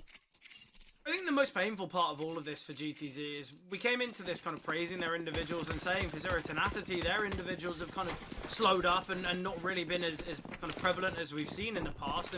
And obviously with the series that they played against one another yesterday, we were of high expectations here for GTZ. But a nice start here for Zero Tenacity. As we touched upon, this is just going to be a bit of a heavier half buy here with the weapons that have been saved across.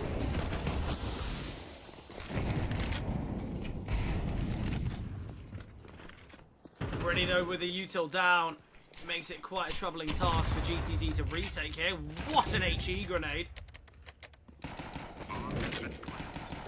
Molly once again landing in heaven. Deny the impact here. Find there onto Diaz. Yeah, it feels like right now GTZ are doing a pretty good job at least at keeping themselves alive. So we're not exactly seeing any individuals run away with things. But on a round like this, it's not going to have a huge level of impact. That's a big turn from Brute Monster being able to find Linko there. I was going to say, it's not going to make a huge difference if these players save again, but it is certainly going to make a difference. And Rafax gets his first kill in this series with a clean deagle headshot onto Brute Monster. It's certainly taken its time though, but finally has come. I heard that Rafax actually ends this Nuke game with 37 and 3. I mean, that's honestly, that's when we're in the break. I was honestly fingers crossed that would happen, because what an immense storyline that would be to go from 0 kills in map number 1 to sort of lighting up the server and top fragging the one after that. I think that would be great. Yeah, single-digit ADR is never fun. 117 damage, I believe, is all that we saw from Rafax on that one.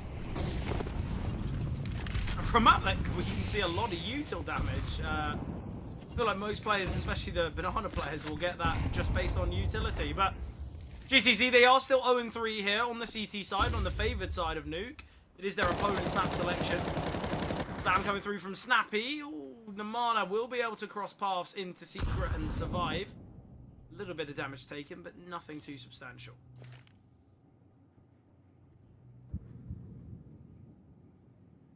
Yeah, Rafak posted up here with the AWP. We didn't get to see too much. Well, I was going to say didn't get to see too much with the AWP. Didn't get to see too much with any weapon, actually, in map number 1. But he didn't actually have a huge amount of times with the AWP out in Inferno.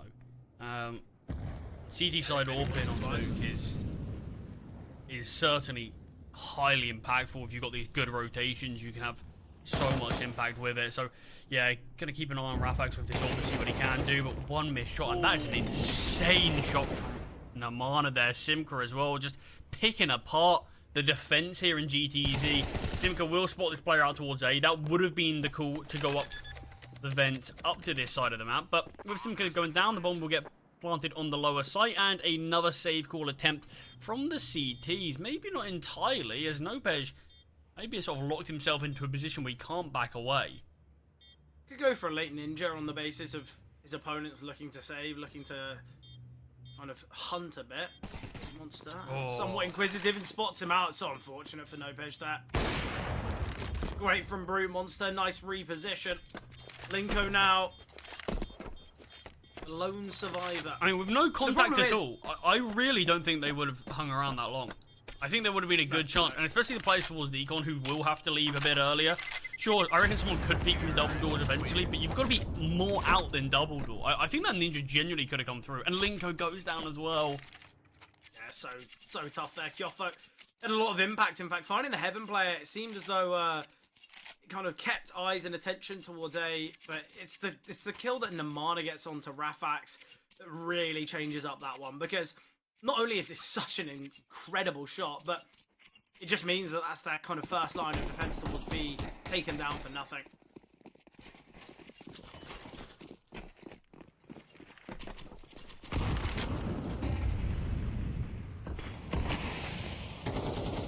There's that 4-0 start, and already on the T side, a lot of success to be had from Zero Tenacity, and just up against the partial buy, you can already see there's a couple of gambles, I suppose you could call them, on GTC. They've got 2 players towards Secret here, or at least down towards the lower site. I like the idea of it, but the problem is they've got to try and emerge, they've got to try and have some impact, and in doing so, they play the longer range fights. And with an MP9 and a 5.7, I don't think we can assume they would have much favouring there against the AKs towards outside. So we have seen a bit of a reposition. Snappy just holding the smoke in hand, waiting for this one to dissipate. We'll just throw it now. A little bit of damage. Snappy going to look to come up the vent, but held by Brute Monster. AVN gets one, doubles down. And we see a 1 versus 5 now for Diaz, who's spotted towards Secret, found by Namana. 0 casualties in this round. 0 Tenacity look unstoppable. Yeah, so far in this series, just losing 2 rounds and winning 18. This is the type of form that Zero Tenacity had less than a year ago, but it still felt like a long, long time. And finally, maybe this could be the start of something more. I think as well, right, we look at these series and we said that we should expect a close game. Obviously, the recent game between these two teams yesterday was so close. And you do see these kind of one-sided matches here and there, but it's the fact that they literally played each other yesterday. It went down to the wire. It was kind of such a close game. And now we're seeing, you know, a real one-sided affair. That's where things can get a little bit difficult. I guess what you can really chalk it down to is it's clear that Zero Tenacity, they have done a lot of work and a lot of preparation when facing off against GTZ for the second time.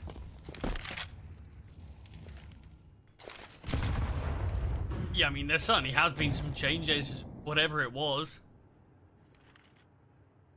Yeah, definitely. But I think in terms of individual performance, I mean, there's not been many times where we've seen Zero Tenacity have all their players step up at the same time. I honestly thought Namana was a CT there. Sneaking on through, Rafax quickly behind, but he does all the work and completely flips this round on its head. Molotov onto the bomb site. AVN has been chipped away, hasn't fully backed away just yet. You've got to play towards Tetris, and AVN, in fact, crept even closer. Nopesh spotted, but AVN wants the double and gets it. Yeah, I think the best part of all of that is Namana. He's quite happy to leave the Rosters player to be that 3rd kill because he knows that that's the easiest one for his teammates in Hut to trade. Absolutely brilliant. They're so effective from Zero Tenacity. 6-0 start. Look, again, Charlie, there's 2 players without a kill. Snappy and Diaz. Rafax is 1 and 5. Is it too soon to say? Let's just assume Zero Tenacity win this, I think. Surely they close this. I mean, it is a fantastic start for ZT. On this T side, I think, honestly, this first half could seal the fate of GTZ. And like you said, there's going to be a lot of people after what's happened on map number 1, after getting out worse and an even half on the T side of Nuke, there's going to be a lot of people at home, I think, thinking a similar thing.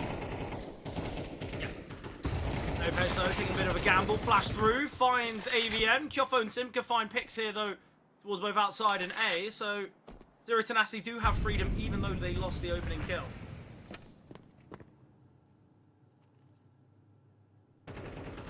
Quick reposition from Nopesh, it's excellent. Identifying that outside could be a point of pressure. Nopesh will be able to take down Kyofo, aware that Namana is still going to be close by. Oh, Namana, all about timing here. He's got a great idea, he can peek at any moment and get this kill. Himself around, in fact. Namana clearing, spotting. Oh, he's crept past. Oh, this is devastating. Ooh, not a great spray, but he gets the A bomb site. That's the most important thing. Brute Monster kills the player on the flank, and Nopesh is probably thinking, what on earth has happened? Yeah, exactly. Look, Nopesh, it was his job, though, to hold for any ramp flank, to kind of hold for any pressure here. Great from Namana, though. I think a lot of the time you might see in that scenario, okay, well, I'm just going to look to get this kill. But very disciplined. 1v3 gone 1v1. There is no defuse kit, but Brute Monster posted up. Molotov comes down, and this shot is not going to happen. Brute Monster does fine. Would have been quite the clutch from Nopesh if he's able to go on to win that, but no information of the last. Brute Monster, easy time of things. 7-0, the streak continues. GTC, it just seems in every engagement, they get the early kill towards ramp. We see that double come through of Obviously, Namana creeping past and finding the player on A. Zero Tenacity have looked just electric here today.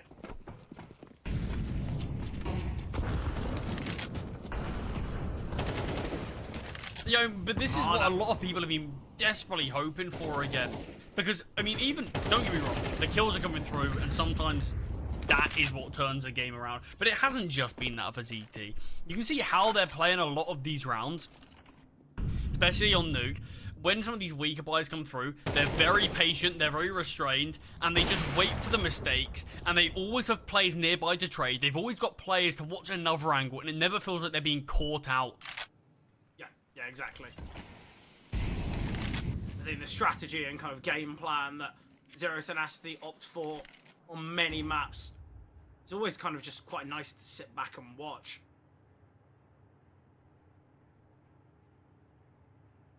But a 7-0 start should comfortably turn to 8 as they are in a 5 versus 2 now.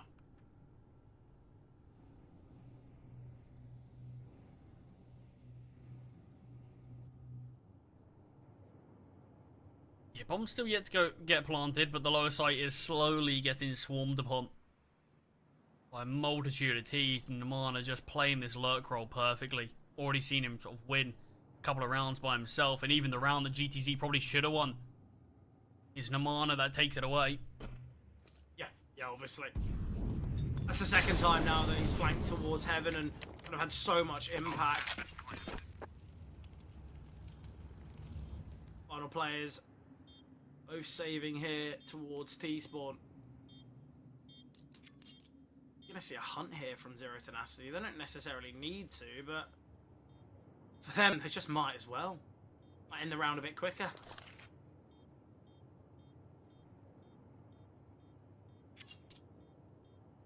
How are these players even allowed to save? We saw what happened last time Linko was here. And the T's do want to find. It is just AVN. And Kyofo to try to deal with them, but the swing comes through. AVN finds the first, and Linko falls as well. Zero Tenacity and not giving GTZ an inch in this game. Yeah, I like it. I really do. I think Zero Tenacity know that they're on a good streak, they're on good form, and I think as well, realistically, why give them anything? Why give them any advantage? You don't need to. Zero Tenacity's money's looking good. They're confident that they're going to win these rounds, so look, just go for the hunt. I like the confidence, and look, I'm sure GTZ are hating it.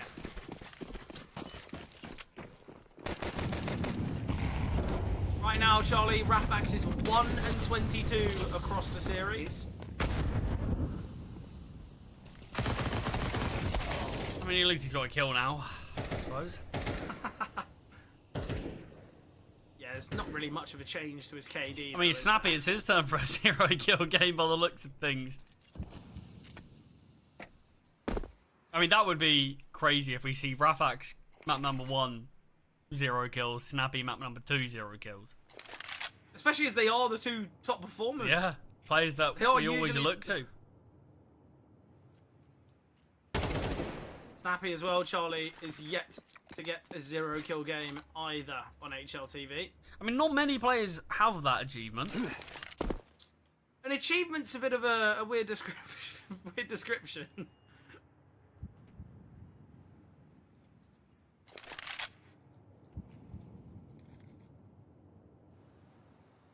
Well, this round's still going to be a difficult one. Snappy might be able to find his first kill here, but AVN turns on him.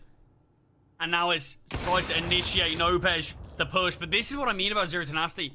They're so ready to hold when other players are taking space. Broom wants to go out and die here. It won't matter. It'll be getting a lot of information. So he just drops the AWP, but he's aware that someone's likely towards ramp as well. Takes down Rafax, who's going to remain on 1 kill. The Tech-9 domes him. And rips him out of that round. 9-0. You asked me when it was 6-0, is this one done? I didn't actually give my answer specifically, but I did say I think a lot of people are going to be thinking that. Yeah, I'll be mind blown if Zero Tenacity don't win this one now. We saw a major comeback from Apogee against Fnatic on Nuke, but there was sort of the context of the game in terms of they started their comeback on the T side while being 8-1 down. The difference is Zero Tenacity were on this weaker side. They put on such a good display. It's a weaker buy now. I just don't see a world, but we are seeing this lobby aggression, and timing's great for Diaz. Snappy as well finds his first kill, but A site's being taken in the meantime by Simka with a double, and Brute Monster on the T-roof finds one. Diaz might have caught a timing and does find a mana. Brute Monster takes down Diaz though, and it's all on Nopej. Quick kill there for Nopej. Brute Monster, he's got the bomb. Smoke's down now. Brute Monster in the clutch. He's a player that I feel like you'd always want to be in this scenario. This is so the dangerous. top hut though, it's going to be so tough. Timing, but Surprised Nopej. Nopej held that. I thought he was just going to be glued towards Squeaky Door. Good awareness though, 1 versus 2. And that's what gives GTZ their first round. The lobby aggression on the half buy is what does it. Yeah, look, it's finally where GTZ, it looks like they kind of play a bit more as a unit. They play their game plan opposed to reacting to what Zero Tenacity have to offer. It works out well, but it was still a 3 versus 2 for Zero Tenacity there. We saw Simka get a double, Brute Monster find a pick. Even with the coordinated aggression from GTZ, we're still disadvantaged at the moment there. Oh, Simka, the speed. Doesn't connect instantly. Linko gets the trade. Namana now searching for him. Reposition from Linko's excellent. Namana will be able to get 1. Brute Monster trades onto Diaz. And now, 3 versus 2. Nopej. The Molly's going to force him out. Rafax now. He's got the orb. He's holding towards Squeaky. The bomb can go down. AVN, the one with it. Smokes towards main. Rafax, he's got an HE grenade. He might just look to push through this, seemingly. It doesn't look like he knows what to do. He keeps on switching to the nade and back again. So they're going to know 1 guaranteed is towards main. Kyofo, not sure if he got a glimpse of the player up in heaven. Ooh, a little bit of a gap of the smoke. Rafax finds. It's all on Rafax in the positioning here. The smoke that's down. There's nothing he can do. Zero Tenacity. They find 10 here. And they're hunting through secret. AVN, he's in a great position. Rafax is holding. He's aware of it. Great awareness from Rafax. Terrorists win. Oh, the missed shot though. If he stayed scoped, he wins that one, but so worried about a shifting player through A main. No AWP to be brought into this one. 10-1 scoreline. GTZ. Look, you bested them in Series 19. Welcome to Series 20.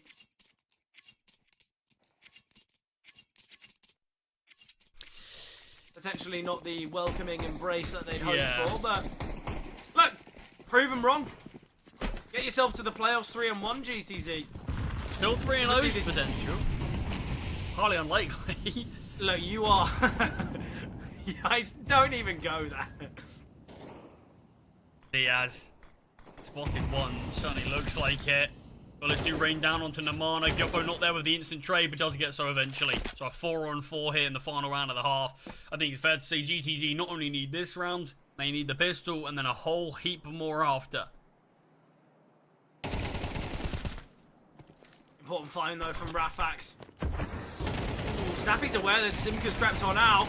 Simka spots out Linko. 11 HP here for Simka. Linko will find the frag. 2 versus 3 now. AVN. Not the greatest of sprays from either AVN or Nopej.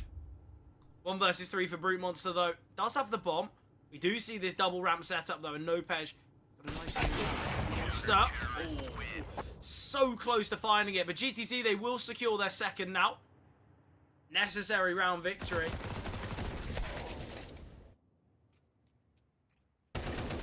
Still, there's far too many players for GTZ that are just in the dark, just not performing. Yeah, I mean, look, it's a couple of rounds towards the end of the game in a map where they very much showed us nothing. But I don't think it's going to change things all too much. Charlie, this series started an hour and 10 minutes ago. The fact that Zero Tenacity could be stealing it away in the next 3 rounds is crazy.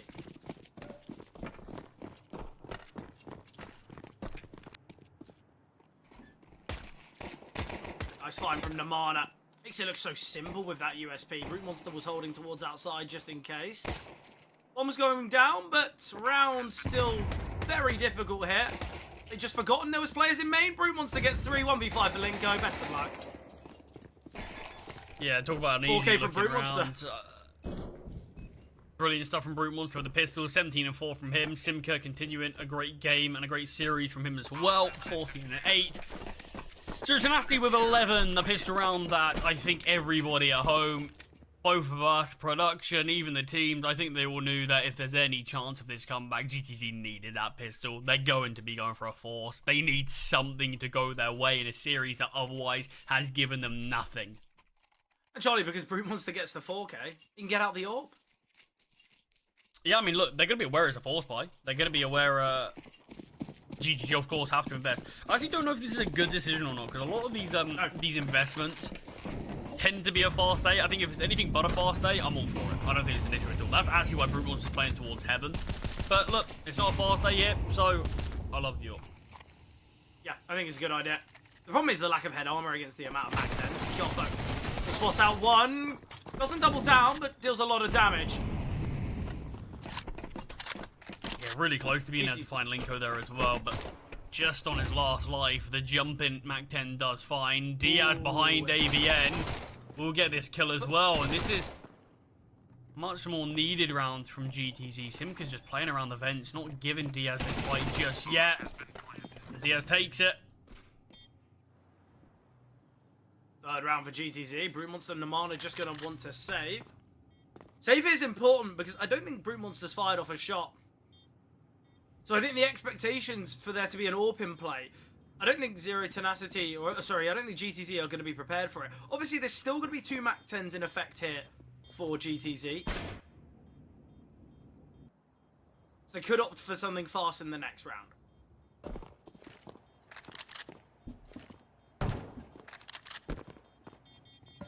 Yeah, I mean, it'd be a good way. I mean, the thing is, I don't actually know if they're aware of Brute Monster's AWP. No, I doubt it.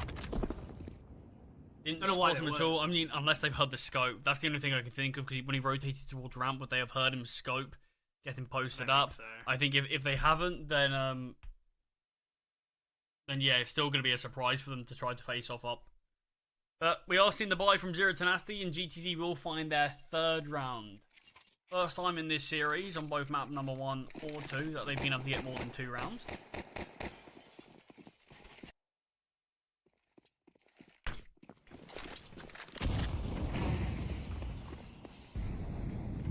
Brute Monster here towards outside, posted up with the big green.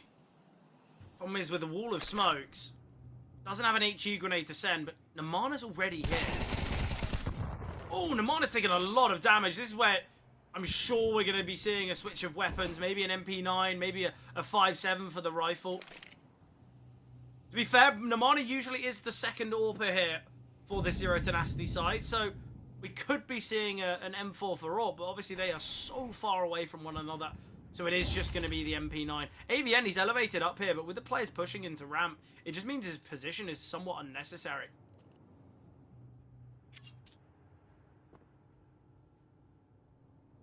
Interestingly, it's Kyofo going first. Would have much preferred Namana to be the one to take the space. Look, Kyofo can just go down. Namana will get the trade, in fact, so important trade here for Namana. We'll be rotating down. AVN caught in rotation, caught off guard. Snappy's in a good position. Simka, a little too hell-bent on getting the gun. Namana, a Brute Monster again, just going to have to save this all.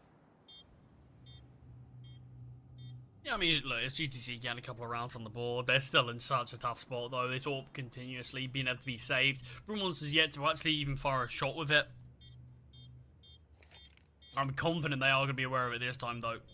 That scope certainly would have been heard. And unless they think it's a scout, I think they're pretty aware of what weapon this is. Linko's got to be cautious. The bomb is planted behind the silo, but more than 2 damage. Yeah. Yeah, it looked like it did about 4, 5, 6. So close, but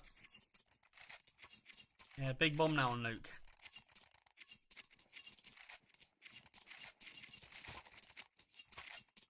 Still, GTZ trailing by 7 on the unfavoured side. Yes, we've got this saved AWP from Brute Monster, but effectively a 1v5 as there's just pistols in play. 3 of them being the USPs. We've got the Deagle on Namana, but I don't think we can expect all too much here. Well, Brute Monster posting up towards ramp. That's the bomb. Oh, this could be so problematic now. Flashbang being sent. Brute Monster given another kill. Yes, that's been spotted towards outside, or especially now he's got a kill. Kyofo would be so hungry to try and get one of these weapons. But the smoke going down now makes things quite problematic. Kyofo doesn't really need to do that. Lopez is taking all of this space here towards AVN. Oh, AVN's taking a huge risk. He can pick up an AK, he can find Rafax. And he will take him down. That's the bomb falling again. It's another AK, another rifle. Yeah, Molly on the bomb as well. This might kind of discredit the positioning of Simka. They might not be prepared for him in Squeaky. Bomb retrieved again, but the bomb falls once again. Nopej 1 versus 3. Great impact from Brute Monster. He finds 3 kills, but it's the dropping of the bomb. It's the forcing of kind of attention here from GTZ. Zero Tenacity. They will find their 12. 12-4 now.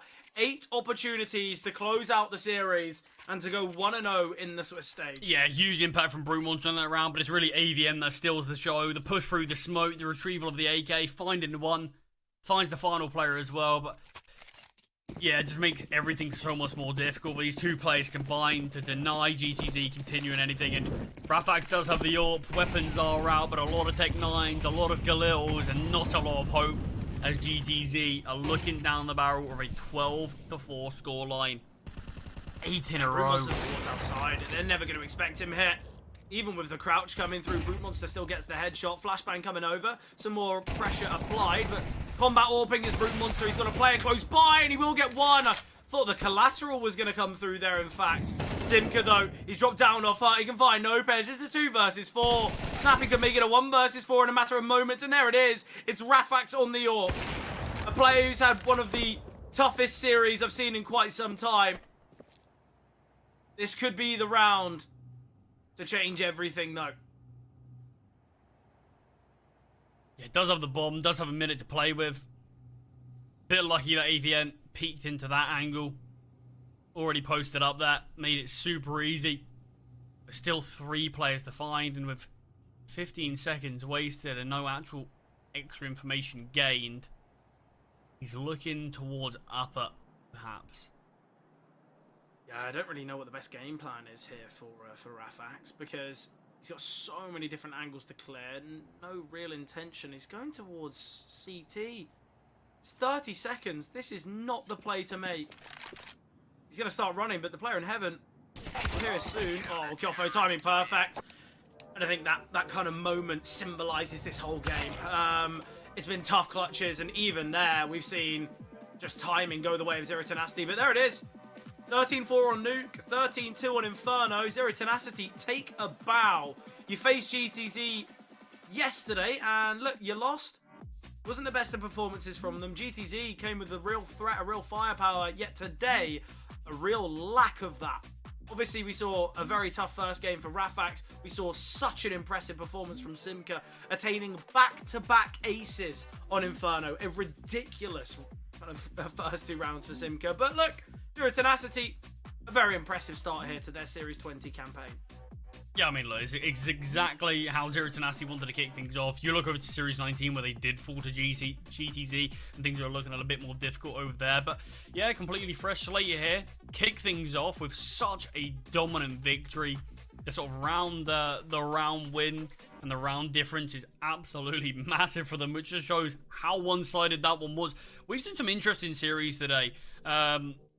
I mean, looking to the ones that we got to watch more specifically, Apogee taking down Fnatic in the fashion they did it, with the comeback on Nuke, that's a massive one, but it's really the GTZ Zero Tenacity one that I think gives us a look to Zero Tenacity that we've been craving for many, many months now, and finally, feels like we've seen it again.